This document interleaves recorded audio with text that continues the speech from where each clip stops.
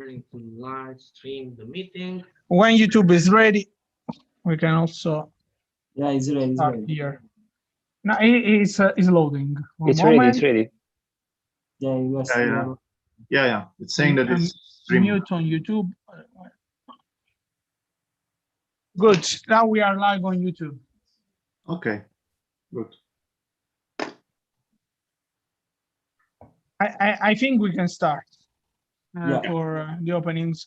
Zdenek, you want to do some introduction? Yes. Good afternoon, morning, evening for everyone connected, ladies and gentlemen. It's my great pleasure to open your conference on behalf of the management of the Faculty of Mathematics and Physics, Charles University in Prague.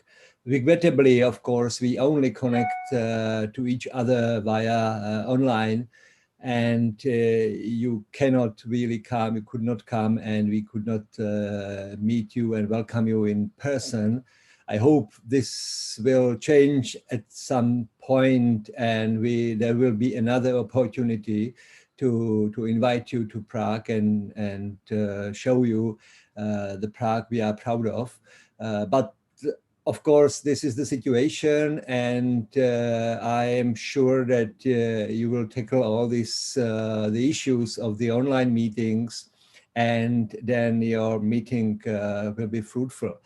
I'm not going to speak long, because normally you listen to long speeches because these people pay you dinner or something like this. This is not the case again.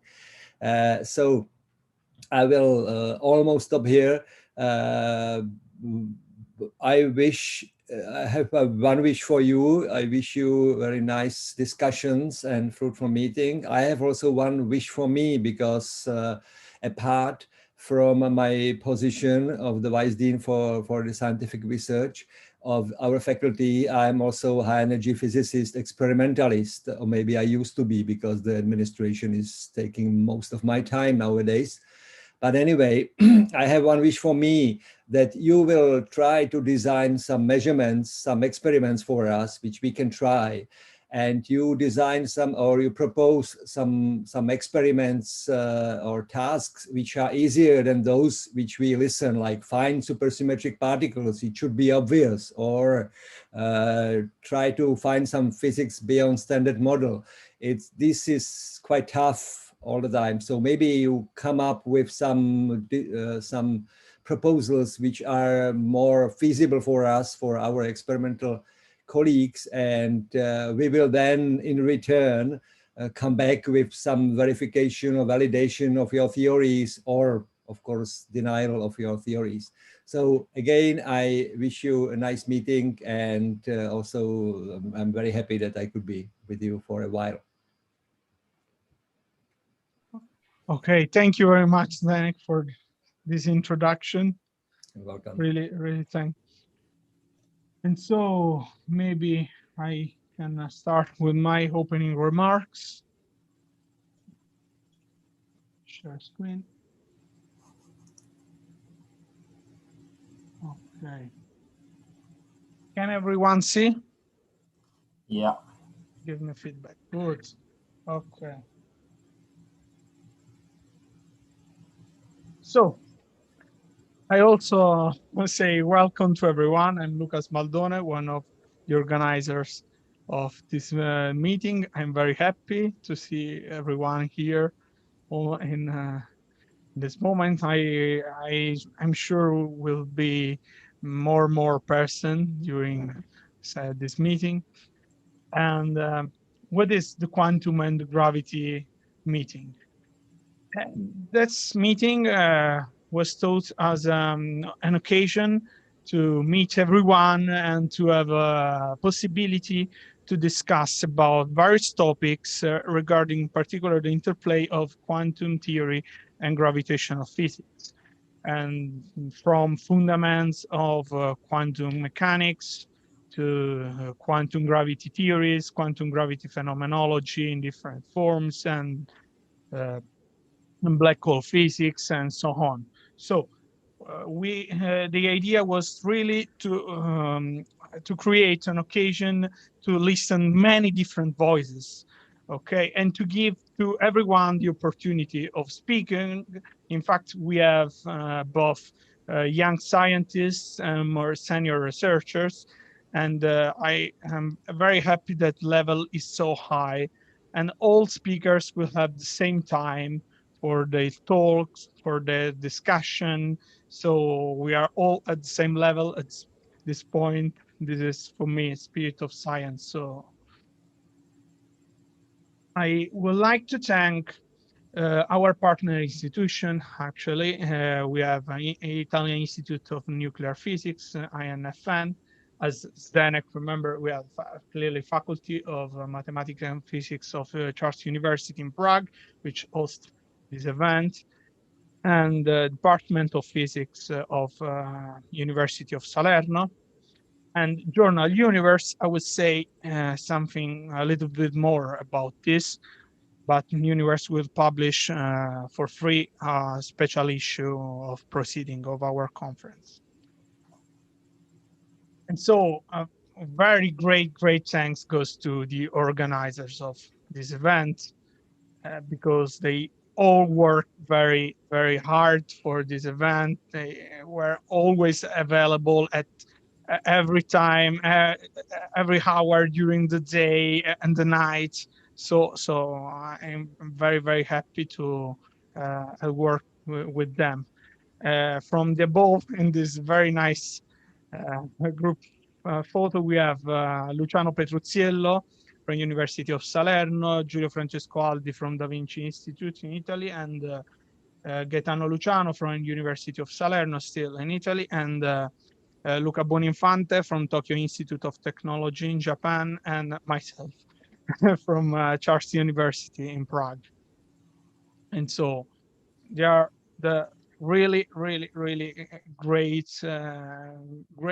great friends and great organizers, actually. And so I would like also to thank the advisory board, Massimo Blasone, Fabrizio Illuminati, Alfredo Iorio, who gave me also technical hand here in Prague, and Petri Isba, Gaetano Lambiase, Nick Mavromatos, Fabio Scardigli, and Giuseppe Vitiello. Thank you for the support to everyone. And now, with me, not most important, but it's important that you listen to the general instructions of this. Probably, you know, we wrote everything, but so the duration of all talks will be of 35 minutes, 30 plus 5 of questions. I told you this is independent, it's the same for all participants, so it's very easy. And after the end of the session, at the end of the session, we have discussion sessions of 30 minutes, and that they will take place on the same room. So in this room, we have we do not create other room or something like that. It's everything is very simple in this sense. And just because we have a very dense schedule, maybe probably you noticed, we recommend the questions are allowed only at the end of each talk. Okay, and I also recommend the chairman to be very rigid, very strict, because otherwise we cannot manage to arrive fairly for all speakers at the end of the day. So, and okay, how it works for questions. Essentially, you have two options. You can raise hands, or you can type in chat. Clearly, if you raise hand, the chairman will unmute you and you can do the question eventually. Or if you type in chat, the chairman of the session will read your questions to the speaker. Clearly, there are only 5 minutes after each talk, and probably there will be only the more urgent questions at the end of the talk. So, but we have discussion sessions. So if you have other questions, wait for the discussion sessions, and we'll go in this way. And After there will be 2 breaks during the day, as I told you, very dense. And we have 2 breaks of 25 minutes at the end of each session.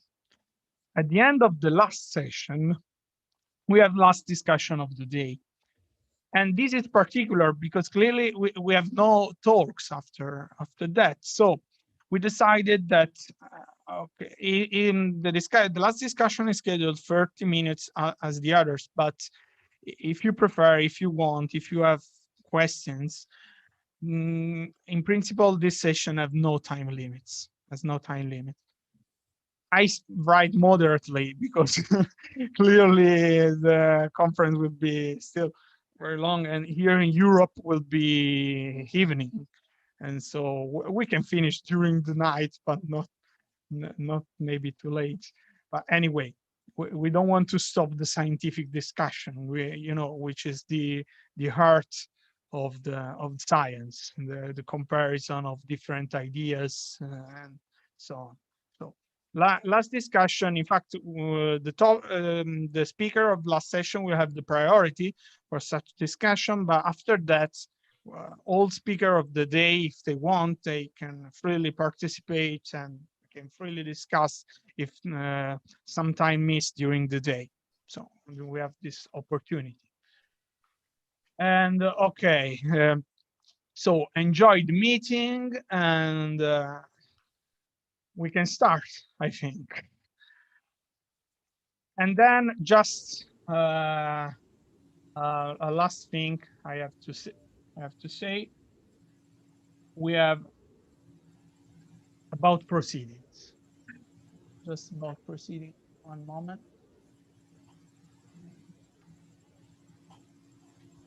Okay, you can see the slide. Also, if I don't put full screen, it's better. I want to remark, Universe will publish a special issue associated to our meeting, and this will be for free for all speakers.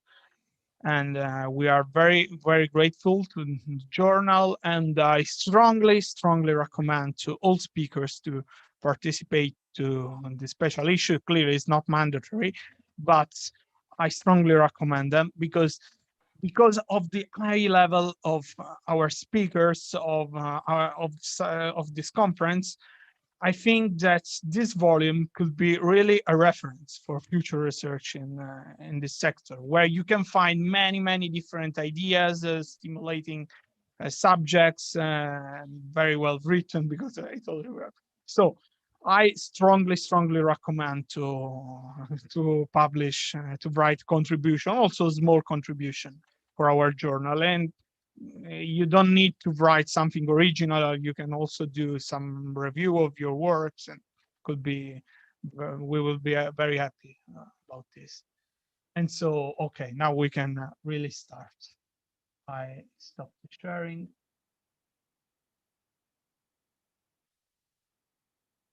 And okay, I see something in chat.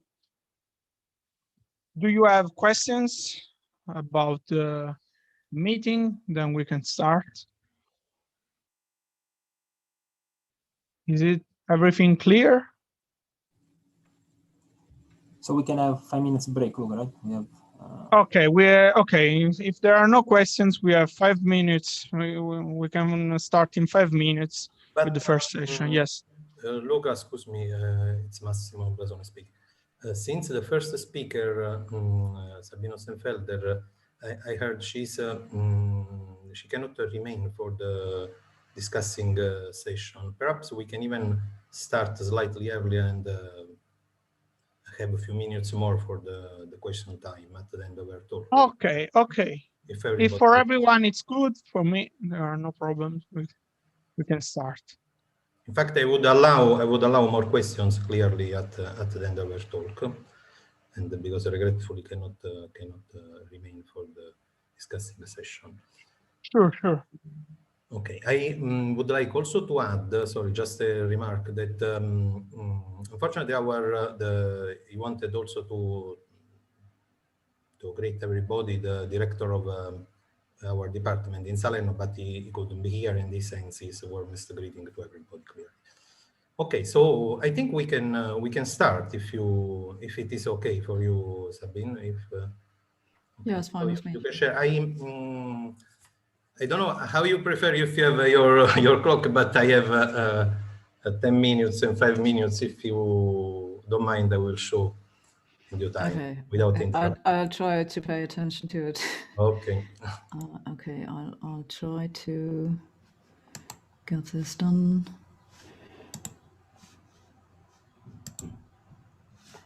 Okay, can you see this? Yes. Wonderful.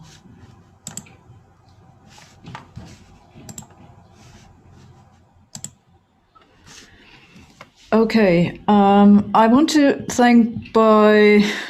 start with thanking the organizers for pulling together this meeting, which I'm very much looking forward to. The title of the conference could well be the summary of my research in the past 20 years, which has been all about the quantum and the gravity. I originally worked on the phenomenology of physics beyond the standard model, so I started out as a particle physicist, but over the years I've drifted to the phenomenology of quantum gravity, and now I do dark matter and the foundations of quantum mechanics, so it's a very mixed bag. In these years, I've worked on quite a few things that were not particularly popular, like deformations of special relativity, modified gravity, or more recently, superdeterminism. And I think I have, with superdeterminism, discovered the most unpopular topic in the foundations of physics overall. And that's a shame, because I think there's a lot of promise in pursuing this research direction. And I hope at the end of my talk, it will become clear why I think so.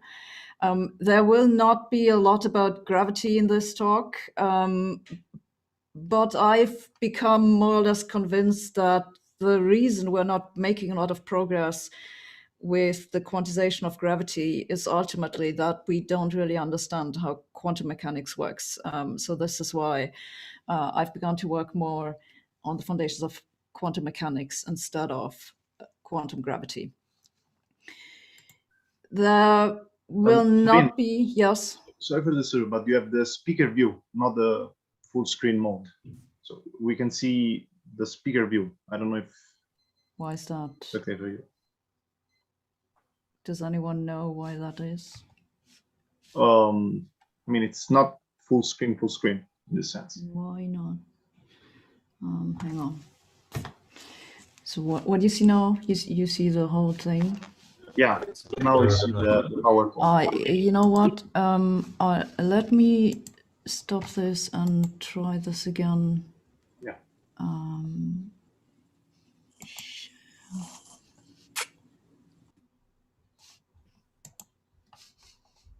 It's weird because I've done this before and it worked.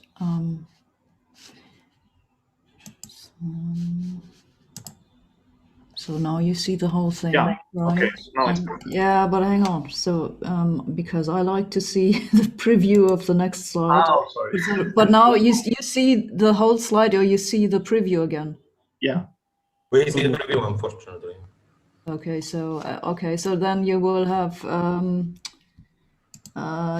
to cope with me probably getting a few of the transitions wrong, because I don't know exactly what the next slide is. Never mind. But I think, yeah, it's better to see the whole thing. Otherwise, it might be too small. Okay, so there will not be a lot of references in this talk, because I have them collected all in my papers with Tim Palmer and Sandro Donardi. So I'll be a little bit short. But I want to put ahead that this is a talk about the foundations of quantum mechanics, but not about the interpretations of quantum mechanics. There's nothing wrong with reinterpreting quantum mechanics. I do think there's a value of looking for different ways of expressing the mathematics. But I think that we really need to change something about quantum mechanics. So what I'll be talking about, this approach to quantum mechanics is actually a modification of quantum mechanics. It's not just a reinterpretation. I want to start with a little motivation why you should be interested in that. Is I was recently looking for the origin of this phrase from Einstein, spooky action at a distance, because it comes up in a book that I'm writing. So I looked at when did he actually say that, what did he actually say? And I realized when I looked at Wikipedia and various other sources, they all said that Einstein was referring to entanglement. And I got very, very confused because I was under the impression he was talking about something different. So I actually went and dug up the literature, like where did it actually come from? And this quote from Einstein, the spooky action at a distance, comes from a letter he wrote to Max Born in 1947. In this letter, it's rather unclear exactly what he's talking about, but he explains this in a follow-up letter from the next year, that what he's actually talking about is the measurement update. And indeed, this wasn't the first time that Einstein went on about this. He said pretty much the same thing already 20 years earlier in 1927 in the discussion of the 27 Solvay conference. And he had a little thought experiment to illustrate what he meant. So he said, let's consider you take a beam of electrons and you pointed at some kind of screen with a little hole in it. And so the beam of electrons diffracts, and it approximately goes with the same probability in all directions. And according to quantum mechanics, you say, well, this wave function is to some approximation spherically symmetric. But now you go and measure the electron at some particular position. Now, suddenly you have to update this wave function. So the particle has to know, in some sense, that it's only at one point and not in all the other points. And so if you understand this wave function collapse as a physical process, it's clearly non-local. And that's what Einstein was worried about, because Einstein's Einstein. Of course, he didn't like anything to happen faster than the speed of light. You have this instantaneous update of the wave function. He didn't like this at all. And in 27, he didn't call it spooky action at a distance, but he wrote something to the extent that it's a peculiar action of a distance or something like this. And this argument from 27, by the way, I should mention, this was before the EPR paper from 35. So I'm pretty sure that what Einstein was worried about was not entanglement, but it was this measurement update. And so quantum mechanics, if you take the wave function update as a physical process, has this non-locality. Now, we know today, and I think Einstein and people at the time didn't know this, that there isn't actually any information that's transmitted faster than light in quantum mechanics because of the no signaling theorem. So there's no problem on the level of observables, and I think we all agree on that. But I think that the wave function collapse is instantaneous, is what stands in the way of a local realist interpretation of quantum mechanics. To me, it's like it's the root of all problems. And I should be clear here that when I say locality, I'm talking about locality in the sense that people use the word in quantum field theory. There's the propagation in spacetime is continuous. It obeys the speed of light limit. There are no non-local interactions. And I should warn you that that's normally not what people in quantum foundations mean with locality. Now, the problem is the following. If you make the measurement local, so think again of this very simple experiment with Einstein. There's no entanglement, there's no double slit, there's no interference. But this electron You could be measuring the position, or you could be measuring the momentum, or you could measure any mixture of position and momentum, and the wave function has to collapse into the right eigenstate upon measurement, and it will be a different state that it has to collapse into depending on what you will measure. So this means if you want the collapse to be local, then the wave function in some sense has to know what will be measured before it actually reaches the detector. If you only start the collapse at the time that the particle actually hits the detector, so if you want to do it by a local interaction with the detector, then you end up with this spooky action at the distance that Einstein worried about. So this means the evolution of the prepared state from the time of preparation to the time of detection will depend on the measurement settings. And if the evolution is determined by hidden variables, then this means the theory is superdeterministic. So people often ask me, like, how do you end up working on superdeterminism? You know, did you work towards it because it is so unpopular? But no, I actually didn't even know it's called superdeterminism. It's just that I was trying to come up with a local realist collapse. And it turns out, following this, what I think is a very simple argument, the theory will end up being superdeterministic. So what's superdeterminism? Superdeterminism is the hidden variables theory. The hidden variables are usually denoted lambda. And at the time of measurement, the distribution of these variables, so that's the rho, is correlated with the detector settings, which is the A and B here.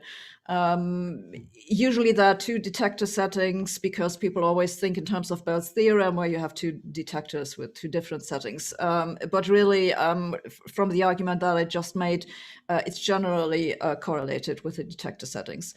And the violations of Bell's inequality are really a corollary of that. It's not the starting point. So for me, in a sense, Bell's inequality isn't really the relevant point about superdeterminism, though I think a lot of people in foundations would disagree with me on that. The thing is that if you have a theory that reproduces quantum mechanics on the average, which this more fundamental hidden variables theory should do, then this theory will automatically violate all inequalities exactly the same way as quantum mechanics, and it will obey all bounds and so on and so forth, by assumption, basically. So this also means that the measurement process is necessarily nonlinear. It's fairly easy to see this. Suppose a different experiment, you send a photon through a beam splitter. It can go either left or can go either right. It'll end up in a superposition of these possible measurement outcomes. Now, you could also just have taken the photon and just send it to the left side. It's just that that's rather boring, because then, you measure the photon on the left side. You could also have sent it to the right side and measured it on the right side.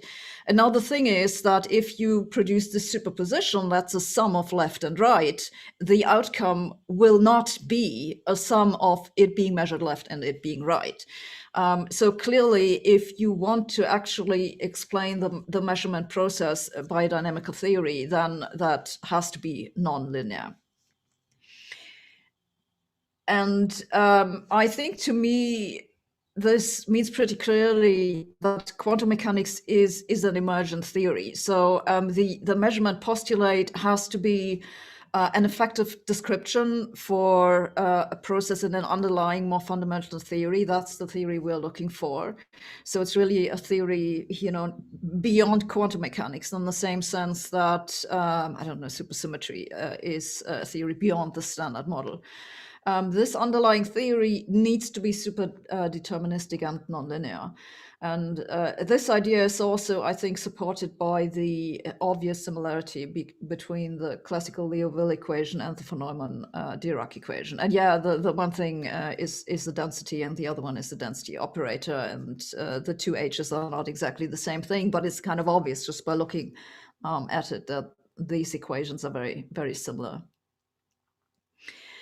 And what's with the Bell-type tests? You will find some papers in which people have claimed that superdeterminism has been ruled out, but it's fairly obvious that this is just not possible to do with Bell-type tests.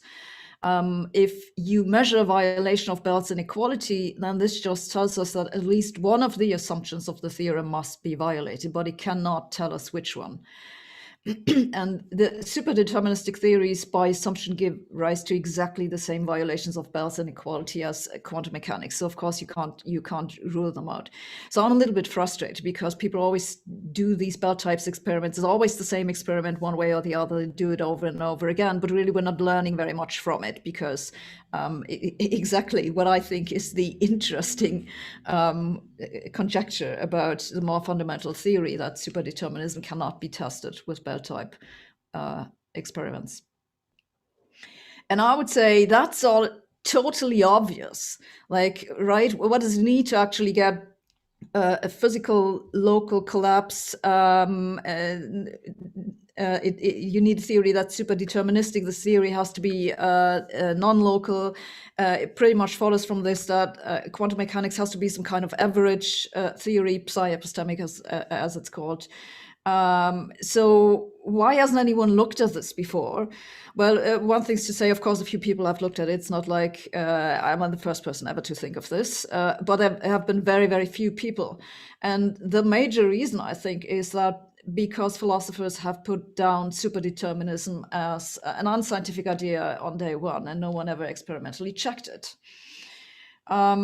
So I don't want to go into this into great detail because I don't have the time. So there's basically, you know, I've thrown out like 10 slides from this talk to make it fit into this half-hour slot. But we go through this in great detail.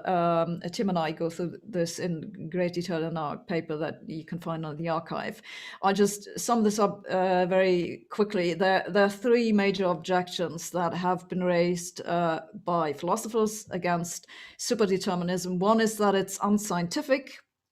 It would make science impossible, and it would eradicate free will. So the first two claims, I'll basically go on to give you a counterexample to that. So I don't want to go through this now, but I want to briefly say something about the idea that it would eradicate free will, because it's something that people worry about. This idea comes from the defining property of superdeterminism, that the distribution of the hidden variables is correlated with the detector settings. And this assumption that it's not correlated, it's known as statistical independence, but it's also sometimes called the free will assumption or the free choice assumption. And that's because the idea is that the assumption just says you can freely choose the detector settings. And so I think people have this idea that if you have correlations between the hidden variables and the detector settings, then there's something that prevents you from twiddling the knob on your detector how you want it to be set. And of course, that's not what this equation says, right? You can set your detector setting whatever which way you like.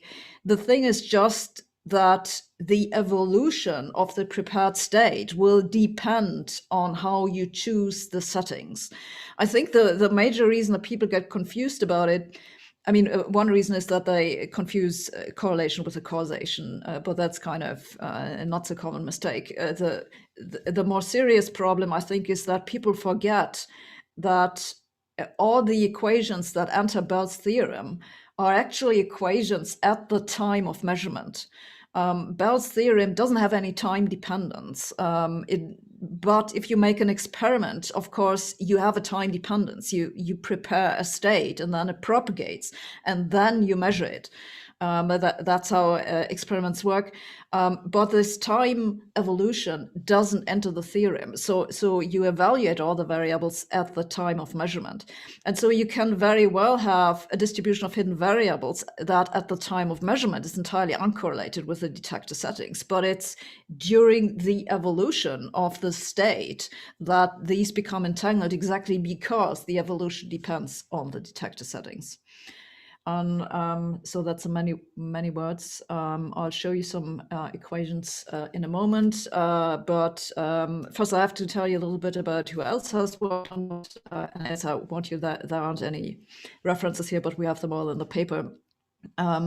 So there are a variety of toy models for fairly simple situations. Usually the example that people like to look at is the singlet state, 2 qubits, something like that, because they are worried about Bell's theorem.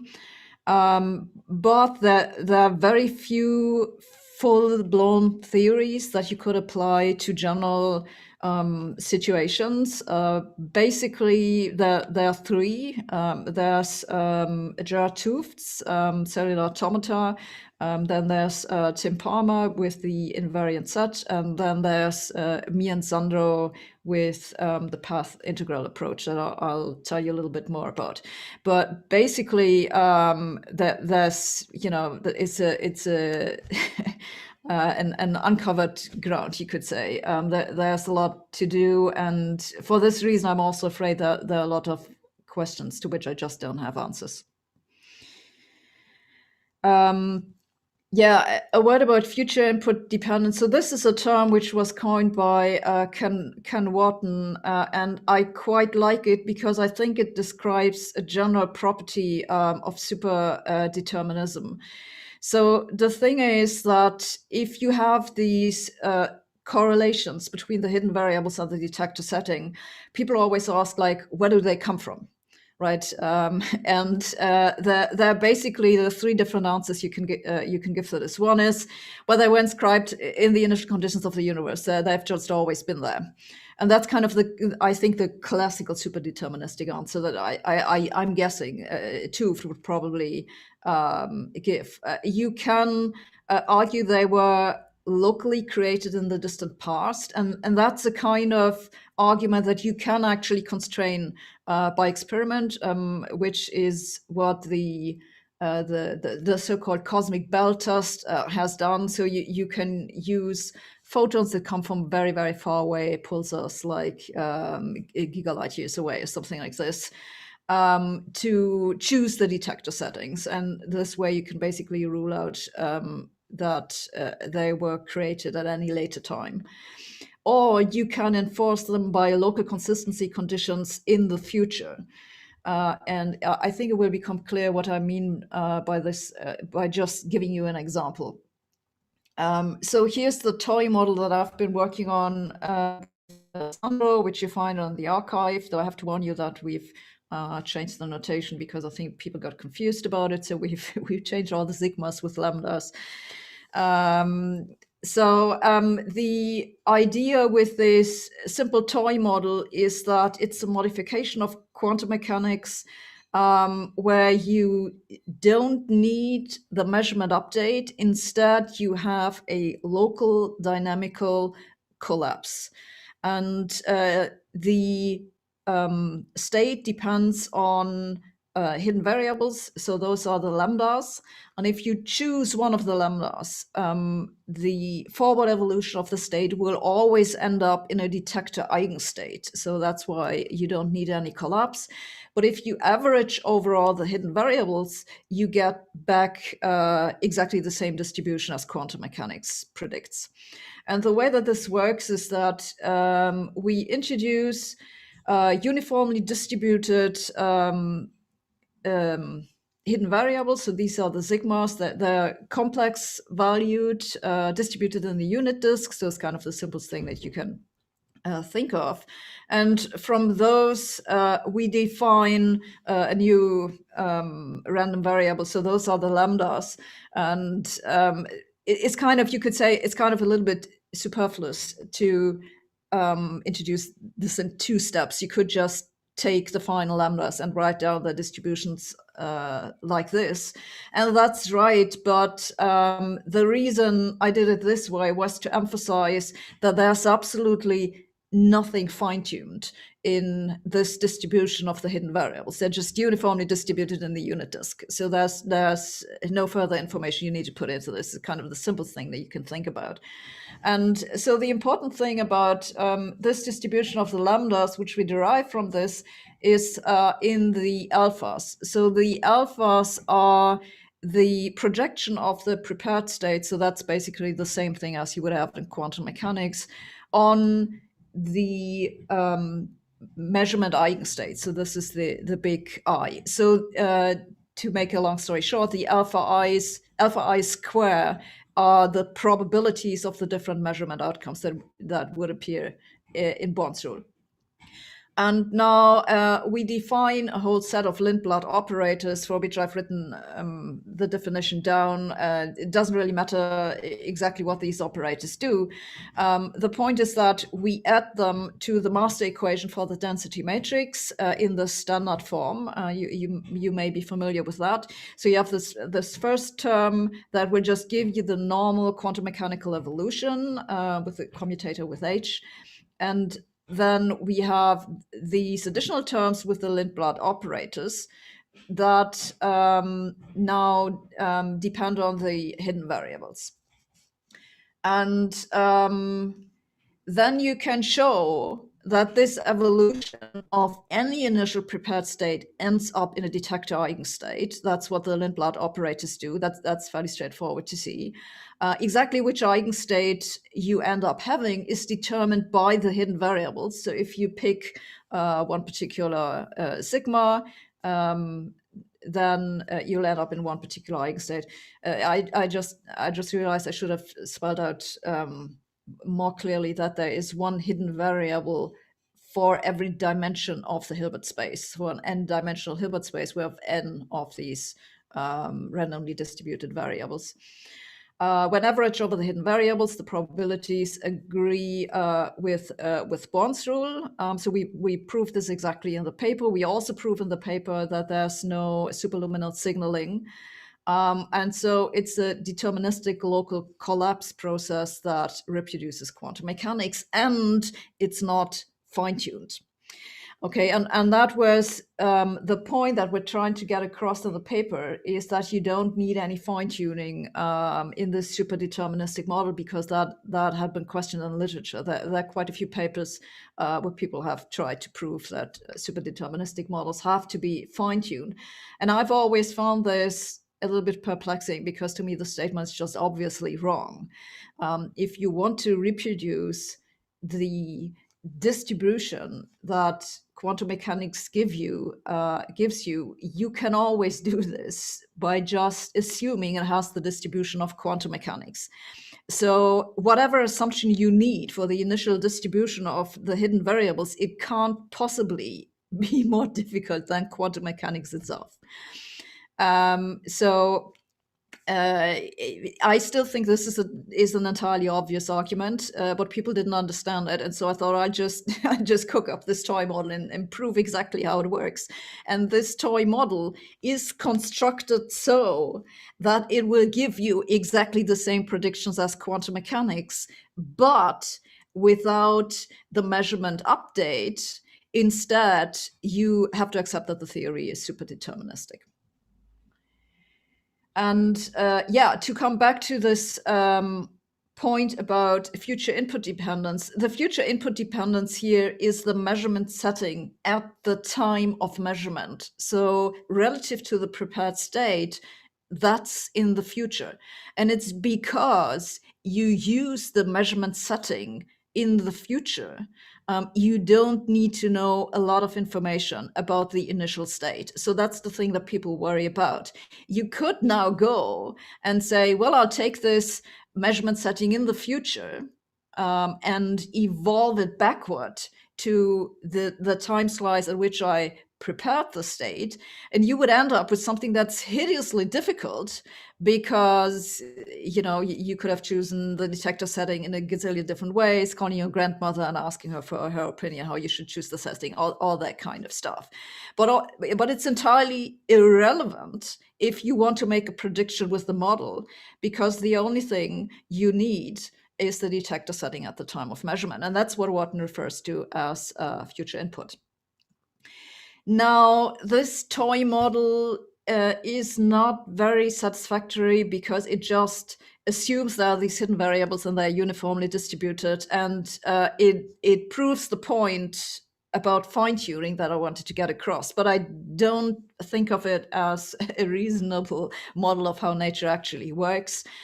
So I have a hypothesis about a better model, how it could work, and I want to, in the last couple of minutes, I want to tell you briefly how I hope it will work. And I've called this the future bounded path integrals.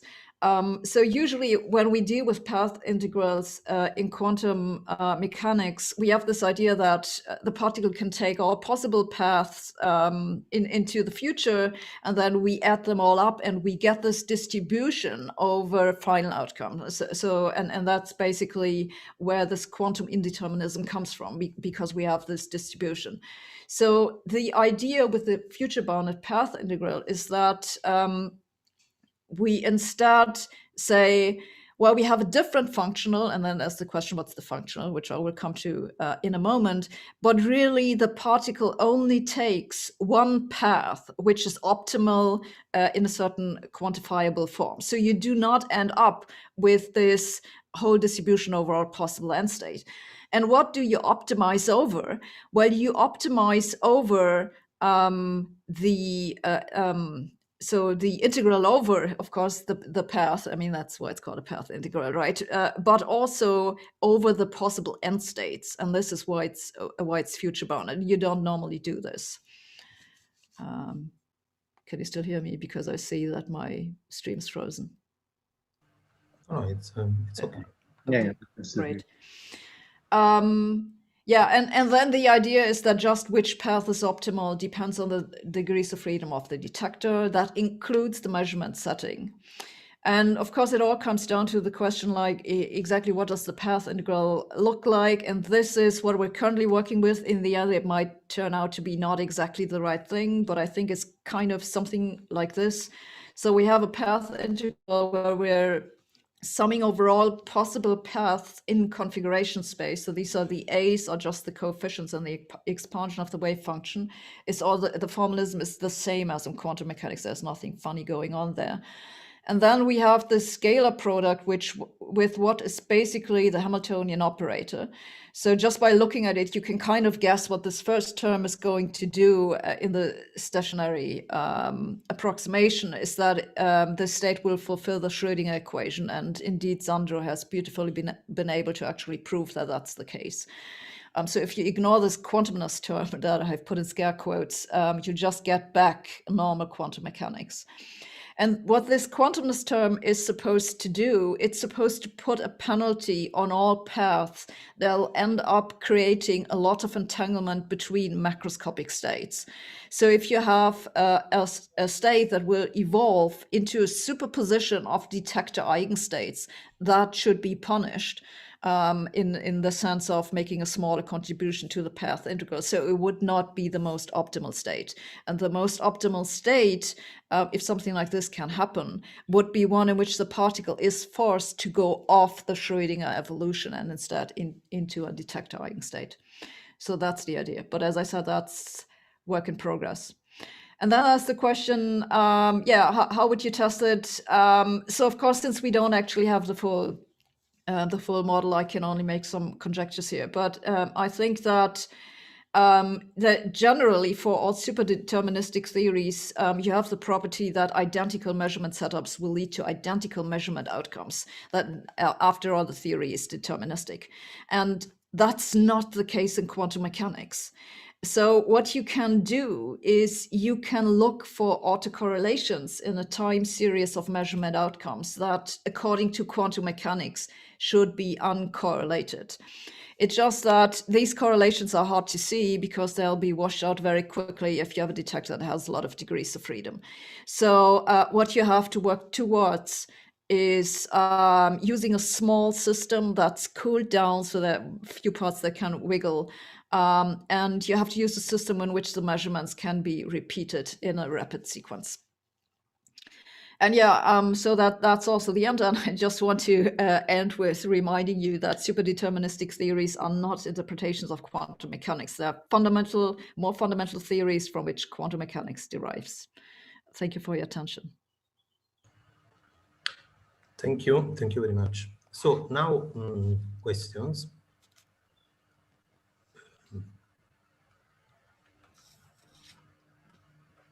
Well, if there are no questions, or in the meanwhile, question, I ask also to other organizers to collect questions from the chat, possible questions.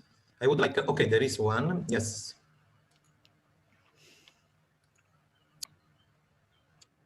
Please. Hello, can you hear me? Yep. Yes.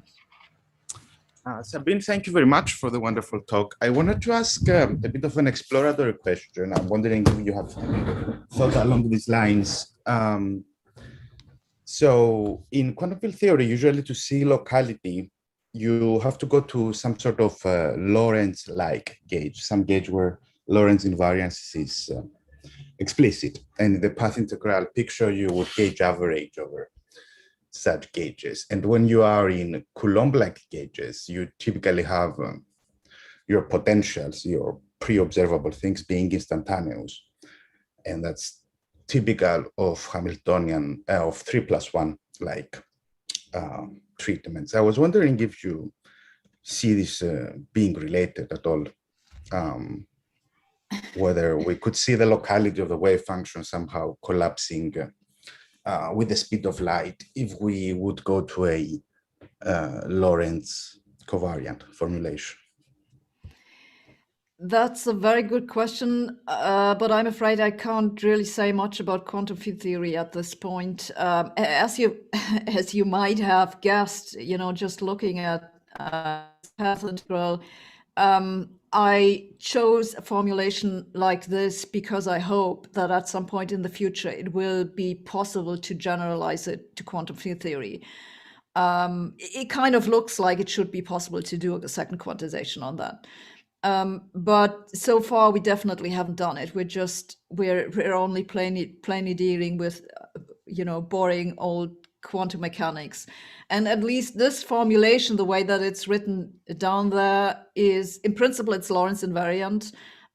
In practice, our toy model is not Lorentz invariant just because we use the non-relativistic limit. So in the end, it depends on what you put there for the H hat. Yeah, thank you. I would pass to another question, Thomas, and then Markus. Okay, can you hear me? Yep. Maybe the last contribution answered my question. I was just wondering, you use the Lindblad equation, and usually the Lindblad equation is considered an effective equation which summarizes the effects of an environment or internal degrees of freedom which you don't want to describe.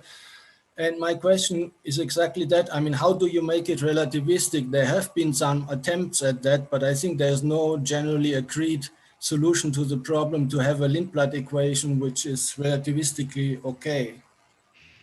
Yeah, so the toy model just isn't relativistically invariant. But also, I should add that I'm not sure it's a serious problem, because after all, you do have a preferred frame, which is given by the environment, your detector setup, and so on.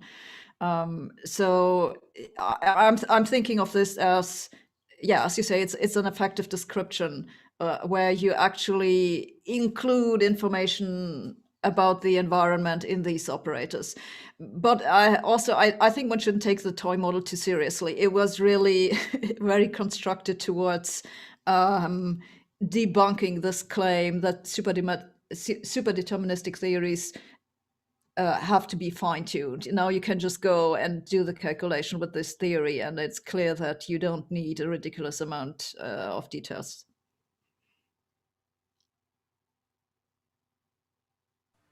Okay, let's pass to another question by Aspelmeyer, please.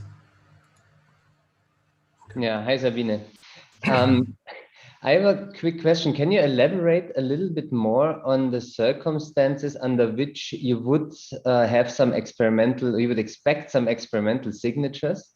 So in Bohm's case, for example, originally there was also the hope from Bohm that there would be an experimental signature, which then was not the case, I guess, because of the non-local update. So maybe in your case, because of the locality. So can you say a little bit more about that?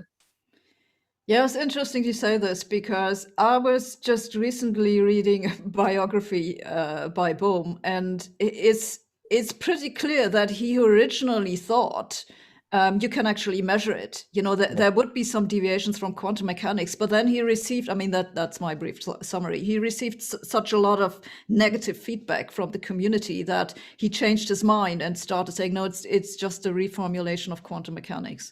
So you know, maybe that's not exactly what went on, but that was my impression anyway. So I actually wrote, you know, I actually went through some numbers, exactly what it would take to get into a regime where you could measure it. And I have this in my paper. I don't have the numbers on the top of my head, but the idea is that you need to repeat the same measurement in a time frame where the degrees of freedom of all the equipment in your experiment, including the detector, and you know, if you have other things, beam split or something like this, are unlikely to substantially change.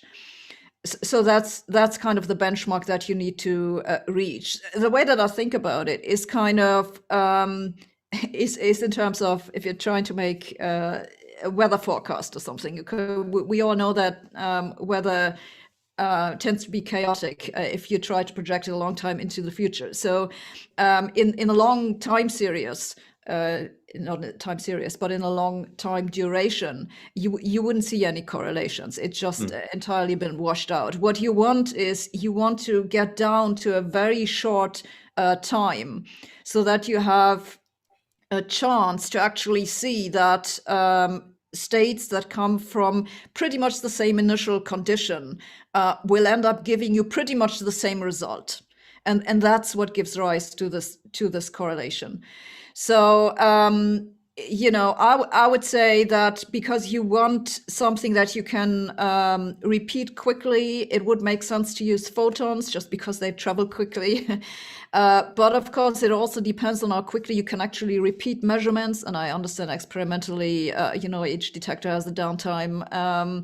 And then you want to have really, really tiny detectors. And I've talked to some people about this. We're talking about micrometer scales, basically, and, you know, as cold as possible, basically. Okay. So the idea is that it's the averaging then that reproduces then quantum mechanics in the end. And so to see you avoid the averaging by getting down to the time where this should not be possible. Yes, basically. Okay. But by the way, in Bohm's case, it seems to have been a thermodynamics argument in the end that about the entropy and the distribution of the hidden parameters. So the people claimed there was a physics argument why there was isomorphy in the predictions.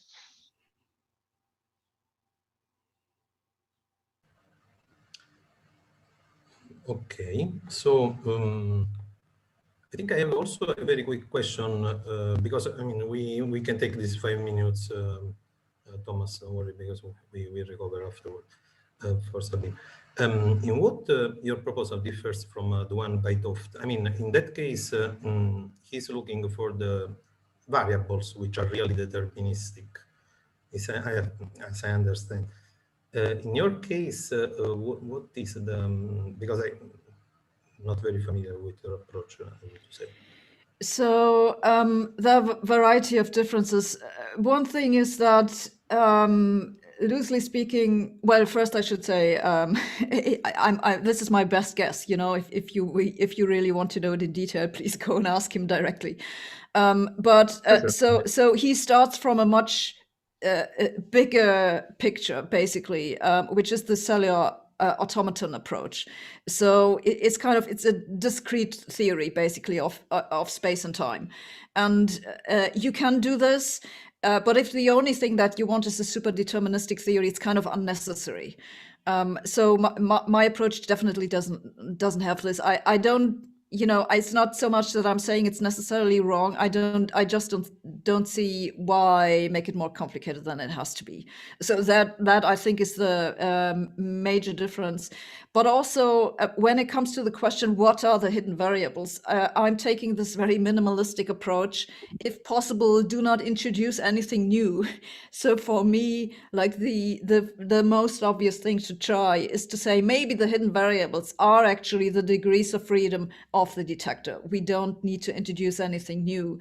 And in Tuft's case, I think he's saying whether there are degrees of freedom at very high energies that we interpret as this quantum randomness, loosely speaking.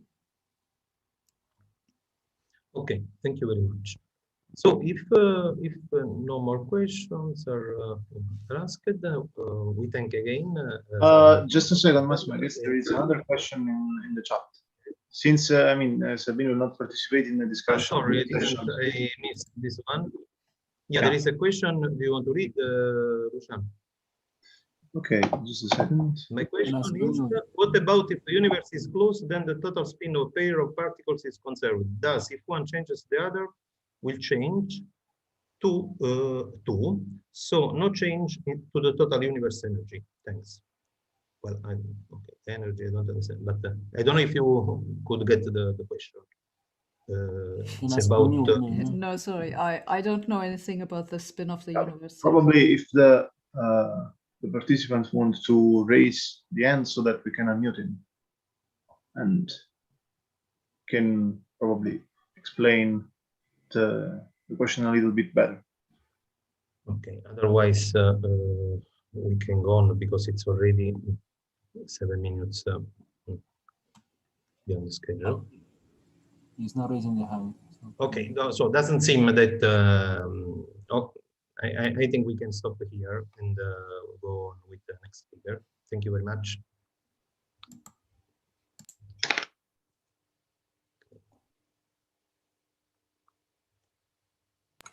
Okay, do you hear me? Yeah. Okay, I will try to get my thing there. Echo.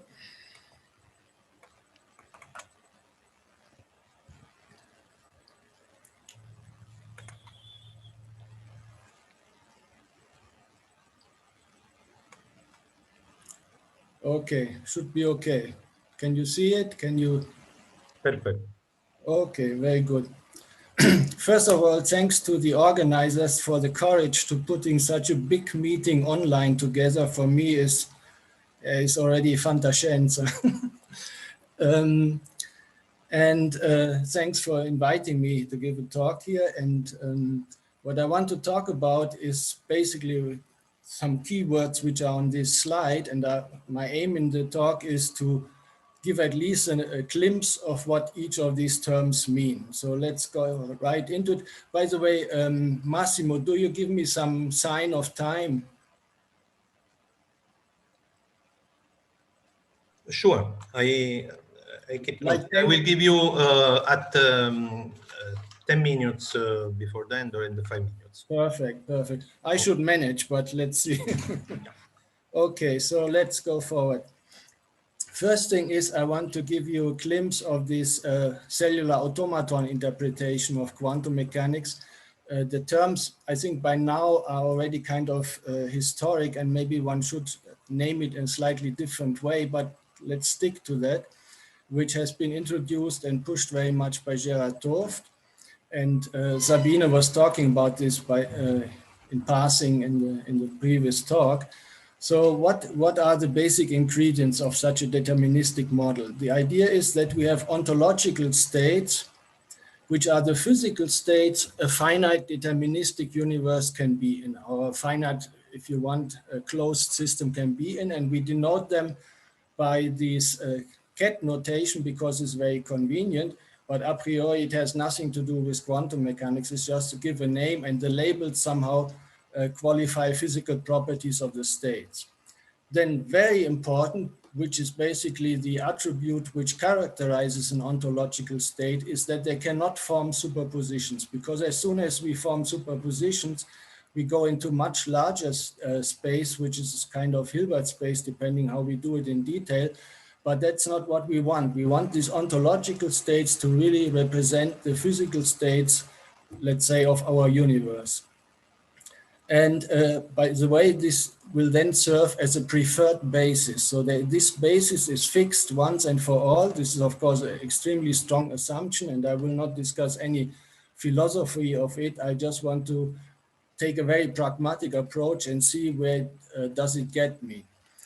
Then if it's like that, if they cannot form superpositions, then the only way they can evolve, let me try whether I can use the mouse, yes, that works.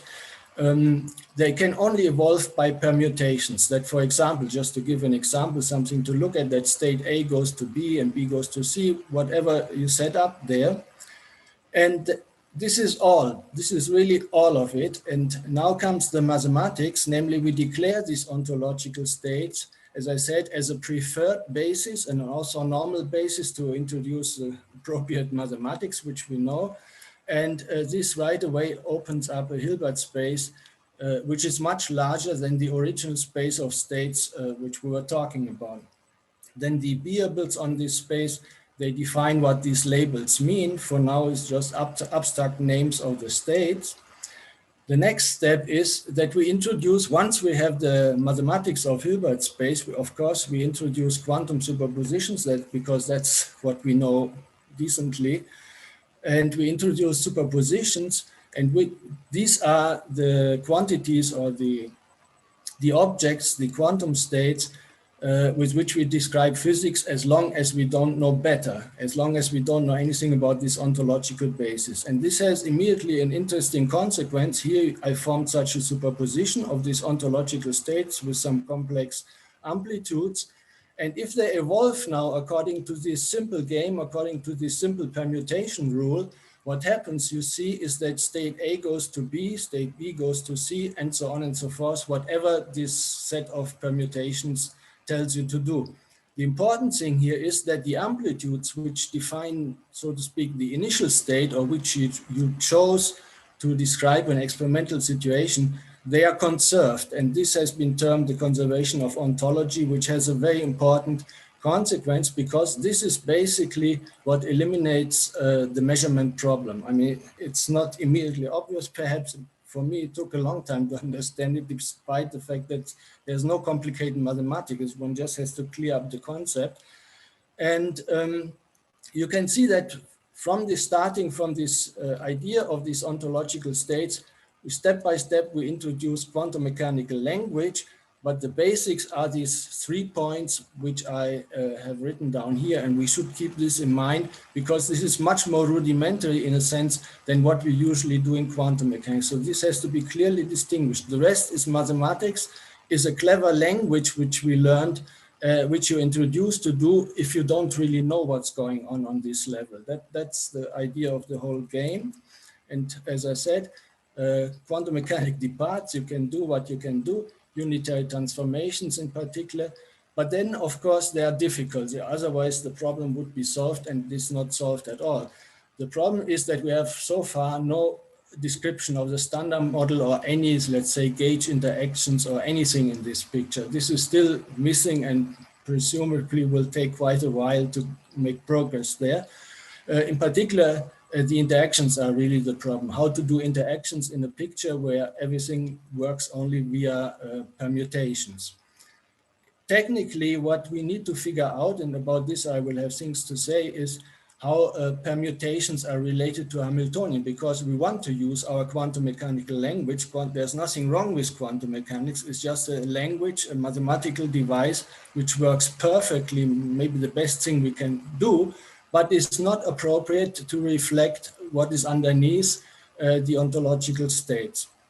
And then, as I said, and I don't want to discuss this in detail, just a sort of appetizer, is that this approach solves the measurement problem. There is no measurement problem, because the classical states are essentially ontological states, but by choosing initial conditions which you don't have under control. So you have to give a certain probability distribution for various contributions of these ontological states.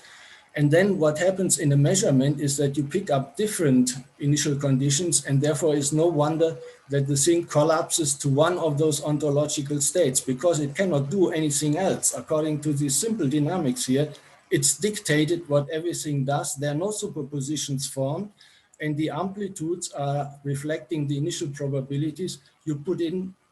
Is your choice in the description which you apply to the problem, so to speak, okay? Then, of course, Sabine said much more about this. I mean, the question of Bell's inequality is free will, and there's a long series of questions which you can raise, which I don't want to address at all, and I can only refer you to Toft's book. There on top, there's the archive reference, but the book is also open access by on Springer somewhere. You can find it. So this everybody can read, and he has discussed this in much more in real detail, how he sees the problems associated to these questions. Okay, so here I just rephrase it, because I will put in these notes once in a while just to summarize a little bit, because otherwise it can get too confusing. So the cellular automaton interpretation tells us we should try to build discrete deterministic dynamical models where the dynamics is generated by permutations of the ontological states which go in. Okay, so this is the basic philosophy as I see it.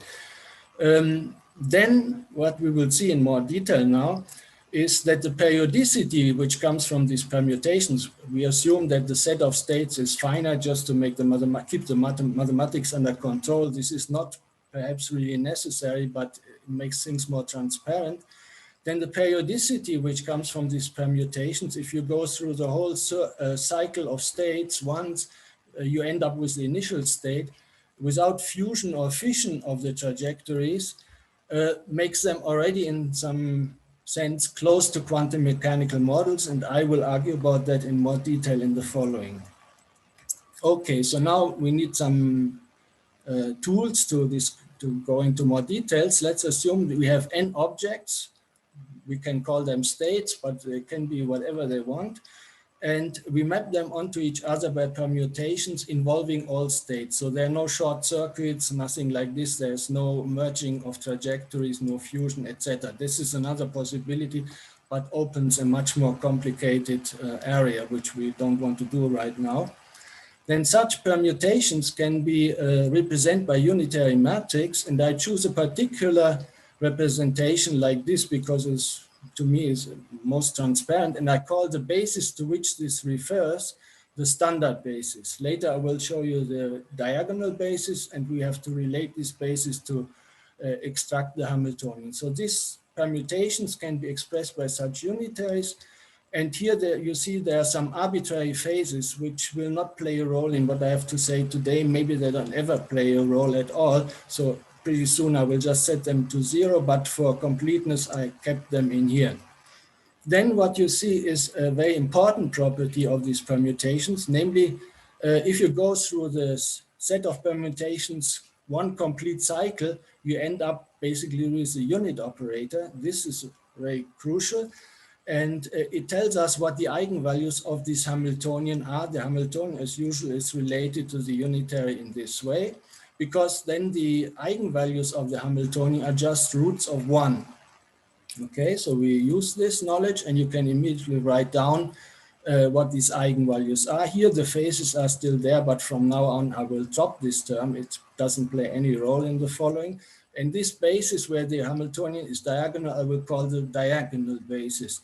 Then you do a little bit of gymnastics, and you find out that this basis is related to the physical basis, to the standard basis, by discrete Fourier transformations. You figure out what they are, and you can use it to calculate the Hamiltonian back in this previous standard basis, because that's really the one which tells you how one state goes to another, and this one goes to this one goes to this one, and so on and so forth. And what you find is that in the standard basis, the Hamiltonian has this matrix elements. This is my simple algebra, but you can do it, and this is the result. And these models have been called cogwheel models by Toft. Why? Because here's a simple cartoon of this. I'm sorry that's a little bit pale because I did by hand. Here you see what happens. We have these end states denoted here by these blobs, and the system or the object jumps from one state to another one to another one. And what is important that for each step, it takes the same amount of time. This is a parameter of the model, as well as the size of this periodic chain, so to speak, is another parameter of the model. Otherwise, there are no parameters at all. And if you take a particular limit of this cogwheel model, by the way, this is not a nice cogwheel. It has all kinds of dents and so on because I drew it, but you can assume it's nice and round. And in that particular case, where the distances which you associate to these jumps are also identical, then in the particular continuum limit where you take the number of states to infinity, the time it takes for a jump, you take to 0, but you keep the frequency fixed. In this case, this describes without any fudge factors or anything else the quantum harmonic oscillator. You can find this in the paper, some references I will give in the end, but this is kind of a real surprise. Of course, we know the quantum harmonic oscillator is very particular. It has a positive Wigner function and blah, blah, blah, blah. So it's maybe not the best example, but at least it's an example which works. Okay, so let's see what we do next. Now, we want the cogwheel model is, so to speak, the building block for the mathematics which we employ in the following, but I want to do a somewhat more interesting model. And this is a classical spin chain. We're talking about ontological states which are represented by the spins, the classical Ising spins, 2s plus 1 with periodic boundary conditions. So the last one is identical to the first. And so we have 2 to the power 2s ontological states of this system. And the spins can just point up or down. These are the Ising spins, or have values plus or minus 1. And we want to describe now a sort of dynamics which is defined in terms of permutations. This fortunately is known how to do that. So for example, if I write a permutation Pij of Si Sj, these are the values of spin I and spin j, then this just interchanges these values. So spin I gets the value Sj and spin j gets the value Si. This is the notation I use, and I will use this also later when I really write down a long chain with arbitrary number of spins. This is the periodic boundary condition. And they have these properties. They square to 1, of course, and they don't commute if they have one common index. If the indices are completely separate, of course, they commute, they don't talk to each other. But if they have one common index, they commute. And a very important property is that these operators, these permutation operators, can be written in terms of Pauli matrices. This is something almost like a miracle. It's trivial if you know it, but it's kind of a miracle because this will tell us later how this whole business of these classical spins is related to quantum mechanics. So here we have a rotationally invariant coupling of these Pauli matrices. This is well known. And now we have to choose a dynamics. What we do if we have 2s spins really there, what we do. And first of all, I will distinguish the pairs of spins which are permuted according to the first index. If the first index is even, I will call it an even pair. If it's odd, I will call it an odd pair. And I separate the updating. This unitary presents the updating of the whole chain. I separate the updating in first updating, working from the right to the left as usual. I separate the even pairs from the odd pairs. And this is for a good reason, I will tell you in a moment. And there's every spin is, so to speak, updated. But in this, choosing these two groups, first, these ones are updated, the even pairs, and then the odd pairs. And our task will be now, or in a little while, to extract the Hamiltonian and see what we can do with it. Okay, so why do I do this separation of even and odd pairs? This is very important because it implements automatically a finite signal velocity. We do not want that if we touch the chain at a certain point, instantaneously in one update, every other point on the chain is affected by that. That would be very difficult to repair later if we eventually, hopefully, have a better theory. To repair this later is it will be difficult if at all possible. So the other thing is, I should say, is because of the simple dynamics defined here, there are many conservation laws, which I will not discuss in detail in this talk. There's no time, but you can find it in the paper. And therefore, the dynamics is very simple. In fact, if we write now, just as a notation, the state of a whole chain like this, here, there are all the values of the first spin, second spin, and so on, blah, blah, blah, until the last periodic boundary condition. So the 2s+1 I didn't write down because it's identical to the first.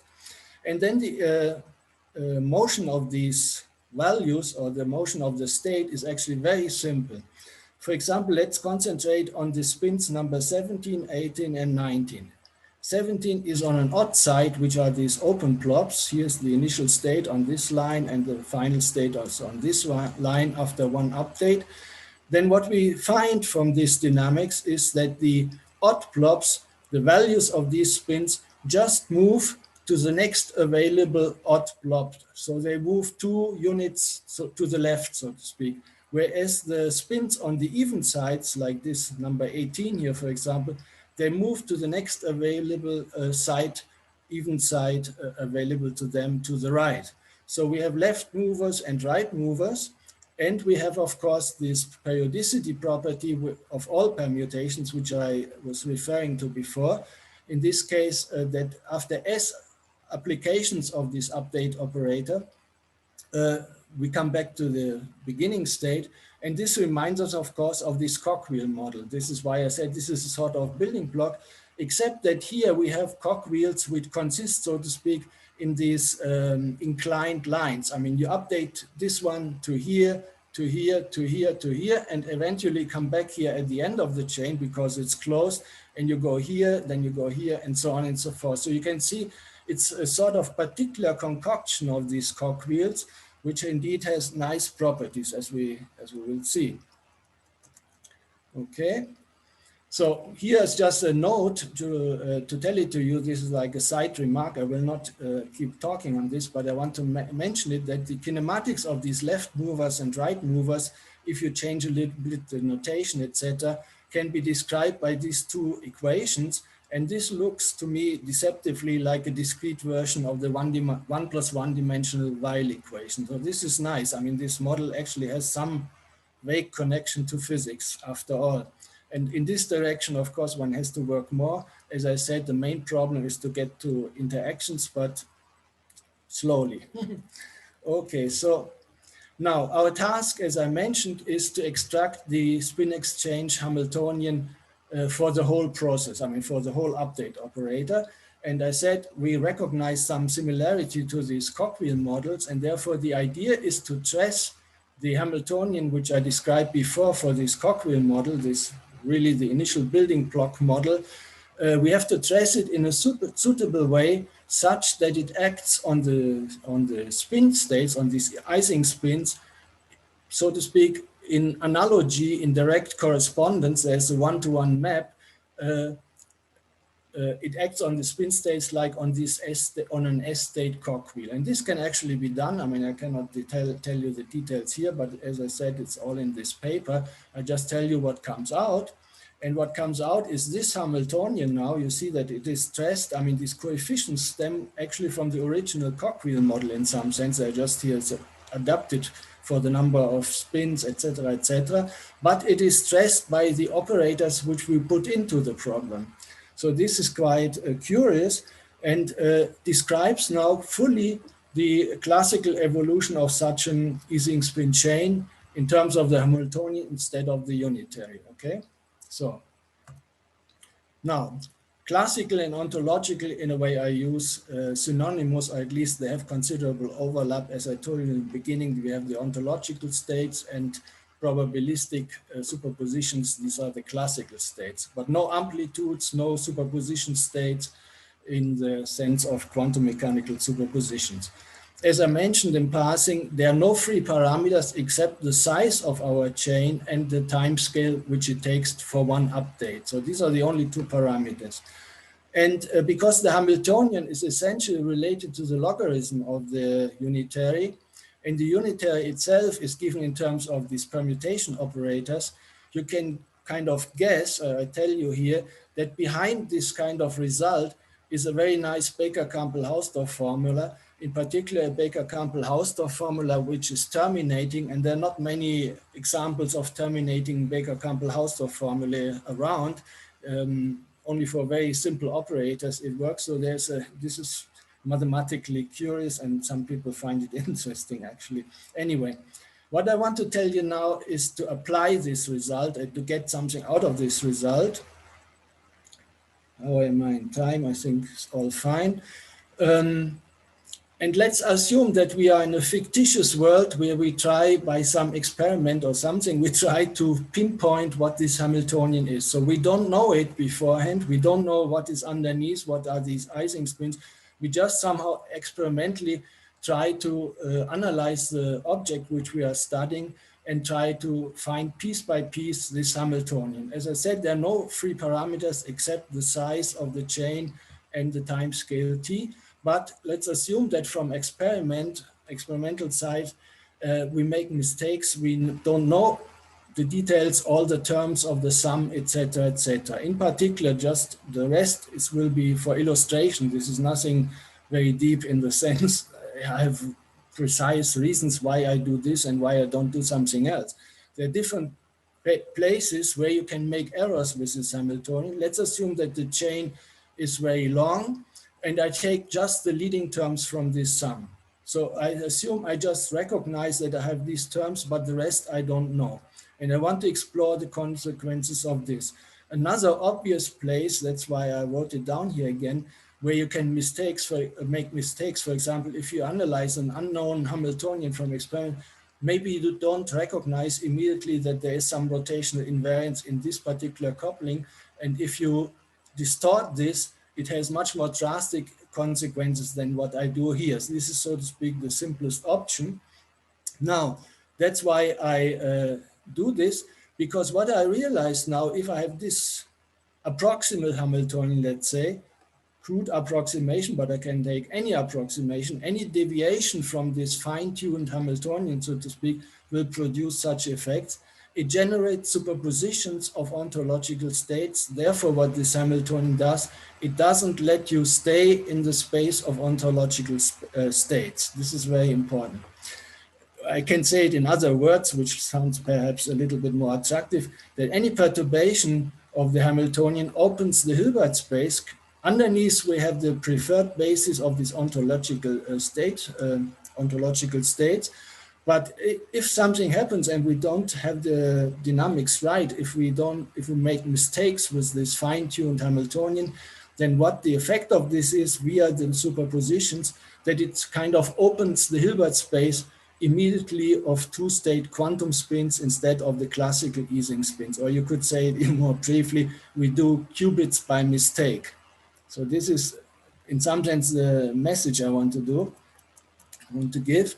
And let's see what happens. Here is, we go for the long chain, this approximation to the correct Hamiltonian. A particular state, just to illustrate things, I assume that all spins of the chain are up except of two neighboring spins, one on an even side and one on an odd side. And then what this combination of operators in the approximate Hamiltonian does, it produces a superposition where this even spin, first of all, moves 2 units to the right, as I said. The odd spin moves 2 units to the left. This is dictated by the dynamics which defines the unitary U. And the second term gives you a corresponding contribution, namely that the direction of movement of these spin values is reversed. So the even side, let's see if I get it right, the even spin which points down goes 2 units to the left, and the odd spin which points down goes 2 units to the right. And what you see here now is kind of cute, because here we have a combination of spins pointing up and down, and here again, which we know from Bell states. So this is definitely not an ontological state in the way I introduce it.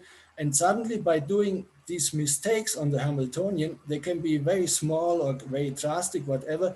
The effect will always, I think, always be of this kind, that you introduce superpositions, you leave the original preferred basis of ontological states. Okay, very good.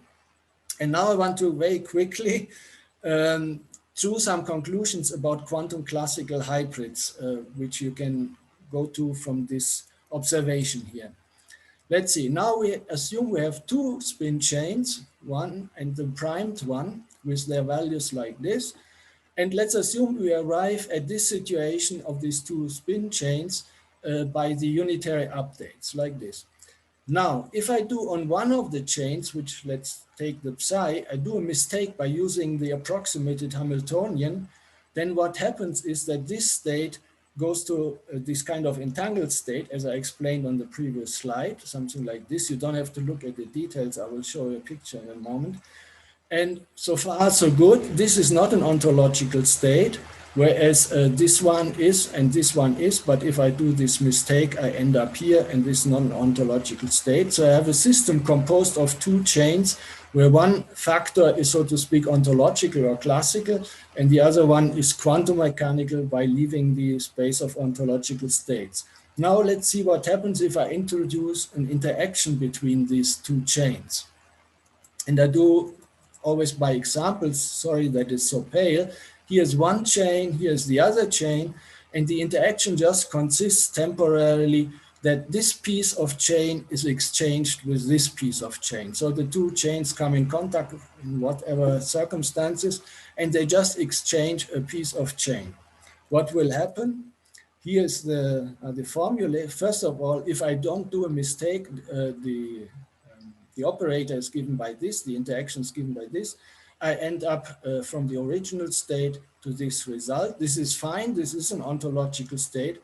But now if I do what I told you, instead of doing the appropriate propagation of the one factor here by the approximate one, because I make a mistake in the Hamiltonian, then what happens is, it's written here, this is then a quantum classical hybrid. I have a one factor quantum mechanical, one ontological or classical. We go through the little calculations, nothing deep. And what you find is you get what you would get if everything would be perfectly ontological, but you get an additional contribution. So again, you go to a superposition state. And this is, of course, for this idea of quantum classical hybrids is not a good thing because it destroys with what you started. It makes the whole system quantum mechanical, so to speak, okay? And by the way, I should say, I mean, here in these little things, I did not care about normalization factors and so on and so forth. So I indicate here, this is always concentrating on the essential terms here, just to see the effect. Okay, so this is what I wanted to show, namely that these hybrids are kind of attacked when you take these ontological pictures seriously. And the question of the quantum classical hybrids, I think today in the second session, we will hear various versions of this idea, because when you want to couple classical relativity to quantum mechanical systems, there's big debate for a long time. And last week I was in another conference where this was the major issue, and it is not resolved at all how to do this. So from this, let's say, new approach to what is beneath quantum mechanics, you get an opinion about this problem. Namely, you can say that this coupling of classical and quantum system is not consistent. Other people, of course, have other ideas, and it is very fine. Experiment perhaps will tell soon, or maybe within the next 10 years, I don't know. So here is basically my conclusion. We talked about what this ontological, the idea of ontological states and spins is, how you get dynamics from permutations, and finally I drew some really very naive, if you want, but it seems you cannot contradict this if you follow the approach, what the consequences it has for quantum classical hybrids. So the cellular automaton interpretation tells us to introduce dynamics of such deterministic systems in terms of permutations. And the result of this is that the Hamiltonian, and this will always be like this, there's no way around, I cannot see it, that it will be a very fine-tuned Hamiltonian. There are no free parameters. If you want, you can say it in a fancy way. The coupling constants of these models will always be determined, maybe except for this time scale and the size of the system and things like that. There's not much freedom. This is, of course, nice, eventually if you come to a realistic theory. This is of course far away. Then I showed you that inaccuracies or perturbations of such a Hamiltonian introduce or force you immediately to go away from the ontological states. You need to describe it in terms of superpositions, which is what quantum mechanics does. So that's where quantum mechanics finds its rationale, that we have a very clever language, works perfectly, but it is forced by going away from what really is there. And finally, I used this, what I described, to make an argument about quantum classical hybrids, namely that the interaction of these guys, if they really, you put them into interaction, they are not consistent because the interaction transfers the quantumness of this pair, so to speak, also to the other one, and therefore the whole scheme is not consistent. You cannot stay quantum classical from the beginning to the end. You always will spread the quantumness to the whole system. And this is the end of it. Thank you very much. Here there are some references, by no means representative. There are many more people who work on these questions on and off. And thank you very much. Thank you very much. I propose, if there are no really urgent questions, to go for the next talk, and then we ask all together in the. I cannot hear you. Sorry, can you hear? Your microphone is very low. My thing Okay. is turned on as much as possible. I hardly hear you. I see. Massimo, So there is a question by Sabine. Yeah. Please go on, because you are not here after.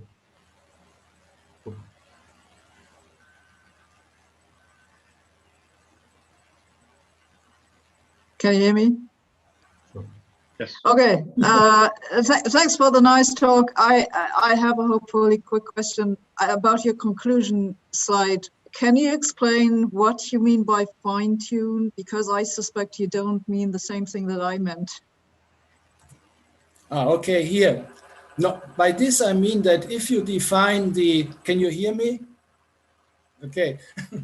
By this I mean that if you follow the updating, I mean that you say the unitary is defined, of course, we don't know what it is in any realistic sense, but once you adopt such a model, the unitary is precisely defined, and then the Hamiltonian has no freedom because it's completely determined by this unitary, how you set up these permutations. There are no free parameters in this Hamiltonian.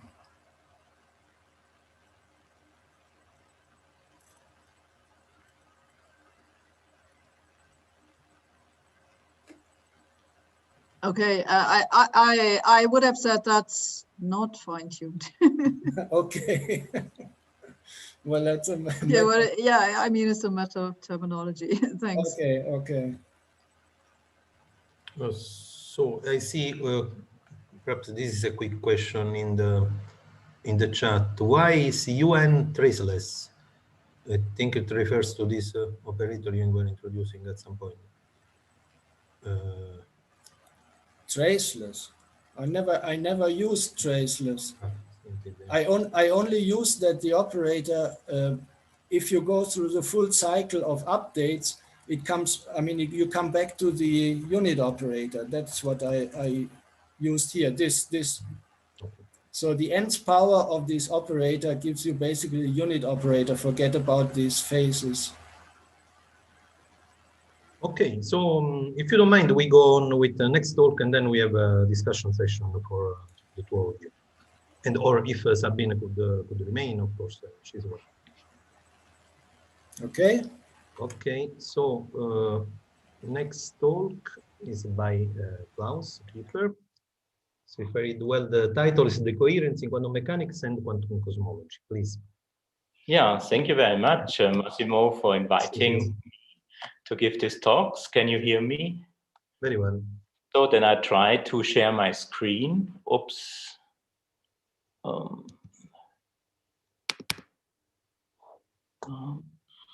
And also full screen mode.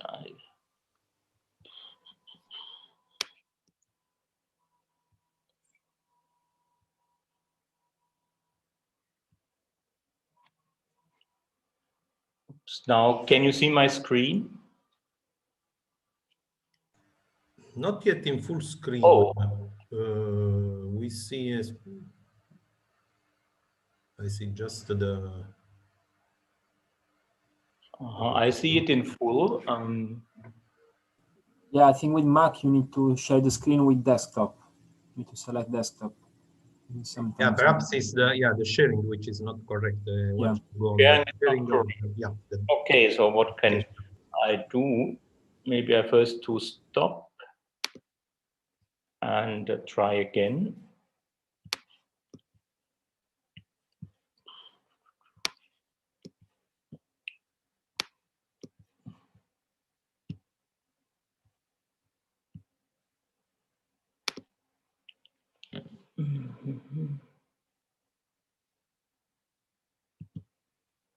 What can you see now? I think it's the same as before, but do you see full screen on your computer? Because now it's not full screen. Okay, yeah. Let's go full screen. Now I click full screen, then I see full screen, but you didn't. Maybe now it's going. Let's see, because some part. So I see the full screen, and I have clicked full screen, so it's not really clear what I could do else. Yeah, indeed, it's very strange. So we see just a part which became, at least this is what I see, a part which became black on the right, but we see the central window. If you, perhaps if you close this the side columns and then you can perhaps it improves because it's quite visible. First click, okay, so the side columns. It's strange. Of course, so now it's manually. Then it's then it's cut a bit. Yeah. Perhaps it's a problem of compatibility with the. Well, I work on a Mac, and I don't know. So what can you see now? We see quite. Yeah. So it's sorry, long Claus. and yeah. I think with Mac, when you share the screen with Zoom, you have several options. Okay. What you have to select is desktop. Okay. Oops. It's a bit different from other computer. I don't know why, but maybe if you can share again, just to. Now, okay. Okay, so now I'm out and Bildschirm freigeben. Basically, when you click the share screen, it, like several options appear. Screen, and then I have these options, and I click this Acrobat Reader file. No, the desktop. Desktop Yes, one. Desktop, yes. Okay, and let's see. Oops.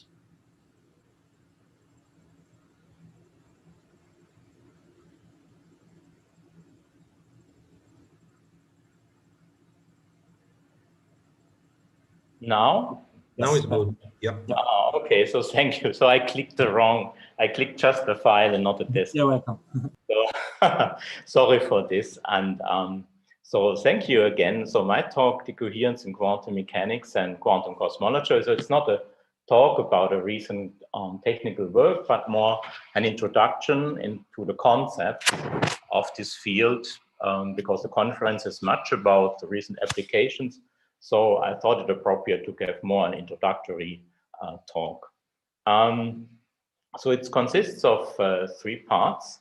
And so I will review the essence of quantum theory, which is I can do quickly probably, and we'll then go over to the classical appearance of our world, which is the big issue that we have to explain, and which I actually do explain in quantum mechanics first, and then in quantum cosmology. And this is the subject of the third and central topic, decoherence in quantum cosmology. Now, this is a famous photo from a famous conference, the Solvay conference of October 1927, which together with the Como conference of September of that year constitutes the most important conference about both the formalism and the interpretation of quantum theory. And let me quote 2 people from that conference. So Max Born, which you see here, and this young guy, which is Werner Heisenberg here. And so Born and Heisenberg, they gave a concluding speech, and in my translation, they said, we maintain that quantum mechanics is a complete theory. Its basic physical and mathematical hypotheses are not further susceptible of modification. So this is a very self-confident statement in the year 1927, and they're right. If you want to read, say, a paper of 1924 on quantum mechanics, it's hard to understand. But reading papers 27, 28, it's easy because they use the formalism that we still use today, more or less. But at the same time, the interpretational issues first arose, and Max Born, in his own talk, he gives an example of the alpha particle in the Wilson chamber, and he asked the question, how can it be understood that a trace of each alpha particle in the Wilson chamber appears as an almost straight line, because the wave function, as we learn in the university, is spherically symmetric of that alpha particle, but what you observe are straight lines. So how come? I mean, is there some fundamental inconsistency? Now, before answering this question, let me first review, the physical essence of quantum theory briefly. So physical states we can describe by wave functions, and it's important that they are not defined on 3 or 4 dimensional space, but on a high dimensional space, space of all configurations, which we call configuration space. Well, this gives rise to all the features of quantum mechanics, and the relation to classical concepts proceeds via the probability interpretation. As we know, the absolute square of psi, for example, gives us the probability to find a particle in some volume in a measurement. Very central is the superposition principle, which I divided up here into a kinematic and a dynamical part. So the kinematic part, if we have 2 physical states, psi1 and psi2, then the linear combination is again a physical state. And for more than 1 degree of freedom, this is what leads to entanglement between different systems, what Schrödinger called Verschränkung in his original work.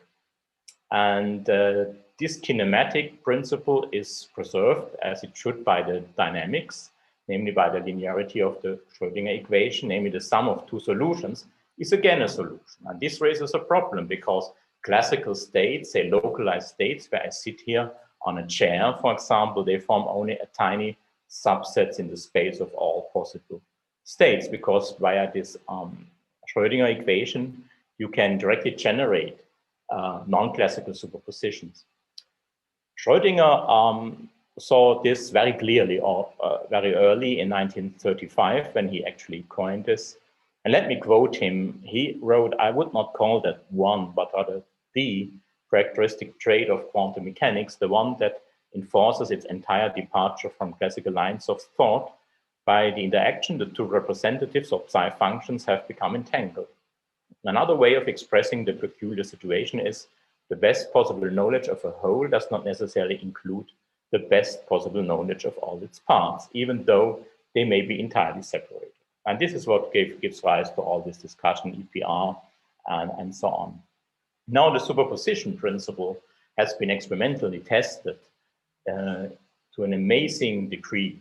Very early, already by the work of Hiller-Russ, in 1929, it was found that binding energy of atoms and molecules do not come out correctly if you miss the entanglement of the electrons. No? So the binding energy, say, of helium, it has 2 electrons, and they are entangled. And if you do not consider this, if you instead do a classical picture, then the energies come out wrongly. So that's a very early example. Then all these nice experiments in Vienna and elsewhere, of the interference of fullerenes and complicated molecules, entanglement of photon pairs over distances of more than 1,000 kilometers. I mean, this satellite, Chinese satellite. Also in solid states physics, you have examples with the squids. And in particle physics, I mean, the neutrino oscillations and the superposition of K mesons, for example. That's a famous example, which I like, also present in my lecture courses. So you have here this molecule that you find in your blood, for example, and this biomolecule, this molecule that you can superpose, and you find interference fringes, as the theory demands. Now, there is, of course, the measurement problem and I think this is what we discussed at that conference at several talks, formulated first in this way by John von Neumann in his book of 1932. So you have a system and an apparatus, and we describe the system by quantum mechanics, and Neumann insists also we should do the same for the apparatus because it's built out of atoms. So if this is in an eigenstate of some operator n, say a spin-up, and this is the initial state of the apparatus, then measurement means that, of course, this becomes correlated to what is supposed to be measured. And this is indicated by this phi n of t. Now this is clear, but I mean, we can, instead of say a spin up, we can use a spin to the right, which is superposition of spin up and spin down. And then the superposition principle directly demands that the apparatus states are involved in the superposition, but they are macroscopic. And this is what an apparatus usually is. So we have a superposition of macroscopic pointers. I mean, the most famous example is Schrödinger's cat. And this is not observed. So John von Neumann introduced by hand or in words this collapse of the wave function, but without writing a new dynamics for it. That there is a problem really with that, and that you cannot just prevent the problem by words, was very clearly recognized by Einstein very early, and there was already a mentioning of the Einstein-Bohr correspondence in the first talk. And this is another quote where Einstein wrote, and in my translation, it is in conflict with the principles of quantum theory to require that the psi function of a macro system be narrow with respect to the macro coordinates, momenta. Such a demand is at variance with the superposition principle of psi function. So Einstein always insisted on that you have this Schrödinger cat-like states, and then that you cannot just argue, as Born actually did in the correspondence, with the big mass of the system, that all these interferences go away when just the mass is big. And so there is a problem as long as you stick to the formalism of quantum theory. Now, the key to a solution was identified in an important work by Zeh in Heidelberg in 1970.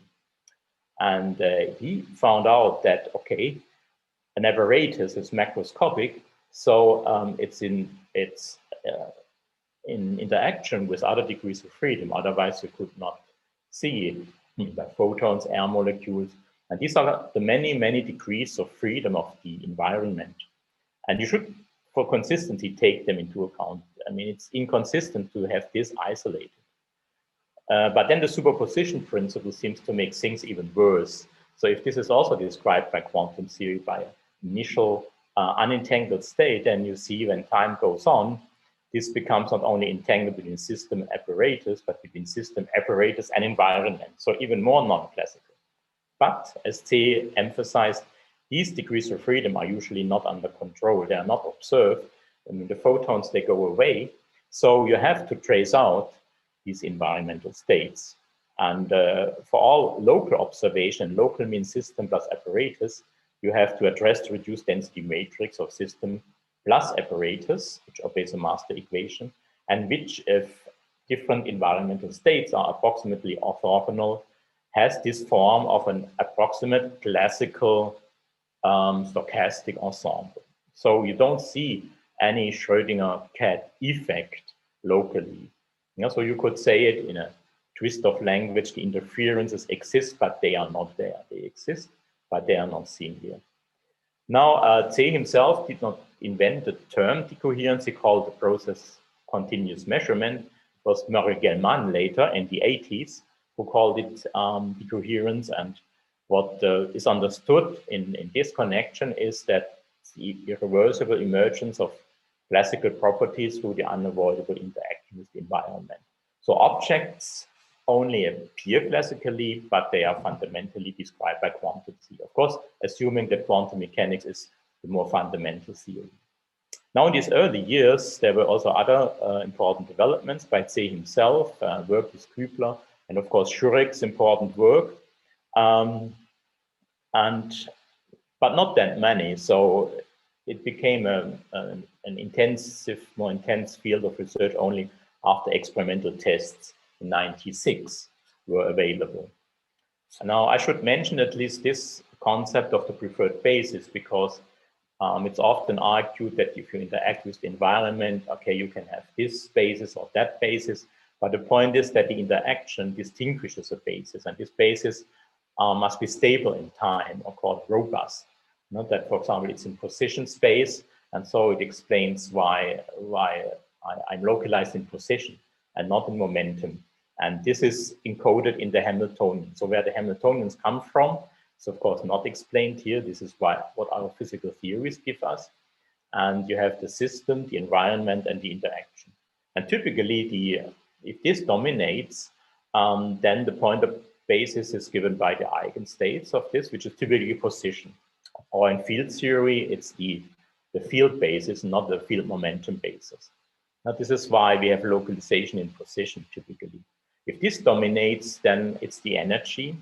And in general, you must calculate, for example, for the harmonic oscillator, you have the P's and the Q's at the same level. And what you find by doing this calculation is the coherent states. So even if you did not know before that coherent states are the most classical ones, you get it by the calculations here. Now, this is a quantitative issue. It's not just words. So you do calculations, and I have no time to explain them. The first realistic models were calculated by Jose and C long ago, and they calculate the localization rate, say, of a dust particle by interacting with an environment. And what you see in this table is that even the cosmic background radiation, which is very weak, suffices to localize, say, a medium-sized dust particle. It's not sufficient for smaller dust particles and large molecules, but it's sufficient to make, which means if you have a dust particle in a superposition in intergalactic space, this ubiquitous environment is sufficient to make it classical. So you see, this makes it clear that decoherence is a quantitative thing. It's a process that you can calculate given a system and given an environment. And although in this year they have not thought that these things can really be tested, experimental equipment was, or evolution was very quick. And in 2003, these results have been experimentally tested. And here are some tests, I mean, from the groups in Vienna. So here you have, this is the visibility of the interference pattern. Decoherence through particle collision. So you have the superpositions and you introduce particles, so you increase pressure. Or you can heat it up and then photons get off, and which is also interaction with the environment. So you see the experimental results. So the curves are not fits, they are the theoretical predictions, which fit very well. Now interpretation. If we stick to this universality of unitary quantum theory, we arrive at what we call average or many worlds interpretation. You may add to this, say, classical configurations and have the de Broglie-Bohm theory, or you look for modifications of quantum theory. Could be what we had heard today with the superdeterminism, or with what we also hear later with the collapse models. There are also these pragmatic approaches, I call positivistic approaches, the Copenhagen interpretation, which is somehow goes a bit away from the reality of the description. So what can be understood by decoherence? Well, the classical properties are not an attribute of an isolated system. They are defined by the environment. The decoherence time is tiny in macroscopic situations. Because it's so tiny, it leads to the appearance of events, particles, discrete structures, quantum jumps, apparent collapse. Unless you make experiments, and as for example in these Vienna experiments, then you really see this as a continuous process, and it's experimentally by now well established. For example, if you read the laudatio of the Nobel Committee for Arroche and Weinland 2012, then it's a central issue is these decoherence experiments. They were the first in '96 who did these experiments. What cannot be understood?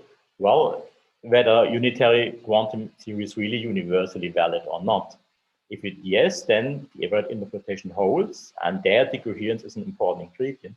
If not, an alternative theory such as GRW-type collapse theories must be seen. There are, of course, open questions that we cannot solve within quantum mechanics why there are local observers at all, so that we can trace out the environment. And of course, what is the origin of irreversibility? Because decoherence works or relies on this irreversibility because, say, photons must get off. And if you're in a thermal equilibrium, this does not work. Now, in the rest of my time, I will briefly review the situation with the quantum gravitational field and assume the superposition principle. That is, I will not discuss the scenario, say, of Bose or Penrose and others. So gravity, I mean, that will play a role later this afternoon. So I will be brief here. In a famous conference of 1957, Feynman made the following Gedankenexperiment, it's a Stern-Geller Gedankenexperiment in the usual meaning. And so you have a superposition of spin up, spin down, and he imagines a connection with a macroscopic ball such that if the click is here, the ball is moved upwards. If the click is here, or downwards. So if you have a superposition, the ball is in a superposition and with it a gravitational field. So we somehow have to describe the superposition of a gravitational field. No? He says if you believe in quantum mechanics up to any level, then you have to believe in gravitational quantization in order to describe this experiment. It may turn out, since we've never done an experiment at this level, that it's not possible, that there's something the matter with our quantum mechanics, then we have too much action in the system or too much mass or something. But that is the only way I can see which would keep you from the necessity of quantizing the gravitational field. It's a way that I don't want to propose. Okay, others do, like Penrose and Yoshi, but still the majority working in quantum gravity follows Feynman. So there are various suggestions to create such superposition. This graph states, and I refer to the other talks of the conference for details. And I'm looking much forward to seeing progress on this. Now, quantum gravity is not yet available in a fundamental form. Long ago, John Wheeler said that no question about quantum gravity is more difficult than the modistic question. So what is the correct approach? I cannot give you the correct approach. So there are many, say, the direct quantization of general relativity, string theory, fundamental discrete approaches. But if you look into all of them, most of them, they are very conservative on the quantum mechanics side. They are conservative in that they preserve the superposition principle. Even if you study string theory, very complicated with the higher dimensions and the landscapes, but quantum mechanics is Hilbert spaces, superpositions, and the like. No? So you have all the problems still in quantum gravity that you had in quantum mechanics. Now, about the experimental side, that's also a famous picture, the CMB spectrum from the Planck mission. And of course, the question is whether we already have access to quantum gravity effects, say, from the early universe. And in a sense, we have, no? At least if you stick to the inflationary scenario, which can, oh, thank you, 10 minutes, which can explain the structure. No? You observe the fluctuations can only be understood from the quantized metric plus the scalar field mode. So you have these Mukhanov-Sasaki variables, and you use standard quantum formalism, but part of it is the metric, the perturbation metric. And in this sense, if you stick to inflation, it's an indirect test of linearized quantum gravity. And if you could observe these primordial B modes, which come from the gravitons, there was this bicep 2 excitement some years ago. But so if this really were true, then we would have a direct confirmation of gravitons. You can also calculate that the difference in time of the inflationary duration between the hot and the cold spot is of the order of the Planck time. So that's also an access to Planckian scales. Now, decoherence is important there too. I will tell you later. And because I have not too much time, let me briefly announce the formalism that I use. So that's the formalism of quantum geometrodynamics and the Wheeler-DeWitt equation. And so we have this classical Friedmann metric, and it leads to this quantum equation H psi equals 0, where A is the scale factor of the universe, and phi is a field, for example, the inflaton field, and this is a potential. So that's what you use. And in a very old example that I calculated 30 years ago, you can discuss, I mean, say for this, wave packets and things that you usually discuss in quantum mechanics. So that's a candidate for a quantum cosmological wave equation, and you can do standard investigations of that. Now, also in quantum cosmology, arbitrary superpositions of the gravitational field and matter states can occur. So again, I mean, this is even weirder Schrödinger cat, it's about the whole universe. So how can we understand the emergence of an approximate classical universe? And that's the decoherence in quantum cosmology, my last issue. So of course, just scale factor and scalar field does not suffice. We have to introduce the inhomogeneities. Anyway, we see them in the CMB. And Halliwell and Hawking did that in their important paper. So you have this Wheeler-DeWitt equation. And if you make this ansatz that a full solution is a psi naught and a product of all these perturbations, say small gravitational waves and so like, then, and this is in the WKB state, then these psi-n's obey Schrödinger equations, but time is not absolute. Time is defined from the phase of that. So it's a WKB time, it controls the dynamics in this approximation. Now, C already had the idea very early that for decoherence, you need, of course, a system and environment. The system are the global degrees of freedom, and the environment is small density fluctuations, gravitational waves, and so on. I did the first calculations long ago when I was a student with him. And so one example is this decoherence by gravitons.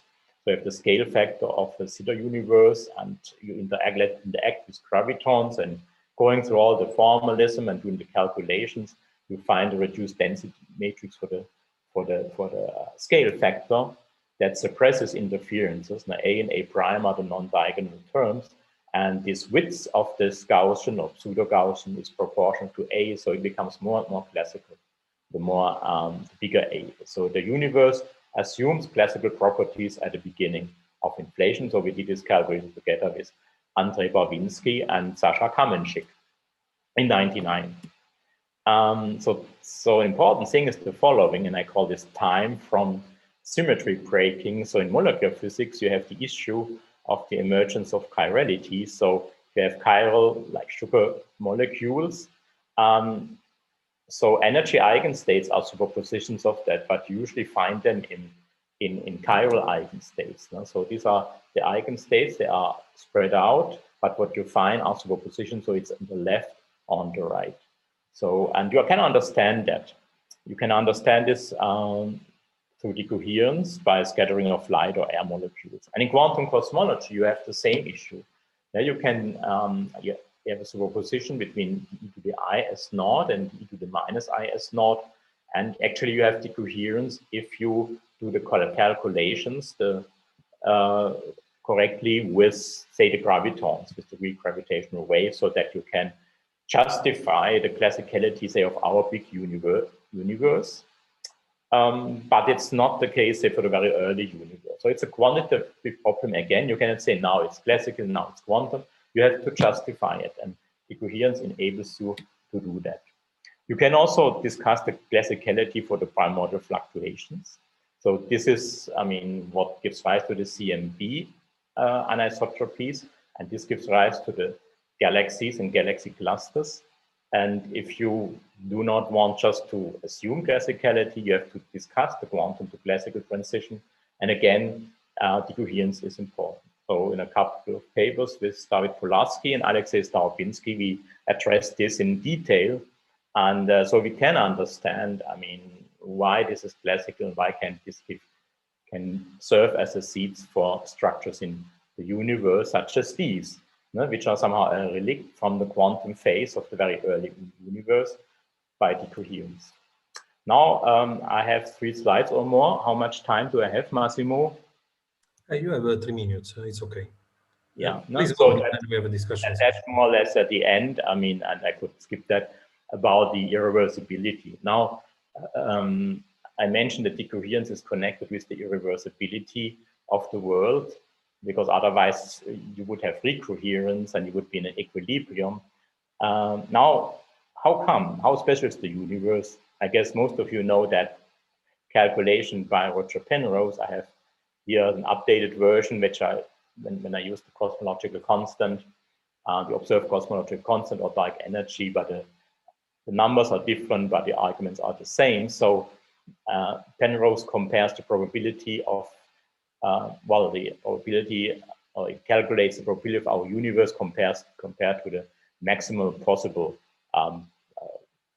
probability, or the maximal entropy, which he finds by putting everything in the observable universe in one gigantic black hole. And this is what you get when you calculate all the supermassive black holes in our universe, which is much bigger than, say, the non-gravitational entropy. So you get a tiny number, and it's so small you cannot even explain it by anthropic principle, because the probability that all of us emerge in gigantic fluctuation, all of us and you who listen, is much bigger than this number, although of course also surprisingly small. Oops, now, okay, I cannot go on. So why? Did the chairman block me from going on? No, we hear you perfectly well. Yeah, but I cannot. It's a local problem, I think. It cannot. Yeah, but it somehow. I really don't know. Let me see.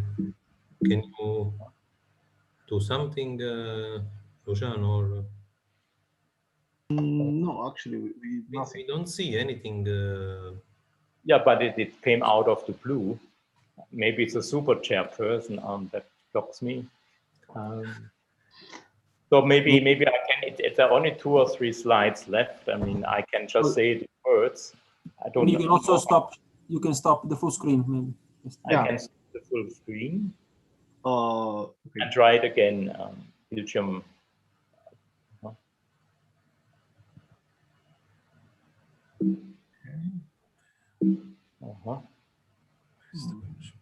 Okay.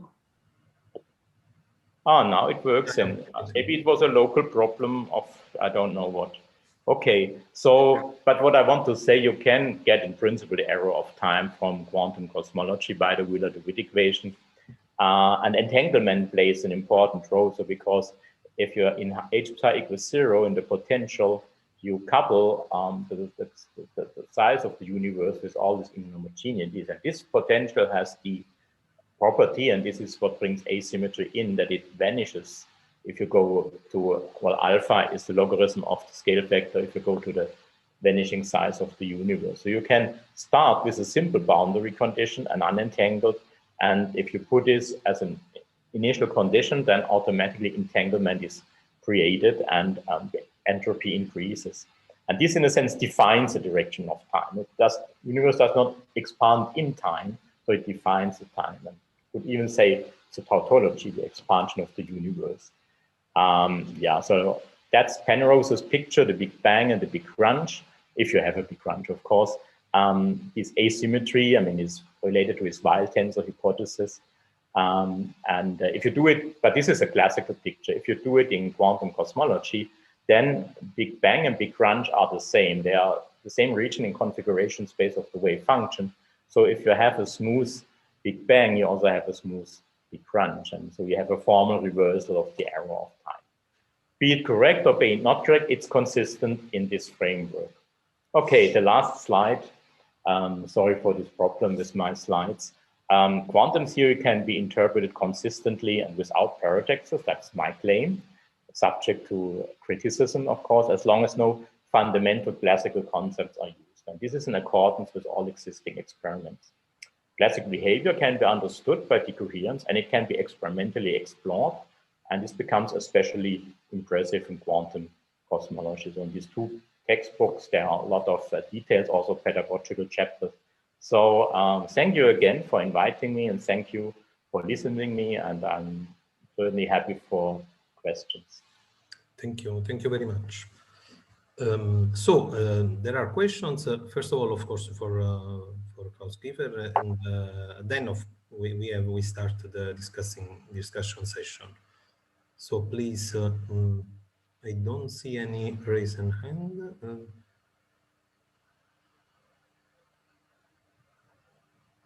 So maybe I should stop this.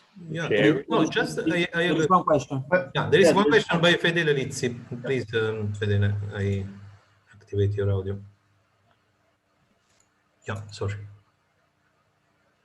Sorry, I deactivated again. Yeah, okay. It was. Okay, you are controlling my. No, I double clicked this. I'm sorry. Okay. Anyways, I have a question for Thomas, and the question is: you start with a set of states, ontological states, which is finite. I suppose it can be possible to have them countably infinite, but sorry, this is a question for the previous speaker. Is the discussion session? I think it's okay if Claus doesn't mind. In any case, we will have a question. So. Okay, so the question is, I'll finish it. The fact that this set is countable, is it a technical limitation or is it a ideological limitation? Namely, you think that the set of states is either countable or finite?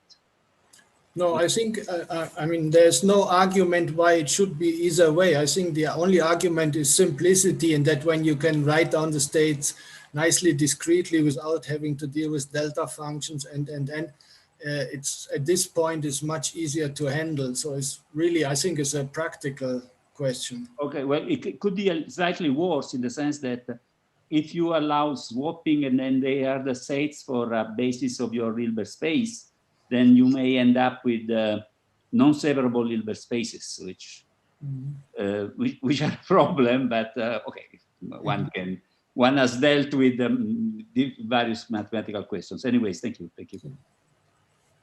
Okay, so we have another question by Sravan Kumar. Okay.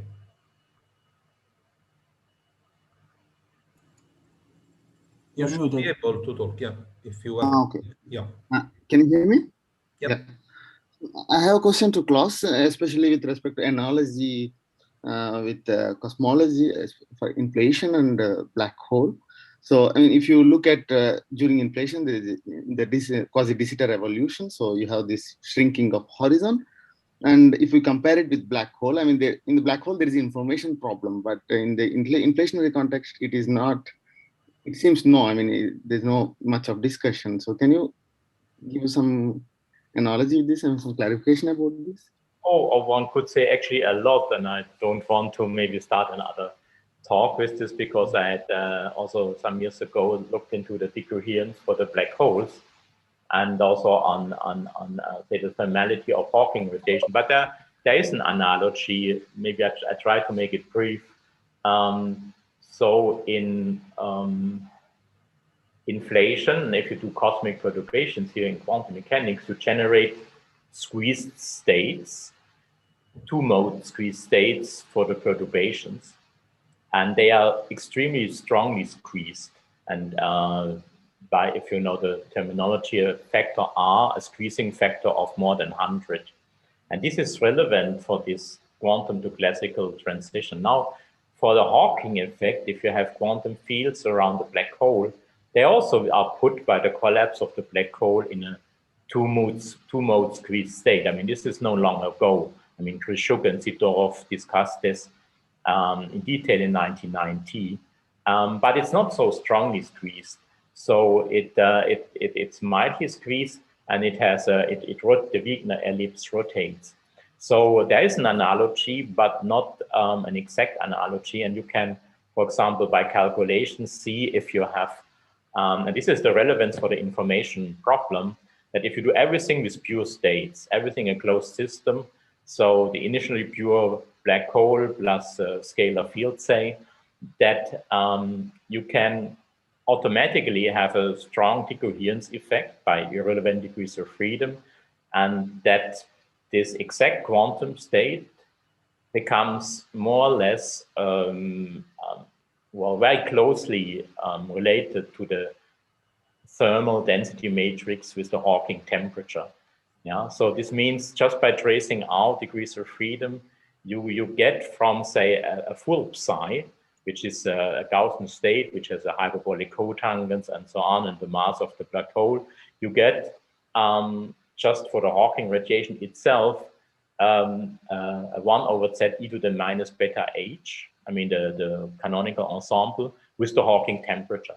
That is, you do not actually have to start with a thermal state and you have to worry why maybe information is lost.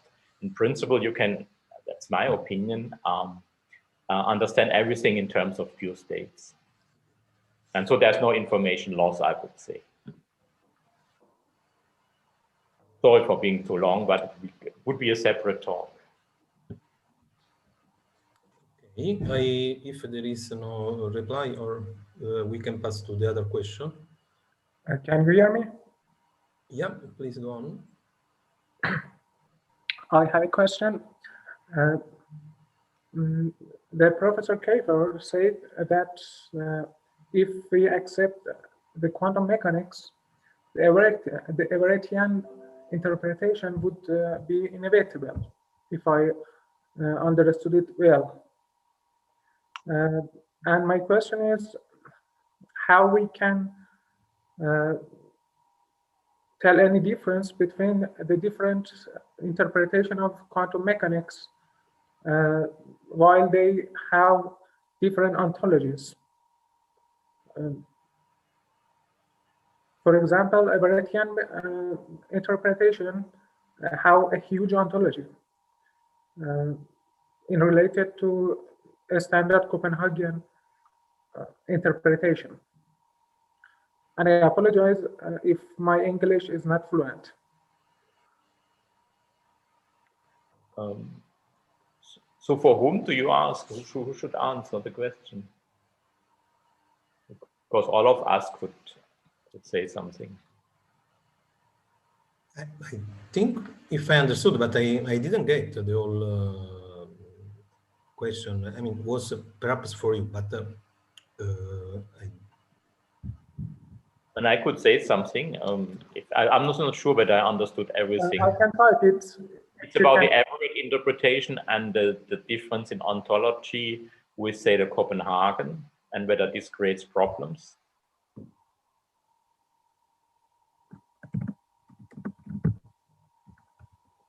So the Copenhagen interpretation, if I may say that, is in a sense an interpretation, and it goes mainly back to Bose, who neglects the independent reality of the quantum world. Yeah, so they don't have a dynamic collapse. The psi is just an information catalog that gives you information about, say, measurement results. So if you make a measurement, then you have more knowledge. But Bose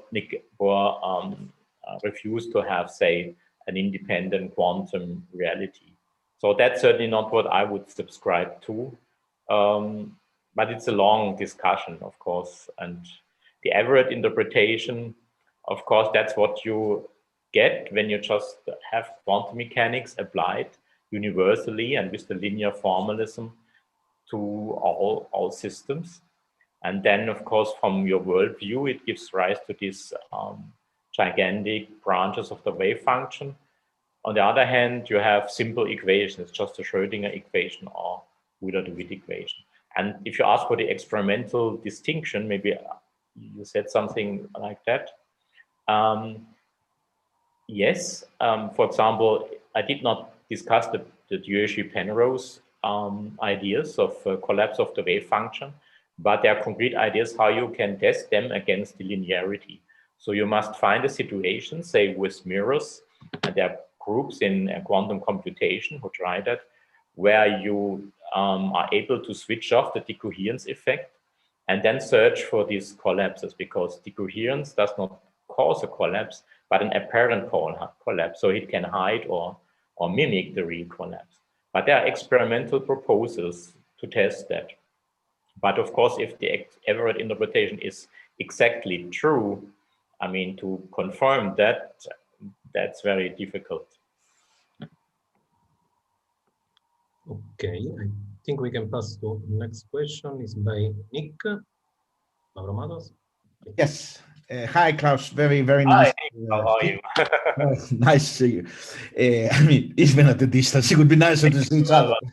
Never mind. My question to you is, first of all, very nice exposition, and I like the work, and I believe your conclusions. But how robust is the Wheeler-DeWitt equation, which is your starting point, as far as I understand, for cosmology, and whether you can generalize this assumption to other metrics, not the isotropic and homogeneous, but to other non-cosmological metric, which would also give rise to full quantum gravity extension, if you like. Yes, thank you. So the second part is easily answered. It's just yes, one can extend it, say to anisotropic models like the Kantowski-Sachs, also inhomogeneous, but of course you can imagine that calculations become more difficult. Yeah, there's nothing conceptual. That's what I was asking. The point is, I mean, what I present is of course the things that I could do on paper, yeah, right? Yeah. But there is nothing conceptual on the extension. That's but conceptually, yeah, it's universally applicable. So definitely a yes for the second part of the question. The first part, how robust is the Wheeler-DeWitt equation? This, of course, I mean, I cannot honestly answer, but my opinion is the following. So if you start as Schrödinger did in 26, so what did he do to find his Schrödinger equation? He reformulated mechanics in Hamilton-Jacobi form and had the analogy with geometric optics. And he said, okay, just taking geometric optics, there's a fundamental wave optics. Let's do the same for mechanics. Let's assume there's a fundamental wave theory. And then he guessed the Schrödinger equation. It's not derived, it's just formulated. And that's the equation, like wave, that gives the same relation to mechanics as wave optics give to geometric optics. And so if you do the same footing as quantum the same for Einstein's theory, right. So rewriting Einstein equation in Hamilton-Jacobi form, then you find the Wheeler-DeWitt equation. Right. Yeah. So I would say it's the first door to the quantum gravity world, as the Schrödinger equation is. I mean, of course, the Schrödinger equation does not give you, say, relativistic quantum field theory and the like, but certainly it has a huge application. And I would view the Wheeler-DeWitt equation in the same. So unless there is a fundamental collapse of the wave function from gravity, like Penrose suggests, I would say that the Wheeler-DeWitt equation plays the same role for gravity than, say, the Schrödinger equation plays for mechanics. So I don't think it's the most fundamental equation because it has no unification of forces. So, but it should then follow in a well-defined way from, say, string theory in a certain limit. And is diffeomorphism invariance even at the quantum level? Yes. That's the robust. And you could do the same for, incidentally, for loop quantum gravity. Right. Now, they have also constraints and they look different, but the problem and its solution by decoherence would be the same. And so, yeah, I think that's all I can say. Thank you. Thank you very much. Fully answered as usual. Thanks very much. Thank you. Other questions?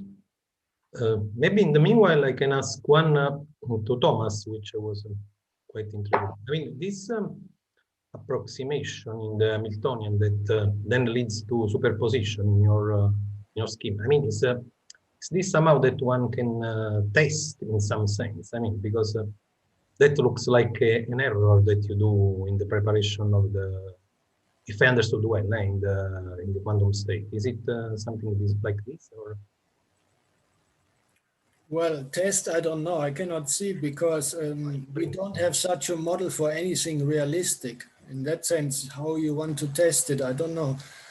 Only if you could somehow force, let's say, a quantum spin system, if you could force it by external manipulation to be in a classical regime, so to speak, then you could work on this. I don't know whether such a thing exists. I don't know.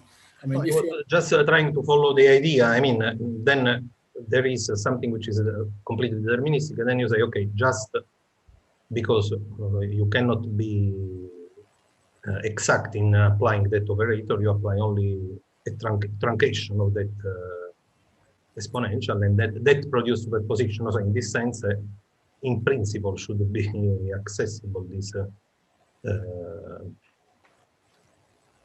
Yeah, I mean, if you take such a simple model as I presented, I think there is no question. I mean, you either have this exact dynamics which maps one ontological state onto another one, which is just a consequence of this composition of permutations, or you make a mistake in that propagation. I mean, in this unitary operator, you make a mistake. You don't use the correct one. You make whatever mistake you want to do.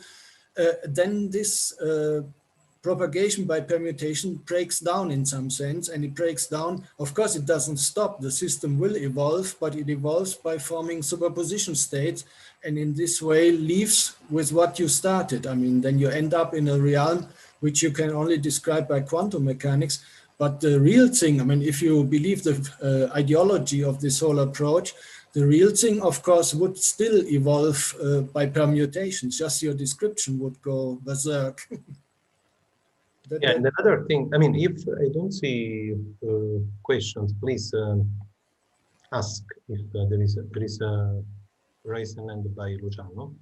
Yes, but if you want to continue the question with Thomas. Yeah, I wanted just to make another comment on the Weil equation that you got. I mean, because there is also some early work by Toft on this stuff that was identifying massless neutrinos as deterministic in some sense. But that I think was with continuous time. I think he didn't. So it's interesting. You get a similar conclusion in your model with spin. Okay. Okay, please, Luciano, go on. Okay. I have a question for Claus. Well, actually, from a phenomenological point of view, is there a difference between that decoherence induced by gravity, classical gravity, I mean, for example, stochastical fluctuation or gravitational interaction, and by the quantum version of a gravitational field? I mean, for example, gravitons and all the other works that have been done, for instance, in recent years. I mean, apart from the decoherence rate, which might be different depending on the model, but are there any other phenomenological differences between the gravitational decoherence, classical one, and quantum one? Yes, I mean, the fundamental idea of decoherence is that everything is quantum, that everything is described by quantum degrees of freedom, so both the system and the environment, and that classicality, or the degree of classicality, I should say, is an outcome of the calculation. So if you say if you consider gravity as classical, then of course this is already a partial result, in a sense that you have already found decoherence for gravity and you use it as a tool, say, for justifying decoherence for other degrees of freedom, right? And so then I would say at the hierarchy, this is already the hierarchy of classicality one can discuss. So the highest level is where everything is quantum, and then it depends on the various interactions, of course, and your Hamiltonians. And in fact, because gravity is also universally couples universally to all forms of energy, it likes to become entangled very easily. So this is why gravity, and especially the background space-time, is the first to become classical, because of this stronger degree of entanglement. So, but if you have then classical gravity, you can indeed use it also in a sense, in an effective potential for justifying decoherence for particles. In that paper by Jos and Zeh that I cited of 85, for example, they take the Earth-Moon system, if I remember correctly, with the classical gravitational potential, and they justify, say, the decoherence for Earth and Moon just by that, by calculation. I'm not sure whether this answers really your question. I'm happy to, if you phrase it again. Yeah, no, for instance, I was thinking at some models, for instance, the one by Anastopoulos and Wu, or the one by Lammert, Zal, Breuer, and Goklu, if I'm not mistaken, because in that case they use classical gravitational backgrounds with stochastic fluctuation of the metric. And for instance, there are other models, the one due to Blenchia, in which it analyzes the decoherence due to gravitons. So that's why I was asking, of course, yes. No, I mean, there are really differences because the standard formalism of decoherence relies on entanglement. entanglement between a system and environment, and entanglement happens when everything is quantum, and then you can justify from that the degree of classicality. And so what you mentioned is that, so this step has already been done, say, with the outcome that, say, part of gravity is classical. And then, of course, you have a different phenomenology, say, for other degrees of freedom. But it depends on the numbers. Now, you can do the calculations if you have your Hamiltonians. Okay. Thank you. You're welcome. Yeah. Okay, so there is a question by Thomas. Yes, I wanted to ask Claus, because I'm not up to date in these things, not even a specialist in any sense. I wanted to ask you, how is it when you work with the Wheeler-DeWitt equation? Can one nowadays do anything beyond Gaussian functionals? I mean, is there any progress in this direction? Because as far as I remember, it's always bound to Gaussian functionals, which is like Hartree approximation or so you're talking about a full field theoretic Wheeler-DeWitt equation, right? Yeah, because otherwise we are far beyond Gaussians.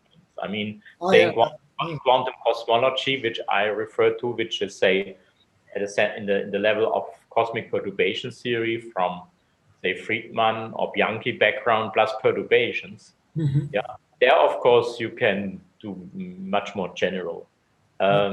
Concerning the full field theory, I'm afraid I cannot announce much progress to you, because still the fundamental problems of the regularization and renormalization in the Schrödinger picture are open. Yeah. But this also applies to, say, the Schrödinger picture in quantum chromodynamics. Now, Feynman in 1981, in one of his later papers, he suggested to use the Schrödinger equation for QCD. And but still you have there the question, I mean, how to regularize these deltas of zero and so on. So there has been some advance. So there are some papers, especially by Feng in the United States 2 years ago for the Wheeler-DeWitt equation, we're suggesting a regularization scheme, which is beyond Gaussian, actually, beyond Gaussian. But whether you can get from this, say, a definite experimental prediction, this is far from open. This is far from clear, it's open. I mean, you can get at least predictions from the Wheeler-DeWitt equation in quantum cosmology. You know, if you have this background plus perturbations, also that what we in our group and also others have investigated, because you can do this von Oppenheimer type of scheme, and the highest level gives you just, say, the power spectrum that you find directly by quantum field theory in curved space-time. So this is just recovered, but you can go beyond in that scheme by making an expansion with respect to Planck mass, and you can predict quantum gravitational corrections to the CMB power spectrum with definite numbers. No? So there is no, I mean, once you do the calculation, there are clear numbers. I'm afraid because you have Planck mass squared in the denominator, these terms are not observable right now with something like the Planck mission. And it's a challenge to find a situation where these terms are such that you can check, but in principle, it's possible. No? So if you could do it, would be something like having the lamp shift in quantum field theory. The first, say, hint that QED is fundamentally correct, which has this tiny shift. But in the Wheeler-DeWitt equation, also with the loop version, I think this is just a different approach. I think we are far from having big effects. But to answer your question, yes, I mean, there are really works beyond Gaussian. Good, good. But can I follow with another question? I mean, since we have a general discussion. Sure, I think, yes. Okay. No problem. Okay, Claus, I want to ask you another question, so to speak, more personal. Since you are the expert on decoherence, I mean, what is your opinion about the collapse problem? Because I mean, that is always the step which is missing. I mean, you must have a gut feeling about this, or did you ever try to do something like this? For example, today when Sabine was discussing a thing with this Lindblad equation, and there are some similar works have been there by Nicolas Gisin, who kind of made a nonlinear modification of the dynamics to get into a real collapse or something. But did you ever think in this direction, or do you have any opinion about it, or you think it's hopeless, or? No, I mean, of course, I thought about this. I mean, I have not worked myself on the collapse series, but of course, I read many of those papers starting when I began in the 1980s. This was also the time when the GRW was new, I think in 86. So we read that in Heidelberg, we read that paper and discussed it in 1986. And my opinion is the following.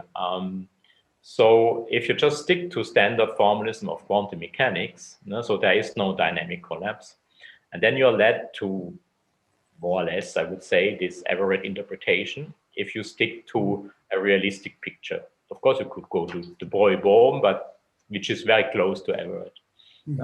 And this is consistent, I would say. I would say there's no single fact except for our maybe philosophical intuition that contradicts that. And decoherence is in fact a crucial ingredient in the average interpretation, and maybe only find its natural place there. Because if you have, in addition, a collapse, if you have a fundamental collapse theory, then the apparent collapse by decoherence is not really needed for the interpretation, because you anyway have your dynamical collapse. So, but I would still think that the collapse models is maybe or related models are the main opponents to the average, and I in a sense I stick. I mean, from my interpretational point of view, they fit to it because they are realistic. They propagate a realistic view of the world. I don't personally, you asked me a personal question, don't like interpretation that somehow, like Copenhagen, no, that say, no, I don't know whether there is really something, really an electron. I just want to describe the clicks in my counter and I don't care. Yeah. So I'm not in that camp, but in the realistic, you have, I think, these two classes. I mean, the average and the collapse, and you must distinguish, I think, experimentally. I mean, and this can only happen, it seems, when you can test a collapse theory, because if average is correct, then you can search for smaller and smaller and smaller effects, and you will not find anything. So, for example, gravity. No? So, as I mentioned, I think in another answer to a question, there are these attempts. In one of the DICE meetings, we had this discussion in detail with Baumeister and Penrose and so on some years ago. And there you try to discriminate between the apparent collapse of decoherence and the real collapse by, say, the Dieuchy-Penrose master equation. And so they are now approaching the limit where effect of the Penrose mechanism should be seen, right? And if you are at that level, and if you have very precise experiment and you don't see this effect, then I would say at least those particular models are falsified. So I'm afraid either you can see an effect of a collapse model, or you can just exclude concrete models and you're back to average. And it's the old question, do you prefer to have a simple view of the world in our heads or simple equations? And the simple equations are the linear equations and the Schrödinger or Willard-Witt equations, and that's it. But it creates all this mess, no? That maybe we don't like about this, whatever, many worlds is perhaps not a correct word. Everett did not call it like that. He called it relative states. But at least you have many branches of the wave function. Yeah? Or you say, no, we have to look for more complicated nonlinear stochastic equations, but then you have to test them. So I hope this answers your question. So it's an open issue, I would say. One should go on with discussing collapse models, but I'm a bit pessimistic about a certain collapse model really being tested soon. To survive. Or to survive, yeah. But I think we should at least be aware of the options we have, and that we make a commitment. I mean, if you say we want to change quantum mechanics or we do not want to change. The experimental situation is such that everything is fine with linear quantum mechanics. which in a sense is surprising. I mean, historically, Heisenberg, when he started after atoms, he wanted to study nuclei, and he expected that there a new physics happens. I mean, that all this with Hilbert spaces and quantum mechanics is for the atoms, and if you go to deeper level, something new. But this has not turned out. I mean, even in the standard model of particle physics, everything seems to work fine with the superposition principle. I mean, it's hidden in discussing the Feynman diagrams, say, with the Higgs involved. Feynman diagrams is if you add up the diagrams, this means you add up probability amplitudes, and you have superposition effects. No? And all the calculations so far seem to be in agreement with all the experiments, even in particle physics. So at the deepest level. So it's hard to imagine that at some point really this is wrong. But we don't know, and we should explore. I'm very curious about the next 3 lectures. I mean, the next session, because because in that context, the question of collapse or no collapse or semi-quantum, quantum classical hybrids, this becomes very pressing. And what you eventually will see in experiment to some extent depends also how you look at the experiment. I mean, what kind of theoretical framework you apply. So I'm very curious what we will learn today. I mean, that is... Yeah, absolutely, this is very important. This is also... There's a lot happening. There's a lot happening experimentally, and it's a question of time. One will see something or nothing. I mean, I don't know. Right, no, these are very new things and very important. I left them out because many other people can speak more competent about these recent developments. Okay. Okay, thank you. Yeah, indeed, the afternoon, the remaining 2 sessions will be very interesting, especially for the experiments we were mentioning. Luca, you have a question? Okay, yes, just consideration maybe. Can you hear me? Yep. Yeah. Yeah, good. No, maybe Claus mentioned maybe about this, mostly about cosmology, but it seems to me that in many of these considerations, we are considering quantum mechanics in particular.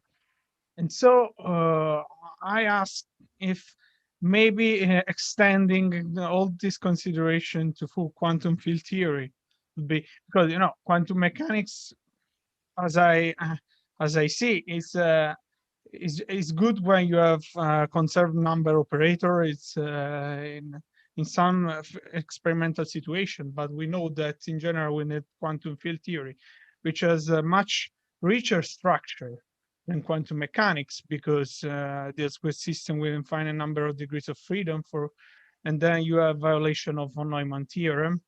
And so, for example, if you have different realizations at different times of the algebraic structure by Heisenberg canonical commutation relation structure, for example, you are not forced to have a unitary evolution. In that case, we know this since many years. So you can they can be even connected by a non-unitary operator. So opens in the story of decoherence and of collapse many opportunities. So I wanted to ask if how much this was considered in literature. This is question not for a particular speaker, but to all speaker, I would say. Yeah, maybe I first give an answer because you mentioned my name. And yes, this has also been addressed in quantum field theory, although not, unfortunately, in such a great detail. So in the first of the 2 textbooks that I mentioned at the end, there is a long chapter on results in quantum field theory, for example, in the Schrödinger picture. This relates to Thomas's question about the Gaussian approximation and so on, because in many of these investigations, Gaussian states for wave functionals in field theory were used. For example, I had a very old paper where I discussed in QED the superposition, say, of an electric field in 2 directions and having interaction with the quantized fermions. You know? But this was not discussed, of course, at the exact level of interactions, but at a level where you can have work with Gaussian functionals, but still you can get decoherence rates and the like, and you must think about, say, a regularization So the answer is yes, it was investigated, but with a somehow pessimistic side remark that many of these mathematical problems that you mentioned, they still are around, and so other people say in field theory expect should continue with that. Yeah. But in saying quantum gravity, what I mentioned, this in a sense is in field theory, so in linearized quantum gravity, these calculations were done. So you have, I mean, the field expanded in equation annihilation operators, but it's at the level of not of the graviton interaction. So we're just linearized quantum gravity, and we had to do regularization. So in that one result that I mentioned, the decoherence by gravitons, there are sums over infinitely many degrees of freedom.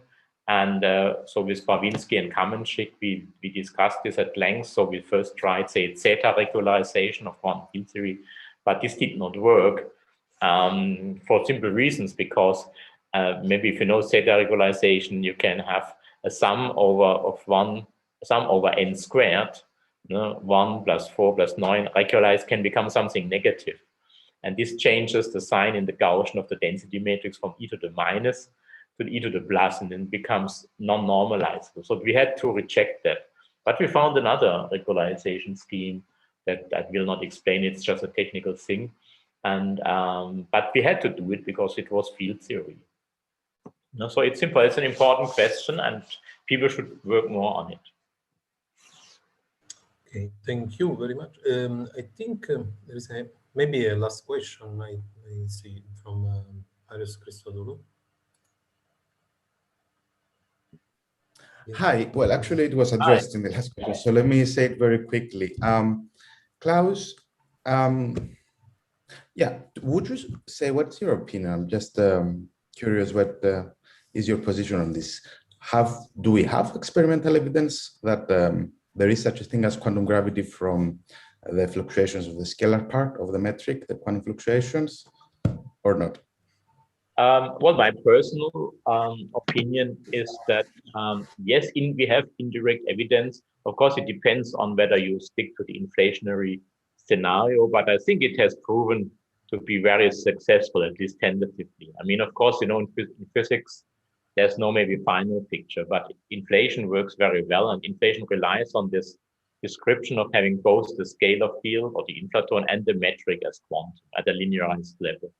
So this is why I think, and so if you look into the formalism, the Mukhanov-Sasaki variable that you use, this V, there's a certain combination of terms in the scalar part of the metric and also in the inflaton. So it's a combination of the two, and you expand it, integrals d3x, you have a dagger, e to the something, and a.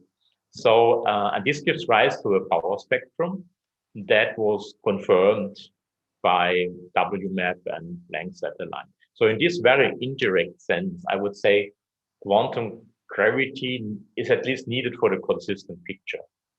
Whether you call it really a test, I have talked to people and some reject that because they say, no, it's too indirect. But most people people with whom I talked, would accept it if we have this bipolarization, what the bicep 2, this tensorial modes, if you have discussed them. Of course, it's not a click of a graviton in a detector. This perhaps will never happen. But I think it's hard to understand how this bipolarization modes based on inflation would appear without having gravitons, without having quantized tensorial part of the matter. So my opinion is that, yes, we have indirect evidence of quantum gravity. I think if you just consider gravity as something emergent, classical emergent without underlying quantum, it's hard for me to understand how you get all these effects. I think there was a question related to this. Perhaps could please go on with the question. Sorry, I can't unmute the video. because I'm not well I cannot see you, but I can read your question if you want, or you can tell. If you have difficulty understanding or hearing me, I type it.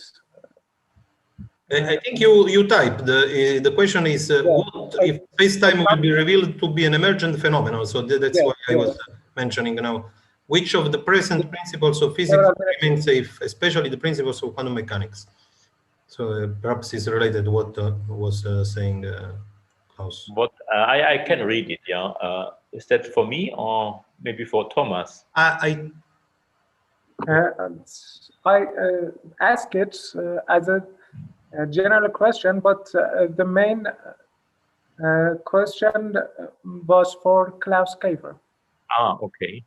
So that's the okay. There are so I can read the question. So the question is, what if space-time will be revealed to be an emergent phenomenon? Which of the present principles of physics will remain safe, especially the principles of quantum mechanics? Well, not so easy maybe to answer that, but if you say space-time, say, is an emergent phenomenon, like say hydrodynamics, no fundamental quantum degrees of freedom, then I would say, I mean, the principles of quantum mechanics, they still apply. They do not violate it. It just means that some degrees of freedom, you say, gravitational, are not fundamentally described by quantum, but are like hydrodynamic degrees of freedom, no? When you use Navier-Stokes equation, are emergent. But the presence of hydrodynamics does not invalidate the underlying principles of quantum mechanics. So that's my opinion, but maybe Thomas or Sabine have another answer to this question. Okay, then there is a question by Nick. Yeah, it's not actually a question, is actually an answer whether if we see primordial gravitational waves, whether we could have an indication that this is quantum gravity. I would agree with Klaus, most likely would be, all right, because the spectrum, because in the theoretical calculations involved in the spectrum, you do integrate over graviton fluctuations, all right? So the theoretical one, however, may not be so in the sense that you may, if you see primordial gravitational waves, it's the same situation. You have seen electromagnetic waves, which are classical, all right? So you need to see the three-level exchange of gravitons in the same way as you need to see the three-level exchange of photons to say that you are really seeing the photon as a quantum particle.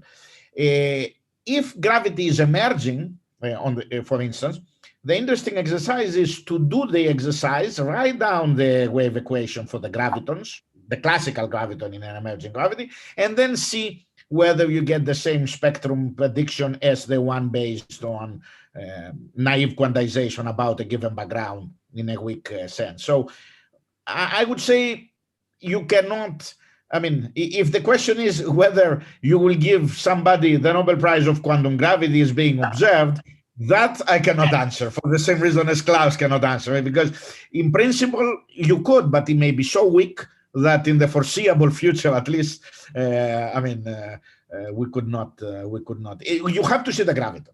You have to see an exchange, a one graviton exchange, and that I don't know how to do it experimentally yet. So the evidence, if you see primordial gravitational waves, most likely would be it would be a major step towards, like you have seen gravitational waves, for instance, from black holes, but these are classical. This is not a graviton. These are classical waves, ripples in space-time, for instance. So that's my opinion.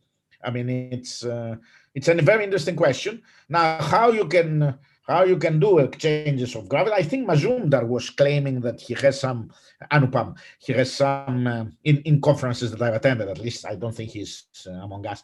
He was claiming to have experiments that he can see the exchange of gravitons, mimicking Penrose's ideas. All we need to do is to see a three-level exchange of graviton. That's not classical. Three-level, people think it's classical, but it's not. Then at least you see the graviton. Loop graviton, forget about it. You will not be able to see it. So that's my answer to people who asked if you see. Which it agrees with Klaus. I don't think we disagree on that. I have more or less on your side. Yeah. as I said, it's impossible to see, to predict when, but of course, in physics, after 300 years, when the COVID restrictions will be lifted completely, we might be able to have sensitivities to see gravity. It's like Galileo. It took 2,000 years to arrive from Galileo to not 2,000. Okay, it took 2,000 years from Aristotle to arrive to relativity, and it took several hundred years to arrive at sensitivity for quantum mechanics. So who knows? Yeah, that's my naive view. Thank you, Thomas. You want to add something? Just a question, which in this context of the previous two contributions. Would there be a way, I mean, in particular in this observation of cosmological nature, to see if the assuming that the graviton exists as a quantum particle, but that there is some sort of natural cutoff on the energies, for example, if it comes from a discrete underlying reality, I mean, whatever the reason for that would be, would one see if there's a cutoff on the spectrum somewhere at high energies, short distances? I mean, there are some ideas, I mean, coming from modified commutation relations or whatever. Achim Kempf, I think he's not yet there, but he maybe will talk about something like that. But are there some ideas? We have talk later this week about that. I think one could cast this discreteness, and I think Nick can perhaps also say something about that. I would say yes, but I mean, for the details, I have to refer to the specialists of these discrete structures. Okay, so maybe we can stop here the discussion session also, because these topics will be touched by sure in the next ones. And okay, we have a little time for the beginning of the next session, so just 5 minutes, and then we are back. Okay, thank you to all speakers. Thanks. Thank you. Thank you.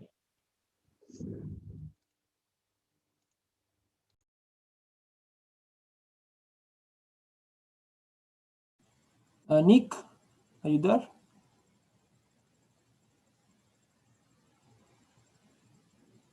No, left. Yeah, probably is already gone.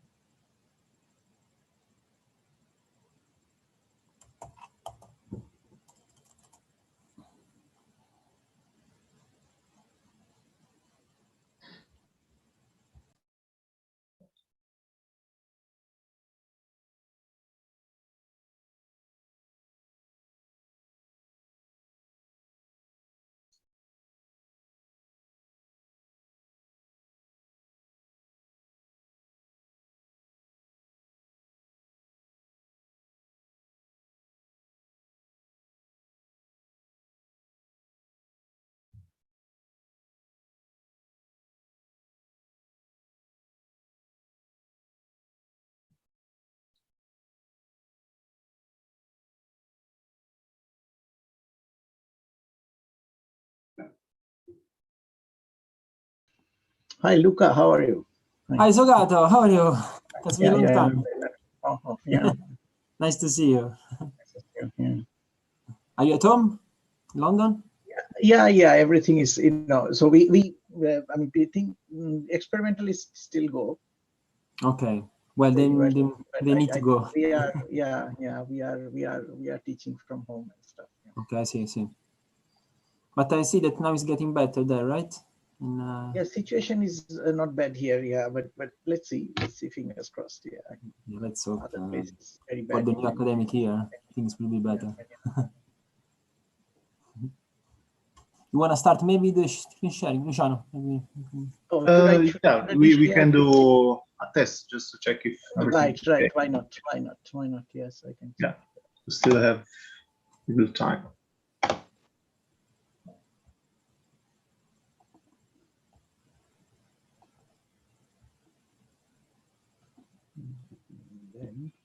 full screen. I should probably make this thing right.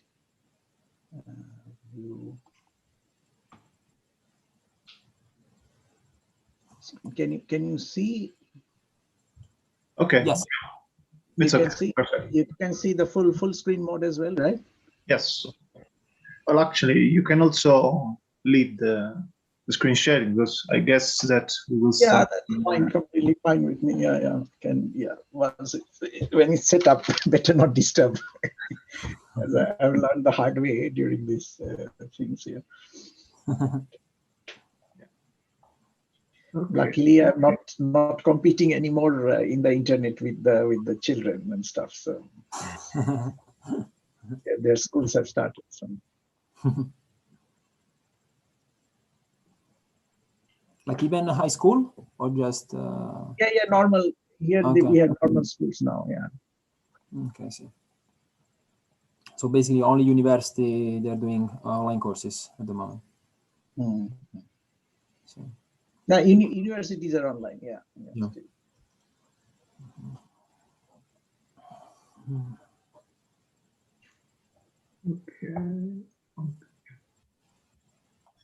Okay, I was checking that probably. Oh, actually, it's 15, no? 15. Yeah. Okay, we can just wait another couple of minutes just to everyone reconvene. And in the meantime, actually, I don't know if Luca has already stopped the first streaming and started the second one. Going. I think it's still going. That's still going. I don't know. Probably he's already having lunch. He's still having lunch, actually.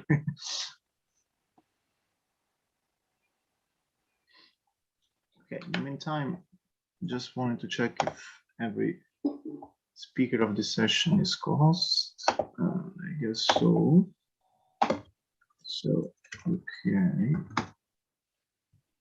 Oh, okay. Okay, perfect.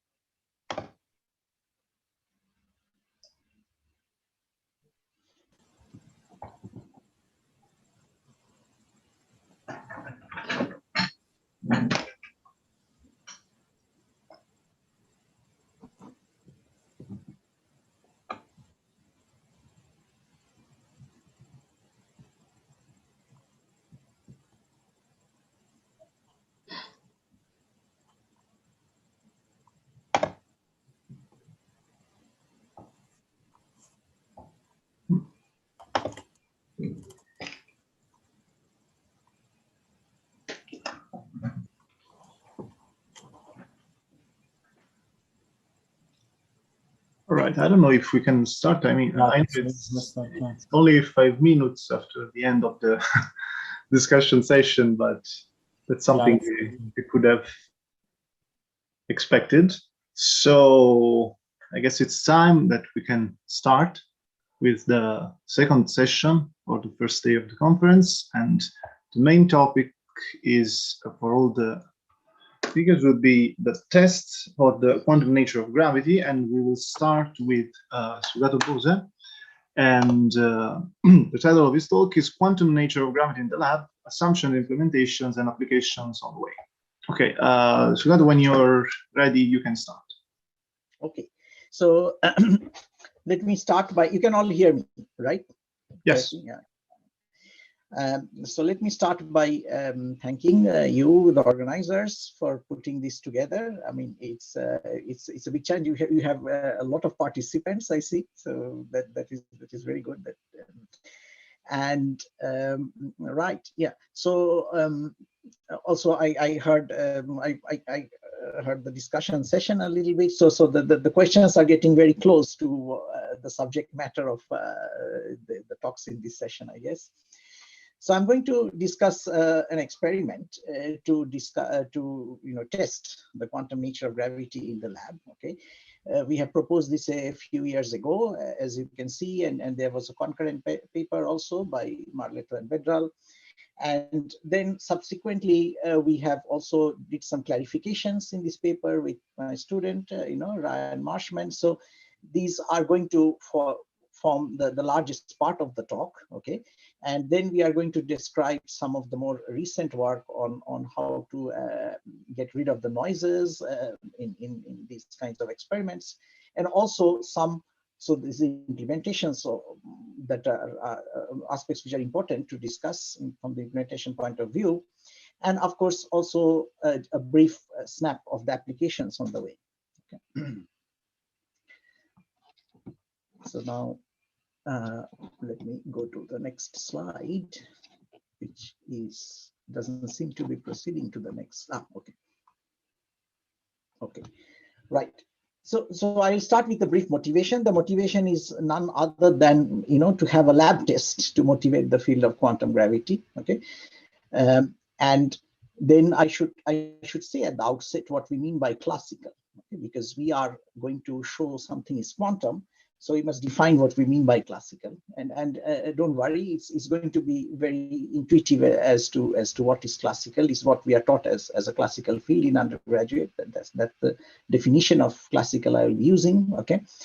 Then I will give a schematic presentation of the proposal first, okay, with orders of magnitudes. And this, as you will see, will bring in things from what is my background, which is the field of quantum computation, so and entanglement. So it is going to show how we use those techniques cleverly to design this experiment, right? Then I'll just touch upon a little bit of history, and then I will go into the experimental challenges and how one may be able to overcome them. Okay, so a list of some of the ways one can try. Okay, and then why is this way of doing things generically a fruitful endeavor? Okay, so on the way we will get extreme sensors. So what are we trying to verify here? Okay, we are trying to verify here nothing less, nothing more than the simple fact that whether gravity is really like the other forces. We know the strong force and the weak force and the familiar electromagnetic force happen due to exchange of quanta, exchange of virtual quanta. Okay, is gravity qualitatively different or not? That is the question. Okay, the simple fact is that if gravity is quantum, then it can entangle two masses, and if gravity is not quantum, then namely that if it is classical, then it cannot entangle two masses. Okay, so this is the simple thing that I will be using, okay, to demonstrate the quantum nature of gravity. Okay, so one might wonder that we are talking about the hidden quantum nature of the Newtonian interaction, which we want to reveal. I mean, what is quantum about Newtonian interaction? But this is what is quantum, right? This picture shows what can be quantum about the Newtonian interaction. Okay, so so somehow when Newton discovered his interaction, he was not knowing that he's discovering a quantum mechanical interaction. And similarly, when you have combed your hair, and whoever first picked up those papers by the hair was discovering another quantum interaction, okay? the Coulomb interaction. Now, let me start by saying what are the assumptions underlying our experiment. Okay, so this I should say very clearly.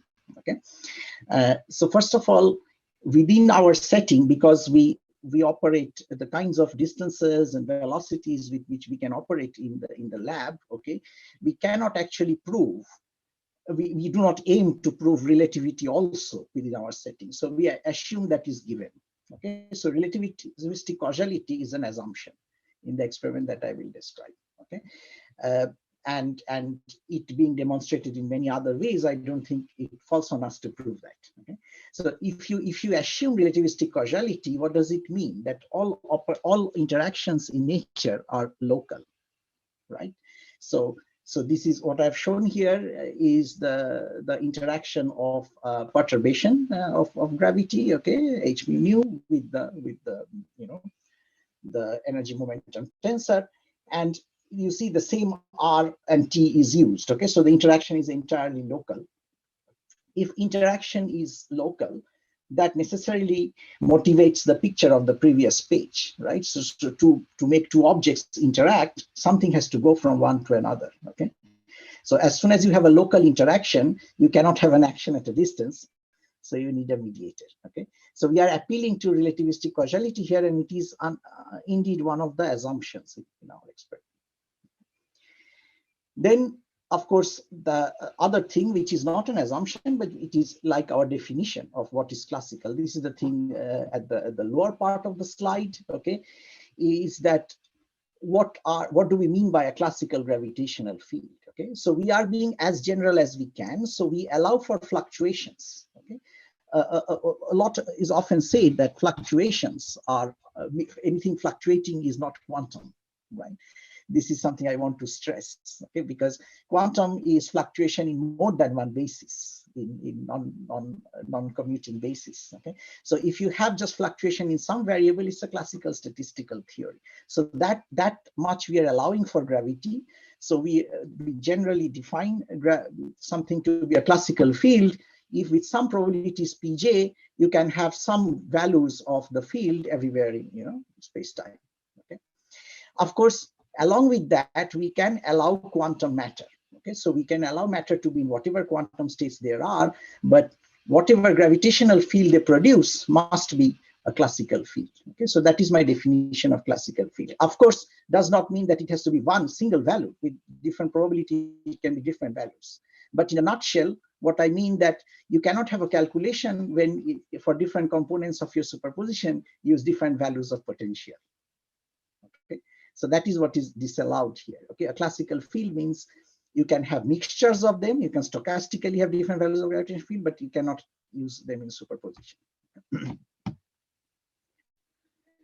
And it is very well known in quantum information that local operations and classical communication cannot create entanglement. And this is what we are using to justify our methodology. So I already justified to you a moment ago why local operations. Okay, the reason that we have local operations is purely because of the fact that interactions in nature are local. Okay, and then I defined what would happen if gravity were a classical field. I gave the definition of classical. Okay, that can at best do classical communication. Okay? So a classical field can never do quantum communication, because a classical field, I am communicating to you through a classical field, through electromagnetic field. So we know it is good only for classical communication.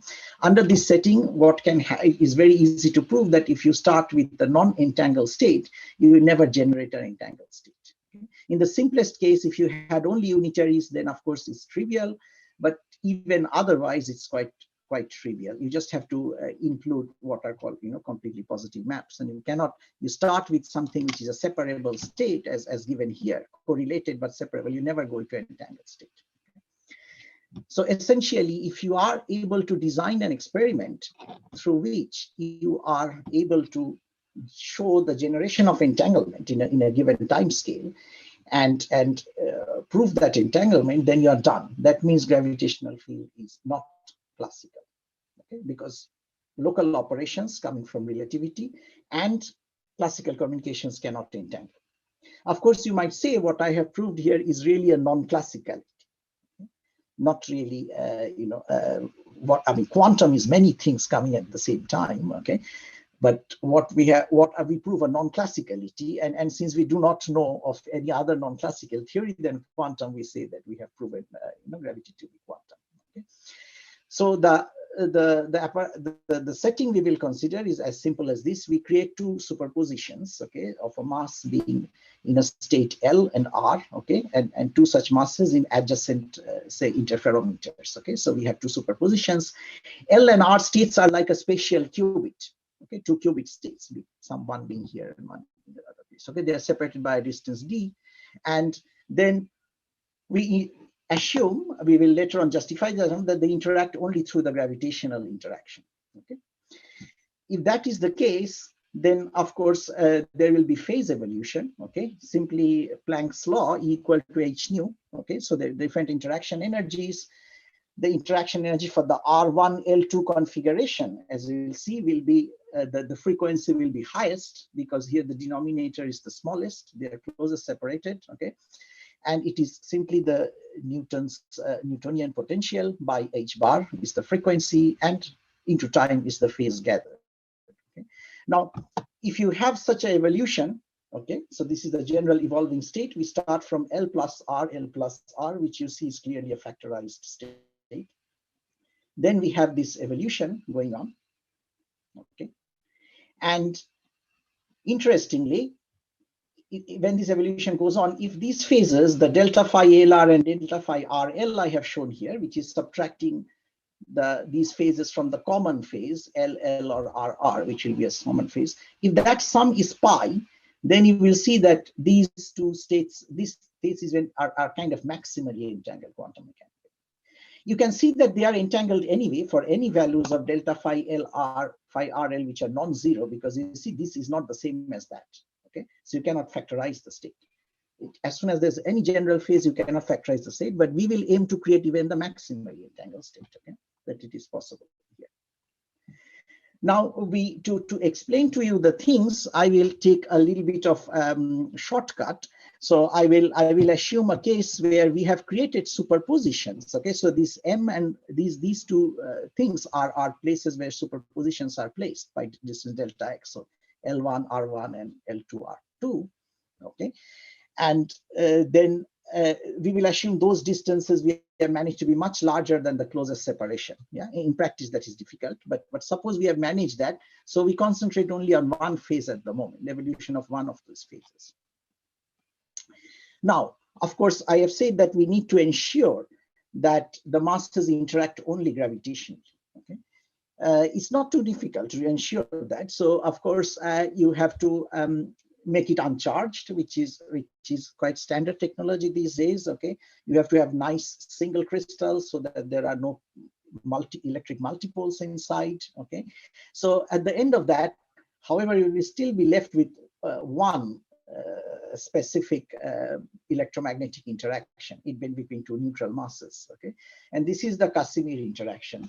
Now, interestingly, when you take the ratio of Casimir to gravity for same size objects, there's not too much freedom. You see that the ratio I've shown here, it depends on the density of a material. How much freedom do you have in that? Okay, we do not have more than say 1 or 2 orders of magnitude freedom there. If you take standard density materials, MP here is the Planck mass, so you don't have any too much freedom about that. So we find out that whatever the mass of objects, you need to place them about 200 microns apart if we are to make gravity dominate over Casimir. Okay, we will discuss later a different strategy which helps us to improve somewhat. Okay. Now, what happens is now we put in the numbers here.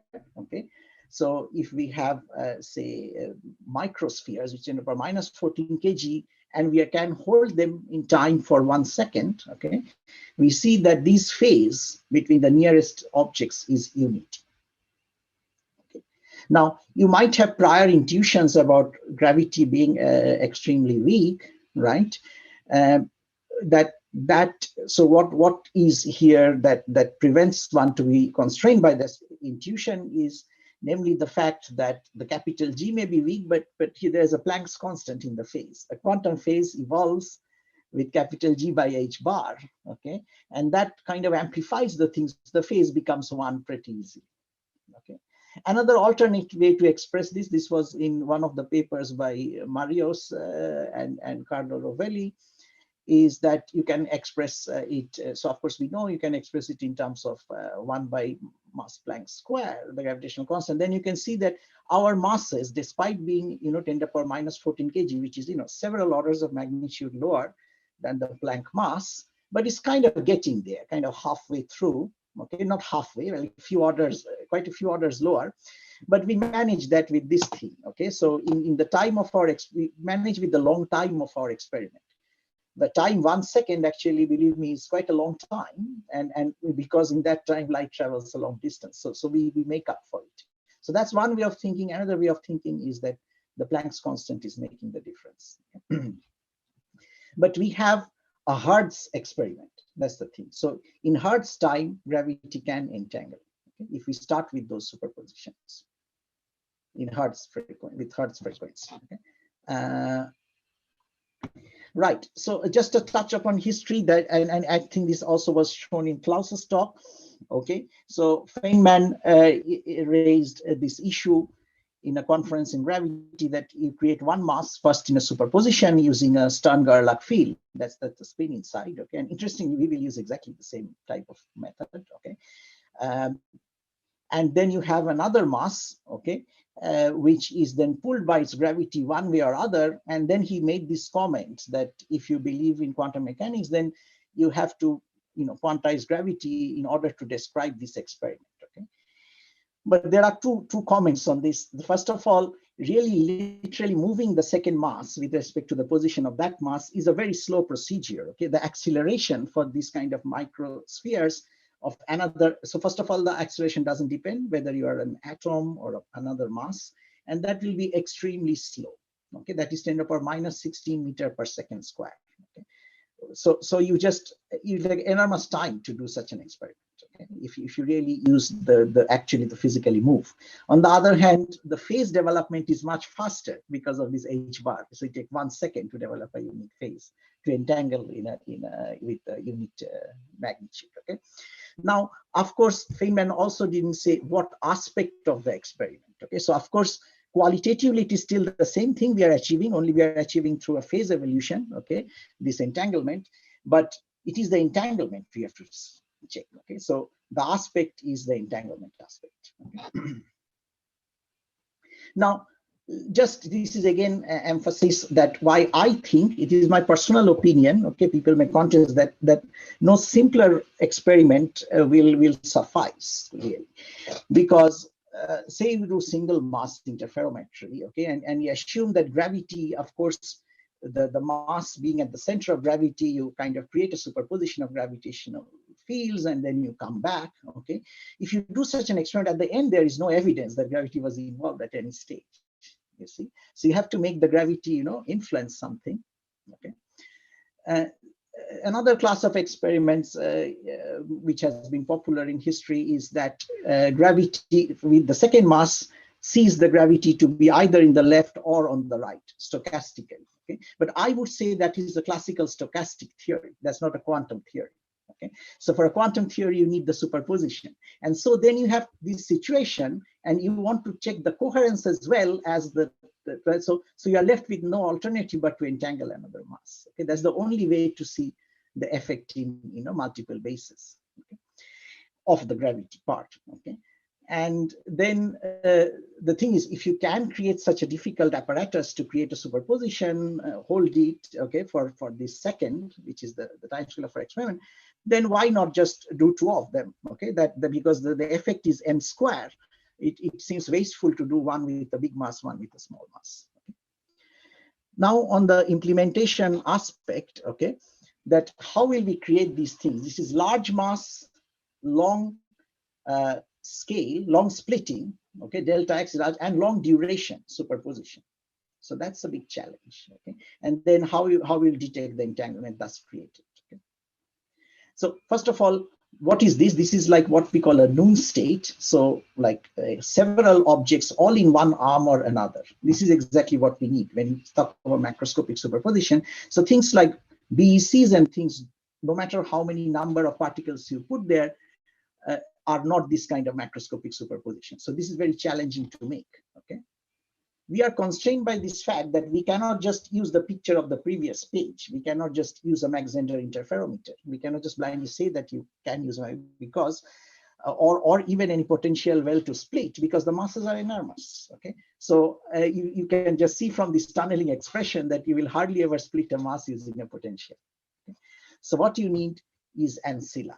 Okay, so I've always been in favor of ancilla aided generation of superpositions, and one of the fruitful ideas could be that you have an object with a spin embedded in it. And then exactly Feynman's idea, in fact. So we, of course, we did not read his paper to do this, but you have but it turns out that he had the same idea. So if you have a mass with two spins and exactly one speed embedded in the mass, and you take the Stern-Gerlach experiment, they will split.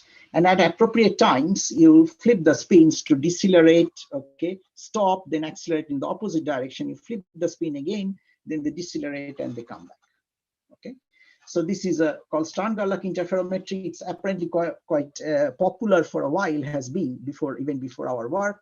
Ron Follman has done this in experiments several times in the lab. Okay, and now we will to enact our scheme, we will add a section to it. So after this kind of splitting, what we will do a mapping to nuclear spins. Okay, that will make the the nuclear spins do not see an external magnetic field. The nuclear magneton is much smaller than the Bohr magneton, so that we have a free fall time.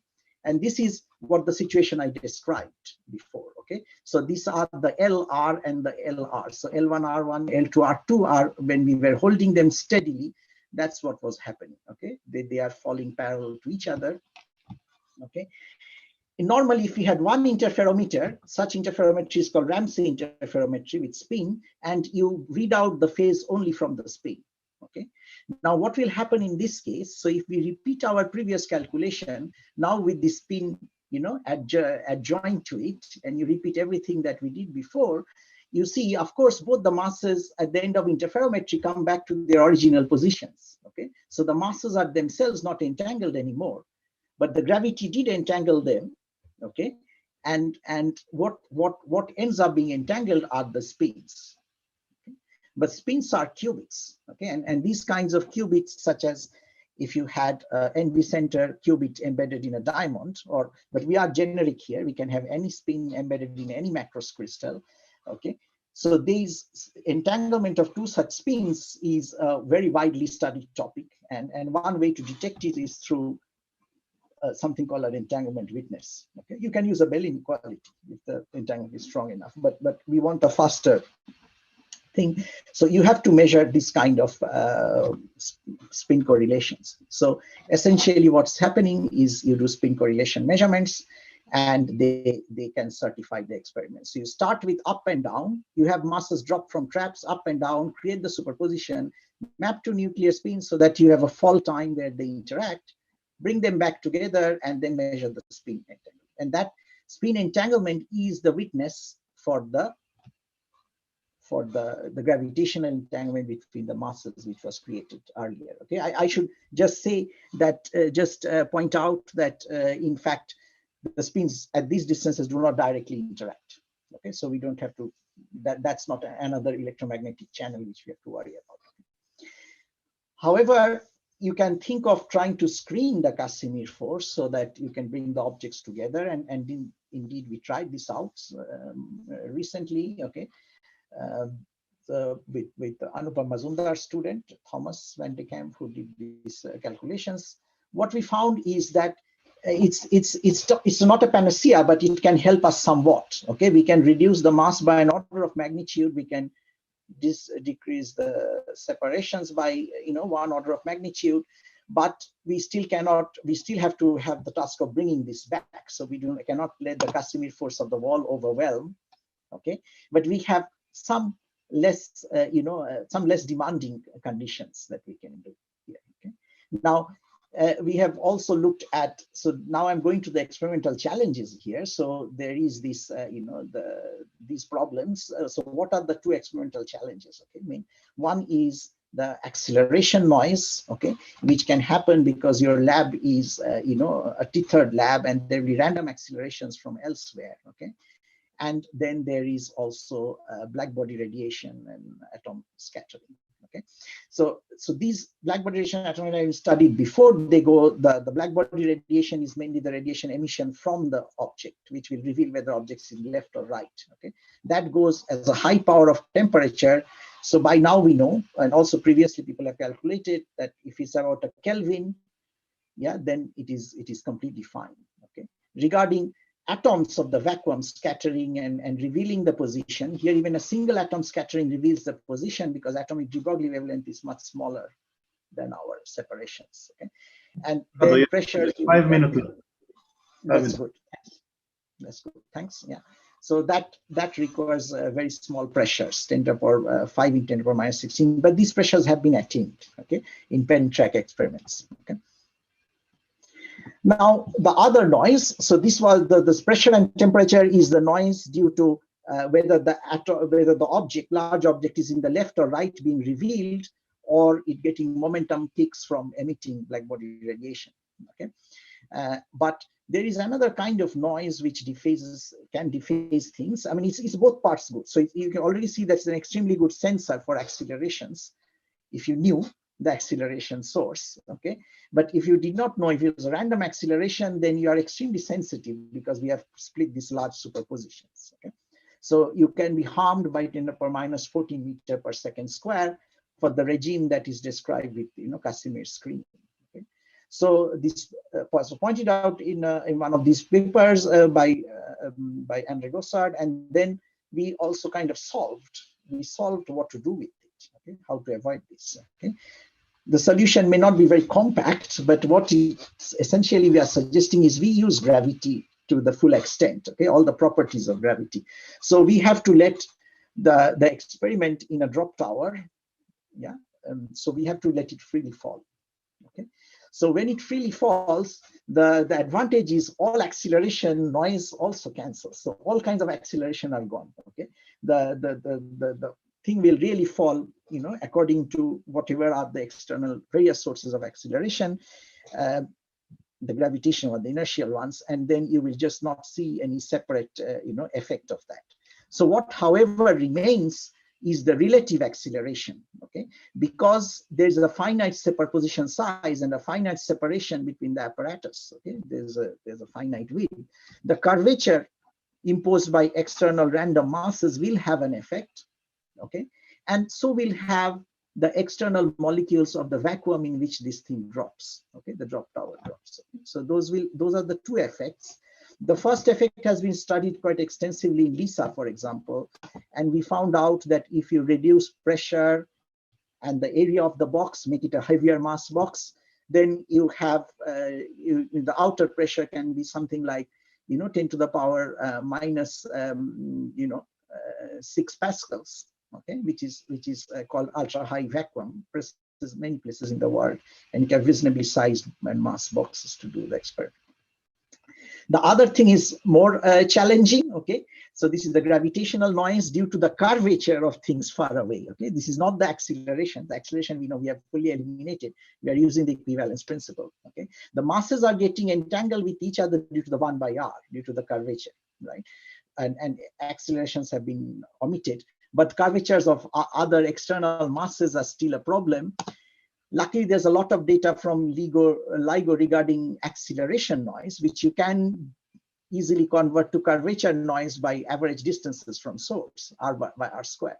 And then with d square, you can get, and you can see that you have to keep planes very far, but humans can come as close as, humans have both jerky and smooth motions. Humans can come pretty close within, 10 meters. Yeah, so that's within 5 meters. Okay, so this is what is the situation. Okay, now last but not the least is that our test is like a bell test, what I've said, right? So yes or no answer.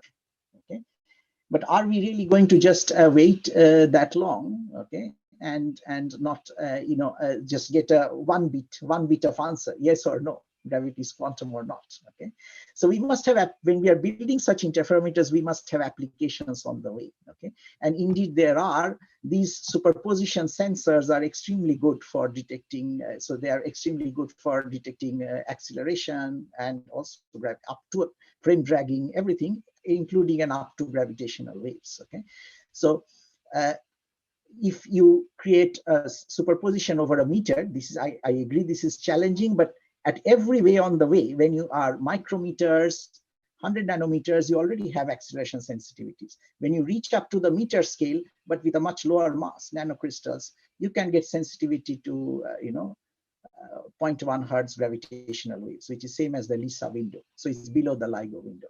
Okay. Now, just before ending, I would say that it's a very well-established thing that I'm talking about, that the gravity can also be done by a quantum channel. Okay, that's not not controversial at all. Okay, but one has to test it. That's the point. Okay,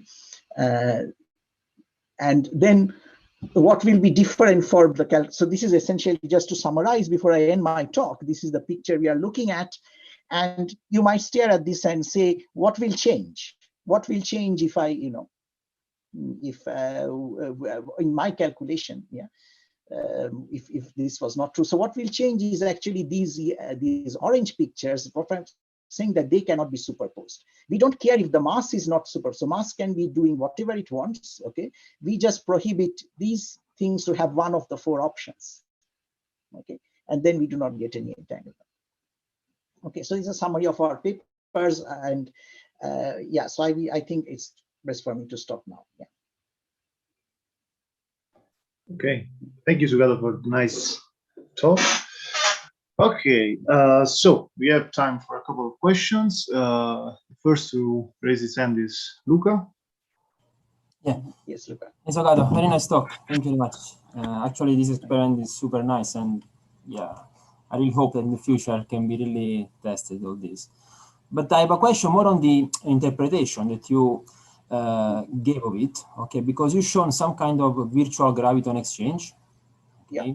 So from what I understood, what you are really proposing as a test is some kind of superposition of gravitational fields, okay? Yes. Which then would create these correlations between the 2 interferometers, which are purely quantum, and then you would see really some quantum nature of gravity because you're really superposing, let's say, geometries, gravitational fields, okay? Yeah. But I think this is nothing to do with testing virtual gravitons, because first, like just a 3-level diagram is just a classical process, okay? And yeah, you mean this one, it is, yeah. So, yeah. Second, virtual graviton usually are just mathematical tools, right? I mean, we do not really observe virtual graviton, we do not really observe virtual photons. So I totally agree with all the experiments and all the conclusion, of course, but I think the interpretation is just that basically what you will observe is superpositions of gravitational fields, right? Yeah, yeah. So that goes along with the definition of classical gravitational field, as I was telling right earlier.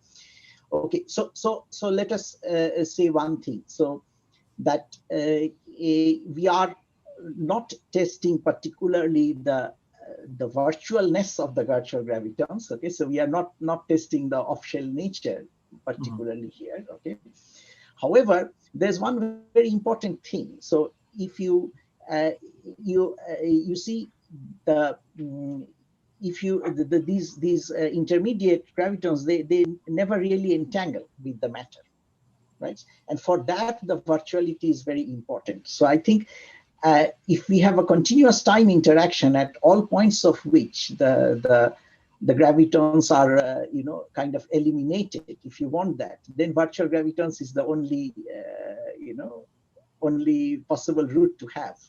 Otherwise, no, I agree with the picture of virtual gravity that usually we gave. But even if we take like Newtonian Coulomb potential, when we say that we have an exchange of photon, I mean that's just a mathematical technique to derive the Coulomb potential, but we don't really have quantum effects there. It's just, let's say, a mathematical tool to derive it. I would say that, of course, you can see gravitons, okay, and that would be another test of quantum gravity, okay, if you see graviton as external states, okay, of course. No, yeah. But So what you're proposing, what you're proposing is something more fundamental, like just low energy general relativity, but quantum. Okay, what you're trying to do is just superposition of gravitational fields, basically. You can say so. So this is the way it was also presented in one of the later interpretation papers by Marios and Carlo. Okay, so that is one way to talk about it. Okay. Yeah, indeed, Carlos said explicitly that there is no virtual exchange in the end, right? That's so it is a superposition of curvatures. Okay. So what is the wrong way to present it? Of course, is that if you give own Hilbert space to these gravitons here. Okay. So because they are the curvature centered at the mass, or they are virtual gravitons, right? But they are. I mean, I think it is what you're saying is equivalence. So in some sense, we are testing. So what is the Newtonian field in that sense? Okay, so this sure, I agree. If you can superpose it, is a quantum object. Okay, but I don't see. I mean, virtual things are just. I mean, as the word said, a virtual, right? I mean, maybe we can discuss this later also in the discussion. Yeah, that's what I was saying. There's probably just one last quick question from the chat, from Nikos. Okay, I read it just because we are live on YouTube, but I guess, Sougato, you can also look at it. I mean, the question is, how do you take care of the communication detection loophole, namely the time at which measurements are made is less than the time it will take for a photon to travel between the two arms of the interferometers with the shortest distance? We don't need those kinds of things. So we can measure at your leisure at the end, okay, and we verify the entanglement, okay. So we do not need to. So here we are witnessing the entanglement, right, by measuring the spins, but we are having the entanglement due to an interaction. So these virtual gravitons did travel from this one interferometer to another, and make them entangled. So we are not trying to test quantum non-locality here. If we wanted to test, prove that quantum mechanics was non-local in the Bell sense, then we would want to take this, far and try to close these loopholes. Okay, we are using the entanglement witness for a different end. Okay, so here we are. In fact, we have to stay within the light cones in order to entangle the two objects. Okay, and it is relativistic causality, which is kind of an assumption in our experiment, and without that we have no case. Without that, people would tell that Newtonian interaction is action at a distance, and we have proved nothing. Okay, so this goes in as an assumption, so that you're within the light cone. Okay, I guess that okay. So let's thank Sougato again for his nice talk, and okay, I'm sure there will be more questions in the discussion session, but now it's time for the second speaker of the day, which is Vlatko Vedral. Vlatko, okay, you're here. Hi. I'm here. Hi. Okay, perfect. Can you hear me properly? Yes. Excellent. Perfect. You are already close, so you should be able to share your screen. I'm ready to share, and I'll bring up slides, hopefully enlarge them. How is that? Yeah, it's perfect. Brilliant. Okay, then. So the second speaker of the session is Vlatko Vedral, and the title of this talk is 3 different types of tests of quantum gravity. So thank you. Thanks very much. Thank you for inviting me to speak. Actually, I've been listening only sporadically to various discussions, and they're hugely interesting to me. I think this talk will be related to what Sougato has been saying, but I will zoom out a great deal, actually, and emphasize maybe different points to what Sougato has been talking about. As a motivation, I'm going to try to make a slightly controversial statement. And the statement is that there are no real problems with quantum gravity that are over and above the usual problems we face in quantum field theory. So this is more, this statement, whatever you believe about it, will not really affect what I have to say in my talk, but I just wanted to get it off my chest. It's a bit like, you know, Alcohol Anonymous. I'm Vlatko Vedral and I haven't had problems with quantum gravity. But I think what I wanted to seriously convey is actually where I'm coming from, you know, what I think will be interesting to do and where my bets lie. So of course, our biases are very important in science because they inform us what kind of problems we think are important to consider. Now, what is a real problem is lack of any experimental evidence in this direction, and that's the kind of stuff that I want to really mention, where the evidence we think might come from. So this is this famous physics cube where you're talking about gravity as one axis, if you like, the G constant, then special relativity, the other one C, GC and H bar, quantum mechanics as the third axis. And usually people place various approximations that we have in physics at various corners of this cube. And this corner where my cursor is moving is really the ultimate theory of everything. If we ever get there, if there is such a thing. But what we are really doing now, and what we've been discussing, is this regime where G matters and H bar matters, but we don't necessarily care about the speeds of our objects. So it's really in the non-relativistic regime that we are still discussing all of these things. And it's even, I had to correct, I downloaded this from internet, and you know what was written then is non-relativistic quantum gravity, which kind of does capture what I just said. But it also captures this semi-classical regime in which we do have some results. I mean, you'll all be familiar with the famous cow experiments and related experiments. They're really all in the regime where both of these constants do matter, but we're still in what we would call semi-classical regime. So gravity doesn't really need to be quantum for that purpose. And of course, there is a host of other beautiful ideas that we have there, like the Unruh effect and the Hawking radiation and all of that, which is not fully proper quantum gravity, but lies within this regime. And even that we have no evidence of whatsoever. So that's kind of the vertex, if you like, where we are focusing on, and we are hoping something interesting will come out of it. Now, the three different types of tests that I have in mind, so it's going to be a very really brief summary of each of them, if you like, is the very early universe. You would have seen many studies of quantum gravity effects during the inflation and how to observe that. The other one is from astrophysics, so observing all sorts of astronomical phenomena.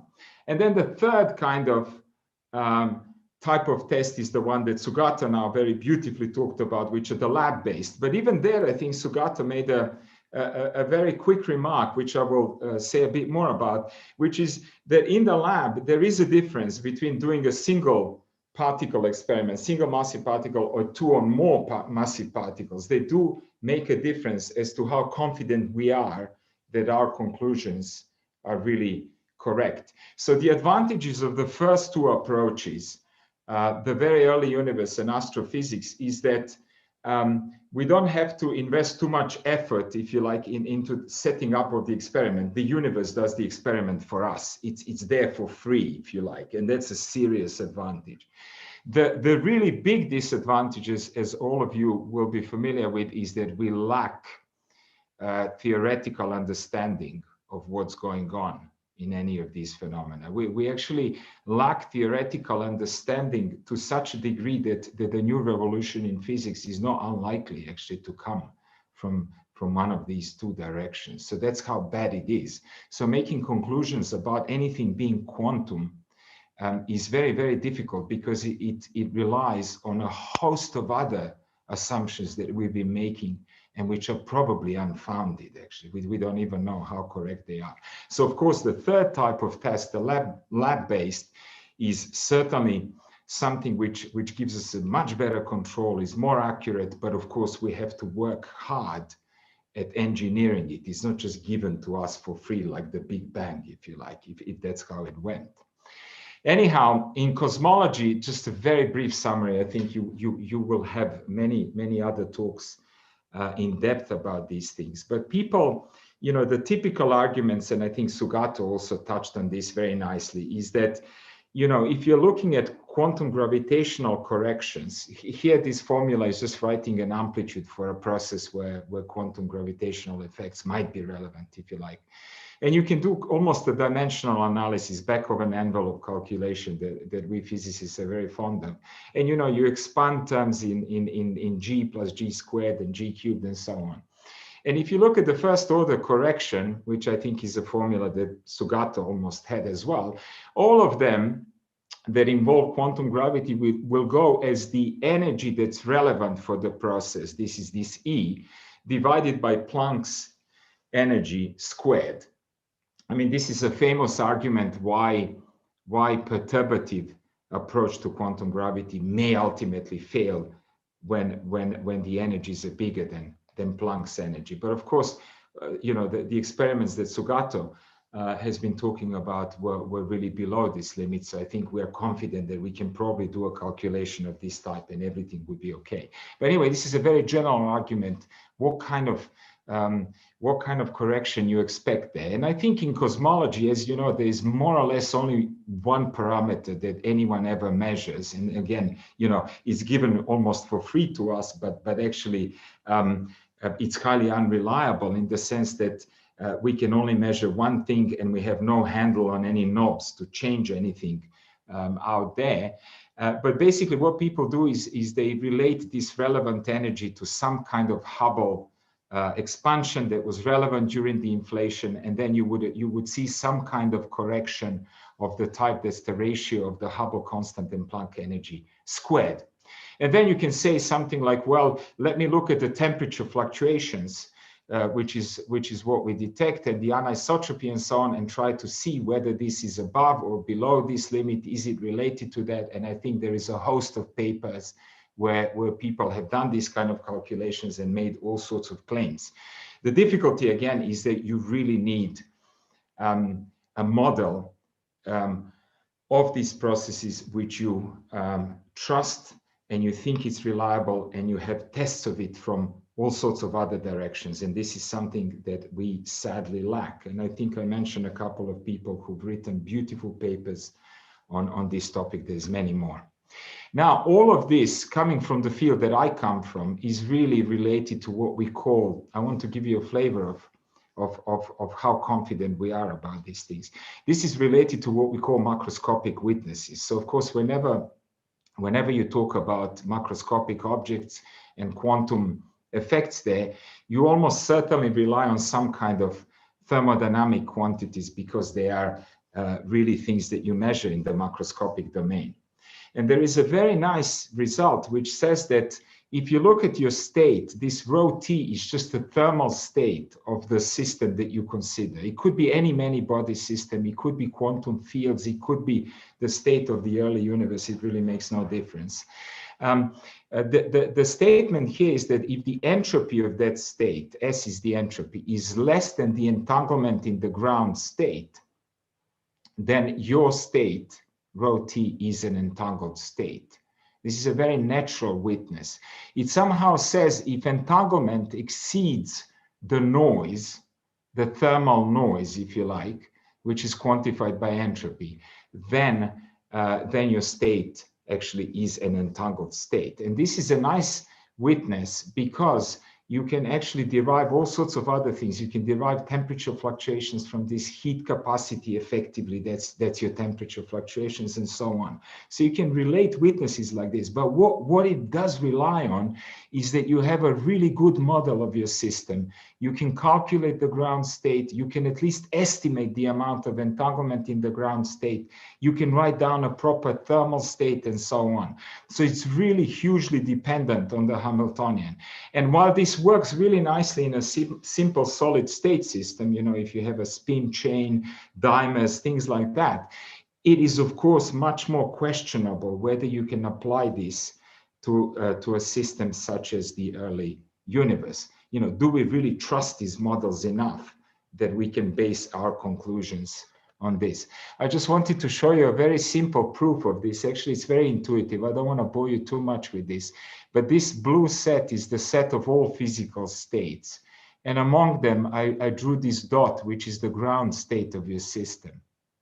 And all this says is that if your state that you're looking at, let's say the thermal state of CMB, if you like, since we are within cosmology still, if your thermal state is closer to the ground state, to the ground entangled state, than any separable state is, and this is what this inequality here captures, then your state rho t must be an entangled state. It's obvious because, of course, if it's closer to the maximally entangled ground state here, if you like, then of course it lies within the set of entangled states and not within the yellow set of separable states. So I think Sougato mentioned these separable states as the ones that we are trying to eliminate when we are talking about the quantum effects of the gravitational field. And like I said, it's very nice because you're relating a thermodynamical quantity to another kind of entropic quantity that quantifies entanglement, and then you can derive heat capacities, temperature fluctuations, susceptibilities, whatever else you like actually out of that. But it does rely on having a very good model an understanding of your system. Now, let me switch to astrophysics briefly in the same spirit. I love this a lot, and I think a lot about this because some of these ideas sound crazy, but it's actually amazing that they exist out there and people are even experimenting in those directions. So I'm just listing a few possibilities. There are many, many more. And like I said, there are some extremely creative papers in this direction. So I'm listing neutron stars. It's an obvious one because it's a highly massive object and it relies on quantum mechanics even for its existence, as you know. And so therefore gravity and quantum mechanics ought to somehow both contribute to the behavior of these objects. Then we have all sorts of interesting ideas related to gravitational lensing, to gravitational lenses being like sort of interferometers, where you can have different paths that then converge and produce your pattern. There are many interesting ideas that combine quantum optics, in fact, with astrophysics there. And then the last thing I wanted to mention is neutrinos. Again, all of these, as it were, are given to us for free.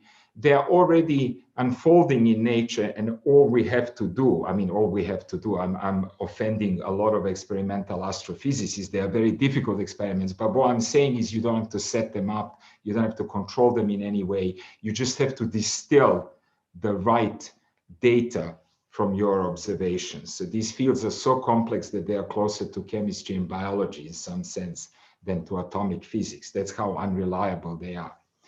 Anyhow, one thing that I really like a lot, and I'm gonna flag it up here before I go into the last bit, into the lab, is that is the idea, for instance, to test whether there is any merit to gravitationally induced collapse.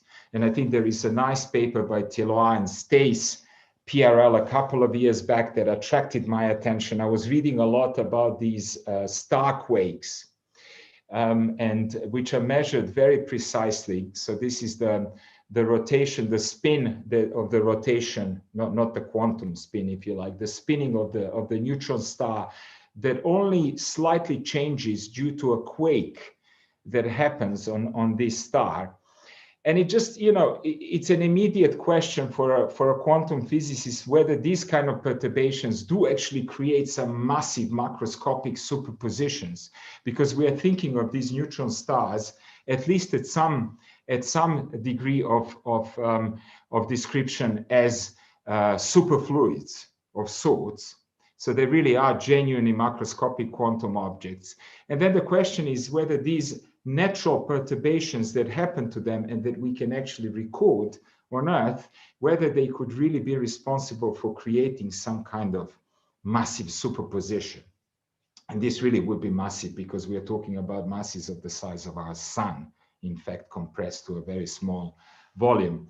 And so this paper simply says, if you believe that collapse, of course, is a nonlinear process, it's not a unitary reversible dynamics, and therefore you would intuitively, we have no idea, of course, but you would intuitively expect it to produce some kind of entropy, some heat, some extra energy that you wouldn't see there if the whole process was of the unitary nature. Again, this is a witness related to heat capacity, if you like, in other words.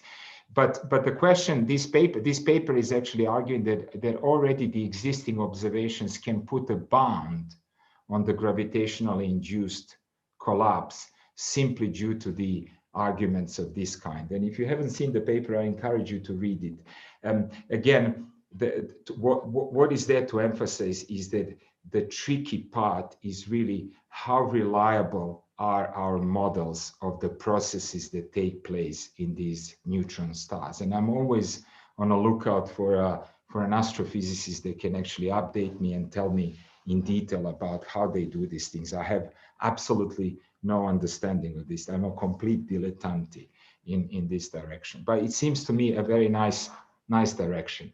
Now let me go into the lab now and maybe reinforce what Sougato had said.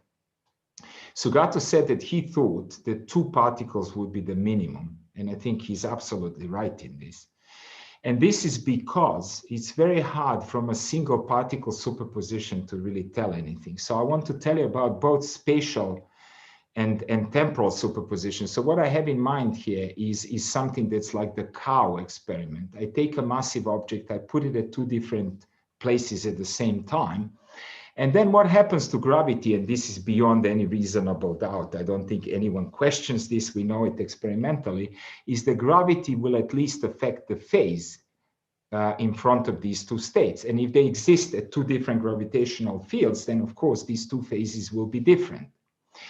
Now, it's very hard to claim that this is anything other than the usual phase that we have in quantum mechanics. In fact, if you believe that the process is described quantumly, then it's fully reversible.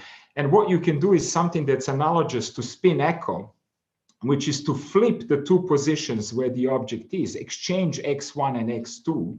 It's a NOT gate if you come from the kind of quantum computation direction, in which case now the first element of the superposition will pick up the second phase for the second part of the evolution and vice versa. And at the end of this process, you would have eliminated the phase. The relative phase would have simply become the global phase. And this is exactly what happens with unitary dynamics. It's fully reversible. Anything that happens in one direction can simply be undone. So here you can really not conclude much about gravity. Even if you think that it's not just about the phases, but the gravitational field entangles to the particle, that's possible too. But you're going to find it hard to conclude anything from just measuring the particle. And that's my second point here, where I say that unless you have access to the gravitational field directly, you know, the way that we do quantum optics experiments, I can get clicks in the graviton detector. Unless we do that, then you're not going to be able to conclude absolutely anything really about the quantum nature of gravity from a single particle superposition. So it could well be, my last sentence is about this famous phenomenon of fake decoherence, where basically it could be that as you make the massive superposition, in each of these locations, you do entangle to the local gravitational field, you perturb gravity. But as you bring your mass to conclude your interference experiment, your gravitational fields also slowly merge back and return to their original state. So you're never going to get hold of this entanglement. That's not the way to do it. So by doing a massive single particle interference experiment, you cannot conclude anything about gravity. Maybe gravity is quantum, but maybe it produces what I call fake decoherence. Maybe it's not quantum, maybe it's doing something else, God knows what. But this doesn't give us enough evidence of any kind. And the same thing goes for temporal. There is a paper that I recently had with a number of my colleagues, actually quite a few of them in the audience as well. And this is doing the same thing, but not in space, but looking at one object through self-interaction, interacting with itself in time. So there is no spatial superposition, but there is temporal dynamics. And the question is, could we detect some quantum gravitational effects by just looking at the temporal dynamics? And the answer is yes, you can, but you can do this under the assumption that you've already concluded that what you are comparing are two different Hamiltonians. So you have to commit yourself to a Hamiltonian, and you have to say, in one case, I'm going to look at the exact quantum self-interaction Hamiltonian, whatever it is. It could be very complex. And in the classical, what do I mean by classical now is I'm going to do some kind of mean field treatment of this Hamiltonian. So I'm going to take the expected value of this perturbation term, and I'm going to effectively treat it classically.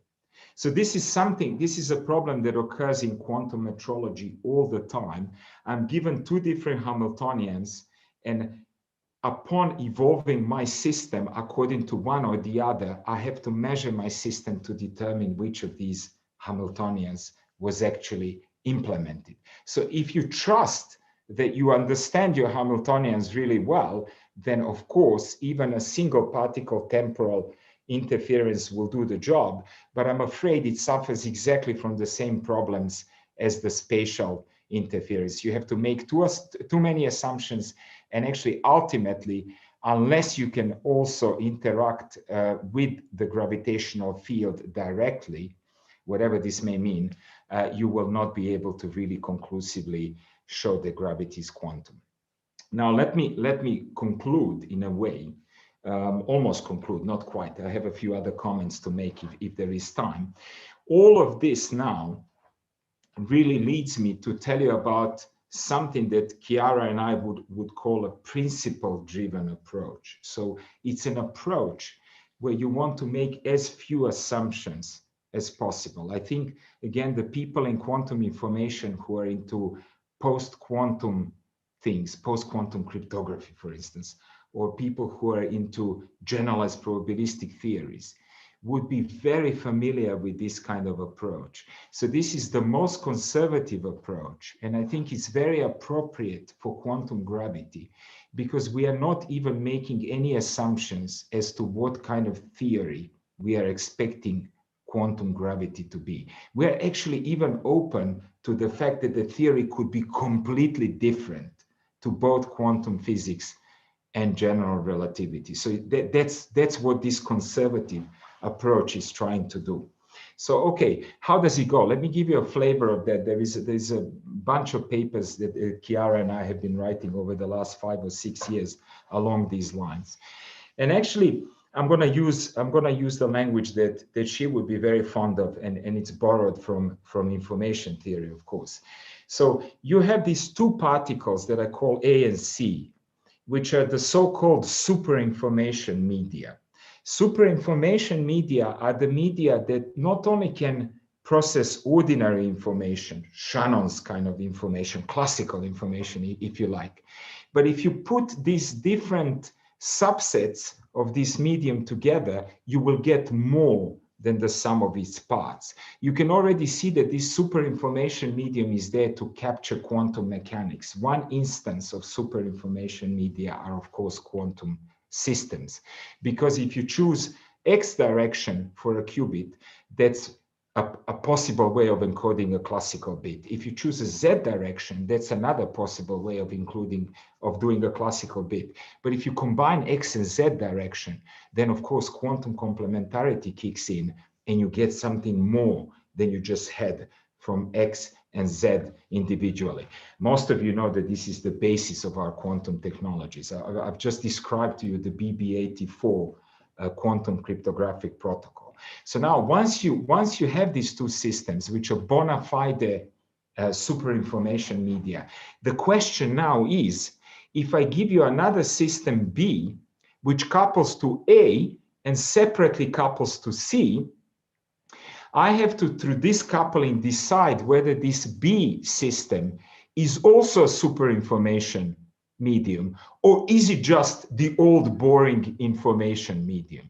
So I'm phrasing exactly the question that Sougato was talking about, but in a very, very abstract way. I'm making as few assumptions as I possibly can.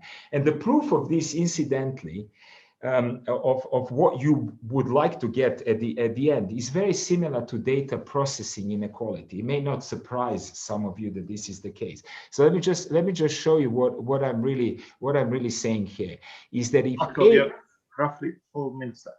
Excellent, thank you. Thank you. What I'm saying here is that if A couples to B and B couples to C, this inequality here says that the correlations, I is the mutual information between A and C, can never be greater than or equal to the mutual information between A and B. So if you are going to correlate A and C, but you are going through a system B, then you better make sure that B has as much capacity as A and C can carry. That's the idea of that. And so if this medium was classical, you wouldn't be able to establish more than one classical bit of information between them. And if your experiment at the end says that A and C have 2 classical bits worth of correlations, then this would violate this kind of inequality. So you cannot squeeze both X and Z, if you like, quantum mechanically, through a channel that can only admit either X or a Z kind of variable at any given time. And that's all there is to this argument. That's why this argument is very powerful, because it says whatever it is in between that was mediated. So this is nothing to do with fields. You don't even have to believe in fields. You don't have to believe in gravitons or anything else. It's a very general argument. But if you do apply it, of course, it leads you to what Sougato talked about. And I think I'm gonna completely skip this in the interest of time as well, and you've heard a lot about it. So basically one instance of this is really to use two quantum bits as your super information media, and then couple them to whatever you believe this is coupled through in order to conclude that. So certainly your entanglement at the end of this protocol, or the correlations in the language of these super information, your higher than classically allowed correlations would certainly signal that whatever was mediating the thing in between has got to have at least some quantum-like complementarity. Of course, you're not testing more than that, because to test more, you would need to do more direct experiments, but you can certainly say that there have to be some quantum degrees of freedom. So what I'm going to do at the very end is I'm going to say that if you believe, this is really the last thing before I leave you with conclusions, if you believe in the equivalence principle, then you can actually test some of these things even on a rotated frame. So you can have a kind of Bose condensate doing what's called Sagnac interferometry on a spinning disk, and you can reach the same conclusion. You can, of course, treat this in the same way that you would treat the equivalent gravitational system. So I think I'm just flagging this up as yet another different type of experiment that would actually lead to very similar conclusions, but of course, assuming the equivalence principle. So basically, here are my conclusions, and I think maybe the main thing to emphasize here is that what's exciting to us is that it seems that we are approaching, and I think this echoes what Sougato said, we are approaching the time when we could really test this in the lab. We are probably within a decade or so of being able to even do the experiments that Sougato was outlining, and I think what we really need is a bigger push in that direction and many more pieces of experimental evidence. I'd like to thank you very much for this, and I'll just leave you with a slide of all the relevant literature. That's it. Thank you. Okay. Thank you, Vlatko, for the nice talk. Thank you. Okay. I guess there's time, for a couple of questions, if anyone wants to, because I guess we're still on time. Okay. Okay. May I? Yeah, sure, Fabrizio. Hi, Vlatko. Hi. First, I have a curiosity. What is totalitarian? Who is totalitarian?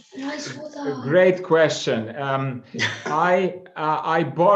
misusing the phrase. It comes from Bryce DeWitt, who was a great champion of applying quantum mechanics macroscopically to the whole universe. He was a many world supporter like myself. And I think totalitarian simply is a picturesque way of talking about Schrodinger's cat experiment, namely, anything that couples to a quantum superposition has got to get entangled to it.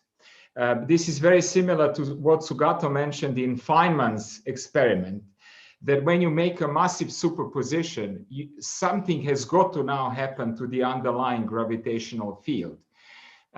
Of course, all our bets on the quantum side is that the field really does get entangled, and this would be your standard Schrodinger's cat experiment. So totalitarian simply means that there is no choice. As soon as an object couples to a genuine quantum object, then that object has got to join in and become entangled to the quantum object. This is different to how some other people use totalitarian, by the way. So I mean it in this way. Okay, in a positive way, of course. In a positive way, yeah, sorry. Yeah, thank you. Very, very interesting, thank you. Thank you. Yeah. Okay, before moving on, I just have one quick observation regarding your last slide remark, on the quantum significance. You said, okay, if we believe in equivalence principle, but you're doing a quantum version of this Sagnac effect in a sense. So it's as if you are tackling a quantum version of the equivalence principle or a classical one. Was I don't know if you are. I guess you're familiar. Yeah, this is related. Yeah, good point. Actually, I'm sorry, I was cutting corners. I just wanted to flag this up. What I mean really again is that the principle holds branch by branch, if you like. So I don't see a difference really between quantum and classical, in the same way that other principles like the energy conservation or momentum conservation occur in quantum mechanics. So I think they are exact in quantum mechanics, and they hold classically, if you like. I'm abusing the language a bit now, but classically they hold in every branch of your superposition. So that's what I really mean. And when I say that I don't anticipate any more fundamental problems with quantum gravity, this is kind of what I have in mind. I think this will work like any other conservation principle in quantum mechanics. What is interesting here, if I have a moment, is that I kind of said that a single particle is not sufficient to test quantum gravity, but this almost goes in the opposite direction. What I do have to do here is make a superposition of different spinning frequencies of my experiment. That's the difficulty there. So I have to get this tabletop that's spinning in a quantum superposition of two frequencies, and then I need to superpose only a single quantum object and do interference. And then, of course, you have to somehow believe that the space-time between mediates the interaction between these two interferometers the same way that the gravitational force would mediate this in the experiment that Sougato was describing. Yeah. Okay. Thank you. Thank you. Okay, so I guess that, yeah, we're right in time. So I guess all the other questions can be postponed to the discussion session. So I would like to thank Vlatko again. And we will move on to the last speaker of this session, which is Alessio Belenchia. Yeah. Alessio, okay. Okay, Vlatko, if you please can stop the share screen. Okay, thank you. Okay. So Then that mine. Alessio. Okay, let's see if I go to full screen here, which is wait, okay, now I'm full screen. Do you see it? No, probably you stopped the screen sharing for some reasons. Okay, so wait a second. Yeah. Let me try again. Okay, let me just put full screen again here somehow. Today Zoom is not collaborating, but okay, maybe now you should see full screen. Yeah. Yes. Good. So, okay. So you can start with the last talk of the session, which is quantum superposition of massive objects and the quantization of gravity. perfect. Thank you very much. And well, first of all, good afternoon or good evening or good morning, depending in which part of the world you are. And before starting, I would really like to thank the organizers for inviting me here today to speak, and also for organizing this workshop in these difficult times. And I also hope that everybody is actually doing fine.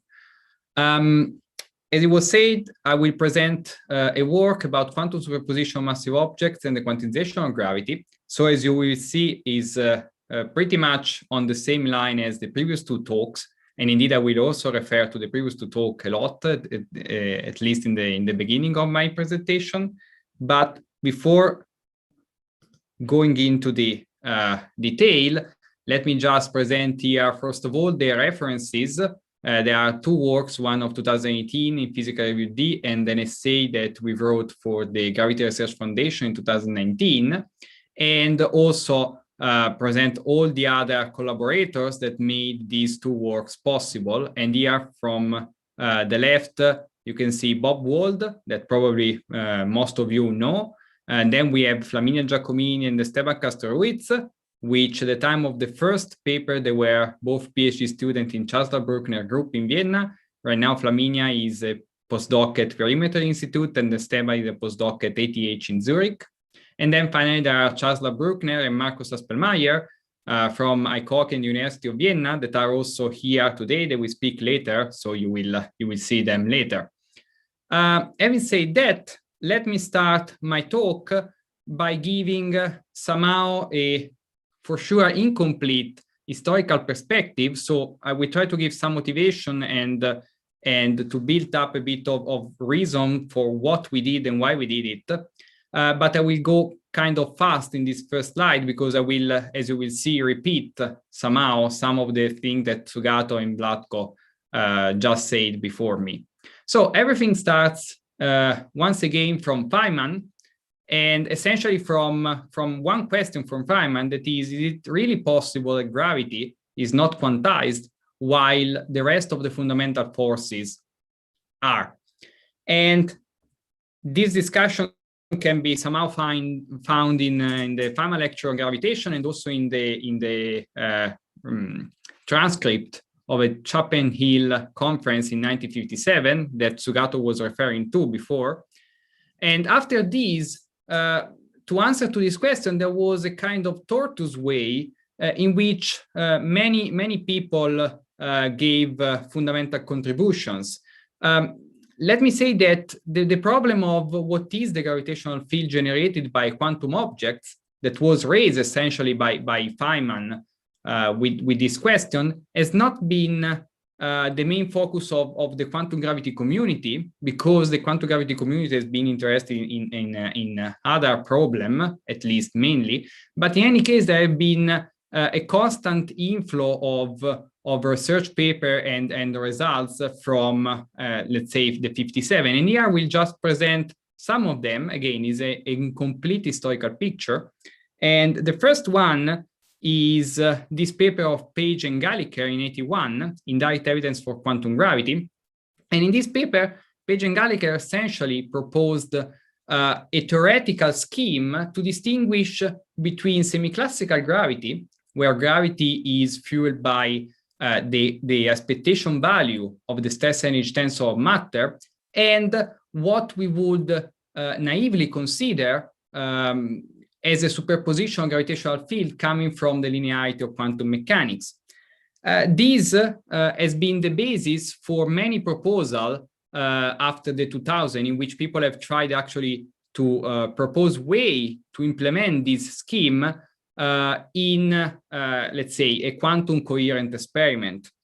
After this, there have been also other theoretical results along this way. For example, as was already cited before, the works of Penrose and the related one of Dioschi, in which they propose gravity as actually the reason for the collapse of the wave function, so that in that case, superposition of massive object should not exist, or at least should not exist for a very long time, because they should collapse then to gravity. And then, as I said before, from the 2000, there are many proposals to essentially reproduce the indirect evidence for quantum gravity experiment of Page and Galliker, for example, this one of Linder and Peres with the Bose-Einstein condensate, or proposal by Nostopoulos and Wu and Carles and collaborators using a massive mechanical system, in particular like the one that you can find in optomechanical systems. And always along this road, there have been also work recently to reformulate the problem in terms of quantum information and quantum channels. And finally, I would say that in 2017, there were these two papers that are respectively the one of Sougato and Vlatko, that were somehow game changers, because they really went away from the original idea of Page and Galliker, and they started to speak about gravitation-induced entanglement as a way to test the quantumness of the gravitational field. Now, I will spend a couple of words on these, but let me just point out that after 2017, there have been a sort of explosion in the field. There have been many works on these or very closely related topics. And here again, this is just a not complete selection that goes from 2017 till essentially a couple of weeks ago. Okay, now let me zoom into this one. Again, this paper 2017, there was also the other one by Vlatko and Vedral that was the twin paper. The argument was essentially the same. I'm taking this one now in consideration because I want to focus 1 second on somehow the experimental proposal with MV centers, and you will understand why in few slides.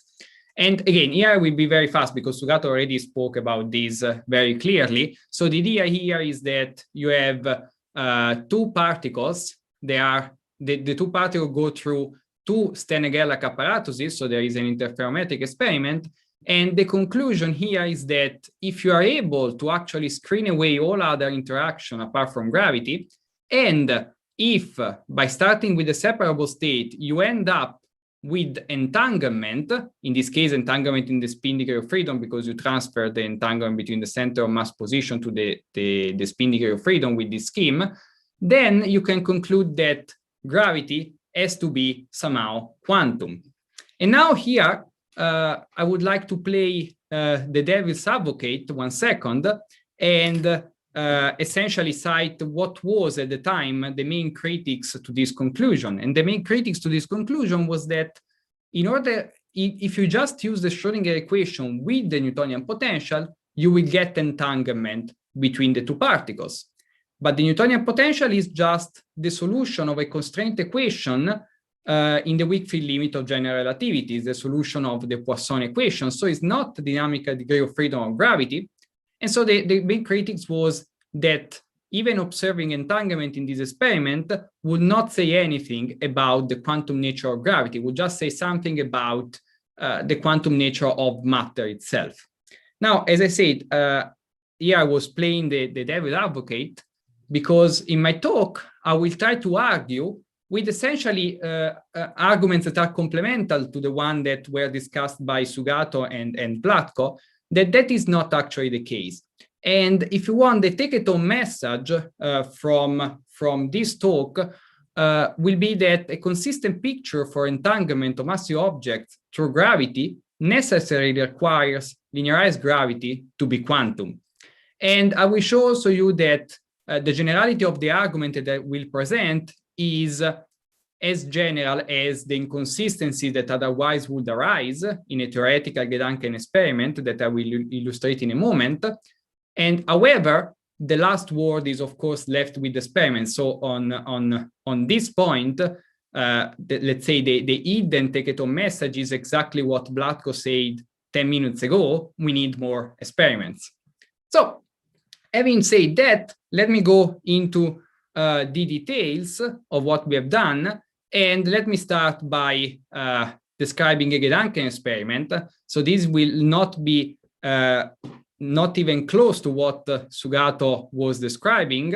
What Sougato was describing was really an experimental proposal. Here I will deal with a spherical cow. And this Gedanken experiment was actually introduced in 2016 by De Palma, Giovannetti, and Mari. And 1 year earlier, there was also a very similar setup that was proposed by Baim and Mozawa in a PNAS paper. And the setup of the Gedanken experiment is as follows.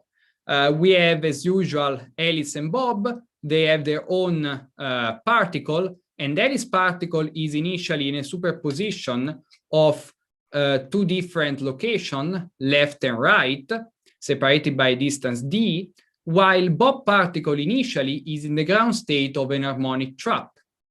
And the initial state of the problem is this separable state, in which you see that I'm also giving a spin degree of freedom to Alice, just to connect with what Sougato was discussing before and the possible experiments with MV centers. Now, what happens if we release Bob from his trap is that if we assume linearity of quantum mechanics, and so that there will be at Bob location a sort of superposition of gravitational field, what will happen is that Bob particle will fall through two different slopes of the potential, and just using Schrödinger equation with the Newtonian potential, we will end up in a state like the one here on the right-hand side. And if these two states, phi Bob left and phi Bob right, do not have overlap equal to 1, we will have some entanglement between Alice and Bob. Okay, at this point, having given the setup of the Grand Canyon experiment, let's play a guess what game. And the guess what game works in the following, as follows.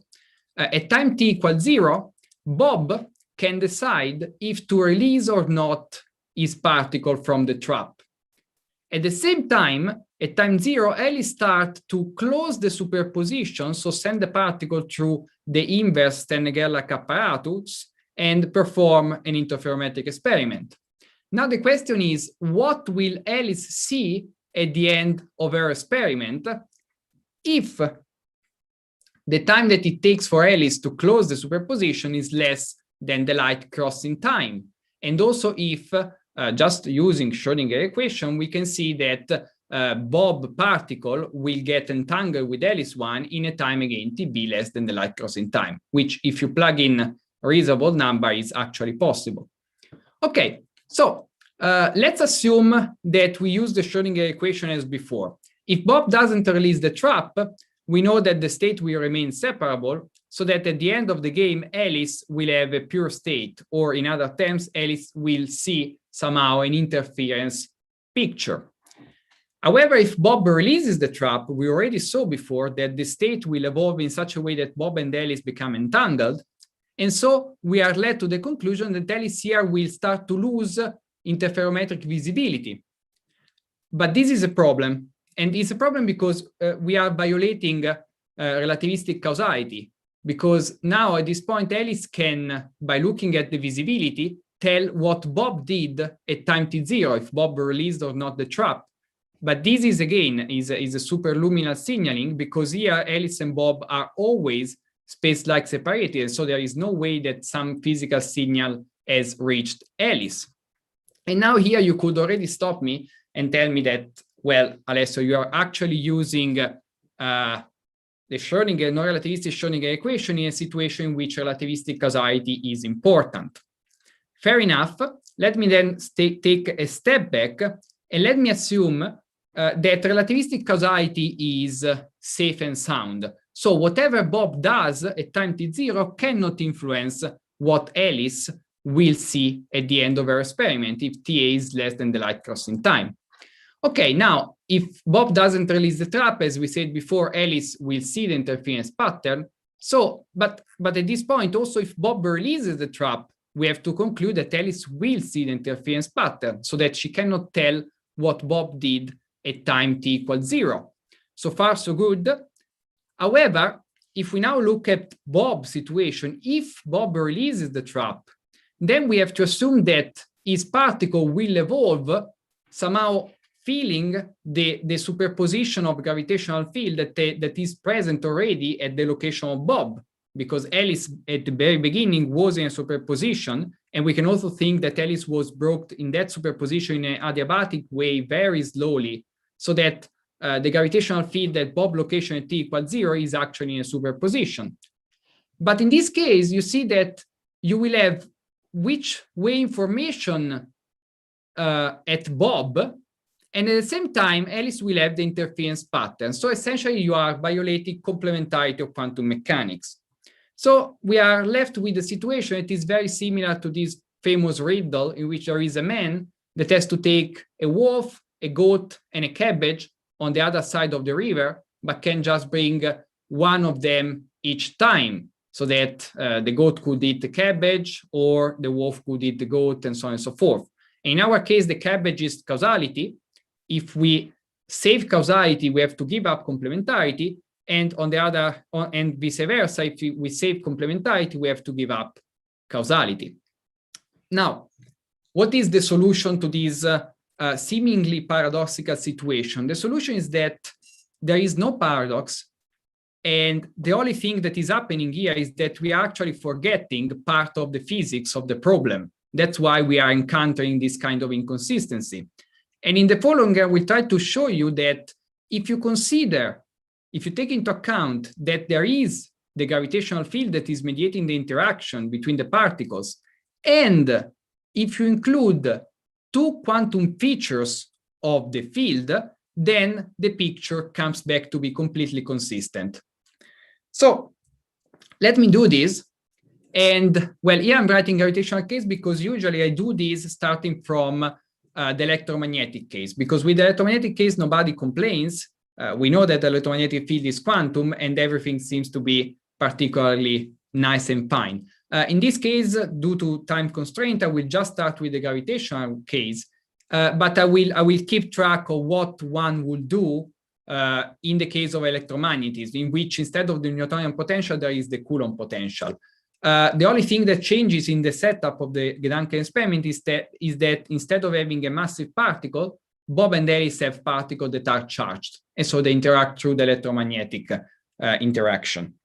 Okay, so the two ingredients that I will need to have a consistent history here are quantum vacuum fluctuations, and these will be important for what concerns Bob. And in particular, we show that quantum vacuum fluctuation give a limit on the localization of Bob particle. And the second ingredient will be quantized gravitational radiation. This will be important instead for the experiment of Alice, in which I will show you that this takes into account the loss of visibility of Alice interference pattern. So let me start with the quantum vacuum fluctuation.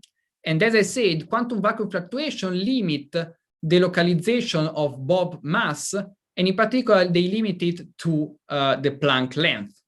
The same would hold in the case of electromagnetism, just that for a charge, the localization limit is called the charge radius, and is given by the ratio between the charge of the particle and the mass in natural unit. Now, in the case, how do we get this, or at least how do we, in a sort of heuristic way? In the case of electromagnetism, this could be done by just considering a particle in a space-time box, like this box here, and looking at the vacuum fluctuation of the electric field using the second law of the dynamics, one can get easily this localization limit on the particle. In the case of gravity, the situation is a bit more convoluted, because the position of a particle in general relativity is not particularly meaningful. So what we have to do is to consider two particles in a space-time box of linear dimension R, and look at the fluctuation of the relative position between the two particles. Now, the fluctuation of the Riemann tensor in this region of space-time will go like the Planck length over the size of the box cube. This can be seen by looking at the two-point function, the two-point correlation function of the linearized metric that we know diverges as the Planck length square over the geodesic distance. And remembering that in order to get the Riemann, we have to take two derivatives of the metric. Plugging this result back into the geodesic deviation equation, one can obtain immediately that the fluctuation of the relative position, and so essentially the localization of the single particle, is limited to the Planck length, which is not particularly a surprise. I mean, this kind of limitation have been obtained for what regard quantum gravity in many equivalent ways. This is just an heuristic way to get it. Now, why this is important for Bob? Well, it's important because you remember that when Bob released the particle from the trap, the particle will start to go in a sort of a superposition. Now, if the separation between the two halves of the superposition of Bob is not greater than the Planck length, then we can conclude that Bob cannot tell if what he's seeing is due to Alice being in a superposition of two different locations far away, or due to the quantum vacuum fluctuation of the local gravitational field. So essentially, we get this condition in order for Bob to acquire significant Which path information. Now, from now on, what I will do are order of magnitude estimate, essentially. So this is what you should understand for the significant here. So only if this condition is satisfied, Bob can actually get entangled with Alice or acquire Which path information. Now, the problem is, how do we compute this delta X? Well, in the case of electromagnetism, the way to estimate it is the following. You consider your charged particle here, and you should consider well, in the electromagnetic case, not this, the Coulomb force acting on the particle when Alice is in the first position, so let's say left or right position. And then taking just this into account in the second law of dynamics, you can obtain delta X in a form similar to this one, just that for the electromagnetic field, you would have here what is this product between the charge of the particle and the distance. Now, this D, that is again the product between the charge of Alice particle and the distance between the two localization of Alice particle, I will call a fictitious or effective electric dipole or gravitational dipole, but you will see that this is not actually relevant. I will come back in a moment to why I want to call this product like this. For the moment, it's not important. Let's just keep it in mind that it's a fictitious electric dipole, so it's not a physical one, because Alice doesn't have two charges. There is just one charge in superposition to different location. While I have done all this premise is because this result here, while it is correct for the electromagnetic field, if you use it for the gravitational field, you will still find inconsistency in the guess what game. And this is because this result is actually wrong for the gravitational case, because in the gravitational case, you have to consider that there is the conservation of the position of the center of mass. So whenever Alice creates her superposition, also her laboratory will go in a superposition of two different locations. Here, the laboratory is this big mass M. And it's already easy to see and intuitive to understand that the effective gravitational dipole, as far as Bob is concerned, will be 0. And this is similar to the result in classical gravity, just that here is not, again, a physical dipole, is an effective one, in which you essentially consider all four of these as real masses. Actually, in this case, is a superposition of two different configurations. So if you take this into account, and again, if you do a naive computation like the one that I did before, it's easy to find the form of this delta X for Bob. And so we can end up with this inequality that corresponds to the inequality here, that tell us that only if this inequality is satisfied, then Bob can acquire significant wedge path information. And here QA n is the n multiple of this configuration of masses. So in general, you would, well, in general, in not super weird cases, you will have the quadruple here. Then if the quadruple is 0, you have to go to higher multiples. Okay, now let me go to the second ingredient, and the second quantum ingredient that I will need to have a consistent history is quantized gravitational radiation. So here, the dynamical degree of freedom of gravity enter explicitly. Now, before looking at this slide, let me show you why I want quantized radiation, what quantized radiation is doing. As I said before, quantized radiation is important for the local interferometric experiment of Alice. And again, here I go back to the electromagnetic case. And in the electromagnetic case, let's consider that we are doing this interferometric experiment with the particle that can be on the left trajectory or on the right trajectory.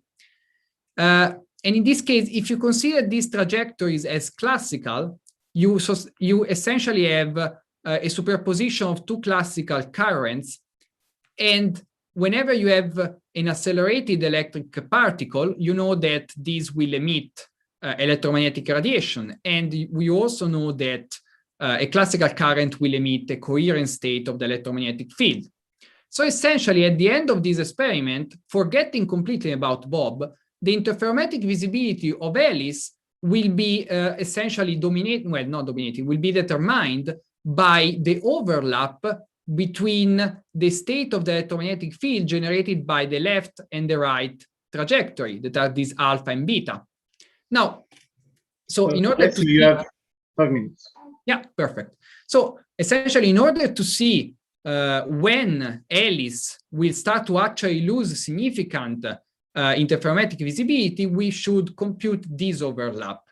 The nice thing is that this overlap, thanks to the property of the displacement operators, can be written as the overlap between the vacuum state and another coherent state beta minus alpha.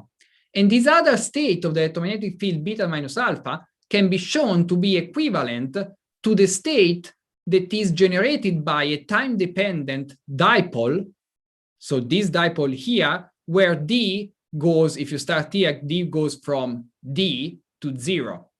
So instead of computing this overlap that can be cumbersome to do it in detail, in order to estimate when Alice will start to lose significant interferometric visibility, we can just look at the energy emitted by a classical electric dipole that is time-dependent. So just using Larmor formula. The same holds for the gravitational field.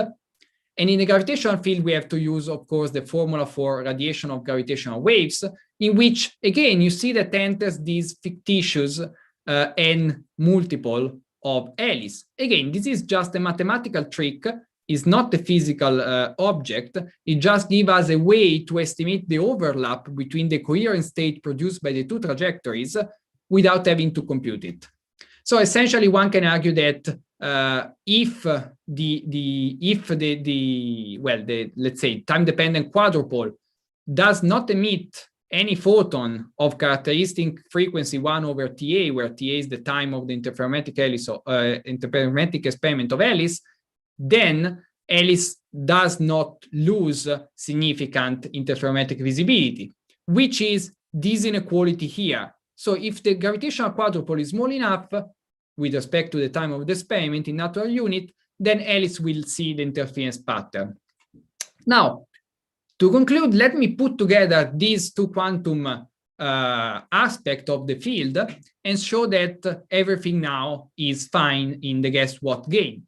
So let's consider a situation in which Alice indeed does not lose interferometric visibility because the quadrupole is small enough with respect to the time of the experiment.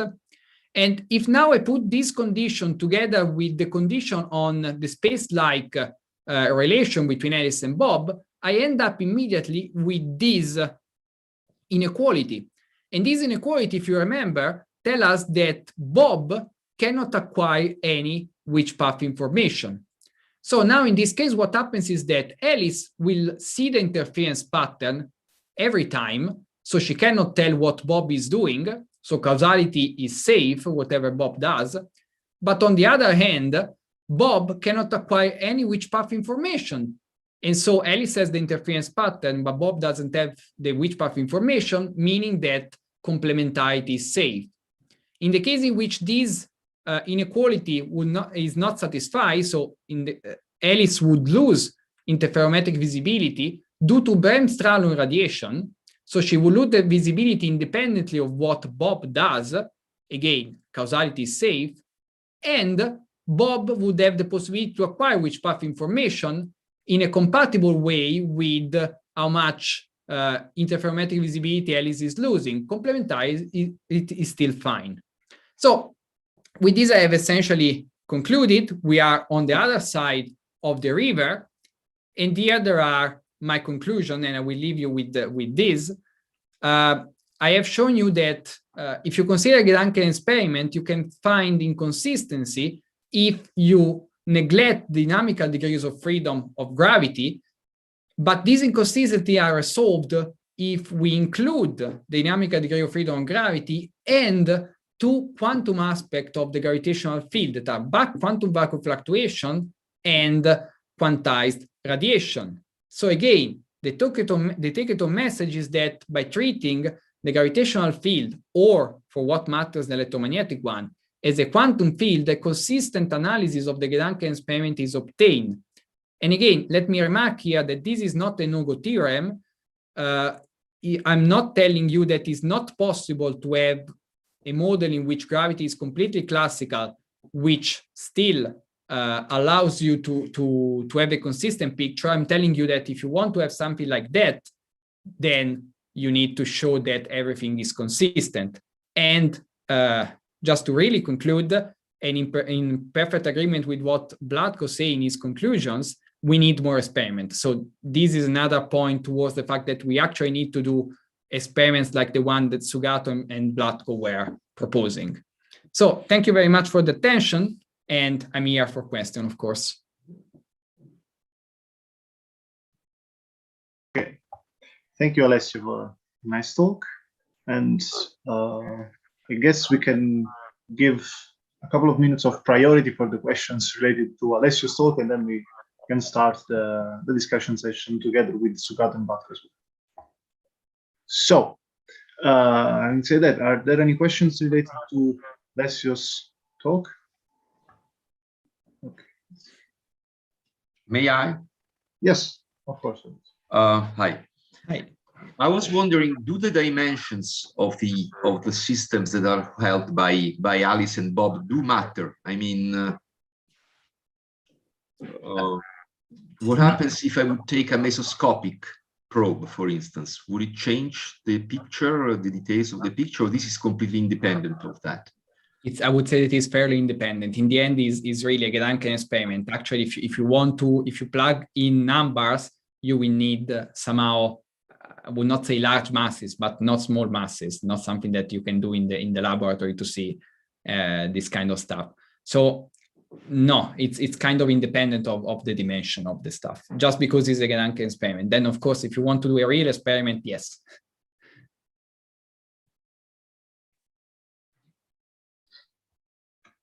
Okay. So are there other questions?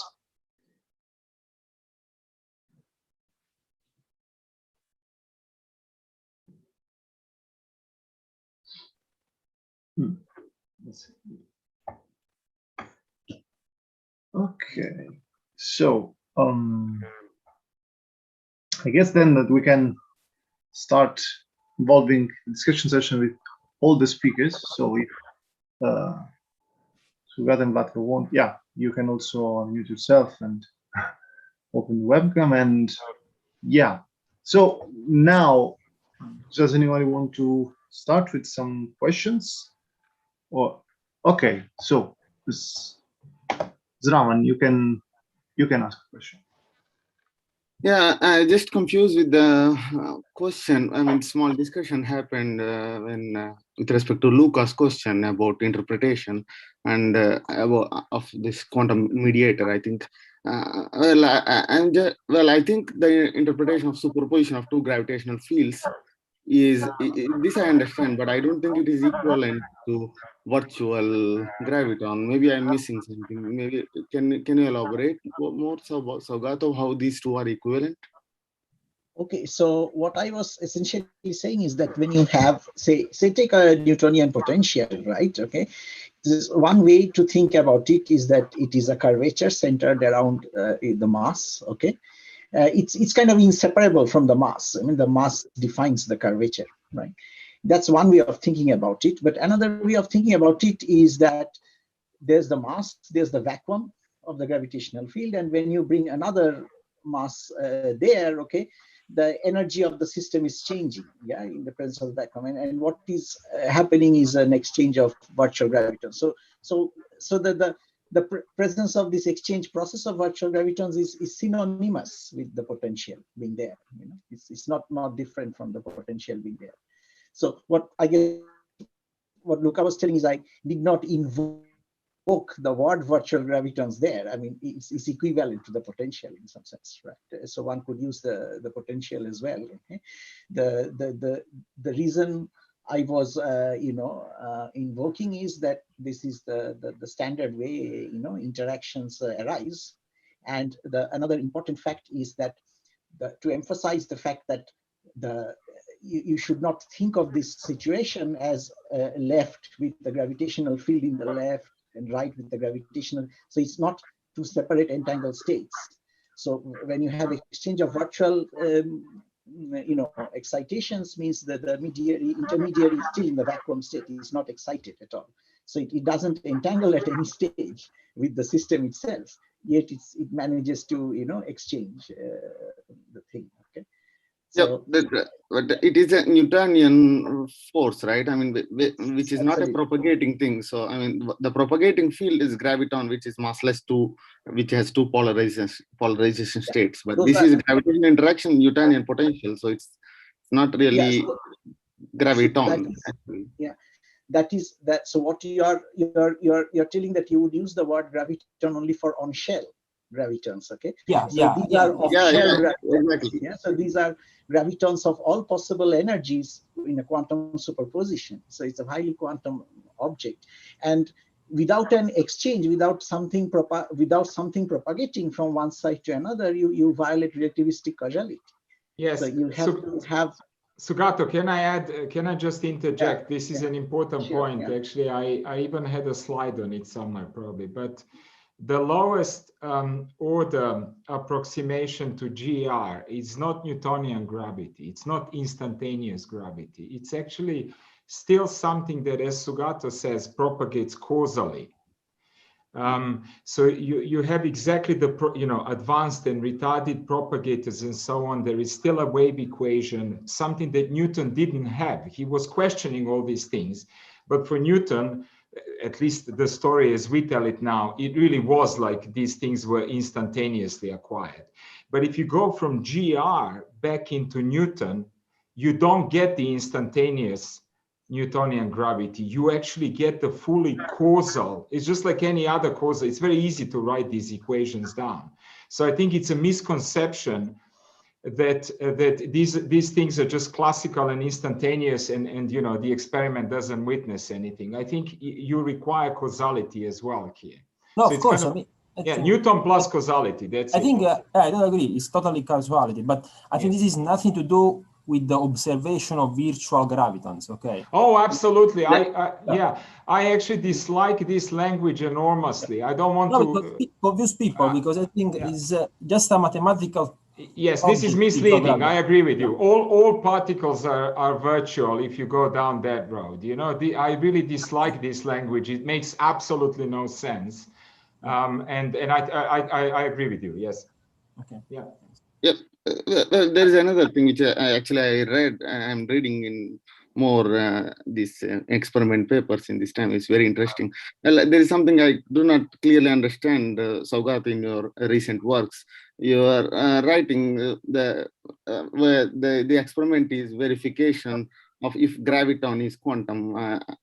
I think you mean gravity is quantum, because I read this like this, but graviton by definition is hypothetically quantum in nature. No, so what when we in context of our experiment, we cannot talk about on-shell gravitons. Okay, so we are so I think on-shell gravitons was touched upon a little bit by Alessio in the thought experiment setting, right? So we are detecting these kinds of I would still say we are kind of detecting off-shell gravitons, in the sense that when you detect a particle, what do you detect? You detect its effects sometimes. So whether you believe in the intermediary or not, in the end you detect it from the products of the experiment, the final products. Okay, so say you want to detect a W boson. Okay, how do you detect it? Okay, it actually creates some other particles, and those are the final things you detect. So you never detect the intermediate parts of a Feynman diagram, right? So in the end you conclude that was there indirectly from detecting what was going in and what came out. So yeah, so this is the philosophy here. So indirectly the experiment that is happening, you cannot explain it that by a classical exchange. Okay, so I will go by order. So now there's a question from Fabian. Okay. Yeah. Hi. Hello, everyone. And thanks, first of all, for these three talks, which have been really illuminating. I have perhaps a bit more general question, but I think it kind of begs this question. We're talking about experiments which are supposed to show whether gravity is quantized. Now, the question I'm asking myself, I mean, everyone is expecting it to be, or most of us at least are expecting it to be quantized, just due to arguments as the ones we just saw, right? But what happens if these experiments turn out negative? That's just more like a personal take. What would you think? To the three of you, probably.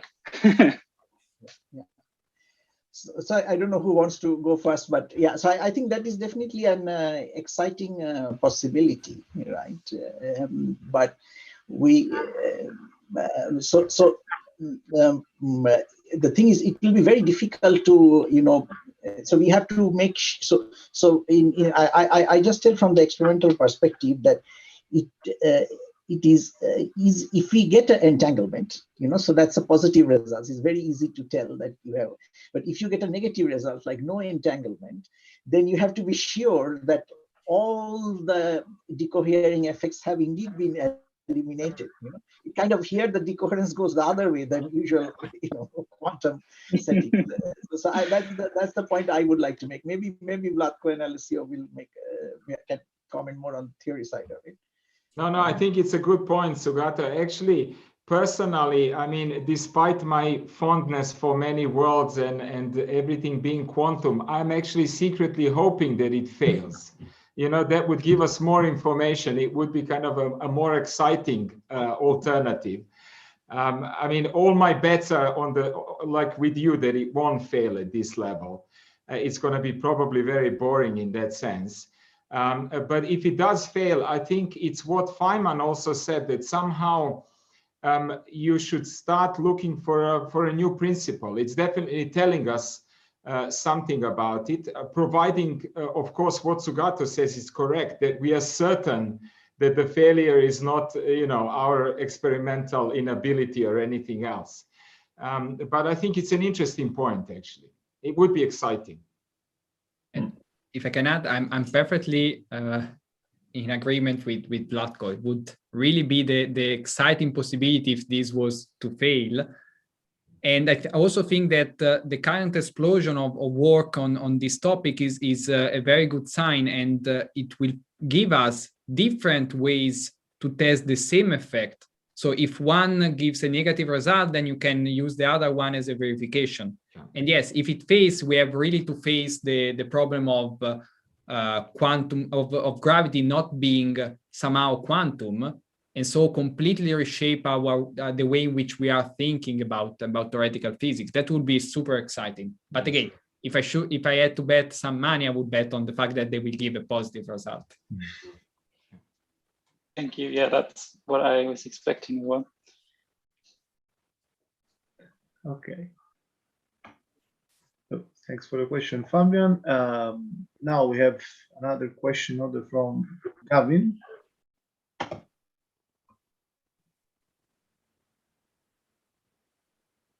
Hi there. So I've got a question for you, Vlatko. Hi there. So I'd be interested to know more about your Sagnac proposal. So I've only just looked at it just now after you were giving your talk. It looks very interesting, but I haven't had a chance to look at it properly. So it seems like it's just one object rotating at two different frequencies. So that seems interesting. So then, does that mean then that the matter density is always the same sort of throughout? Yes. So then this seems to sort of get away from the Penrose-Dioschi thing. So then presumably with that Sagnac version, then you wouldn't have any gravitational collapse. And so it's interesting then. So that is that an interesting You're right. feature? It is an interesting feature because, as you point out, maybe there is no gravity here in that sense. There is no other gravity than just the particle itself. I think you are right. The challenge really is I have no idea how to make this. So remember from what Sougato was describing that you need one particle in a superposition to create two different gravitational fields. So that's one way of thinking about it. And then you need the other one in a superposition to pick up this through interference. And here I'm trying to do that through one object. So, the first superposition comes from these two different rotational frequencies.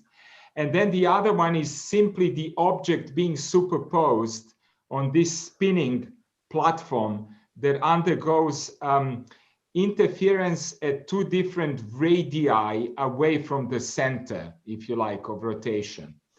But if you describe this gravitationally, you will of course get a metric that looks like something that could come from gravitational interaction, which is why I was emphasizing the equivalence principle. You know, you have to basically rely on this now, giving you the mechanism for how this works.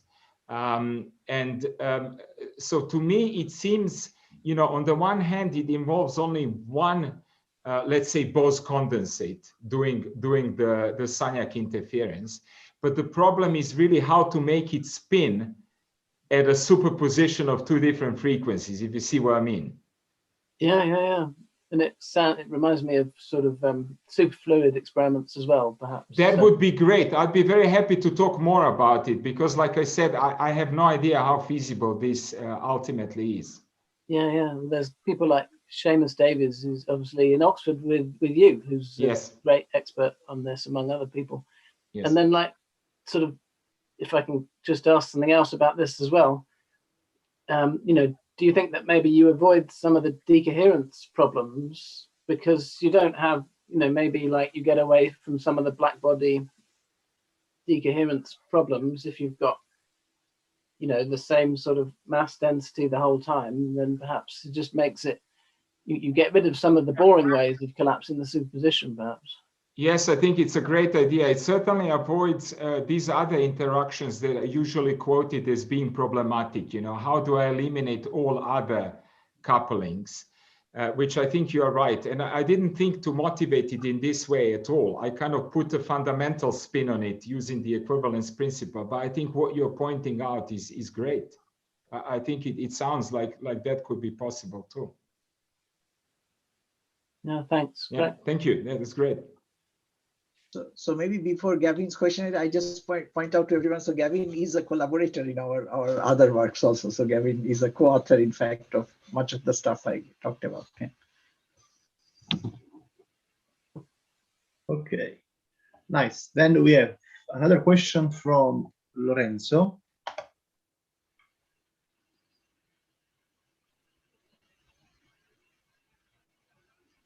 Yes, I'm curious about Vlatko's first slide. He was saying basically that what the problem is more about quantum field theory and rather than gravity. So while I agree that quantum field theory has a lot of problems, I'm wondering if you have something specific in mind.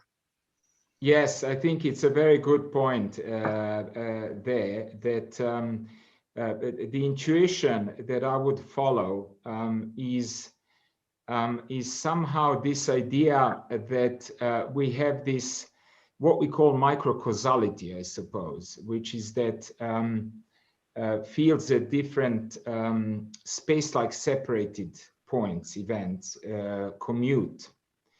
I think it seems to me that this may be behind all sorts of kind of infinities that we find undesirable as well in field theories. And it seems to conflict the spirit of quantum mechanics at some level, in the sense that if two events are really close to one another, it could well be that we are even incapable of telling whether they are space-like or time-like. So I kind of expect that at some level, of course, you know, the obvious guess is Planck's distances and Planck's times and so on, but we actually don't know. If we are lucky, it could happen at larger distances that are maybe more accessible to us. But it seems to me that this condition of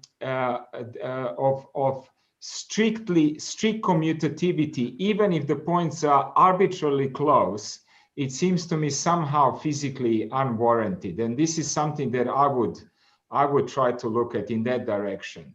You know, we have all sorts of results like the Bekenstein bound, for instance, telling us that a finite volume of space with a bounded energy should actually contain a finite amount of information.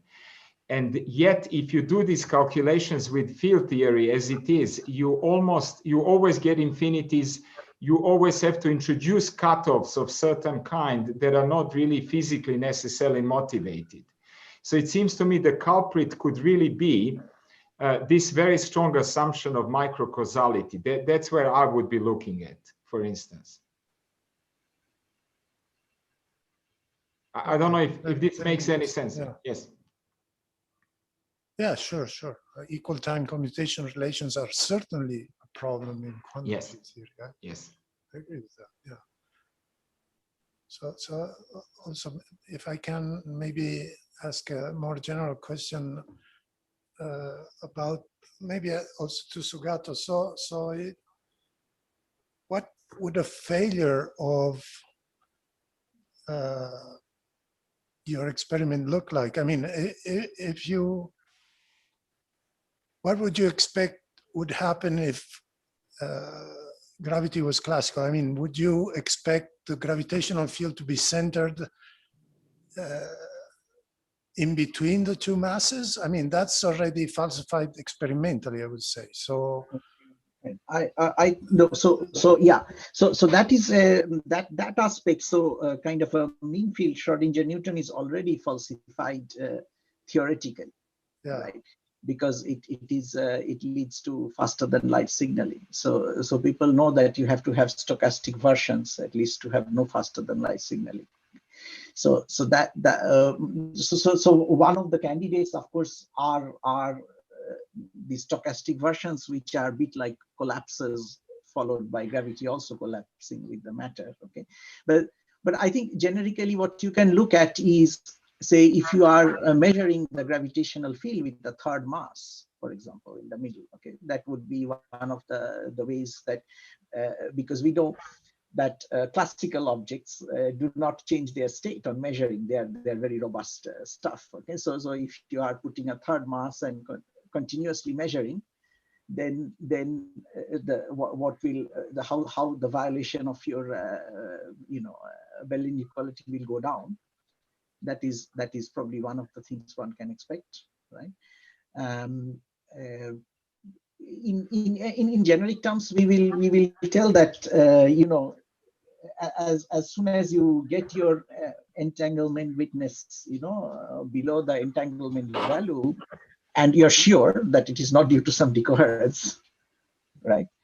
Then I think, okay, so if you ask my personal expectation, I would expect it to be a bit like that, perhaps. That, but it could be in any way. It is allowed to be in any way within that within what we have described. The violation can go down in any form of way, essentially. The places where it has to be consistent, I guess, is it has to keep the Newtonian interaction still there, okay, and a Newtonian interaction below the level of noise with which it has already been measured. So that has to be still maintained. So under that constraint, whatever is allowed.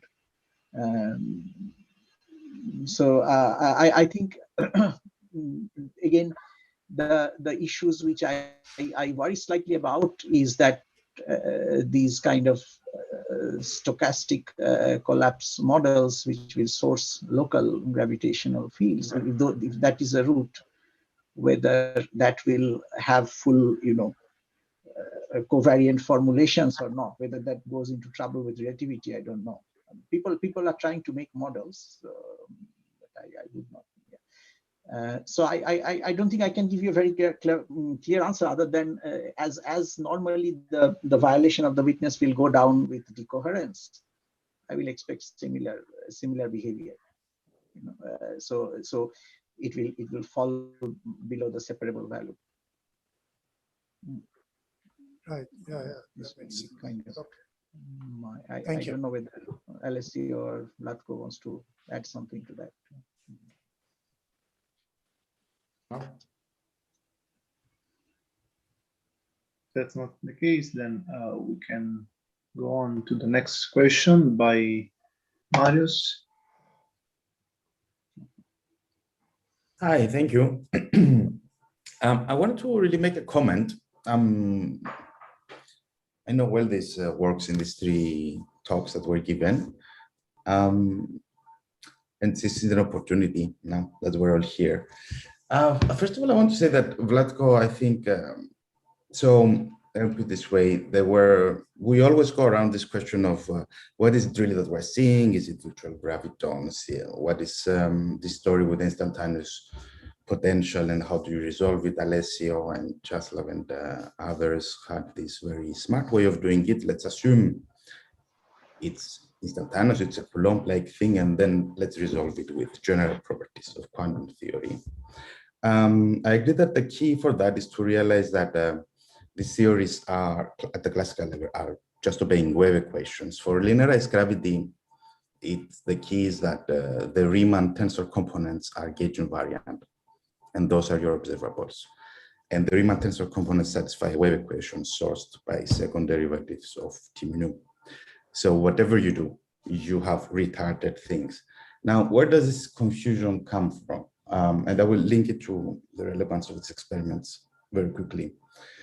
It's because when you do gravity, you usually go to a Coulomb-like gauge when they do analysis, gravitational waves and the rest. And what you do there is that you put all the degrees of freedom, the dynamical part, the free part, if you want, in what is called the traceless, the transverse traceless part. And everything else are instantaneous potential. But this thing is only suitable if you care about far field, if you care about gravitational waves astronomy. Then when you try to use this to describe this type of experiments that are basically or near field, you are like, oh, it's all instantaneous. Yeah, but that's a problem of the approximation you're making. I'm not going to go into detail because these things will appear, but I wanted to make these comments. So going to what was said before, somehow, what's going to happen? Are we just going to see gravity-mediated entanglement or non-Gaussianity protection or whatever, and that's it? Like the Higgs, we just see that and that's it. The era of experimental quantum gravity in tabletop regime is over. That would be very boring indeed. The comment I want to make on this is that these are qualitative effects, and that's why they're very smart too, and why they can be done maybe in 10 years or whatever. You see entanglement, you witness it. I think that where this goes in the future is, can we go quantitative? Can we have precision measurements? We are suggesting one, but the discreteness of time, which is very, is just to make the point that we could actually have precision measurements at the Planck scale for some quantities. And the question there becomes, what are the corrections? Nobody has done really a proper treatment of this phenomena in linearized quantum gravity, for instance. There are qualitative general arguments around. And I wanted to point your attention to one paper that came out recently by Anastopoulos, I don't remember how he calls it, where he actually tries to do that. He goes through the canonical quantization, 3+1. He does the Dirac recipe, if you like, of fully constrained systems in the ADM picture. And what he concludes is that, look, I did everything as it's supposed to be, the recipe, and there's no degrees of freedom in this experiment. That's what he says in the abstract, that actually I proved that all of this experiment you're talking about involve 0 gravitational degrees of freedom. They're all about instantaneous non-local actions of matter. And this is what Sravan is complaining about too. Yeah, I'm not gonna give a lecture on what I think is the answer to that. But I think somehow, just to give you the main message, the point is that when you use a classical theory to begin with, you have to be very careful that if what you want to do is understand this kind of near field things, you have to work in the Lorentz gauge. That's the whole point, because then everything is retarded and you see that I have a mass here, I move it, and there is a disturbance that is moving at the speed of light, which is not radiation. You're not going to detect infinity. It doesn't go like, it doesn't contribute to a 1/r² energy, but it's still a causal thing. Yeah, those just these comments I have to make. Can I say just a comment on your comment, actually? Two points I thought were very interesting, in fact, what you said. I think one is this one, that with quantum gravity, we seem to follow exactly the philosophy that you outlined. And actually, Heisenberg, as you know, started quantum mechanics by saying the classical dynamical equations are okay. I'm not going to change them. You know, if you look at how he derives spectra, he actually takes simple harmonic motion and he says the equations are exactly the same quantum mechanically.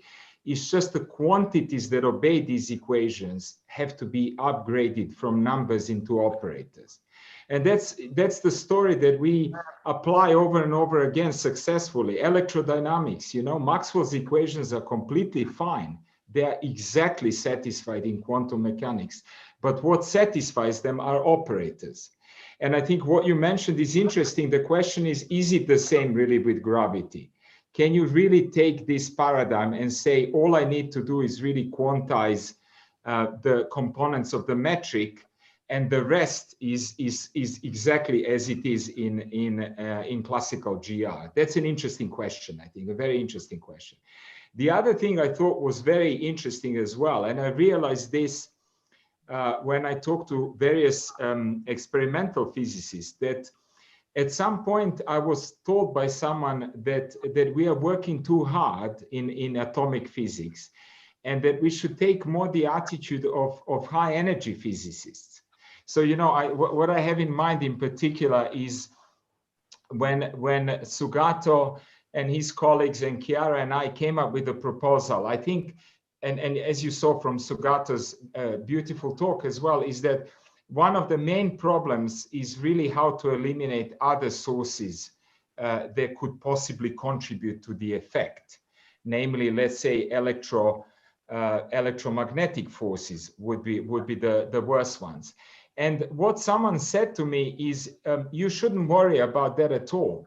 You should go ahead without any screening or anything and just look for points that are outliers, where in addition to all of the other forces, you have a little bit of gravity on top. And so long as you can discriminate these points, this is a bit how CERN works, as you know. You know, they have one point that lies a few standard deviations away, and that's a proof for them that, you know, the Higgs boson exists.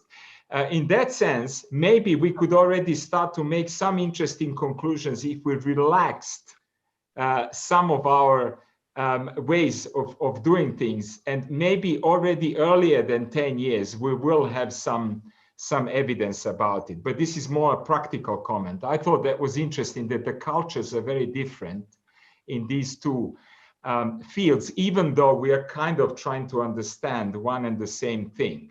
So I'm just maybe encouraging experimentalists to be even more adventurous. I think we are all doing that. Alessio and Sougato and I are all emphasizing that we really need more experiments. And I think maybe sometimes we work in a very strict regime, almost ultra conspiratorial, whereas maybe we should relax a bit more and just build it up as it comes, as it were, and throw everything at it. You know, that's the kind of problem we are facing. But I very much agree with that. And if I can also add something about the comment, I also found interesting that this fact that, yes, in the community is often forgotten that even just treating classical gravity as a classical field in the Newtonian limit, causality doesn't go away. So, yes. And is not everything radiation or what we would call the quantum mechanically gravitons that propagate to infinity. So exactly as you said, if I move a mass here, the other mass will react in a causal way. There is also this very nice paper of Steve Carlip of some years ago in which he shows this, in which he discussed this in the remit of aberration. And this is something that is really not taken into account usually, and it's important. It's definitely important because not everything that propagates is radiation, but something propagates for sure. Yes. I see he's in the audience. I wonder whether he can also comment on that. So yeah, so indeed this aberration, a lot of people were thinking that Newton is instantaneous because of the but this aberration cancellation is there. He did also But I see Steve Carliffe is in the audience.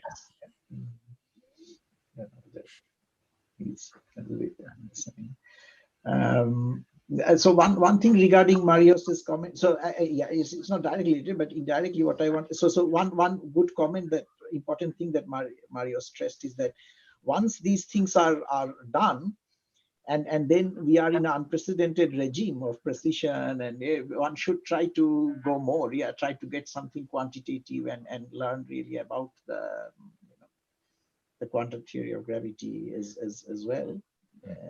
So that is. Yeah, so one should think about that as well, indeed. But I should re-stress also one of my points, that even on the way, so even from the point of view of not just quantum gravity and understanding the world, that these are leading to incredible sensors. So there's a lot of practical applications. If you really devote the time to make them, there's a payoff throughout.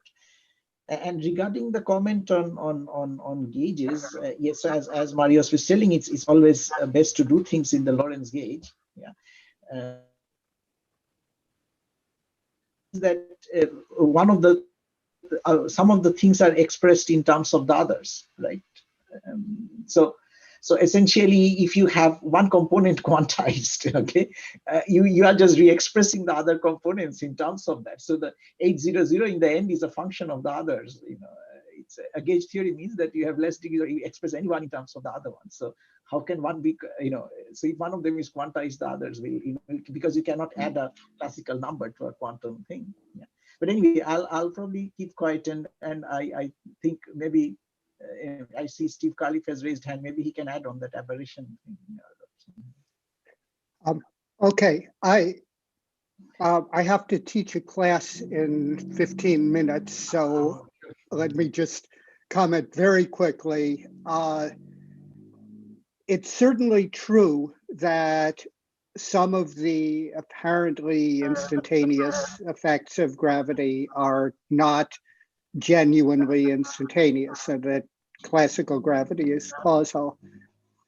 I think that the concern that I have is a little bit different from that, though, because while that's true, it's also true that classical general relativity is a constrained system. And that means that there are some things that simply can't be changed independently in a single location, that there are global restrictions.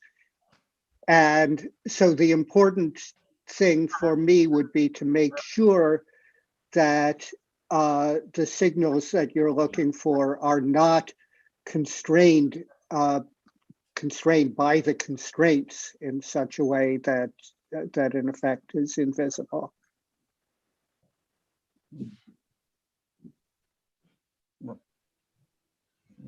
Okay. Yes. Okay. Yeah. So yeah, I have to think slightly about that. So, it's like, I guess what he's telling is that whether some other effects are coming in to cancel that effect, right? Yeah, at the moment I don't think so, but this is something we have to carefully think of. I mean, since we are using the Newtonian interaction, it's a very robust effect. But we have to think, and I think we could also regard as the experiment is a bit like superposition of constraints, right? So it's like two places curvature. So it is really a superposition of all those constraints. So you can superpose the gravitational constraints in some sense. So maybe I'll let the others comment a bit.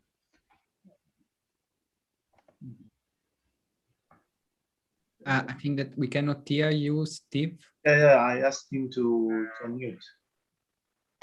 Sorry, I just said I really want to talk more about this, but I do have to teach. I'm sorry. I'll listen to the recording.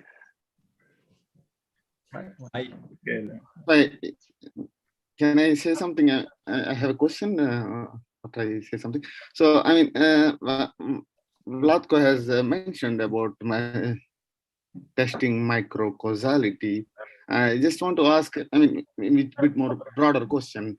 So these experiments are about testing quantum nature of gravity. I mean, not quantum gravity. I mean, what I mean is, I'm trying to distinguish Planck scale physics. I mean, if we can test Planck scale physics, we really have the best tool to know, I mean, test all our quantum gravity approaches like string theory or loop quantum, everything. I mean, I don't think, I'm wondering if maybe it's not possible at the laboratory test. Maybe what you're proposing at the laboratory test is just quantum nature of gravity, right? I mean, just correct me if I'm wrong. It's a very infrared experiment at the moment, okay? Though Marius made the point that perhaps with some accuracy, so already we have the mass, and then with some time accuracy, maybe you can reach something close to the, at the moment it's very difficult, but yeah, maybe.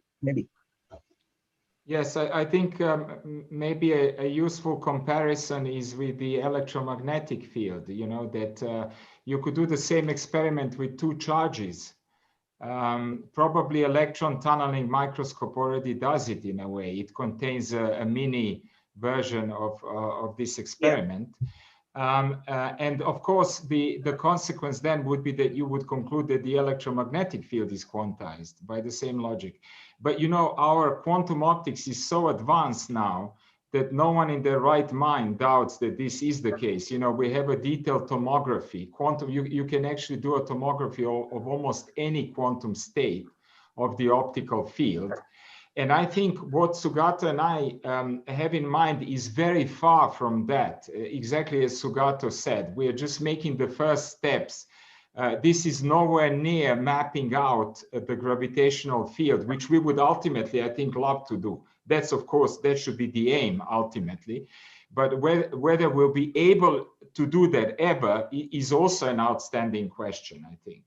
It's an interesting one. Can we really map out the gravitational field to the same degree of accuracy, so to speak, as the electromagnetic one? Well, I would like to bring another point which Claus Kiefer has mentioned in his talk. I mean, if we detect primordial gravitational waves, I mean, that's also a kind of indirect test for quantum nature of gravity. Again, that's not again quantum gravity, that's also again some low energy effect in inflationary fluctuations. I mean, we quantize fluctuations again in a semi-classically. So, well, I'm just wondering, maybe what cosmology gives or what your experiments gives, maybe they are for the same aim of understanding whether gravity is quantum in nature or not. So maybe I stress one important aspect here. So what happened is I had one more slide and somehow pressing button it skipped over. And but essentially we are kind of testing also the qualitative aspect of quantum mechanics, you know, superposition and entanglement here. Energy level quantization, like old quantum mechanics, is not what we are looking at because it is tremendously difficult here. You know, so one graviton will cause a nano electron volt difference in deposit that energy to say a LIGO detector. Right, so 100 hertz, you can calculate h bar omega by k, right? So, or in energy units. So I think it's nano Kelvin or nano electron volt, something like that. So it's extremely hard, and you have to rely on sources from the universe which are, you know, highly squeezed and stuff. So you might hear talk like that in this conference later on. So it is very hard. It's just that it is not impossible. It's hard. So on the other hand, we are using what is the tree level diagram level of the force. So we are using, the strongest effect that is there. So this is why we have, but of course it's very challenging because of coherence, but there's a payoff in mastering that coherence. The payoff is both fundamental and practical. So that is so that's what I would like to say. We are. Can I comment on on what Stephen said, although he's not here. So, I mean, I don't know how to put somehow this objection, I think, will always come up from the quantum gravity community.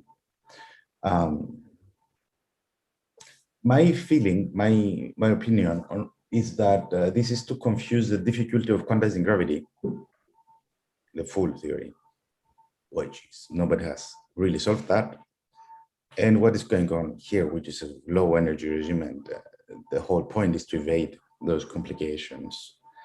I think the answer is simply that, I mean, the fact that there are constraints, that's the canonical when you write the Hamiltonian formulation, and there is no real-time evolution because that's all coordinates, right? So in the end, what it is, it's invariance under coordinate transformations. And then you have problem of not being able to quantize in a satisfactory somehow a way that creates consensus, the Hamiltonian constraint. I think the answer to that is simply, look, here, linearized gravity is fine, it's completely sufficient, it's more than sufficient, it has much more many beasts in it than you need to describe this phenomena. And I think the trick is just to think at the level of gauge invariant quantities. And we will try to make a contribution, which can basically just trying to clarify these things soon. But I think in the end, just you go at the level of gauge invariant things and the level of linearized gravity, which means you have coordinate independent statements at the level of linearized gravity again. And you just evade the complications of the fact that you don't know how to quantize gravity in the full regime. In the linearized regime is pretty clear. And I think we're just confusing two very different things. I mean, the fact that there is a huge technical problem of quantizing gravity, I don't think is relevant to what this experiment means. But I also don't expect that these objections are going to stop. I think even when the experiments are done, still there's going to be some people that still say it. Yeah. Well, objections are good because they give us a way to think beyond what we have already talked. But yes, I mean, they will. I'm not saying it's trivial. I have to clarify this. Yeah, that's why I think there's always going to be objections too. Yeah, definitely. Okay, I guess there's one last. I guess it could be the last question because in 10 minutes. So the third session of the day will start. So I will unmute Xavier and you can. Hi. So I guess it's a question for Sougato. So the phase. Oh, hi. Nice talk. The phase you have depends on the potential that you have. So the gravity potential, and that potential you obtain in pure GR. If you were to look at quantum gravity, you could do the same thing. You would have quantum corrections to your potential. And that's something we call quantum gravity in that sense. So in a sense, it feels like what you're doing is really the first quantization, which is very interesting. It'd be wonderful to see that phase. But quantum gravity, in my understanding, would be the leading order correction, which we know how to calculate. It's the old standard result, which would give you an extra Yukawa term in comparison to the one of R in the potential. Can you please comment on that? Yeah. So my main comment on that is, to me, a tree-level diagram is also quantum because there's a quantum exchange taking place, and the quantumness of the tree-level diagram is usually hidden because we do not do experiments by creating superpositions and finding out its qualitative quantum structure. So in my opinion, so even the Fermi's contact interaction, or if you take the strong interaction between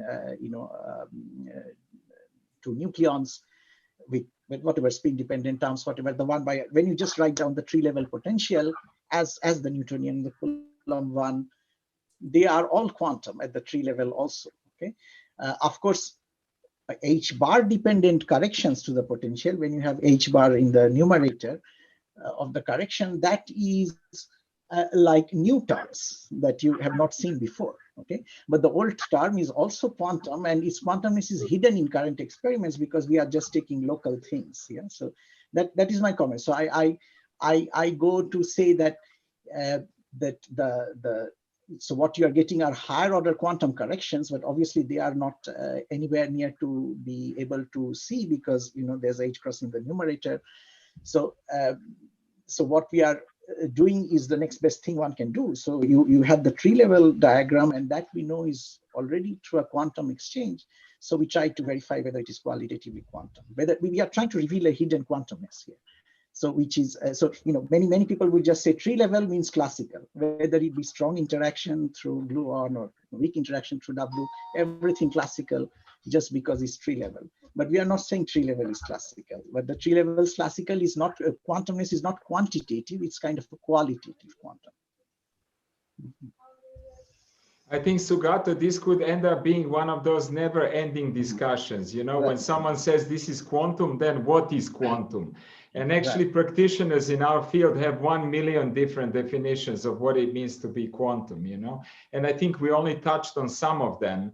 So probably if one first defines exactly what you consider quantum, then you can proceed to either refute it or prove it and so on. So I think part of our difficulties is exactly to define quantum, right? Against what, and this is an interesting point. It's also an interesting point to what, for each next level, you somehow need more and more evidence to be more and more convincing in some sense. But clearly, I think what this experiment does is goes beyond what the old quantum theory would say quantum. And it's certainly going in what we would properly call quantum.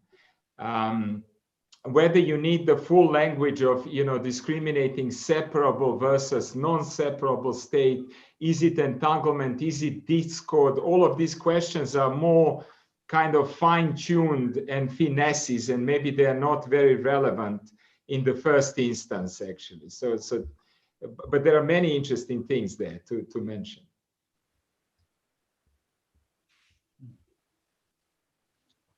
Okay. Okay, there is, in principle, one last question from Caslav, but okay, I guess Caslav is already close, so you can unmute. I'm fine if there is no time. I'm fine. Hi, okay, no, if it is really quick because come on, Caslav, do it. Shall I do it? Do it. Okay. Now I'm just trying to. I mean, I agree with Vlatko what he said, and try somehow to pinpoint what is quantum. Using the Newtonian potential per se doesn't mean that it's classical in my view. But what we have here is that we have a superposition of sources, like I have a mass here and there. And we produce in that way potentials that then have no classical counterpart, in a sense that we can produce it with the localized sources or sources that do not exhibit this quantum superposition. So in that sense, very mild and qualitative, as other people already mentioned, we can think that we go beyond classicality, but of course, this has nothing to do with the real degrees of freedom of gravitational field. But there is a way to see this, and it's very similar to an old result of Girardi and Bassi, in which they show that superposition of macroscopic properties is not a macroscopic property. So if you think like you have a superposition gravitational fields, it doesn't correspond to well-defined gravitational field in a sense. And that's all. But, see you soon. Thanks. Okay. So yeah, I guess first of all, let me thank again Sougato, Vlatko, and Alessio, and thanks for the talks and for the discussion session. We will have just a 1 minute break, and then I leave all the rest to. Okay, three minutes break. Come on. Hi, Fabrizio. By the way, I see Fabrizio as well. Hi, Sougato. Hi, nice to meet you again after all these years. Yeah, long time.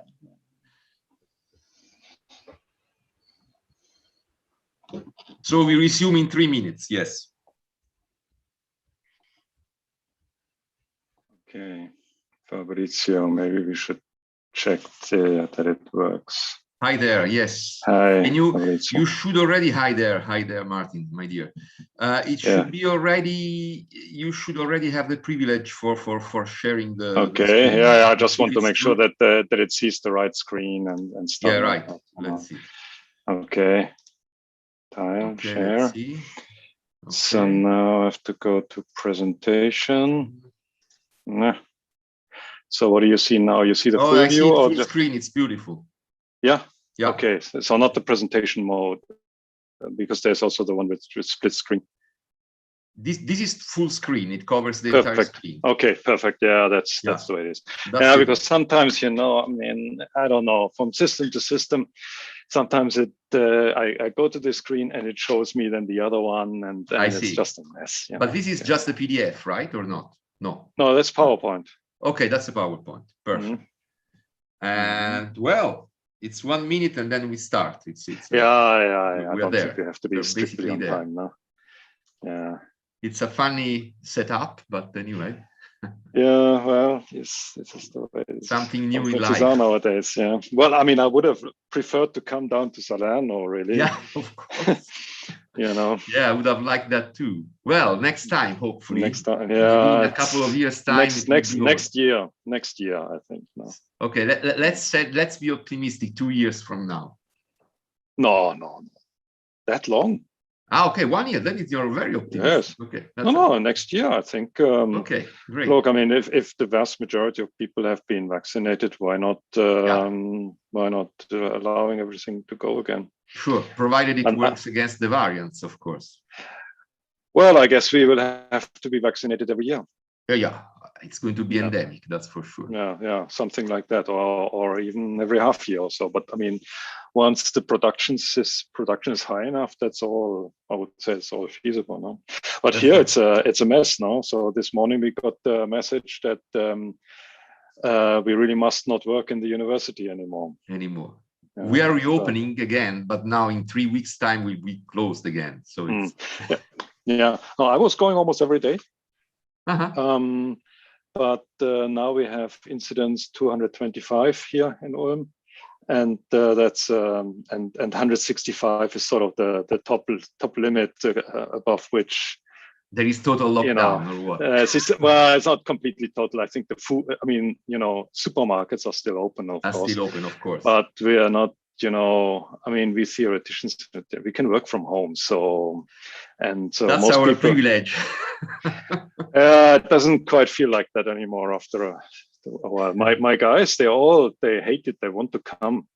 I know. Many, it's tough for them. For the young ones, it's tough, and also for us in the end. Actually, for everybody. I mean, at the beginning, everybody kind of nice, sitting at home, working at home, relax, and so. But then they just by now fed up sitting in their own. And then so we have a shift system now, so people come 2 to 3 days a week, and but now, good enough. Not anymore. Well, it's better than nothing. Yeah. Better than nothing. Ready to start? I would say so, yeah. Yeah, so it is my pleasure as chairman of this session to introduce to the audience Professor Martin Plenio from the Institute of Theoretical Physics of Universität Ulm, and he's going to talk about challenges and opportunities in the interferometry with massive particles. Please, Martin.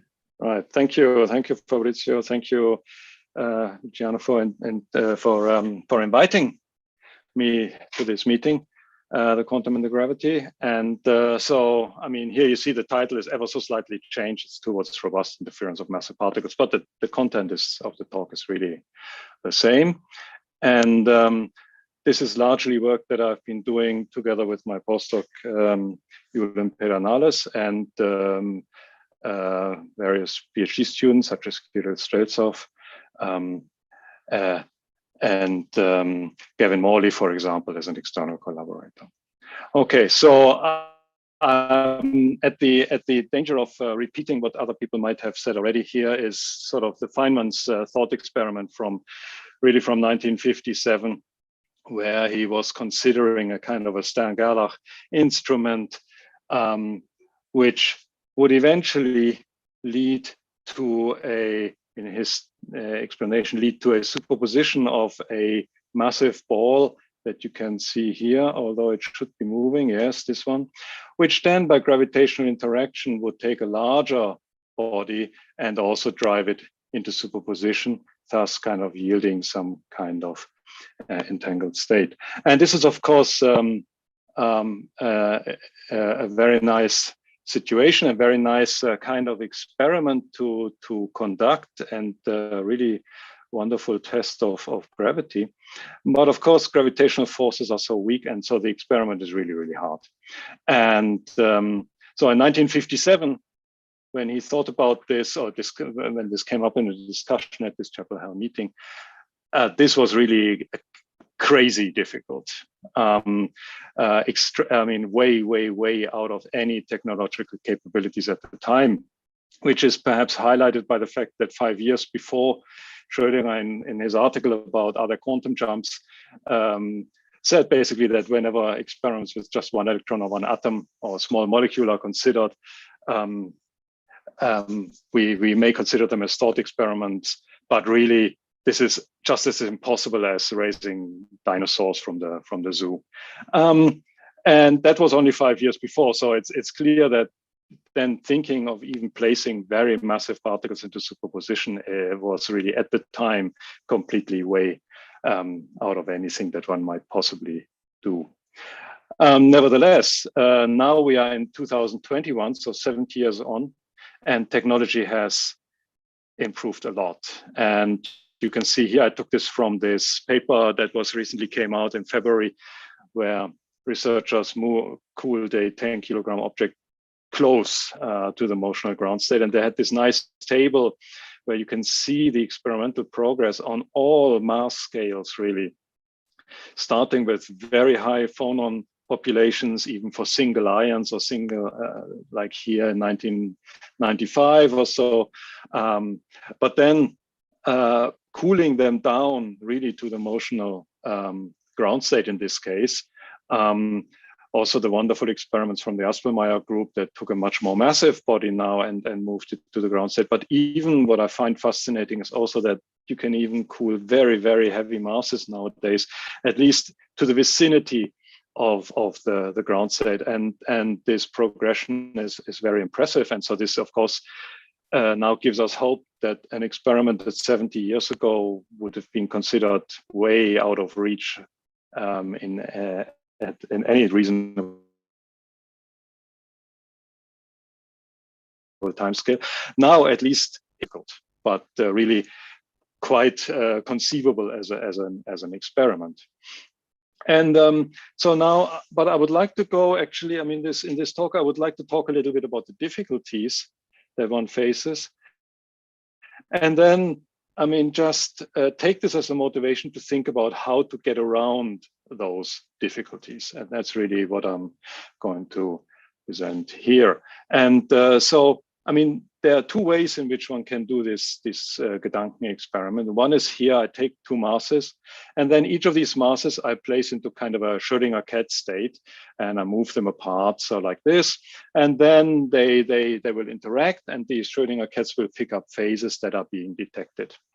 And when you look at this in phase space at one of these Schrödinger cats, then it will look like you can see here on the screen, where you have basically big bumps where the particles are kind of localized, but because they are a coherent superposition, you also have this interference-like pattern in the center. And actually, the period of these oscillations at the center, the period reduces with the amplitude of the cat, basically. So the larger these particles are separated from each other, the more rapid the oscillatory structure here around the origin, okay?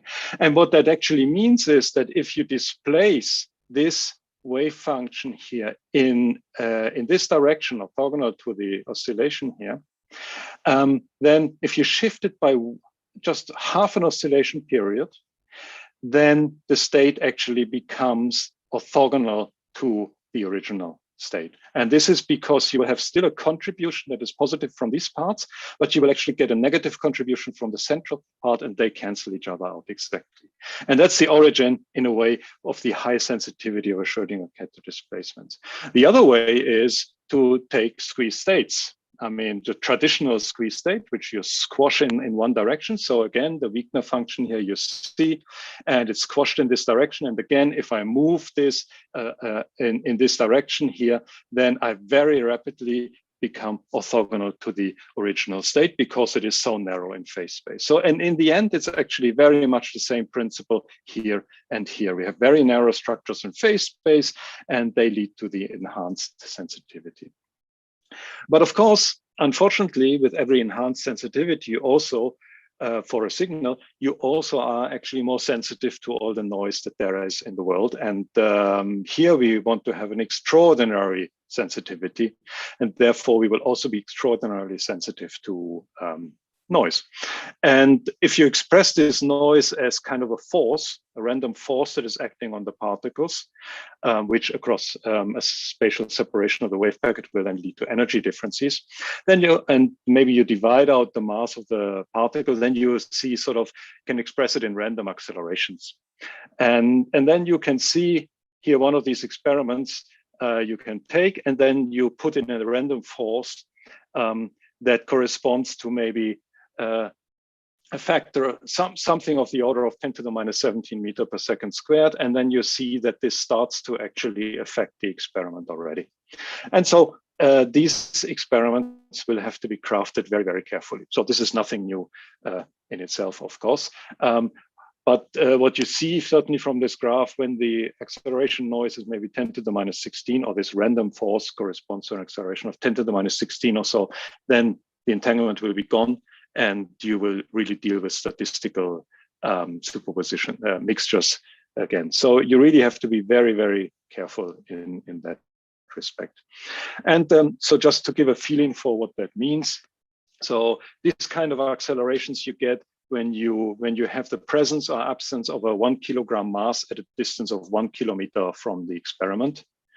Or if you have a test mass of a micron size, which contains an electron hole pair, so a dipole, then a single electron at the distance of 10 centimeters from that mass will already give rise to this kind of force. So, and there are many other effects, temperature collisions, spin flips, all sorts of things. And we really have to actually look at all these effects, which is kind of actually very interesting, because we really have to study the physics of also the classical physics in many respects of these experiments very carefully to identify potential error sources. And when we have identified them, then we need to think about what we are going to do about those. And one is, of course, well, clean up the experiment, make material science progress to make your particle cleaner, no spins, no random dipoles in it, and so on. And this will, of course, be a very to really reach a nearly perfect world, so to speak. But in experiment, this will never be quite a perfect world, and so there will be residual noise, and it might still be larger than what we were hoping for.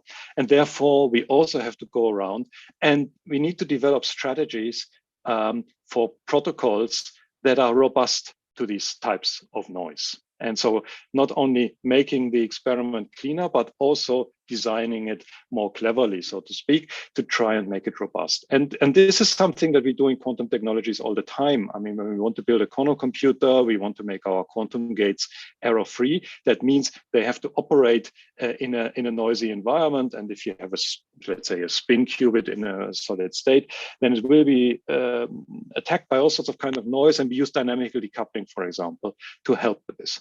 And so this is kind of the route that we personally, I mean, we want to take here. We want to try and design experiments well. And so here's one example of that type, which was very much motivated actually by by dynamical decoupling methods from solid state physics, or NMR, in fact. And so here, so the typical experiment, you would say, I only show one part of the trajectory now because I don't have so much space on the slides. So here, the idea would be you take a spin, you place it in superposition, and as a result of being in superposition in a magnetic field gradient, it moves to the left and to the right, and you have a spatial separation. And if nearby another setup like that is, then they might interact with each other, and they will pick up phases like we have discussed many times already. So this setup will lead to a maximum separation. I don't want to discuss that particular point right now, but here, doing it like this is fine. But of course, now if I have a random force that is directed in some particular direction, then it will lead to a different phase pickup here, and that will express itself, of course, here in the term when I reunite the particles and try and see some interference. If it's a random force, it will destroy this interference. And so imagine it's merely kind of a very slowly moving force. That could, for example, be, I mean, a distant mass that might move about a little bit, but because it's so far, its effect will not change very rapidly over time. So what could you do then? Well, in that case, what you would like to do is actually to symmetrize the path somehow. So you would still, again, you would split the path as it's shown here, but then you will split actually, you will revert the spins so that they feel the opposite force and that they move in this direction. And then you do it again and you move in that direction and so on. And then you also choose this path again to bring it back together. And the advantage here is that on the one hand, by driving the system periodically, you can get a larger separation distance, but also you symmetrize the path. So if you do this correctly, then you will have the red particle, so to speak, will spend as much time on the right-hand side as it does on the left-hand side. And if this random force that is happening is fluctuating more slowly than the duration of your experiment, then this will actually be averaged out, at least to leading order. And in that manner, you can actually make your system more robust to this kind of, forces from some, let's say, slowly moving perturbations. And then you can put them next to each other again, and you would have these paths that are going like this, here and here. But now the big question, of course, is will you also average out the interaction between particles on the left-hand side and particles on the right-hand side, so in the first path and the second path. And that you can work out and you can check, and this is actually not the case. And the reason is that what is averaged out here is only a uniform force. But if you have particles or paths here that are relatively close together, you will not only have an interaction via a force, but also via the gradient of this force. And that survives. And if the distance of these two paths is not too far, then these higher order contributions to the force survive, while the more distant the contributions from more distant particles actually are averaged out. And in this case, you can actually improve the signal to noise ratio for these slowly moving perturbations. And so I'd like to explore this topic a little bit further here by going to a different degree of freedom. So here I would like to actually study rotational or degree of freedom. So I would have I would think of a mass like the one that in the dark gray here, that might be in this orientation, or it might be in an orientation that is in this shaded gray. And if I place these two masses in coherent superpositions of these two orientations, then if there's another mass nearby that is also placed in superposition, again, each of these orientations will have different mutual interactions, and therefore they pick up different phases, and we can again observe hopefully entanglement between these two different orientations, and then I can do exactly the same type of interference experiments again. I split the orientations, I make a coherent superposition, and in the end I bring them back together and I study the system. And again, this will also suffer from noise from a variety of perturbations. And again, so if we look at a distant noise source, yeah, and now it might not even be one that fluctuates slowly. I mean, it can be somehow rapidly. And this, by distance, I mean really the noise source is farther away than the distance between my two test masses. And that's what I consider as far away. That doesn't need to be a kilometer, can also be a meter or 10 centimeters or something like that. And then we will see that we have the distant noise source, and each of these configurations will now have a potential energy, which is given by the mass distribution, and or let's say it's distribution of mass or charge or whatever it is, and the potential that is generated by this distant noise source. Yeah, and so they will differ from each other because I will, if I have a rotated degree of freedom here, then I will have here this rotation operator, and the integral will come out to something different. And now the question is, how can I protect the system against this noise while maintaining its interaction between the two test masses? And to do this, I want to bring together two aspects, namely one is a multipole expansion, and the second is a mathematical concept that is called T-designs, which is actually very useful when you want to do convergence proofs of Monte Carlo sampling, for example. So, and let's to get to this, let's take this potential that's generated here, and it's a large distance. So if I expand it around, let's say, the center of mass of my test masses, then I can do a multipole expansion of this potential. And I get the different orders. The 0th order is just a constant. The first order is a linear term, and so on. And so I will get a coefficient here, or coefficient matrix. And that typically scales like 1 divided by the distance from the perturbing noise source to the power of n. So the nth order in the multipole expansion really becomes smaller quite rapidly. And on the other hand, I will have here these functions that come from the position coordinates from the expansion around the origin. And the body has a typical size r. So these will scale like r to the power of n. Yeah, so this is the typical setting when we do a multipole expansion. It will converge well when this ratio of r over L is smaller than 1. So that's fine. And so now we can actually do something very simple. So if we have indeed the full body here, which is arbitrarily shaped, then the first order in the multipole expansion will contribute. And we will have a contribution that is of the order of r divided by L. And in many cases, this will be, for these kind of experiments that we are thinking about here, will be very large. Now we can actually use symmetry, and we can make an extended object that has a symmetry about the origin. And that will actually eliminate the first order term. And these systems will only be sensitive to second order contributions in the multipole expansion. And now I can make a more complicated shaped body that looks more like a tripod. And if I do this correctly, then I will actually only be sensitive to the third order in the multipole expansion. And so therefore I should become less sensitive to noise. And how can we do this in a more systematic way? Well, that's exactly this concept of T-design, which basically is the following statement. The spherical T-design is a selection of points on the unit sphere such that when you compute the value on all these discrete points and you average them, then this gives the same as the integral of the function over the entire sphere. Now, this cannot be exact in general, but it is actually exact when the function f is a polynomial of order t. And then it is known how many points you need to place on the surface such that you get the exactly correct average.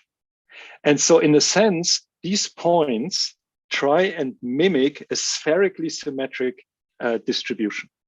And a spherically symmetric distribution, of course, is invariant or is insensitive to perturbations from any multipole order.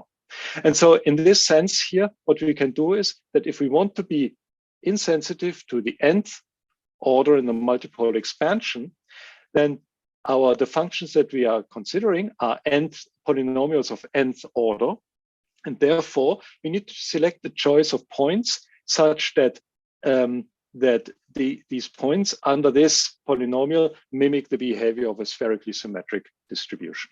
That's the key idea, and this can be worked out mathematically very nicely. And the number of points doesn't grow too much. There are bounds and there are constructions for these points. And in that way, what you can do is you can reduce the noise by a factor which is the radius of your test mass divided by the distance from the noise source to the power of n. The interaction between the two test masses will also be reduced, but by a factor which is the radius of one of the test masses divided by the distance between the test masses to the same power in n. And so therefore the signal to noise ratio actually grows like the distance from the noise source divided by the distance between the test masses. And therefore this ratio will grow indefinitely the more complex you make your body. And so by careful design of the shape of your body, you can make your experiment more robust again. And this is kind of you making judicious use of symmetry. So now in the last few minutes, I would like to go to another point. And another point in all these experiments is that speeding them up, that means increasing the rate at which we gain the phase that we want to measure due to gravity, will help us, obviously. And then we don't have to make so much use of all these symmetry arguments to get rid of the noise sources, because maybe there's some noise that we cannot really eliminate. I mean, for example, collisions with background gas, that is very hard to eliminate. And so we have to do the experiment simply faster.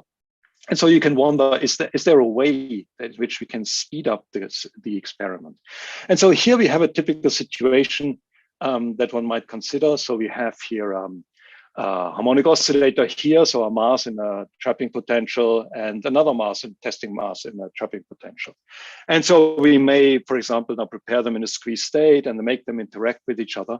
And we know that we will accumulate a phase at a certain rate, which to leading order will be scaling like the gravitational constant multiplied with the mass of the bodies divided by the cube root of the distance. And that is the case when for example, when the delocalization of this mass here is still significantly smaller than the distance between those two. And so that kind of shows you that it doesn't really help, for example, to make these masses very much bigger, because the masses grow, but bigger masses also mean, because they should not touch each other and they should be sufficiently far apart from each other, that let's say Casimir forces or stuff like that don't contribute. So the distance will actually have to grow with the cube root of the mass, and therefore this mass divided by r cubed is basically an invariant, and so this doesn't seem to help very much. And so that was one thought, that, well, just place a big mass in between to enhance the interaction of this big mass with the small masses, and one should gain. But as I just explained to you, this is not really the case, because we also have to be sufficiently far away from this central mass, and because of g times mass divided by r cubed is still an invariant. So that doesn't seem to work. So it seems to be difficult to increase this. So one way of making maybe progress is to invert these potentials. But then what you're really doing is you're not gaining from an increased mass, but rather from the fact that if you place the particle initially at the ground state of the potential with positive frequency, and then you actually invert the potential, then the particle just delocalizes very rapidly and you gain from the delocalization. And so that is not really, that can help, but it's really down to stronger squeezing, which also makes the system more sensitive to noise. So that is also not quite the way forward. And the second problem with this is, of course, a negative frequency potential is not really physical. At some point, other contributions come in. And so you really should consider the true potential, which is potential where you have some x to the 4 term, for example, that actually confines this. So it would really be more looking like this. So you would have a double well potential on both sides, and you would have this mass in between. And now if we have this double well potential, that means that our system, mechanical system, now actually behaves much more like a 2-level system, really, either being here or in coherent superpositions between the two. And as you will see in a moment now, this is going to help us to actually gain an improvement in the signal to noise ratio by adding a heavy mass in the middle. And so the situation that we will have in mind here is we have this small test masses here and here. I mean, I drew this a bit larger, but it might actually really have the same size and mass as this one. So they are quite light. And then I place this and these two masses. And then I place this heavy mass in the middle. And now you can go through the analysis and determine the forces. And if it's gravitational forces, you will find out that you can still not make a gain. But actually, why do we need all the forces here to be gravitational? What we really are interested in is a situation where we have maybe here a gravitational force between this mass and that mass. And if entanglement is growing here, that will be of interest to us already. Now it might be difficult to cool this big mass and to test it. So therefore, this extra mass can also be viewed as simply as a way to probe properties of the big mediating mass. And so therefore here for this second force, we do not need to assume that it's gravitational. We can just say this might be a force due to Casimir force or something else. And this will be one ingredient by making the system asymmetric now, in which we can actually gain in interaction strength due to the presence of the heavy mass. And so let's look at the Hamiltonian here. You can see it here. So these are harmonic oscillators here, the central mass. And here the double well potentials are well described by the particle being on the left or the right-hand side. So this is corresponding to a sigma z operator. And then when you do the expansion, you will get an interaction between the position of the mediator and the sigma z operator that describes these double well potentials. Okay, so that's the force, that's the system. Yes, essentially 2 slides. And now let's look at the system. It has this wonderful, nice, convenient property that is actually exactly solvable. And what you're seeing here is the exact propagator of the dynamics. And you can see that it has 2 contributions. One is a direct spin-spin interaction, or let's say direct interaction between not spins, but between the double well potentials. And here we have an interaction between the double well potentials and the mediator mass. And you have here a time-dependent coefficient, alpha t. And this coefficient alpha t can be computed exactly, and it is of this form. And that means it becomes 0 after every period of oscillation of the central mediator mass. And this has a very important consequence, namely, then we can ignore this term for these moments in time. And we are only left with a direct interaction between the 2 test masses on the left and the right-hand side. And this has, as a result, the following consequence: we don't even need to care what the state of the mediating mass is. It does not have to be cool to the motional ground state. The precise state, it doesn't have to be a thermal state either. It can be some quantum state. But every time when this mediator has made one full period of time, it becomes completely decorrelated from the 2 test masses. And therefore, the test masses, any entanglement that they will have is between the test masses and not with the mediator. And that you see here. So here, the entanglement between the test mass and the mediator grows, but then goes to 0. It grows, goes to 0, grows, goes to 0 periodically. And the entanglement only between the test masses after tracing out the mediator will actually typically be 0, because you have so much entanglement with the mediator. But at these moments here in time here, it will grow and become actually very sizable. you have to time this well. And these resonances become sharper with increasing temperature of the mediator. But if you cool the mediator to maybe 100 or 1,000 phonons, which is far from the ground state, this will still be not very, very sharp resonances at all. And so they're very well accessible experimentally. So that's a very nice aspect. And now the second aspect that you see now here, you see, of course, now you want to know how strong does the entanglement grow. And this will depend on GA, that's the weak gravitational interaction, times GB, that's now the strong interaction that does not have to be gravitational, but can be Casimir or so, divided by the frequency of oscillation. And so here now, for as long as this strong force GB divided by omega is much bigger than 1, we will have a gain. Okay, so we can really enhance now the effective interaction. And that is, of course, now attractive, but it almost sounds too good to be true because it seems that we can make this diverge.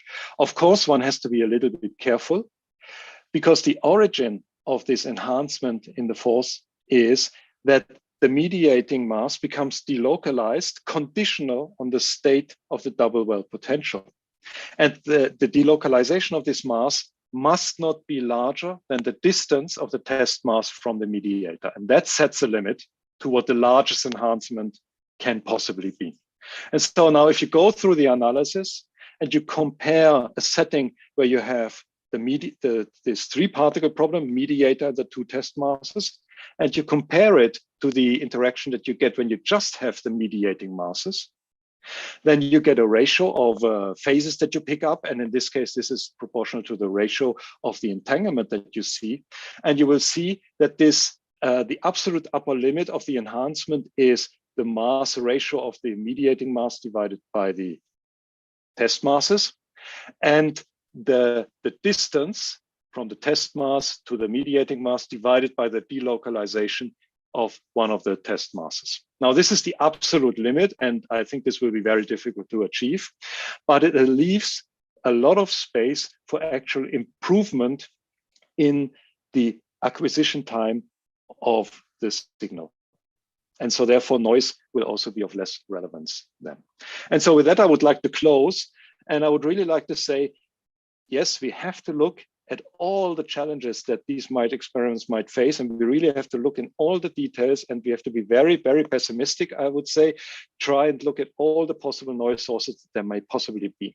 And then once identified, we really have to clean them up, both from the experimental side by material design and the experiment, cleaning up the environment and all these sort of things, and by designing protocols in a clever way to get around the limitations from the environmental noise. And if we do this, then I'm really very confident that this Feynman's thought experiment, testing it may well become a reality before the 100th birthday of the original proposal. Okay, and with that, I would like to stop. So this is the group, and here are the funders that fund all this work. Thank you. Thank you very much, Martin. Let us thank our speaker. Very good, very nice presentation. We have time for maybe. Oh, Fabrizio, we can't hear you anymore. You switched yourself off. You're right. Sorry, I was switched off myself. So we have time for a couple of very fast questions, very quick questions, and then we move on the remaining questions to the discussion session that we will have at the end of all talks. Excellent. So, Gavin, please let me unmute you.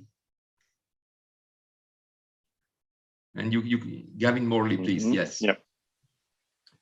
Hi, Martin. Hi, Gavin. Very exciting to hear about this big mass you're putting in the middle.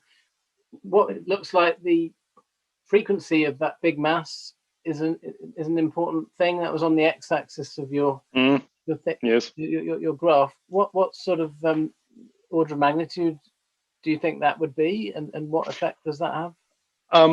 Okay, so one challenge here is that that of course the larger the frequency of that mass, the sharper in time these resonances will be that I'd shown you that I'd shown here. So let me go back here. Yeah. So here I mean, the scale is omega. So if the mediator has a very high frequency, then in time these resonances here are very narrow already, and they become narrower when this mediator is not cooled to the ground state. And so in that sense, of course, the experiment then will become more and more tricky to do all your measurements that you have to do regarding the, let's say, entanglement properties of your test masses exactly at the time when they really are entangled. So I cannot give you a specific number. It will depend on how quickly you can probe your test masses. But I would say, I mean, I guess maybe a kilohertz is still okay, but I wouldn't really want to go to very, very much higher frequencies for that to be still realistic and feasible experimentally. Does that answer your question? Yeah, perfect.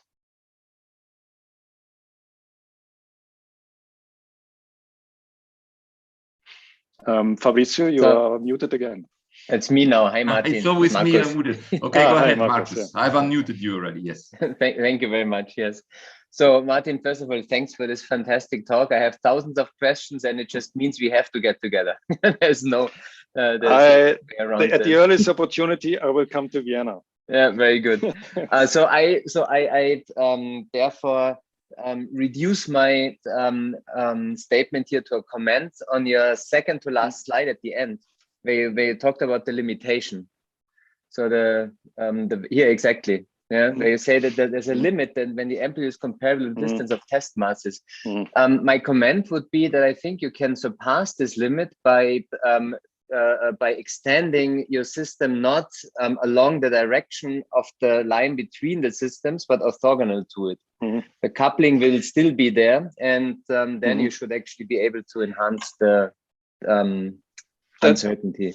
Yeah, one has to be a little bit indeed. So in some of these setups, it is better to delocalize orthogonal to the line joining the masses. One has to still watch out a little bit, because if these displacements are small, then it becomes a second order effect rather than a first order effect. Yes. And so one has to look carefully when this is optimal. But I agree with you that this was more for pedagogical reasons. That, I mean, for simplicity reasons that I drew it like that. You can also do the other thing. Absolutely. Okay. Yeah. Thank you. Thanks. And yeah, let's catch up soon. Yeah. Now we have more questions, but unfortunately time is running fast, so we have to move them, postpone them to the discussion session. I'm sorry for the remaining people who want to ask Martin, but we will have plenty of time during the discussion session. Okay. Martin, can you please stop here? Great. Stop it. Yeah. Well, and then Caslav, please. Yes. Excellent. Now you can put it perhaps full screen. Yes, it works. Excellent. So please, it's my pleasure to introduce to the audience Caslav Brukner. Professor Brukner now will speak about Einstein's equivalence principle for quantum reference frames and spacetimes. Please. Thank you, Fabrizio, and thank for all the organizers. It's really a need for such a conference where two communities start to talk to each other. It seems that the problems that we are facing at the interface are too serious to be left only to one of them. And so I'm pleased to be here, and I'm going to talk about Einstein's equivalence principle. And we recognize this principle as certainly one of the pillars of the general relativity, and even historically speaking, it really was one of the major inputs in constructing general relativity. But as you know, in general relativity, we deal with what we can say as classical spacetime. And now I will try to give a proposal for an extension of this principle to the cases of non-classical spacetimes, or if you want to say some quantum superpositions of spacetimes and quantum reference frames. And the hope is that once we understand this principle in this new environment, this may play an important role for building up the conceptual basis for a broadly accepted theory of quantum gravity. This work has been done together with Flaminia Giacomini. She was a PhD student in our group, and now she's an independent postdoc at the Perimeter Institute. So let me now use a form of the Einstein's equivalence principle from the well-known textbook by Misner and Thorne and Wheeler that says in any and every local Lorentz frame, anywhere and any time in the universe, all the non-gravitational laws of physics must take on their familiar special relativistic form.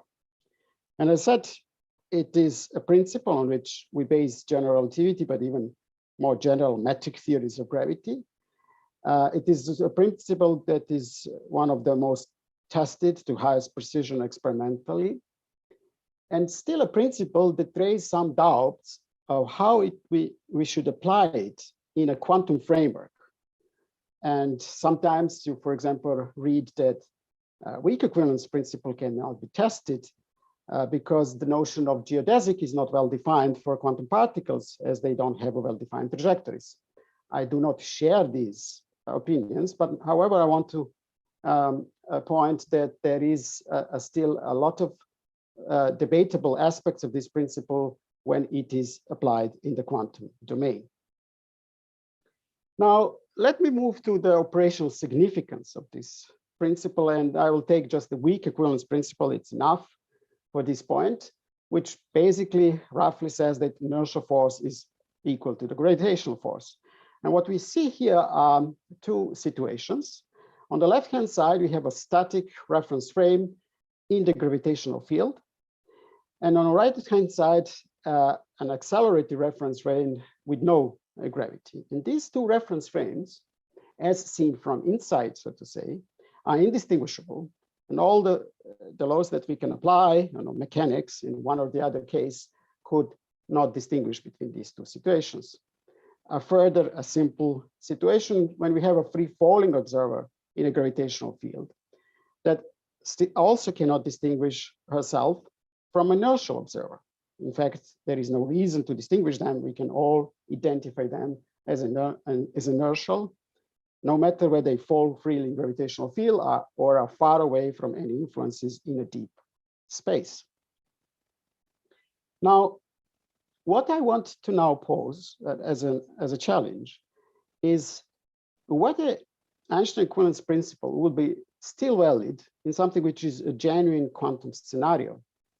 And this, we can think about the following situation. Let's say that we are in a reference frame that is in a superposition of two positions, and we freely fall in a gravitational field.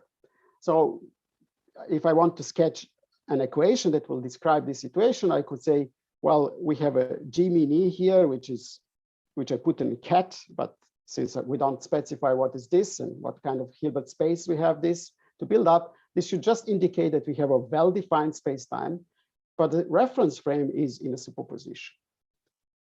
A somewhat similar situation is inverted, in which the gravitational source is a superposition of positions, and therefore we have a lack of classical space-time, but the reference frame itself is localized and freely fall in this superposition of gravitational fields. Would then observers in such reference frames in these two situations distinguish the physics inside from any other inertial observer? And the working hypothesis of this work that they won't. However, it remains to be shown that there is a formalism or framework in which we can specify such situations and test this claim.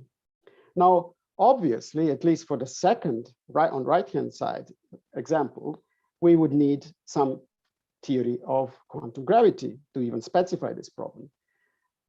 We think that, however, many specific quantum gravity theories could be formulated in the domain such that they coincide in their predictions and are testable in this limit, and does not, in this limit, we don't require to know fully and complete quantum gravity, and the hope is that we can nevertheless then formulate this principle.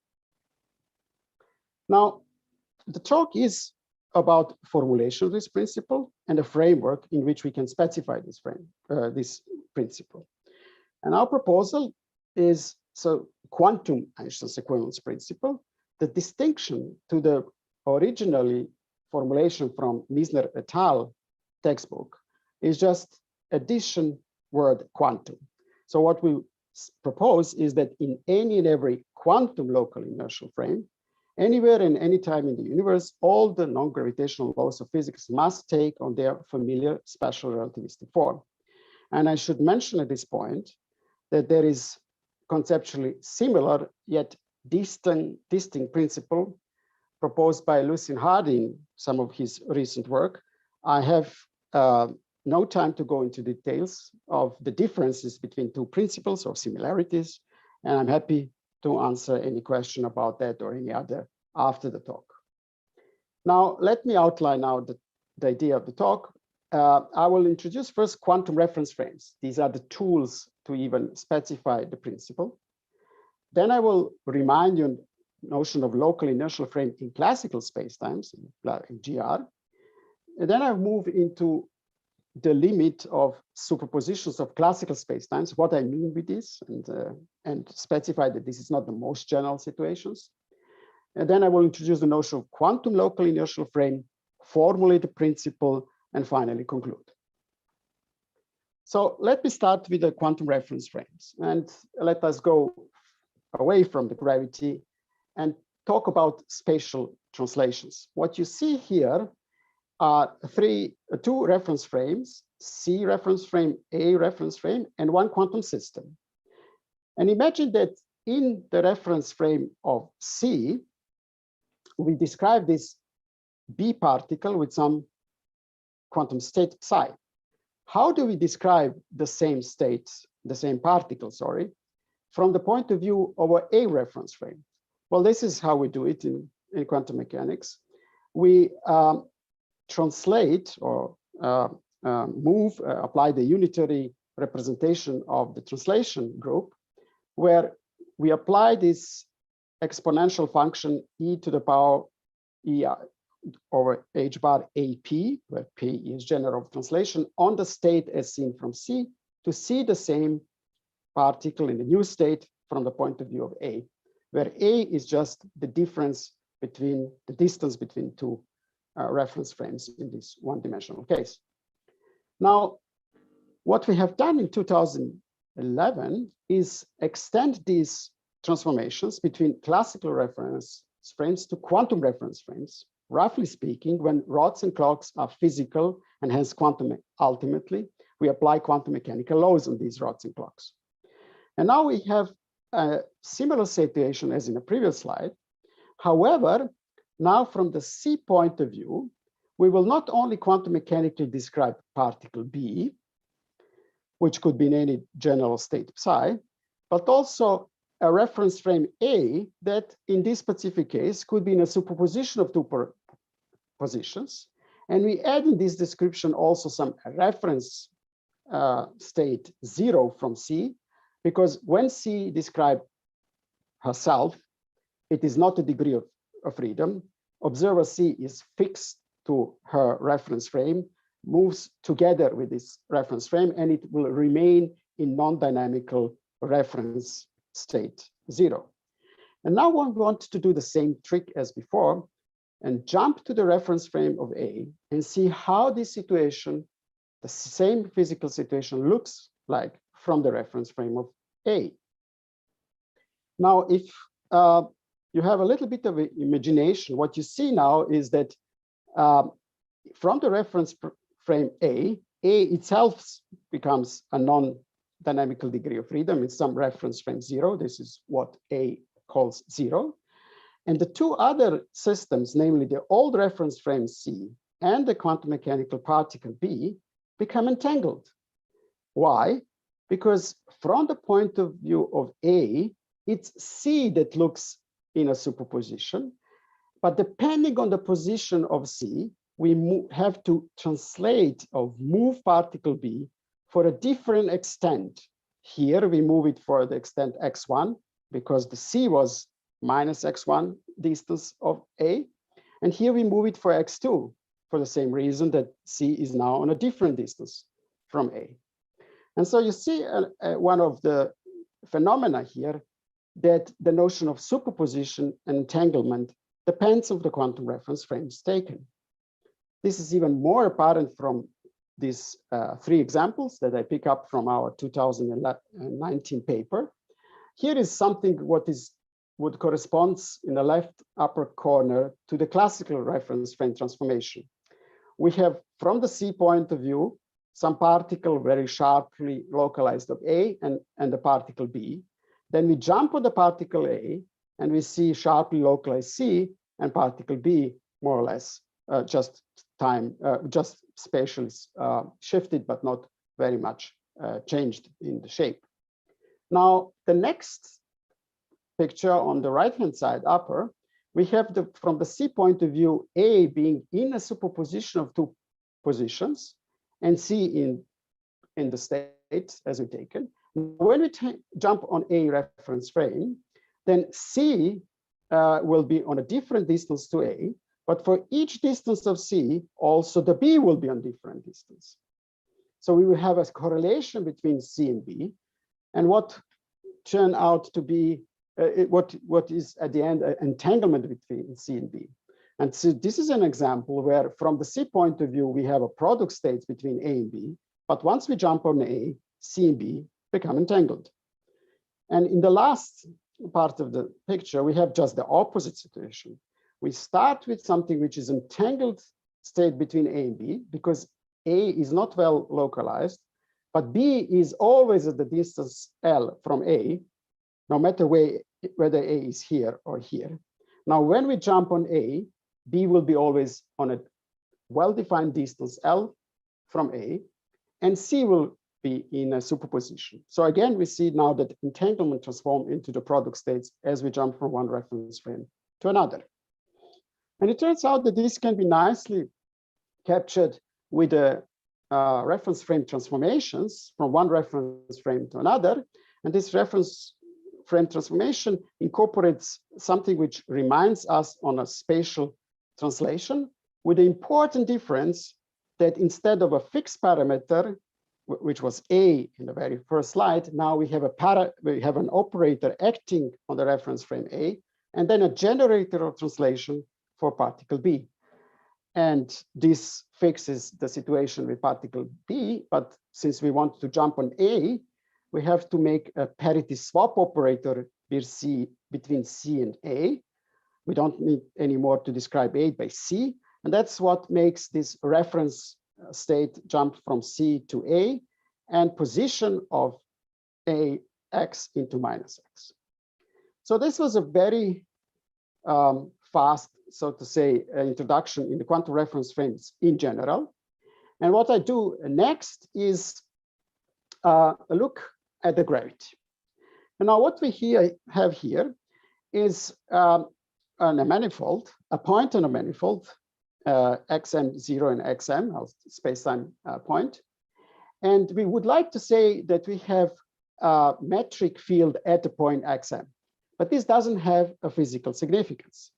All what matters are measurable fields, values, and other measurable quantities. So there is no meaning in saying the metric field has a value this and that at the point of a manifold xm, but it does have a meaning when we say the metric field has this and this value at the position of particle m. So from now on, when I talk about the gravitational field or metric field, I'll always refer to some physical point in a sense that I just described. And so the mathematical operation corresponding to looking at the gravitational field at the location of particle m will be this state here written down, where the first part is just the covariant measure. Then we have a wave function of the particle, and then we have a field value at point x, but point x is the position of the physical point or of particle m. And basically all the formalism that I will build up from now on will be based on that meaning of looking at the gravitational field. Now, the next ingredient, and it has several independent ingredients, and with increasing complexity, so I will ask for attention, is how we will find what is the metric field at some pro particle P. The particle M was used, as in the previous slide, just to give a significance even into the meaning when we say, aha, metric field has some value at some point. But now I have another particle, a physical particle, P, and I want to jump and look what is the field at this particle P. And this particle could be really non-locally smeared over space-time. So what I will do it always in two steps. I will first center the origin of a coordinate system in P, okay, at some point X of particle P. And this means I will go from some absolute coordinates to the coordinates where I have a relative distance between X and X prime, relative distance between particle P and M. And then I will look at the projection. I will measure this relative distance. And when I get value 0, then I know that these 2 points coincide. And I will really look at the gravitational field at the point, initial point of particle P. And it's not a surprise that what we get at the end is very similar as before. We look at the part of gravitational field at point X, but point X is nothing else than the position of particle P. Okay, now I need to remind you on something which you know from the general relativity in order to generalize this to the quantum framework. And that's transformation to so-called locally inertial frame. Now, we can always change the coordinates. And so what I do here is I change locally the coordinates around the point XP. And I have these partial derivatives of the new coordinates according to the old coordinates, which are, and where I just keep the linear terms. I have 16 free parameters, but 10 of them I can use to choose appropriate coordinate in such a way that locally in the close around the particle P, I have a flat metric. So I have Minkowskian, so to say, metric, Minkowski metric eta, alpha, beta. And all other terms at the moment, I'm not interested in. Higher order terms in psi, I'm not interested in. Now, this is what we call basically Einstein equivalence principle, that we can always choose in the vicinity of any point, a metric such that it looks Minkowskian and that the physics doesn't change then from physics in any Minkowskian spacetime. Now, the step to do this change to the local inertial frame are two. We first centered our origin in the point XP. So we center in XP, and then we have some kind of linear correction to that. And second step is we straighten the metric in the vicinity such that we get Minkowski metric. That is all classical and all known. Now, here is a quantum local inertial frame, and now I introduce this notion in the quantum case, where I still have a fixed space-time, a classical, but the particle on which I want to jump from one reference to another is a quantum particle. So at the beginning, I have a reference frame R, which is where I maybe at, this is the origin of that. This is an arbitrary one in which I describe the particle and this gravitational field that is defined through particle M. Then what I do is just repeat the same with important difference that now I can put these coordinates as a cats because they are associated to the particles on which so these are the coordinates, so to say, of the particles. And so I first center the origin in P again, just like in a classical case. So I go to the relative coordinates between M and P. Then I straighten the coordinates around P. So I choose a unitary transformation that will change the gravitational field around P into the one that I would like, namely the Minkowski one. Then I need, as in any quantum reference frames, the change to swap between P and my original reference frame R. And all that is a unitary transformation. This can be shown. And then I want, again, just to look at the case when the relative distance between M and P is 0. So I want to glue, so to say, M and P and see what the gravitational field will be then at the point of the particle P. And what you get then, and that's the main so to say, technical result of this paper is that field is locally flat. And even more, its states factorize out. So it is really factorized out from the rest of the description.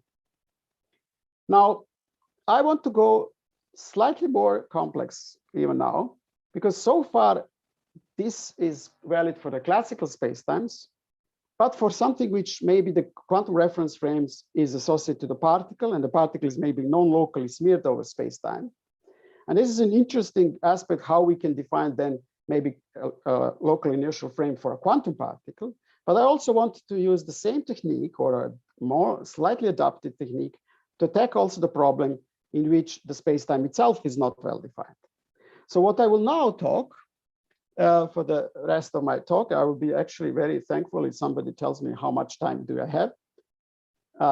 So now you have still about 10 minutes plus questions. Oh, that's great. Plus 9 minutes plus questions. Oh, great. Okay, so I can even slow down. So, so what I want to now talk about is our superposition of classical spacetimes. Now, what I mean with this is that we have a different manifolds here, M1, M2, M3, and I have a metric field defined on them, G1, G2, G3. And what I also assume that these metric fields are produced by different distribution of matter. So maybe the first one is my large mass is left from something in my reference frame, and G2 is produced for my mass is right at the phone, right from that. So what I mean with this is they have different macroscopic distribution of matter that as a macroscopically different are also distinguishable. And therefore, for these reasons, I will assume that I can assign the states to these metric fields that are orthogonal due to distinguishability of the macroscopically distinct distribution of matter. Obviously, this is not the most general quantum mechanical state of spacetime.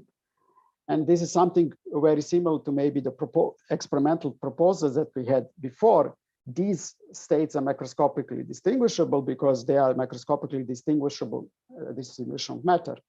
But it doesn't go into the maybe some more deeper quantum gravity fluctuations of matter. And so the regime is built on the three assumptions. Macroscopically distinguishable gravitational fields can be assigned orthogonal quantum states. Second, each well-defined gravitational field is described by general relativity. And the third, the quantum superposition principle holds for such gravitational fields. In my view, these are very conservative assumptions. They don't go into details, but are sufficient to formulate the Einstein equivalence principle as we know. And they are conservative in the sense that they preserve general relativity and quantum theory as we know. And they may be undermined mantra that the two theories cannot be merged together. Now, what I want to say is that this regime is experimentally valid when the distinguishability between the field states is much larger than any quantum fluctuations which is associated to any individual field. If you want, it is like a superposition of coherent states, but it doesn't describe fluctuations in the coherent states because the superpositions, the distinction between coherent states is much larger than any uncertainty related to a single coherent state. So now, if I consider these situations, then I can have a whole bunch of different manifolds. Now, still, I can consider this as just classical collection of different manifolds. And I want to define local inertial frames transformations. First, within each space-time, so for each individual manifold, and this is what I have done in the previous slides. And secondly, I want also to do it across different space-time metrics. Now, if these are just collection of different classical manifold, classical situations, then at each point xi, p, particle p, it's in my manifold I, in each space-time defined by my metric field gi, I can do the same as I introduced in the single one, namely I can find a appropriate coordinate transformation in the vicinity of the point of the particle p, such that I flatten the metric, and I have a Minkowski metric. And this function will be different, and coordinate transformation will be different in the different metric depending on the metric field. Now, how about, sorry? 5 minutes, great. And how about if we have a superposition of spacetimes? Now, what I have here is really a state in which I have a reference seen as from the reference frame R, so it's in this reference state. And here I have a superpositional situation that I just described before, namely where Ci are some amplitudes in a superposition of different manifolds. Now, what I need first is to associate, to identify points across different manifolds, and I will identify them in a physical way that they correspond to the position of particle P. So where the particle P, that's the point in different manifolds that I will identify. And then I do just the same as I have done before. I go and center the origin in P for each manifold, Mi. Then I strengthen the coordinates around P for each manifold, Mi. And then I swap P and R for each manifold, and I get something which is exactly the same as before, except that I have this superposition along different manifolds. And if I then go to the particle P by making a measurement that identify the relative coordinates with N and P, what I will get, in spite of the fact that we have a superposition of different manifolds, in all of them, the field will be locally flat and its states factorized. This is the most important state, and I don't refer to other states, just also to save some time.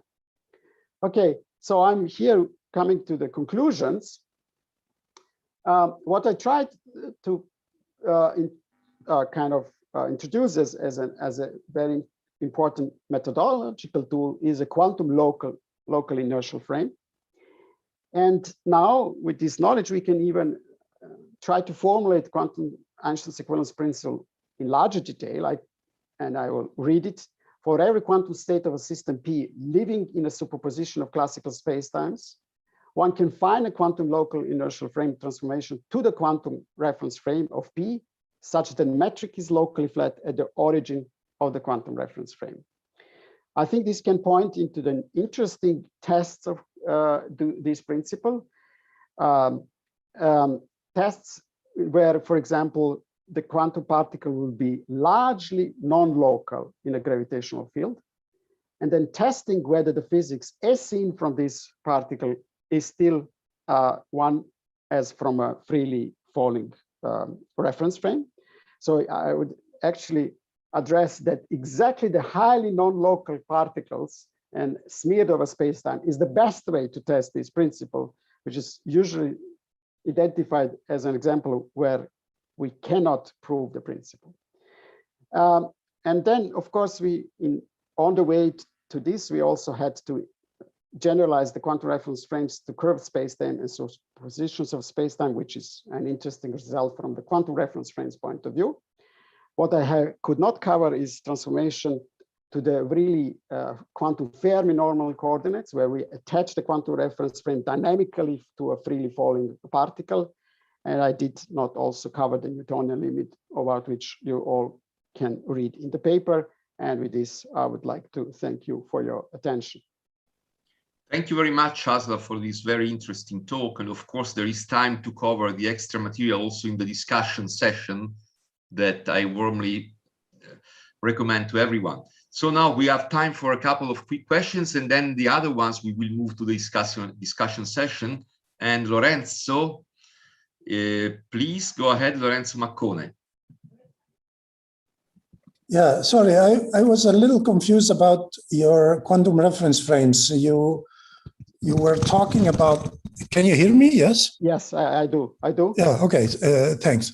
So you were talking about particles, and you were showing these reference frame transformations using momentum as transformations, but actually when you do spacetime, you need to talk about events, not particles. So, and you need to use Poincare generators, not momentum, right? So I'm a little confused. Yeah. The first part is quite independent of the from the second part when I introduced the gravity. No, I'm talking about the second part also. You still had momentum there, so I'm confused. There was. I'm sorry, but there was no momentum. So okay. That was only coordinates. So there was no momentum. So it was just attached coordinates for the quantum particles. Okay. So it was a quantum coordinates, if you want. Right. So it was not a momentum, yeah. So how would you define the time of a particle? I mean, you need to talk about events, not particles, right? The events, we need to talk, for example, if you want to talk about, for example, you know that you need, for example, to talk about coincidences. If you want to talk, exactly. Yes, and so the coincidences is here the position of the space-time position of the particle. So so this was a 4-dimensional coordinate system. Okay. So we identified. You can either use, of course, classical coincidences, but there is no need for that. You can also use a quantum particle. And we'll say the position in the space-time of a quantum particle will define where we look at the gravitational field. So this will be, you can measure maybe this particle if you want an exactly event, but I think for the purposes of defining what's happening between the measurement or between the events and how would I define the gravitational field at some position, I would say you define it at the position of the particle that if you measure it, you will find as an event. Okay, thank you. We have to move on. We have time for in the discussion session, Lorenzo, of course. Sure. Go ahead. Fine, sorry. Thank you so much. No problem, absolutely. Thank you so much. Gaetano Fiore, very fast. Last question, then we move on. Please, Gaetano. Yes, it's linked to the previous one. I mean, when you look for a map between different manifolds which are in superposition, you need to choose a foliation for each one, so a time, because otherwise to each particle you have associated, there is associated a world line, not exactly. Yeah. So the foliation is made with, so there is no external reference frame. However, how I introduced this, as I said, that this was from some other reference frame, this could be another particle or observer, in which we have foliation and in which we introduce this superposition. Then we can jump into another particle in which we may have a different foliation, of course, but there was, so to say, description with respect to some reference frames taken at the beginning. This is not an absolute reference frame, and this is the whole idea of the quantum reference frames, that every basically quantum particle can serve as a reference frame. And it was taken a priori, a reference frame which I called R, in which we have this superposition written down and foliation as you would like. Okay. Fedele, I'm sorry, we have to move on, but there is time, of course, for going on in the discussion session. We thank Caslav very much again, and we move on with our next speaker. Thank you again. And our next speaker is Professor Angelo Bassi. Are you there? Yes. Yes. Yes, I am. Yes. I'm here. Great. Can you? Ciao, Fabrizio. Ciao, carissimo. So, Professor Bassi will talk about wave function collapse and gravity. If you can have it full screen. Can you see it? We can see it, but not yet full screen. Now it will come. Perfect. Please go ahead. Okay, thank you, Fabrizio. Thank you, the organizers, for the invitation. So we'll talk about the collapse of the wave function, so the measurement problem, and the collapse as a solution of the measurement problem, and the relation to gravity. So probably most of you know about this, but I just want to make the point about the problem that there is with understanding quantum mechanics, and the problem that is shared, this point of view shared by several physicists, more and more actually, just to show off. Apart from Einstein, we have also recent distinguished scientists, Leggett, Weinberg, Penrose, that won Nobel Prize recently, and many other people, that all of them, in perhaps in different ways, but all of them point into the same direction, that there is a problem in understanding the theory. And the problem is the following one. The problem is the superposition principle, is the linearity of the theory. So the fact that you can have different states, which is fine, but you can also have the superposition of different states. And the problem is what it means to be in a superposition of different states, and most notably in the superposition of different positions in space. This has been proven correct for microscopic systems with many experiments so far, and also light and matter, of course. But then when you want to transfer the applicability of the theory from the microscopic to the macroscopic domain, and so far there is no reason, at least theoretically, why there should be a boundary between the quantum and the classical world, a conceptual boundary. So if you bring linearity from the micro to the macro world, then you end up with the Schrödinger cat paradox. So already Schrödinger, basically more or less at the very beginning of the theorem of the theory, recognize this problem. Theoretically, you can easily prepare macroscopic superpositions where cats are dead plus alive at the same time, or any other funny state of that sort. And then the question is to understand why this doesn't happen. This is not part of our daily evidence.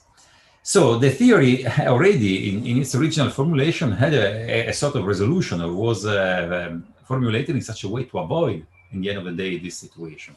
And standard quantum mechanics is formulated in the following manner. You don't find it explained in this way so much in modern textbooks, but it was clearly expressed like this in the older textbooks. And so there is a division, and also in the original papers by Bohr, Heisenberg, and all these scientists. There is a division between a quantum world and the classical world. There is a microscopic world of atoms and molecules, of photons and whatever, which obey the laws of quantum mechanics. But then there is a classical world, which is fundamentally different from the quantum world, of the measurements and apparatuses and observers that use the instruments to infer properties about the microscopic systems. And the wave function is a theoretical tool to predict the probabilities of outcomes of measurements. This is very fine from the phenomenological point of view. There is no question about it. Quantum theory is a successful theory. This is not the point. But then from the fundamental point of view, this poses a problem because it creates, as I said, a division, a fundamental division between the micro and the macroscopic world, and which is not justified.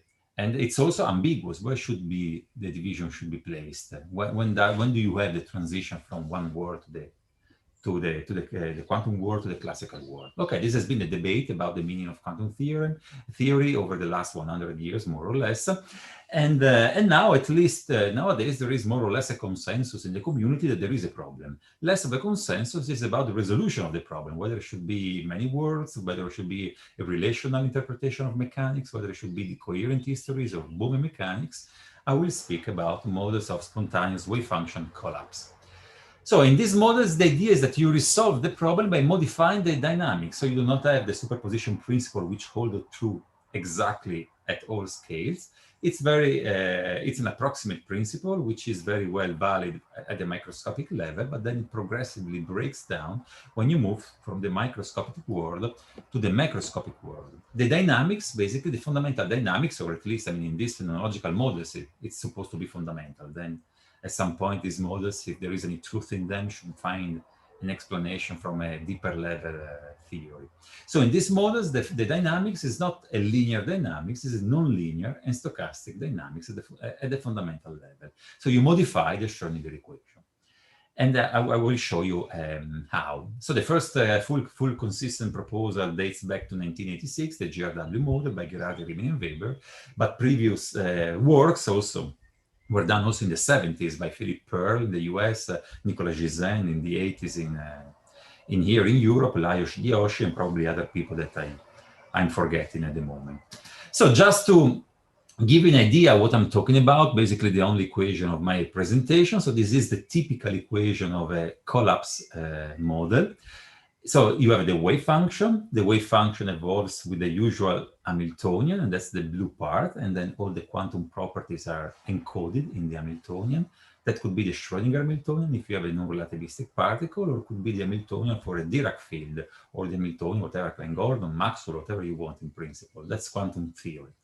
And then you add these new extra terms, which cause the collapse of the wave function in space. Why in space? Because the operator that drives these terms, the operator that you see there, is the mass density operator. The mass density operator M(A){A), so this is written in the second quantized language, in the non-relativistic second quantized language. You can use also a Dirac field if you wish. The important point, the important message is that you have a density, so A(x), AX, without any integral. And density is the key word to express the collapse in position. So there is a preferred basis for the collapse which happens in position. If you multiply by m, you have the mass. If you don't multiply by m, you have the number density, but the key point is density.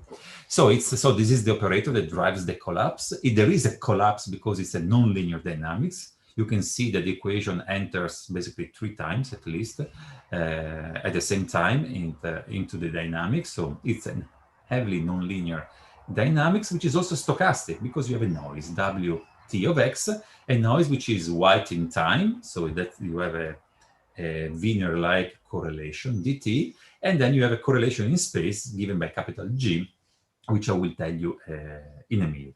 So basically, in these models, we have a competing effect, the linearity of quantum mechanics, which tries to create superposition and to propagate superposition via interaction, like in the Schrödinger cat, where you have the radioactive atom that progressively brings the uncertainty up to the state of life of the cat.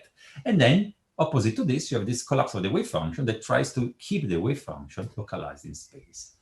There are two, I mean, you can find, basically, you can have as many models as you wish. With phenomenological models, you can devise many of them, but they more or less have the same qualitative flavor. They differ mostly in the details, also important details. And the two models that have been mostly considered in the literature are the CSL model, continuous spontaneous localization, by Pearl and by Gherardi and collaborators in the late 80s and early 90s. It's the equation that you see there with the correlation, which is Gaussian. Why Gaussian? No reason. It's just that it's a nice wave function, which has a finite correlation length RC, and basically that's it. You could, in principle, use any other similar function. The DP model, DP comes from Dioschi and Penrose. Actually, it's a Dioschi model that embodies also some of Penrose's ideas, but in the literature now it's known as a Dioschi-Penrose model. And here you see that you have a flavor related to gravity. The correlation function is the Coulomb potential, or the Newtonian potential, non-relativistic potential 1 over r, with the capital G in front. And so you see also another important thing is that while in the CSL model, you have two phenomenological parameters, lambda, which sets the strength of the collapse, which tells you how strong the collapse is or how fast it occurs. M0 is a reference mass, which is there just for dimensional reasons. It's the nucleon mass or any reference mass which you want to take. So lambda tells you how fast the collapse occurs. RC tells you the resolution. So the noise is like blurred by this correlation function. And if superpositions are too close, the noise doesn't resolve the superposition. So RC is a length scale that tells you when superpositions are localized. In the DP model, and that was one of the original virtues of the model, you do not have any free parameter, because in a way, instead of the RC, so the length that you have to put in a Gaussian, you have a kind of a natural width of the 1 over r potential. The point is that this natural width actually is infinite, so you have to regularize the model. I will come back on that soon. And instead of lambda and the other parameter, you have capital G over h bar. That's not important. Here, capital G, the gravitational interaction that tells you how strong the collapse should be. So you have the gravity somehow, in some sense, in some loose sense, is driving the collapse, and the more massive the system, the stronger the collapse. Okay, so in this slide, I'm trying to give you the qualitative picture of what these equations do. I mean, they are horrible, integral and nonlinear and stochastic differential equations, so one has to learn how to cope with them. And over the years, people were able to do that, and basically the moral is the following one. When you have a microscopic system, like a proton or an atom or a small molecule in a superposition in space, here and there, then not so much happens. The collapse is for the usual values of the parameters.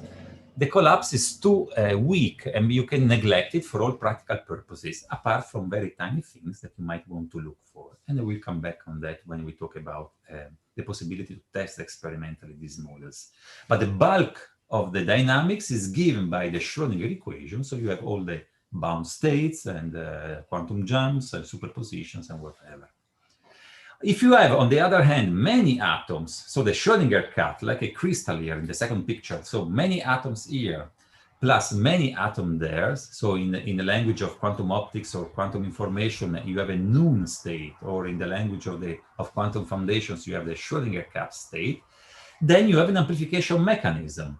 The collapse becomes stronger and stronger and increases with the geometry and the number of atoms in the system, to the point that if the system is big enough, then the collapse part of the dynamics becomes dominant with respect to the Schrödinger part of the dynamics, and superpositions in space are not allowed anymore. Such a superposition would be a highly unstable initial condition that rapidly and randomly collapses towards one of the two possibilities, either here or there. However, it is important to remark that this does not happen to any complex system. And so we come to the third picture. So if you have still many atoms, as many as you want, or even possibly a macroscopic gas with 10 to the 24 atoms, but each of them is separately in a superposition. So the first atom is superposition here and there, second atom, third atom. Basically what people are capable of doing now with the cold atom physics, when they create a delocalized states of cold atoms, they are typically, so far they are only, as far as I know, single particle superposition. Then we go back to the first picture. The collapse is not effective. The amplification mechanism is not triggered. So you have collapses, you have modifications, but these are very mild and negligible in most situations, unless you want really to go and look for them. So this is the picture of collapse models. So collapse in space, but only if the state is of a specific kind. What happens to other degrees of freedom, like energy, momentum, spin? In the last picture here, I just reported spin up plus spin down just to make a picture. What happens? But in general, nothing happens to the other degrees of freedom. They are not touched by the collapse dynamics, unless a superposition in these new degrees of freedom turns into superposition in space. So this would be the case of momentum. If you have a localized state, which is in the superposition of two different momenta, then over time, the superposition in momentum turns into a superposition in position, which is localized by the dynamics.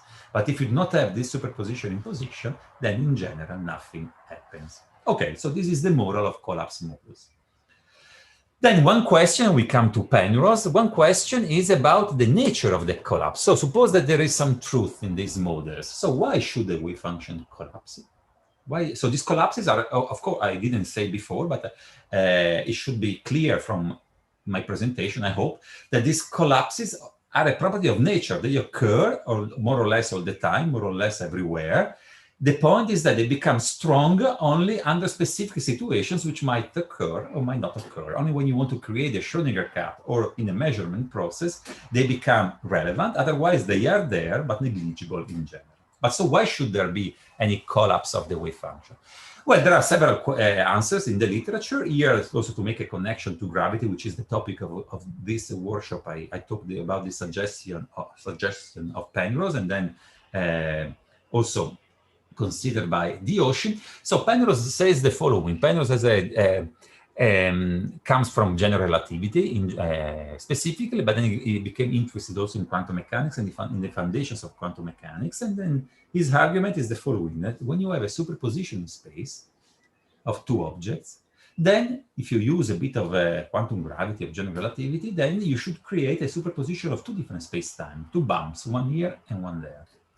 And then he gives an argument why, according to him, the correct quantum theory of gravity, which is not there yet, so he's advocating for a new theory of gravity, a new quantum theory of gravity. But according to him, the correct quantum theory of gravity, or whatever you want to call the theory that will try to bring the two things together, in this new theory, this superposition of different space-time should not be a stable state. And then one of the reasons why he says so is because when you have a superposition of different spacetimes, you do not have a well-defined time evolution operator. If you do not have a well-defined time evolution operator, you cannot have a well-defined dynamics. And not well-defined for him means an instability, something that should decay over time. So this is the argument that you will find in his books and articles. And the point is how to turn these ideas into a theory. Of course, this is very difficult. And so far, he had only some phenomenological intuition about how to do that. And in particular, by using some Newtonian idea and just uncertainty between energy and time, he estimates the lifetime of a superposition by h bar over e, where e is the gravitational content of the superposition here and there. So basically, superposition in space means a superposition of space, means instability, so decay of the space-time superposition, and then also localization of matter. So this is basically what you find in Penrose's papers. Dioschi went a little bit farther. Actually, he did it before Penrose. He proposed also a dynamical model to implement these ideas, which is what I told you before, the DP model, which is how it is known now in the literature. Okay, so the important point here, so you can develop these models, you can try to find a theory that justifies these models. This is something that is very ambitious and not really not fulfilled, but you can also try to test experimentally these models, because since you modify the Schrödinger equation, you also make predictions which differ from the usual quantum predictions. Usually they are tiny, very difficult properties to detect, but you can try to do something. And there are two strategies to do that, which have now been developed in the literature: non-interferometric and interferometric experiments. Interferometric experiments is what you would consider in the first place. Since we are talking about the superposition principle or the violation of the superposition principle, then you try to see whether you can create a superposition here and there, and you let it there for some time, and you see whether it survives or not. And basically, in a more or less sophisticated way, you do a sort of double slit experiment, probably something more complex than that, but essentially, conceptually, a double slit experiment. If you see interference fringes, then you have a superposition. If you don't see interference fringes, and of course, you are a good experimentalist, so you do your experiment in the lab, in vacuum, at low temperature, and you remove as much as you can all sources of noise. So if you successfully do that, and you still do not see a superposition, then something is happening. Either the experiment was not carried out, was not done well enough, or there is something else going on, which might be a spontaneous collapse of the wave function. Or you can do a non-interferometric experiment. You can do something different, and the idea is the following. So it is portrayed in the picture. I hope that the idea is clear, that every time you collapse the wave function, you move the center of mass of the system. And you see it by the red bullet there in the slide.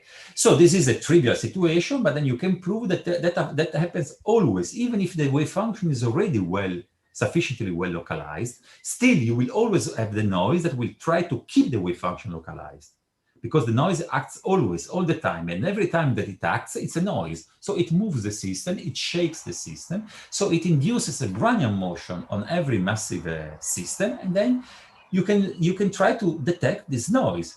So you do not create a superposition, perhaps because you don't want to, because it is too difficult. You just try to monitor very accurately the position of the system and see whether there is an extra Brownian motion on top of usual noises, environmental noises that you have in your lab. And so you have these two different strategies.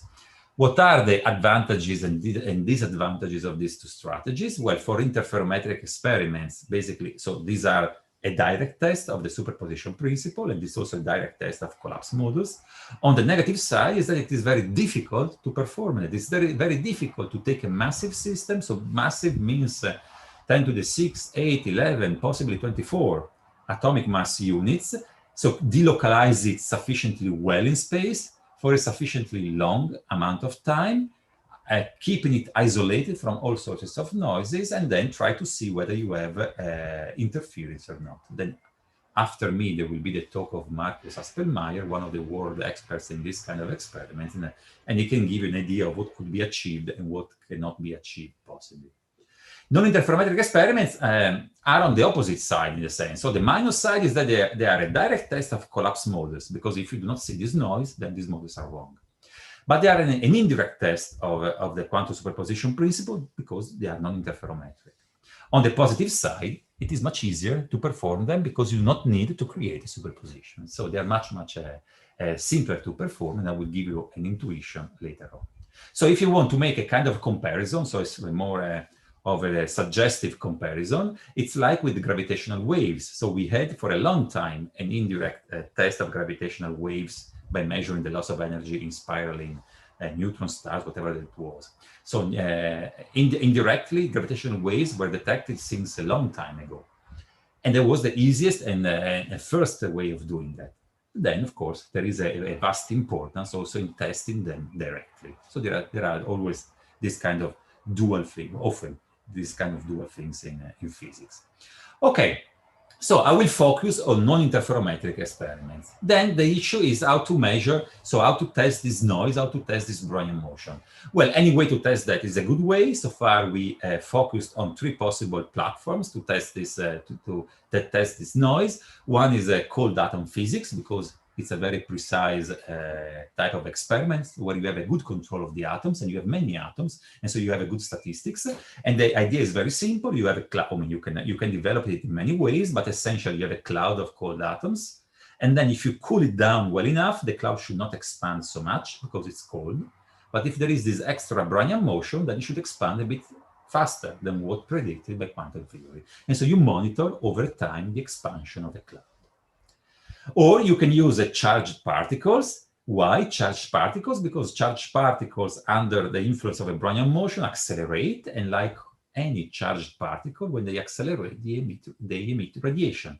So you can look for radiation that comes out from matter. Basically, this noise will act on protons and nucleons, and so all and electrons, and all protons and electrons should emit some radiation, a very faint radiation, almost negligible, almost zero, but still something. And you can try to detect it. And now we'll see that you can get some important results out of this, actually. Or you can do optomechanics, which is booming nowadays for many reasons. And one of the many reasons is that you have a high degree of control of one or more, but let's say 1 degree of freedom of the system, in particular the center of mass motion. And then if you look at that with the laser and you do some spectroscopy, you can reach an incredible accuracy in monitoring the motion. And then you can test whether there is this Brownian motion or not. In particular, I will consider the middle situation, so radiation emission, because of a test of the DP, of the Dioschi-Penrose model. So first, one important issue, which I already mentioned before. So the DP model is the equation is represented by the equation. The dynamics is represented by the equation I showed you before, with the correlation function of the noise, which is the Newtonian potential, with the gravitational constant that sets the strength of the collapse.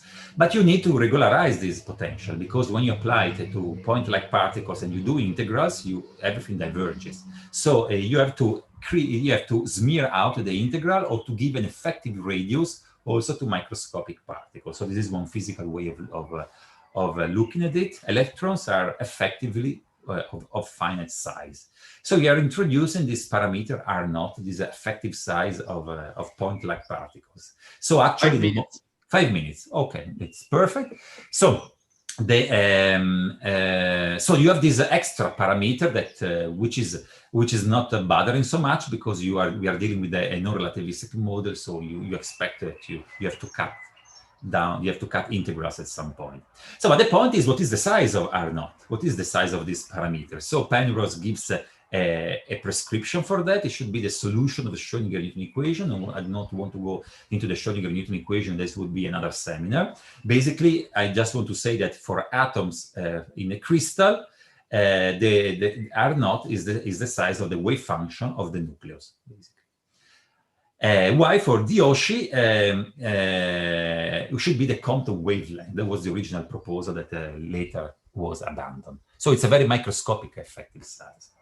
So when you want to test these models, you want to test against this extra parameter R0. So what did we do? And this is a paper that was recently appeared in the literature. So we computed the photon emission rate, so the number of photons emitted per unit time and unit frequency from matter. Of course, you cannot do the exact calculation, you have to do some perturbation theory, but at some point, if you place yourself in a very nice regime, which is displayed in the picture, you have a very, very compact and nice formula, the one that you have in the frame there, the gamma, so how many photons per unit time and unit frequency. And in particular, apart from usual constants of nature, you see that it depends on gravity, capital G, it depends quadratically in the number of protons, capital N, and also depends linearly in the number of atoms. So the bigger the system, the more, of course, the more atoms you have, more photons should come out.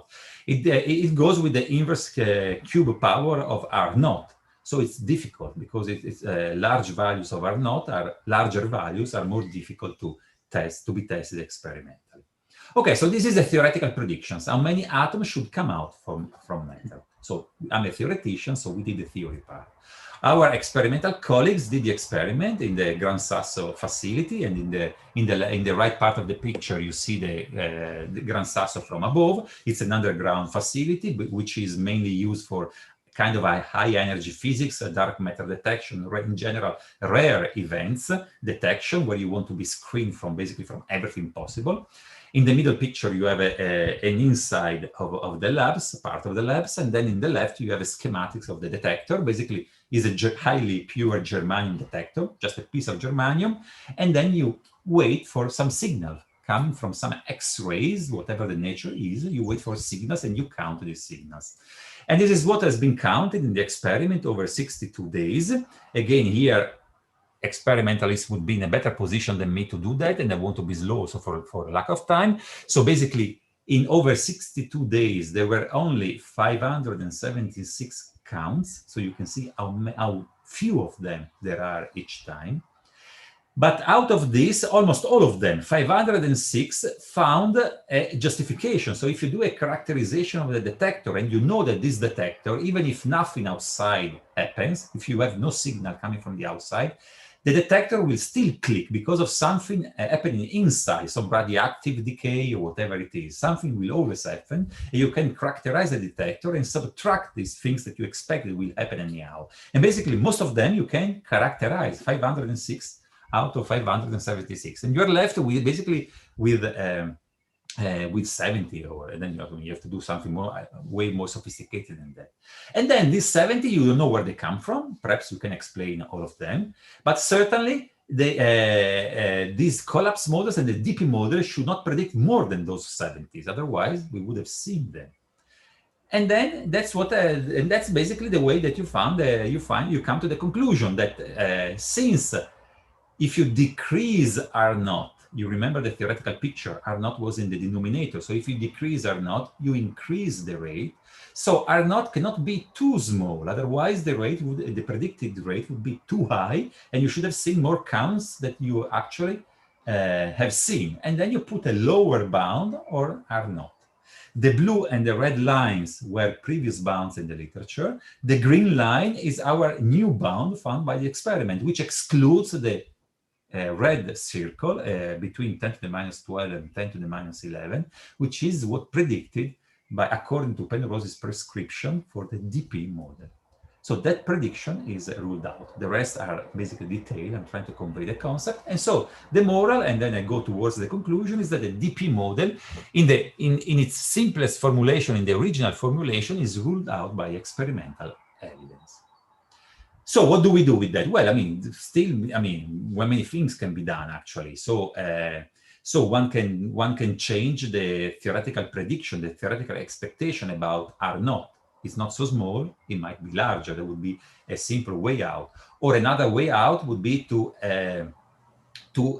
modify the model and to make it to give it a richer structure without making it unrealistic. So you can have still a reasonable model, but which is somehow more complicated than that. So we exclude the simplest way to formulate it, but you can have a richer structure inside. Or, which is what Penrose tells, is that he has something completely different in his mind, so completely different kind of theory, which is still, I mean, work in progress, and then it has to be, and then it is not clear what would happen in this case. But still, I mean, it is important that now these models, after many decades, are within the range of experimental detectability or falsification, like in this case. Okay, so we'll skip all the rest, not important, and oops, too much I skipped. And I want just to thank the people I'm working with and the funding agencies. And I thank you for the attention. Thank you very much, Angelo, for this very nice talk. Let us thank our speaker. virtually as usual. Thank you. And then we are really late now. Unfortunately, the delay has been accumulating. So we have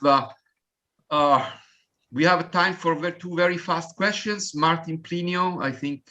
Martin, let me just. Did you ask for a question or not? Sorry, I meant to clap, but apparently. Oh, I'm sorry. Thank you, Martin. Okay, so we have Luca Smaldone. Luca?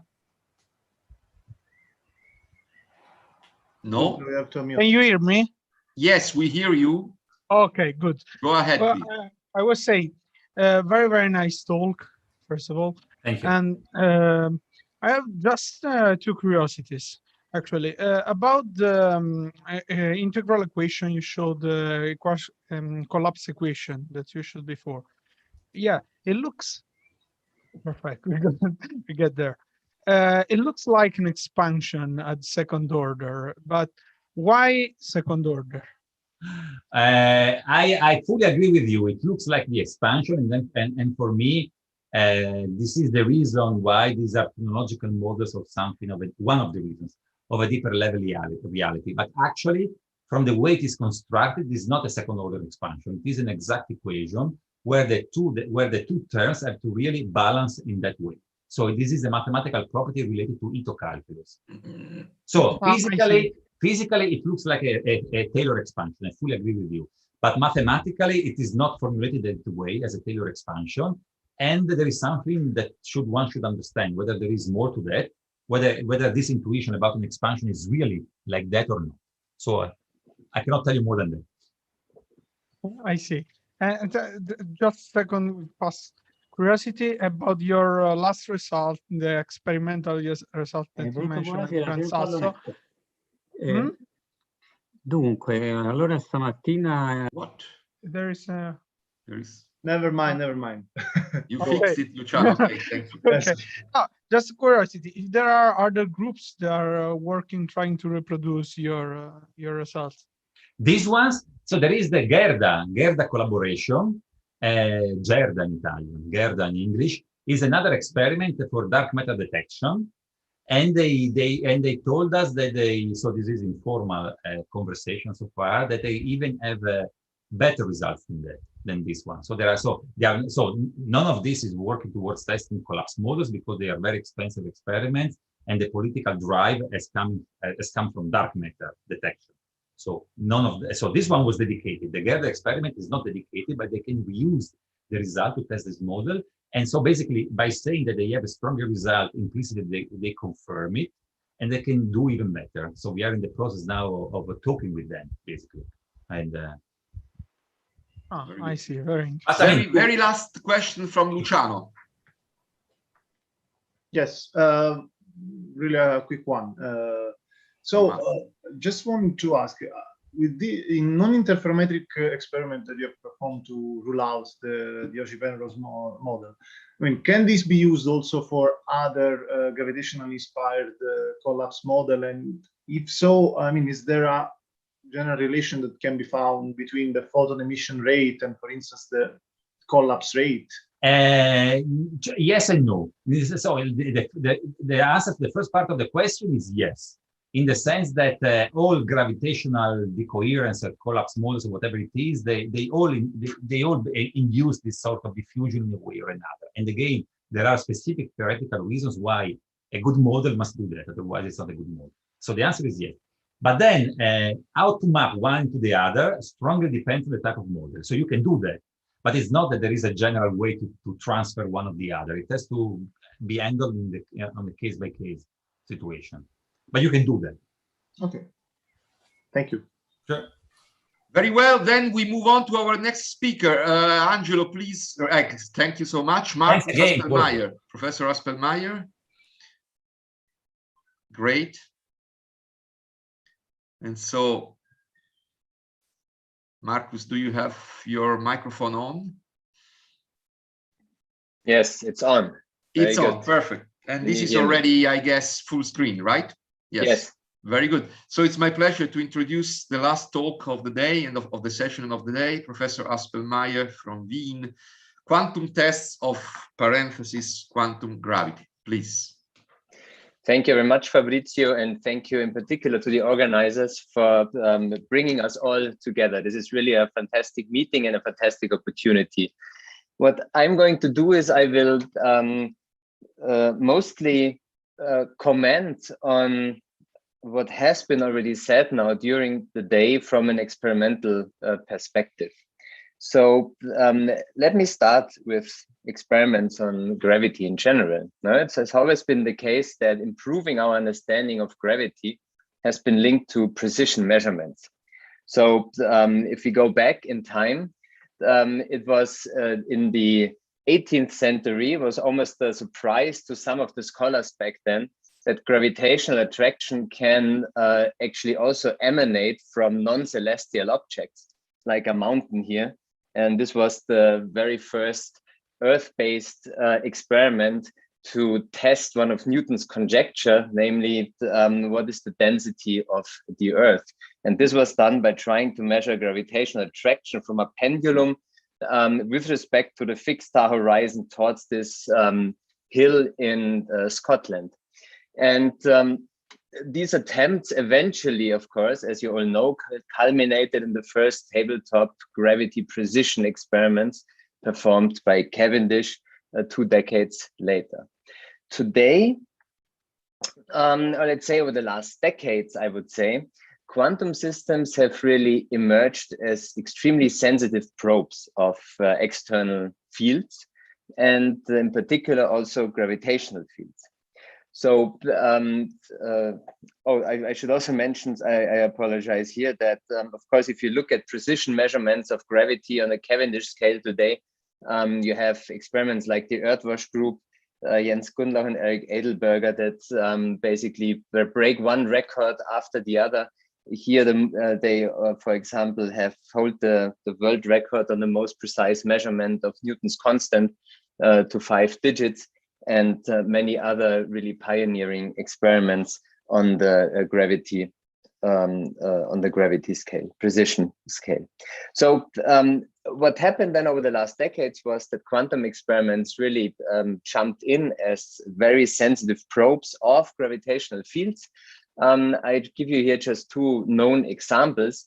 One of them is the famous cow experiment by Colella, Overhauser, and Werner, where basically Earth's gravity impacts the wave function of the neutron when it propagates through the interferometer. So while the neutron propagates through Earth's gravitational field, it accumulates a dynamical phase, and the dynamical phase difference when the neutron propagates between 2 different heights of the Earth can actually be tested when you rotate this interferometer in the gravitational field, generating here nice gravitational induced interference fringes.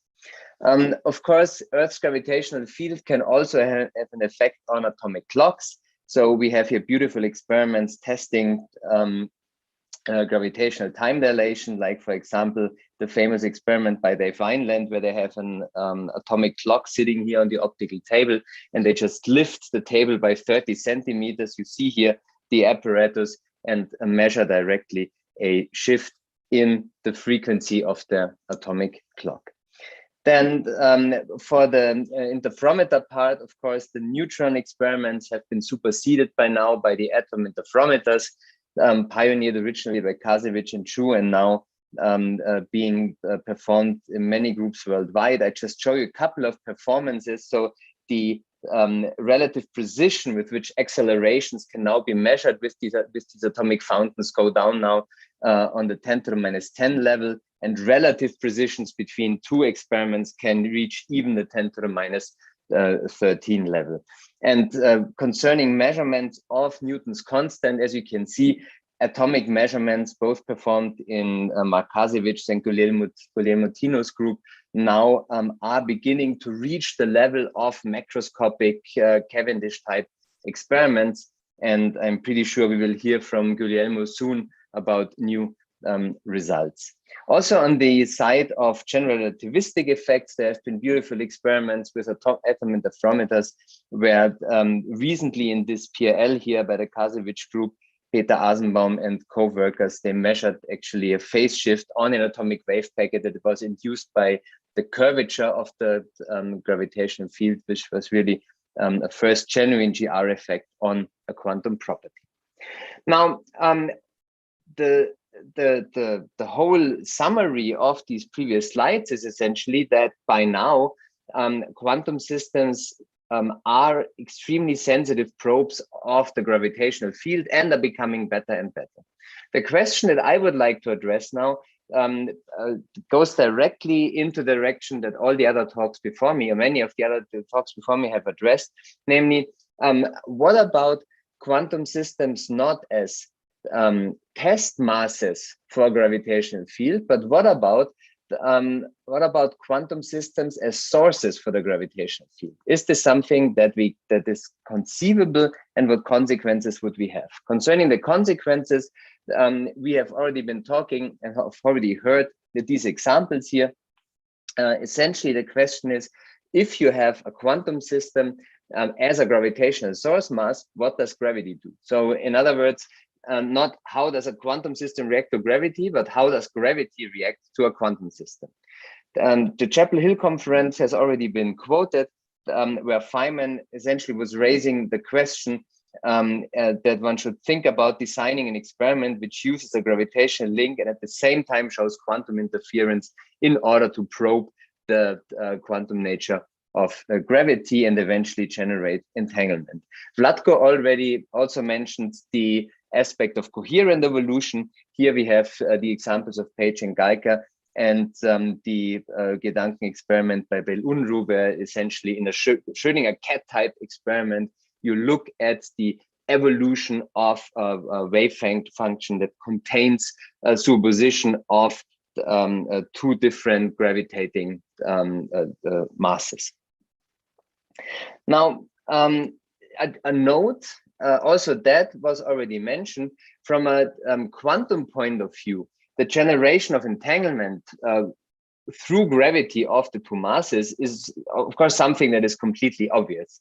It becomes interesting when you think of it from a GR perspective, because if you think of the geometric interpretation of gravitational effects, then what your test mass does is it actually follows a geodesic in the space-time metric generated by the source mass.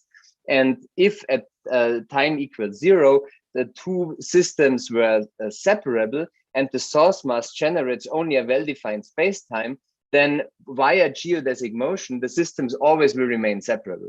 So the only way that you can generate entanglement in such a picture for the test mass interacting with the source mass is if the space-time metric itself is actually in a superposition. And this was pointed out here by this paper by Marius and Carlo. Now, here comes the reality check. Okay, so it's clear it can be extremely interesting to use massive systems as sources for massive quantum systems as sources for gravity.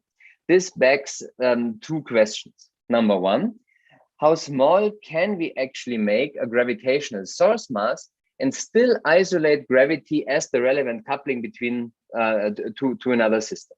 Okay, this is question number one. Question number two is, how massive can we make a quantum system? Okay, so and I will address both of these questions. So let's start with gravity. How small can we make a gravitational source mass and still isolate gravity as a coupling force? And this will be relevant if we want to have two masses, for example, interacting via gravity that at the same time also exhibit some quantum features. If you look in the literatures, a few months ago, still the smallest source mass was here in this domain of around a gram. And this goes back to a beautiful experiment by Mitrofanov in the late 80s, where they were trying to measure actually the 1/r² dependence of Newton's law, which has also been done here in the recent Edelberger experiment with similar masses in the sub-gram regime. So on this axis here in this plot, you see I plotted here coherence time versus mass. Gravity obviously only rests on the x-axis. We don't have any coherence here by definition, and we are somewhere here in that regime. I come back to the quantum case a little bit later. Let's just stick to the gravity case first. So it's clear that the challenge is to move the cavity, to move the gravity block here to the left side, to smaller masses, where we do have quantum experiments with some coherence. Okay, so how to do that, right? This is the question. So I show you a rather lame idea, admittedly, but actually we need to sort of start getting smaller and learning where the actual challenges in getting smaller with source masses are. And it was a very, very interesting experience. So here's the idea. The idea is you have a test mass somewhere. So here's your test mass. The test mass is some oscillator. Okay. Then you have a source mass over here, and the source mass can actually move. So you can move the position of the source mass, let's say as a function of time. You can move it like that, okay, such that the overall distance here, d, between the two masses becomes a function of time, which also means, of course, that at the position of the test mass, the gravitational field now starts to be modulated as a function of time. So when you vary the distance here as a function of time, for example, a sinusoidal variation, then the acceleration that is experienced by the test mass will also be modulated. And then if you just do your Taylor expansion, you see that because of the nonlinearity of the Newtonian potential, you will get contributions, a linear and higher order responses of your test mass system. So in our case, you see the oscillator was a torsional balance oscillator. Two approximately 100 milligram gold masses hung on a silica fiber, a little mirror down here, where basically just via an optical lever, you could read out here the deflection of this whole pendulum, and therefore by also knowing the distance between the two, infer the acceleration here of the test mass as a function of distance. The source mass was on a bending piezo, and you could move it. This was a small titanium rod, and this was a 90 milligram source mass. And you can see the distance between the two on average was 4 millimeter, and the modulation amplitude in this experiment was on the order of 1.5 millimeter, such that the smallest distance in the experiment between the surfaces of the two masses was on the order of 400 micrometer. This was the smallest one. Okay. Okay, and so again, the gold mass was a 90 milligram source mass. So this is a real picture here. So this is a diameter of approximately 2 millimeter. And here you see a close-up of the mass of the torsional the pendulum and the source mass on the bending piezo that was moving. During the experiment, there was an additional Faraday shield. I give you two indications what the challenges are for such experiments. First of all, you see here as a function of time the frequency amplitudes. Blue means nothing, yellow means a lot. Okay? So as you can see, let's just first focus on the yellow lines. There are yellow stripes in there that are always there with only a few exceptions. These yellow lines, these are in the regime of some tens of millihertz, which coincide with the traffic light cycle of a road crossing, which is 50 meters away from our lab. So this is both magnetic and seismic noise that is introduced into our experiments, and higher harmonics of them. Okay.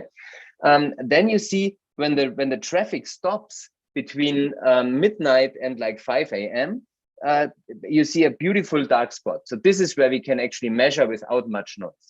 And then you can also see you always have like 1, 2, 3, 4, 5 very dark spots, and then you have 2 brighter spots. And this is actually Friday night and Saturday night, where people are out in the street during the night, because they have time, and this gives additional seismic noise. Needless to say, we also, of course, witnessed the winner of the Vienna City Marathon that entered that was actually happening 2 miles away from our lab. We monitored all the earthquakes in Europe, and these are the real interesting challenges. Another thing, we tried to project, so here's our lab, okay? Here you see our lab building. This is a Google Maps view. And you see that in a distance of around 60 to 100 meters, there are several tram stations. So we were wondering, what about the gravitational noise that is generated by the trams that are passing our lab? Because such a tram actually weighs 90 tons and passes our lab at a distance of 60 meters. And it turns out with the traffic light cycle of 10 millihertz that the resonance amplitude is very close to the resonance of our torsional pendulum. So what we did was we did a reconstruction of the projected Newtonian noise by basically doing GPS tracking of all the trams and then reconstructing the projected Newtonian noise of the gravitational signal of the trams from the real-time GPS. And it turns out that the signal that we projected is really on the similar order of magnitude of the signal that we are actually measuring. So if we would only have a pendulum with a mass sitting down there, then we would not. We would be drowning on Newtonian noise from the trams.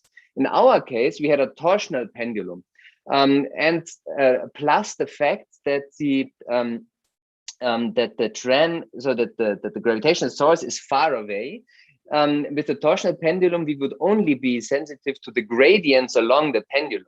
And of course, if the source is far away, the gradients are vanishing. And this is very similar to what Martin explained for his noise protection. In our case, it was the fact that we used the torsional pendulum that protected us from this noise. But if we would not have used the torsional pendulum, we would have been limited already here in this experiment. Okay, so the results, I just summarized them very quickly. What you see here in yellow is actually it's actually red. Yellow is the force residuals, but they're on top. So what you see in this lower curve here is the force signal. And you see very clearly here at the drive frequency and double the drive frequency of our source mass, a nice signal. The signal coincides with what we expect from a gravitational interaction.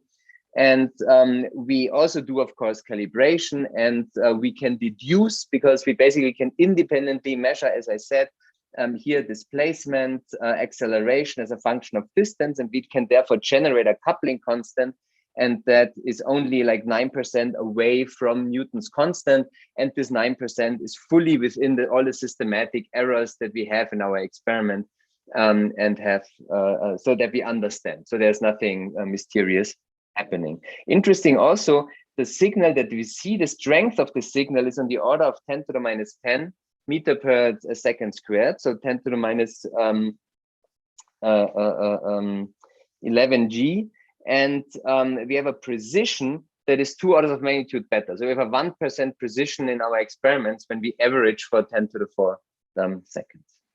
So this is now at the moment the smallest source mass for which gravity has been isolated in an experiment, in a lab-based experiment.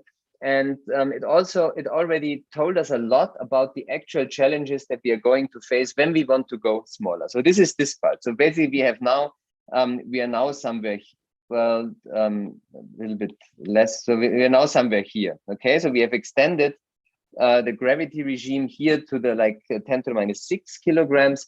And we think that with our current performance, we can actually go to below the Planck mass. So this is the current goal that we are putting out for the moment. So which leaves us with the quantum part, and I try to be quick here. The quantum part consists here, as you can see, of experiments with long coherence times at very small masses. We have already seen in other experiments, in other talks today, the experiments by Markus Arndt, where you have meta-wave interference with macromolecules, and this is this regime here of experiments in Markus Arndt's group. For the experiments that we are planning, the challenge is, of course, that the masses are way too small to produce significant gravitational fields. So we need to push here in this direction. And the only way this is possible is by going to solid state, objects. Okay, the only solid state objects have the relevant density to do the experiments. And you see the issue with current solid state experiments is mostly that while they have significantly larger mass, like 10 to the 11, here even in an experiment by Ian Wormsley, like 10 to the 18 atoms, the coherence times are extremely small. So what we need to do is we need to actually push essentially this bubble here to this side. Okay, this is the challenge. Now, how do we do that? It was already pointed out that noise is a big issue. Sougato was already envisioning free fall experiments. So what you need is, well, you don't need a solid state system that is clamped to some environment. You want to have a solid state system that is as isolated as possible. And the idea that we were having, that we were following, was actually to combine the best of two possible worlds, combine solid state devices with the idea of meta-wave interferometry, where you have simply free falling objects, okay, that are not attached to anything. And what are we doing? How do we combine them? Well, we levitate solid state objects. Okay, so what we do is we have different configurations. We have optical levitation of dielectric particles. You can also magnetically levitate superconducting particles. And the nice thing is, of course, that by using these techniques, you now can have quantum control of trapped solid state objects with large masses, larger 10 to the 10 atoms. And you have in principle, engineerable potential landscapes. And you heard in Martin Plenio's talk already how important that might be for the future. Okay, very quickly, I just want to briefly show you two results with optically levitating nanoparticles. So how do we levitate? Well, we just take a dielectric particle and we focus a laser beam. The point is that, of course, since a dielectric particle, you have dipole coupling here, you induce a dipole in your particle, and this induced dipole is proportional to the field of the laser that is interacting here, which means that your overall energy only depends now on the beam intensity and on the polarizability. In other words, the potential landscape that the particle here actually sees is just given by the inversion, by the inverted intensity profile.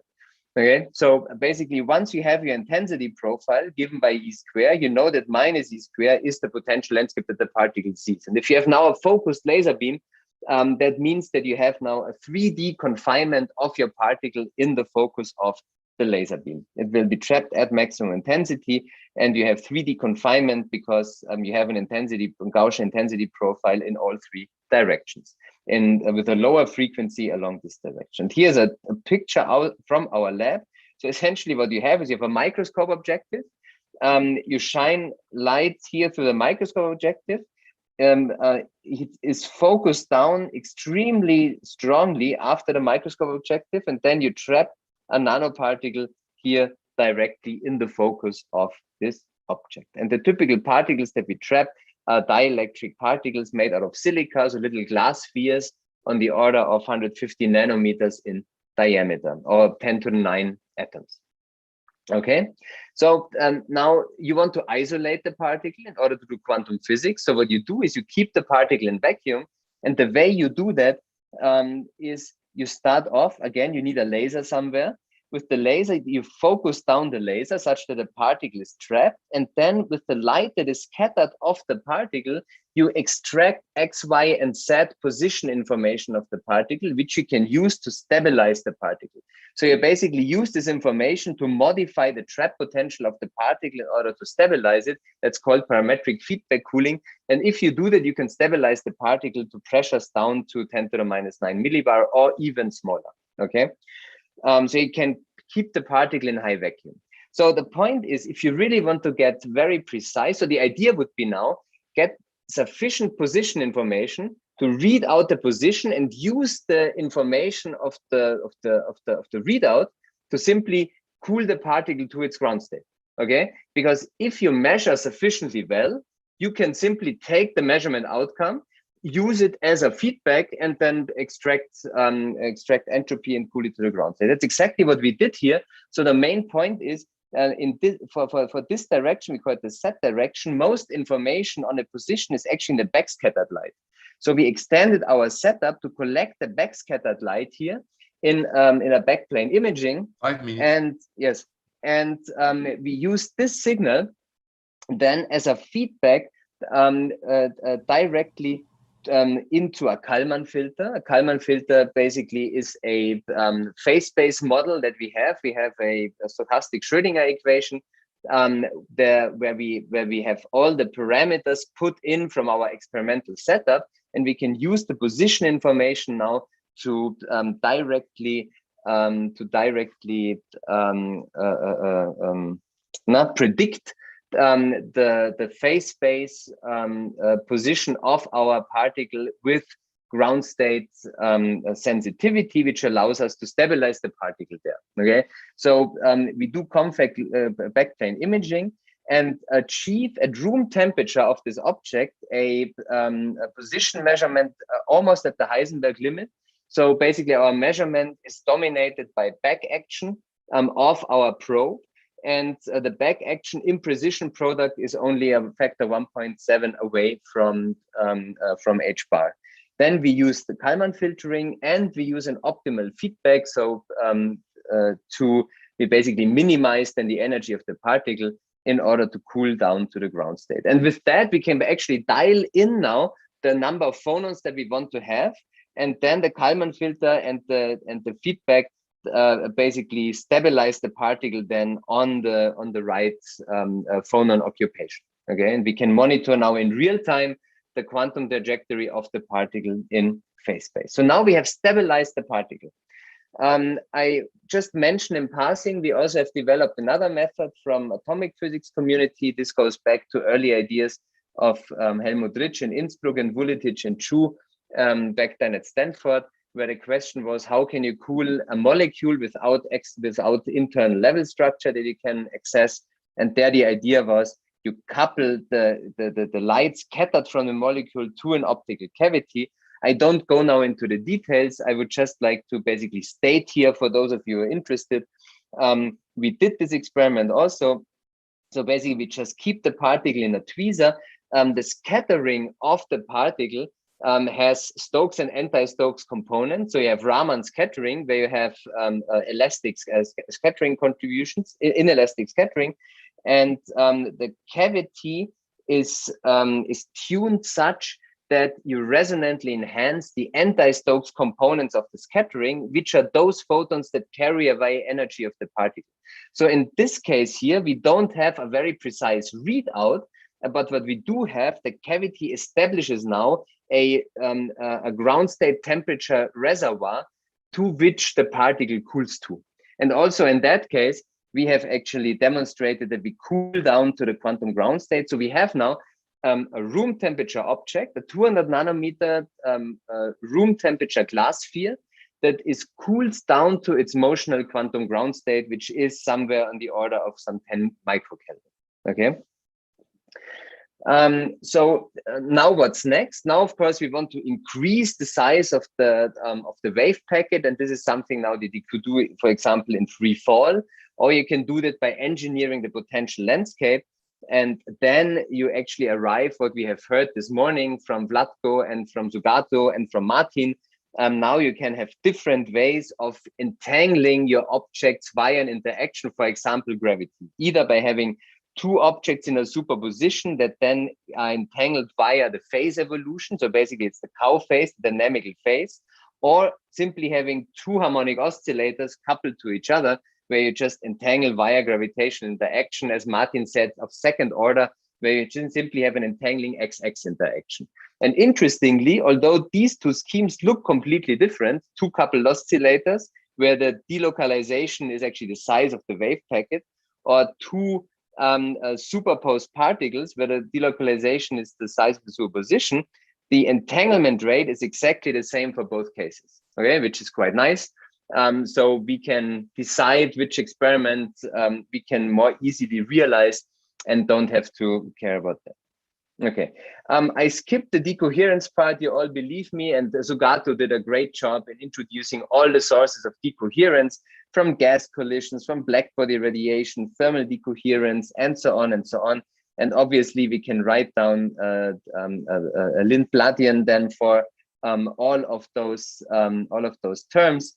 I guess the only important thing is, if you consider all of these influences of decoherence, well, which you have to eventually, then you end up in the following challenge. If you really want to entangle via gravity, if you have a 70 nanometer glass sphere like we have at the moment, okay, then you would have to have a delocalization on the order of 2 micrometers at cryogenic temperatures, which, if you start off simply from the ground state that we have now in our case, so the ground state wave packet that we have is on the order of 3 picometer.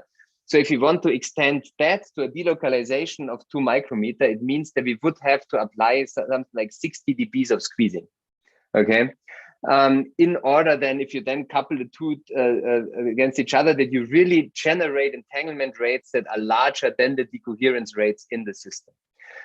If you go to larger systems, like 1 millimeter gold spheres, like we had in our experiment now, you see that, of course, the delocalization needs to be smaller, but the problem is that the initial ground state wave packet is much smaller. Okay, so that means also that the squeezing parameters on a similar size. And you could also think of the LIGO mirrors, for example, with the same argument.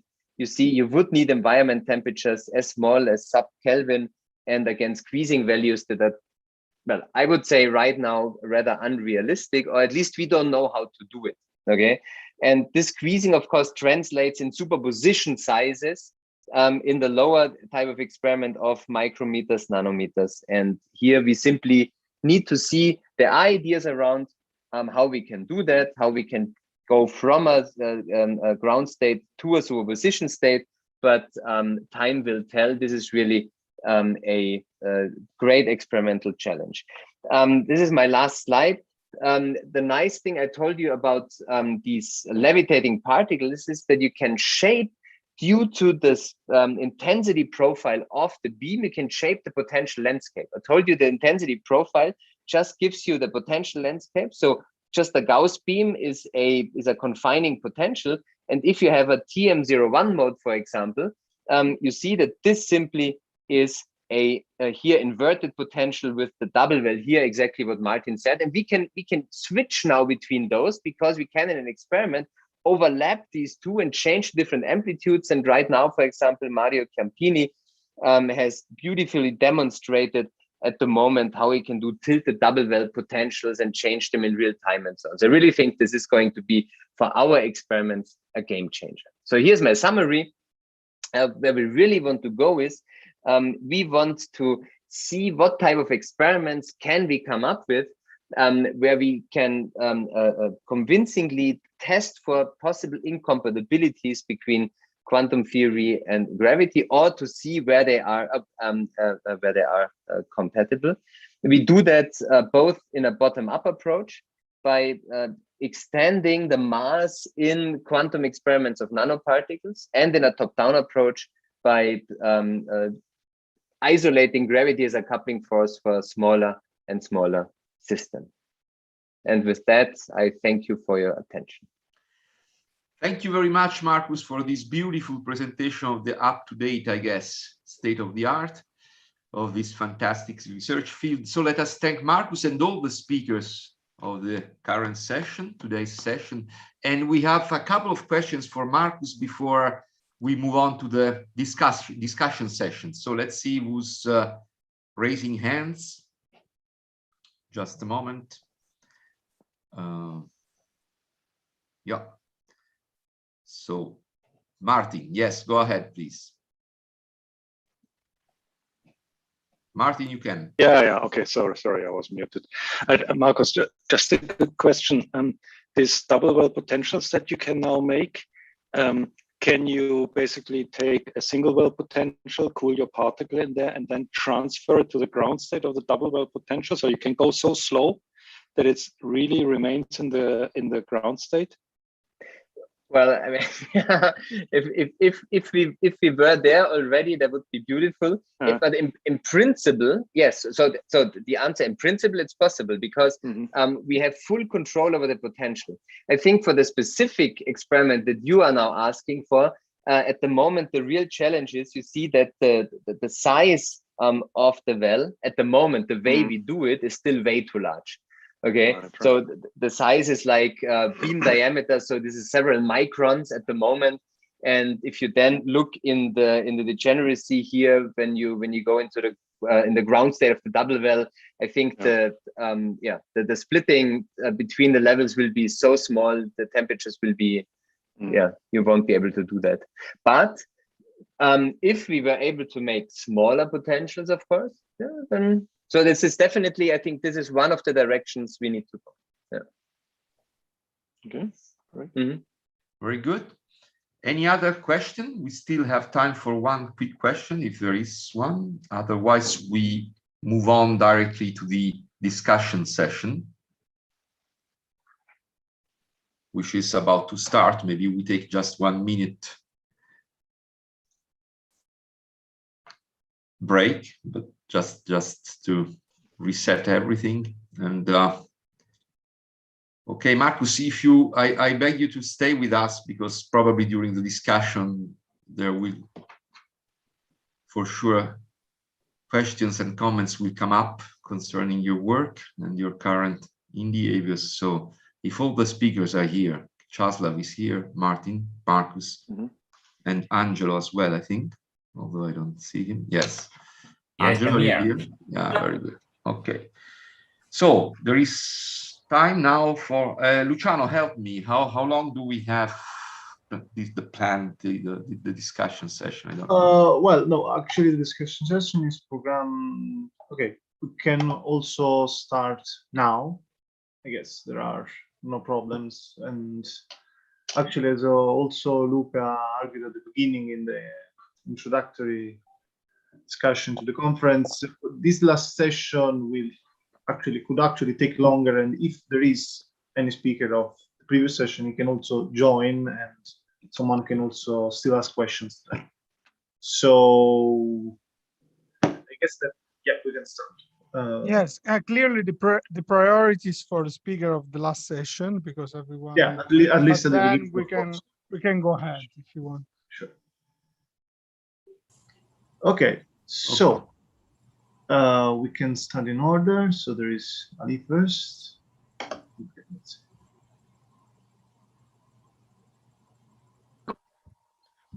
Hello. So Ali, you can speak. Yes. Can you hear me? Yes, we can. I have a question for Caslav Brukner.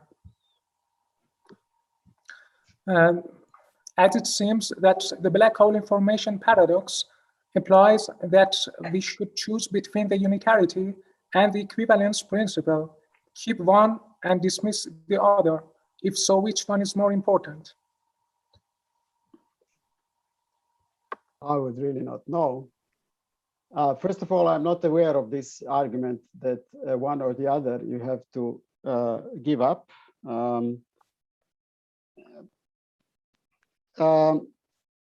I wouldn't like to bet. So, and so let's the experiment give us the clue for that. I mean, that what I have presented is not how one should maybe approach this process in a full theory of quantum gravity, but it is a coherent description whenever you have a classical situation, how you will deal with superposition of classical situations. And so whatever is valid in a classical situation should be valid in a superposition of classical situations, where classical situation is something which is mutually orthogonal to each other, different classical situations. And But in a full quantum gravity treatment, I guess, you would need to deal also with something which is kind of fluctuations of space-time.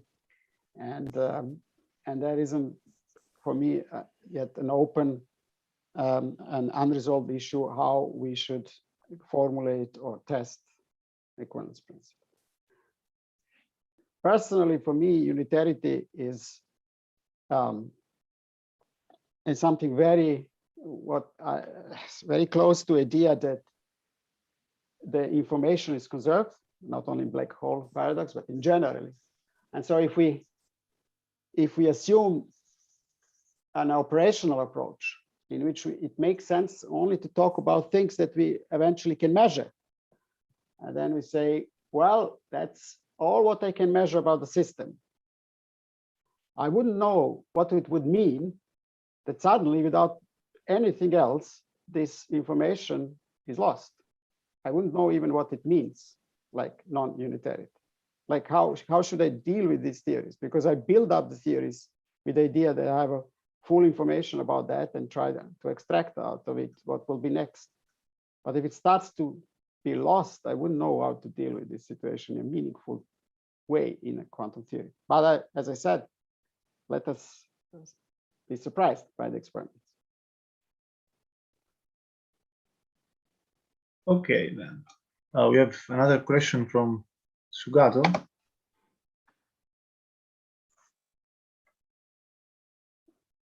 Hi. Okay. Hi. So my questions are more from the experimental side. So for both Markus and for Martin, a couple of questions. So yeah, so maybe I'll ask Markus first one on so this comparison between the squeezed, the squeeze spread and entanglement and the superposition, right? So this, of course, I guess, is it right that this holds only when the superposition size delta x is, much smaller than the distance? So you're stopping at the second order, right? If you go to all orders, then you are kind of, then the things are not comparable because, if you can. Yeah. Definitely. Yeah, this was also what Martin already mentioned. Yeah. Right. Okay. And I guess for Martin, the question is, so it's very interesting, this T design. Somehow we were not aware of that. And actually, one of my undergraduates was working on this dumbbell now, being inspired by Markus's work. But this is nice. There's the complete problem solved for all kinds of shapes. But so both the things go down, right? The signal as well goes down, right? So that's it. So what is in the smallest T design, what is the signal? Like if you go like one step, say, so what is the one step shape is the dumbbell, is it? Or, yeah, that's right, yes. So I mean, indeed, so this is a little bit of a problem here that, of course, we reduce both the noise and the coherent signal. So our experiment will be slower, and at some point other noise sources will kick in, noise sources that we may not be able to treat in that way. So like something internal to the bodies or so, or gas collisions or something like that. So one will have to weigh very carefully what one does. And so in that sense, I'm not sure whether there will be a useful situation where we can go to whatever the T design for order 10 or something like that, because possibly the experiments will be too slow. One would have to analyze it in every instance. Yeah, exactly. So that's a little bit the challenge, at least in this particular setup. I mean, one way to gain also is to move the particles closer. Yeah, because then the interaction between the particles drops off more slowly. Right. And the effective in the second point with this central mass, extra mass. So you are also in the quadratic regime here, right? So the delta x is kind of much smaller than the separation. Right? Yes. So I mean, so let's say that the separation in the double well is smaller than the separation to the central mass. Indeed. Yes.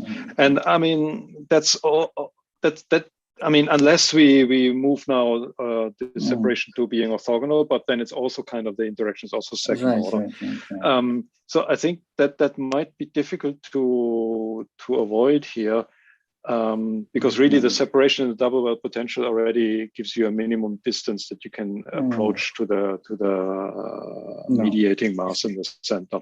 But nevertheless, you can obtain some gain. Yeah, so that's. Okay. Thank you. Okay, then we have another question from Fedele. Here I am, is to Caslav, and the question is really a comment. In the first part, when the observers were entangled and the states were entangled, and you were using one of the characteristics of quantum mechanics, which is the entanglement, of course. Now, there are, however, echoes of what you were saying if one uses the other characteristic of quantum mechanics, which is non-commutativity. So similar things will happen between observers if you make non-commutative translations, namely use a quantum group to do this, to compare states and observers. I will talk of this during my talk, so this is a little bit also a bit of publicity. But I think then if you try to put both of them together, then probably things get out of hand because they get more complicated. But probably, I don't know, there can be some synergy between the two, in the sense that you were having a classical space in which you were putting entanglement of this classical space, and says that was made of points and localization. The non-localization was due to h bar, not to the Planck length.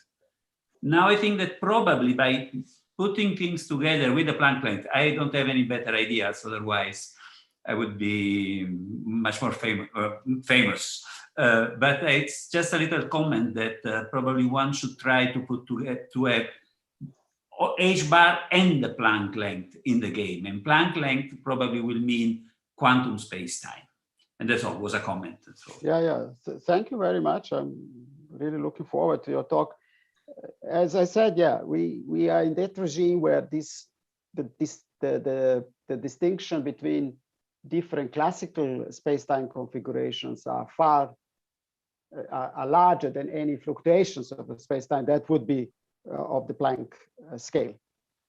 And of course, the trick is that we know what should it happen in every classical situation, and then extend this to the linear superposition and trying to make it, of course, coherent. But the real, I think, breakthrough would be to go into this regime that you are addressing. No one knows it, of course, but probably the point is that one shouldn't shy away from trying to put things together, because sometimes things get simplified if one. Oh, I mean, 90% of all papers or textbooks starts as it is well known. There is like a contradiction, even sometimes it's said, between quantum theory and gravity, and neither I know about that, nor I was ever convinced about that, and so I don't know. It's a really mantra that I don't see yet. Okay. True. Okay. Thanks. Thank you. Okay, we have another question from Kevin.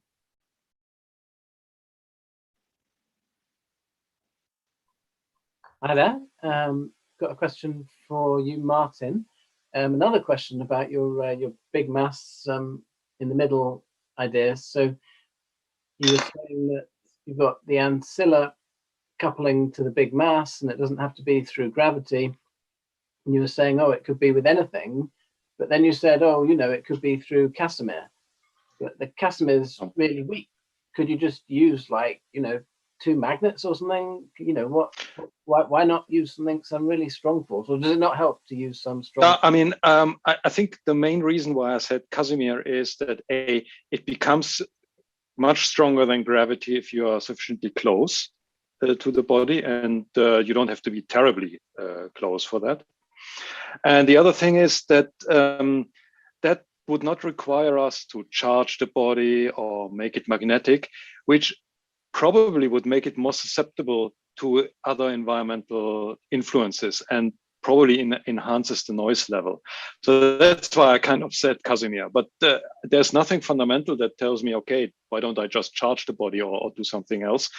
But one of them would have to look very carefully whether I don't amplify the noise in just the same, by just the same amount. Yeah, yeah, makes sense. I see, thanks. Yeah.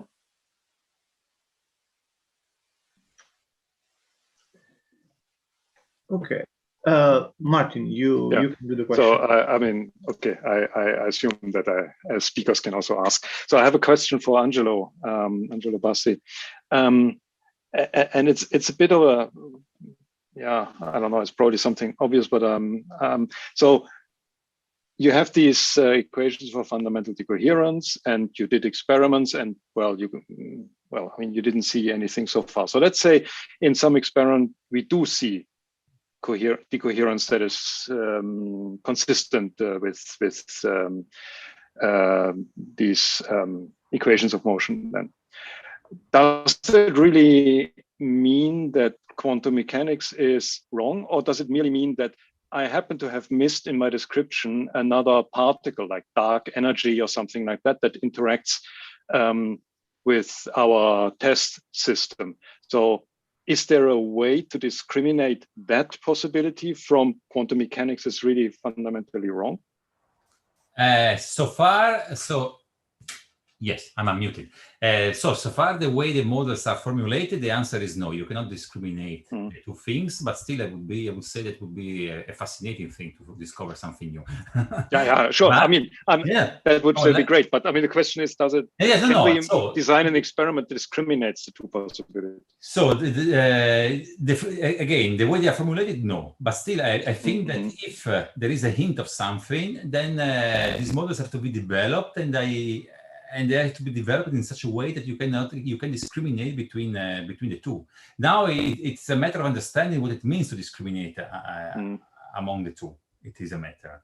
So what has to fail in the quantum description to claim that okay, it's over with quantum mechanics? So I'm not fully sure about what it should be. And you can always, I assume that in principle, you can always, whatever experimental evidence, whatever new formulation of collapse models you can make, you can always invent a potential or whatever, a way of doing quantum theory in such a way to explain experimental evidence. So that was done also in the past with classical physics, so it would be nothing new. So I think that there is some point, there is a breakdown, or at least a psychological, sociological breakdown in the community that says, okay, it's over with the theory. Now it's a time for a new one. If there is an experimental hint, so suppose that okay, you have an experiment that tells you that it's not it's not a usual decoherence, then it is dark matter. Then you would try to find for a resonance, because you would expect this dark matter particle to have a mass, typically, no? Then you don't find any such thing. You do not find it. Then, okay, it's an exotic matter. You can go on forever. Okay, but you would have to do, I mean, really separate experiments. Yes. And I picked dark matter just for the obvious example, but yeah. That would be the beginning of a story. That would be not the end of it, so to say. Okay. There is a comment. There is a comment on the chat by Gavin to everyone. Gavin, if you want to also speak up about it. Yeah, okay. The dark matter was an example, so to say. Okay. I'm reading the comment in the chat, so it could be, I mean, according to, if I understand Martin correctly, it could be another particle, not something else. So just to further comment on that, so take the case of dark matter, dark energy, if you wish. Is it really dark, or is it the theory that is wrong? We will see. I'm not suggesting any of the two. We will see. Thank you. Sure. Okay. Then also, Caslav has a question. Okay. Yes, I have a question to anybody who is familiar with Penrose's model, but Angelo also mentioned it, so maybe he can also comment on that. If we trust the equivalence principle, then the physics is seen from at least locally in a gravitational field is the same, as equivalent as the one as seen from an accelerated reference frame. And now, if we extend this to the superposition of gravitational fields, if this is valid, then the physics in the superposition of gravitational fields should be the same as the one in which we observe the phenomena from a reference frame that is in a superpositional acceleration. What I mean this is maybe Markus nanomechanical oscillator that is put in a superposition of, let's say, static, or you shoot it and you make oscillation, and on the turning points you have a very large acceleration.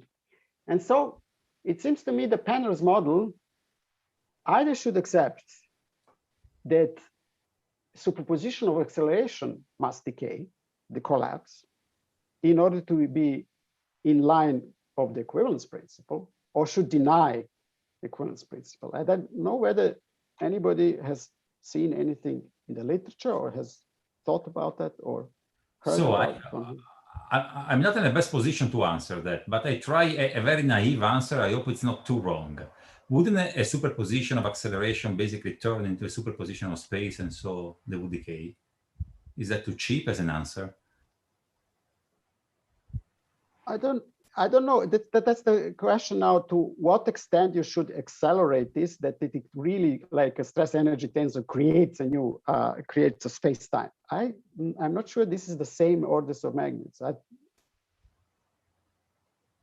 And nevertheless, yeah,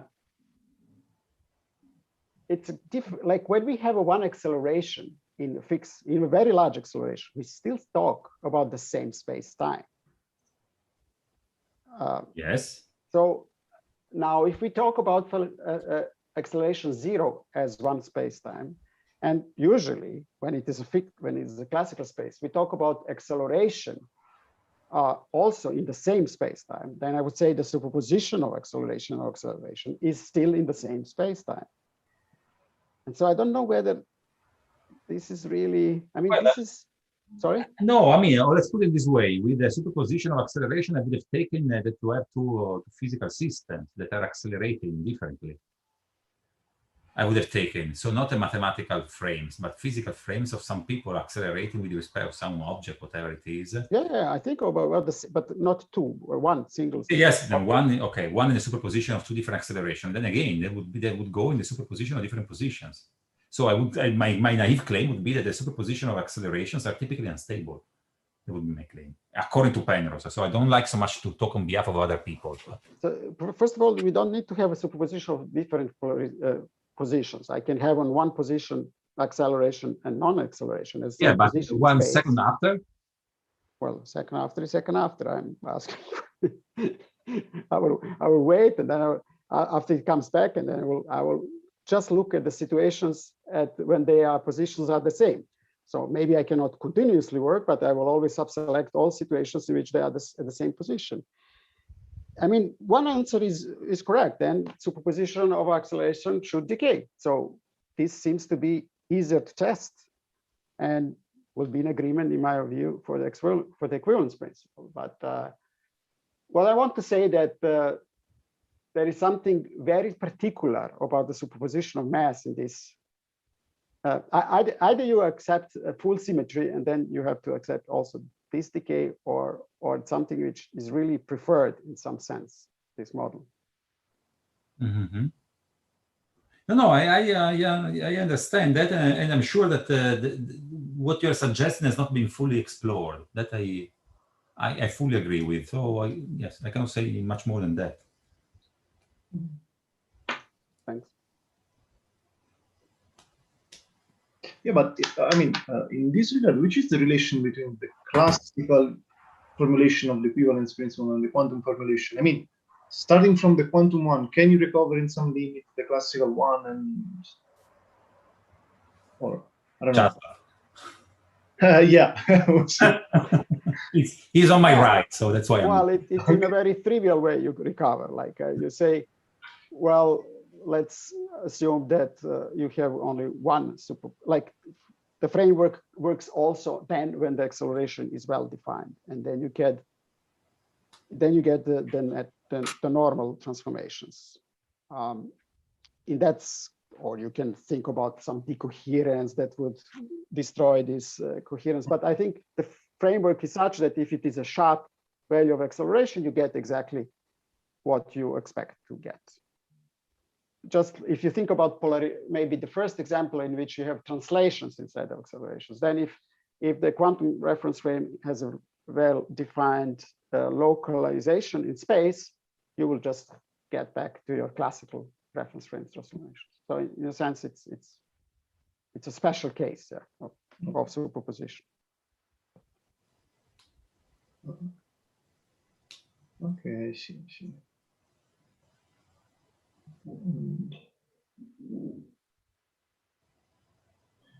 Okay, so are there other questions? Because otherwise I would just to continue about this with okay, Martin, you can just a second, you have to I have a more practical question to experimentally question to Markus. Actually, how small can you make perturbing fields such as magnetic fields in your apparatus? I mean, can I safely assume they whatever magnetic field is 10 to the minus 15 Tesla or whatever, or is there at least at the moment is there kind of a reasonable size? Do you have magnetic shields, for example? Do you have electric shields? Do you have all these kind of things to remove them such fields? No. And can this be done? Yes. So yeah. So the current approach is similar to what we did with the gravity experiment. We really want to see where our limitations are. Because for magnetic fields, for example, we know how to shield them, okay? And we know how this works. You can monitor, you can even actively counteract. So there we have different possibilities. We know how to do it. We have the expertise. But right now, we also want to see basically the levels and where they are disturbing. At the moment, we are still limited by seismic noise for the magnetic levitation, for example. Sure. And as long as this is not gone, yeah. But how low? I mean, so if you would have to put a number on the table now, how much could you reduce, for example, the presence of magnetic field or magnetic field gradients? In fact. Yeah, exactly. Yeah, it would be the gradients. That would be. I can't give you numbers right now. I mean, this is something we can easily discuss. Right? I mean, we have from our gravity experiments, we have measurements on the magnetic field noise in the lab. I have the slides here somewhere, but they were, so we do have all the sensorics there, okay? And yeah, no, they're not there, okay. I mean, if you really need actual numbers, then we can just sit together. This is something that is easily done. Yeah. Okay.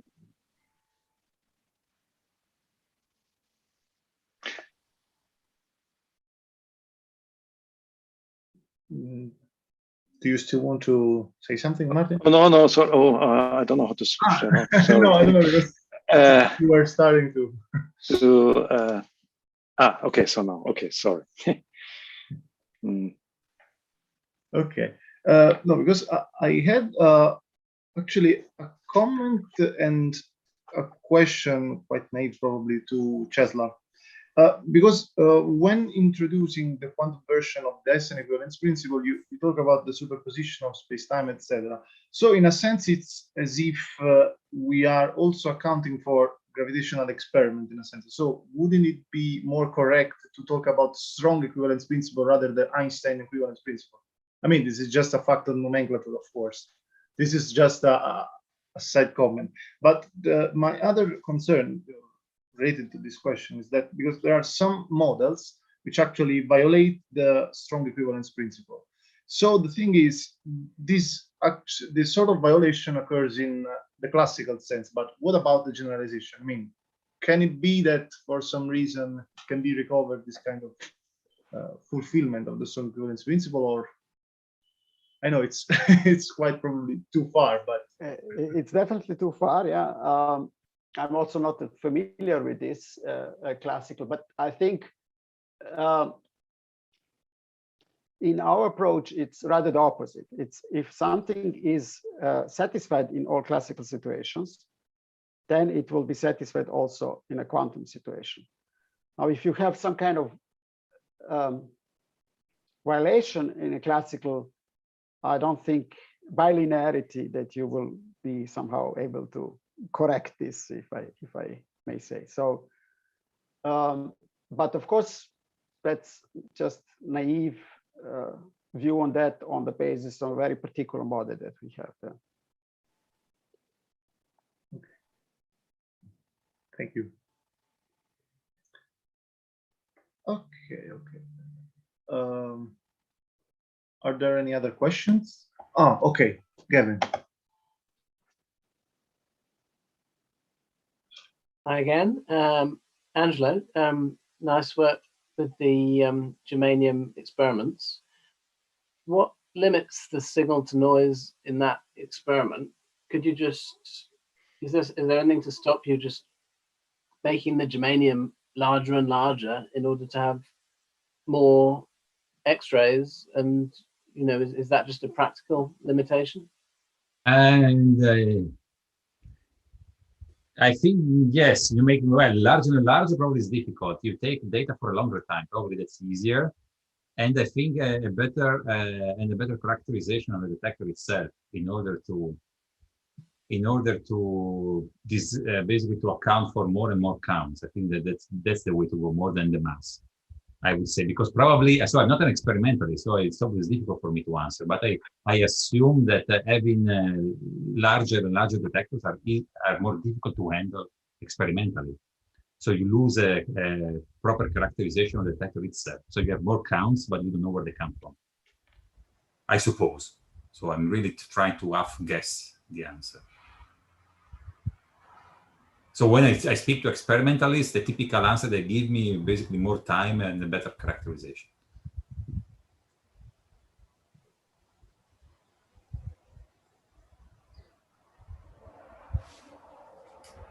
Okay.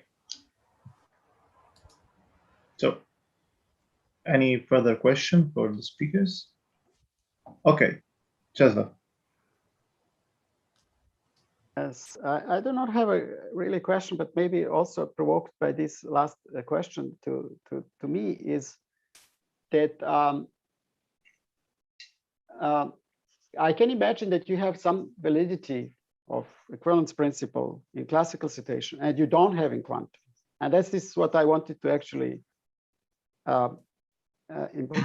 suggest that Penrose's model is.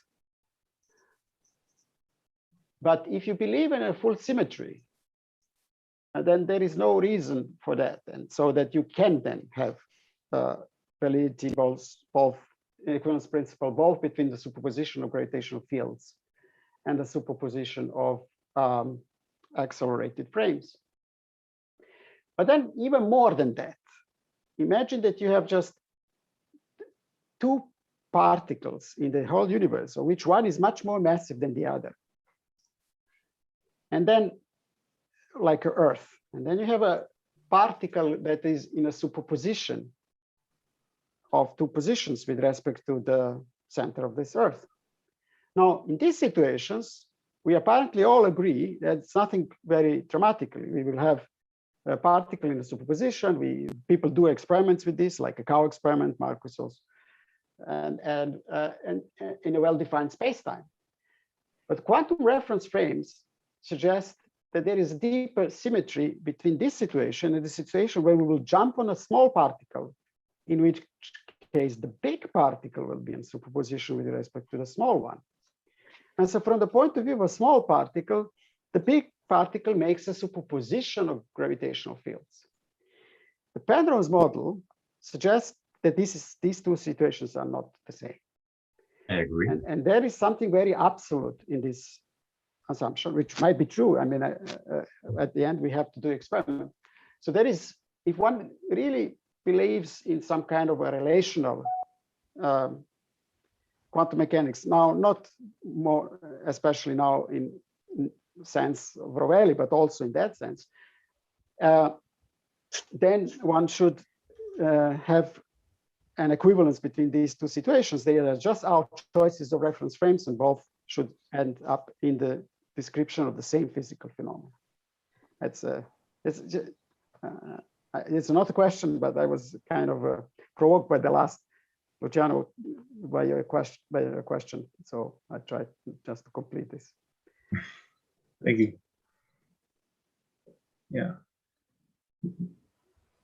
Because this is the fact of trying to extend the notion of the equivalence principles in the quantum realm. It's actually quite interesting. For instance, I also know of a couple of papers which they tried to check this equivalence by looking at the Hawking and the Unruh radiation in proximity of a black hole. So they do genuinely quantum analysis, but they start with the classical formulation of equivalence principle. So, it's quite difficult to let these things, these subjects merge. But I mean, that's why I asked. But okay, yeah, it's. No, even in this also examples, there are some works where you have a Unruh de Witt detector in a superposition of accelerating trajectories. And you see some kind of, if you may say, some coherences between two thermal radiations that the detectors measure. And one can wonder whether the same will be happen if you keep your detector in front of a black hole, but the black hole itself is in a superposition of two positions or two masses. So there are some people were, I mean, also our group thinking about trying to establish the connection between the two. No, it's really less at the conceptual level, yeah.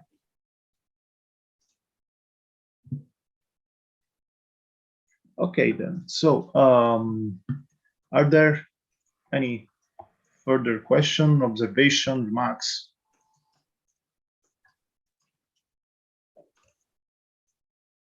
Okay. It was a long day. It was a long day. Yeah, and actually, it was surprising that we are almost on time. Actually, yeah, that's true. 10 minutes delay with respect to the not too bad. So on 24 hours is not a bad thing. Good achievement. Yeah. Thanks to all of you, yeah, for making it possible. Thank you, Caslav. Thank you very much. Thank you, everybody. Thank you, everybody. Thanks a lot. Have a nice dinner. Yeah, well, it depends also on the time zone. So it can be either dinner or breakfast, whatever. Yeah. So, yeah, let's thank all the speakers of the day, all the discussions, and yeah, of course. Thanks. It was nice. Thank you very much. Thank you very much for the very nice invitation. day, Thank you. actually. I hope that you will be with us also for the rest of the conference, according to your schedule, of course, because I know it's quite busy, but okay, see you in the next days then. Bye-bye. Thank you. Bye-bye. Bye. Bye. Thank you, everybody. Bye.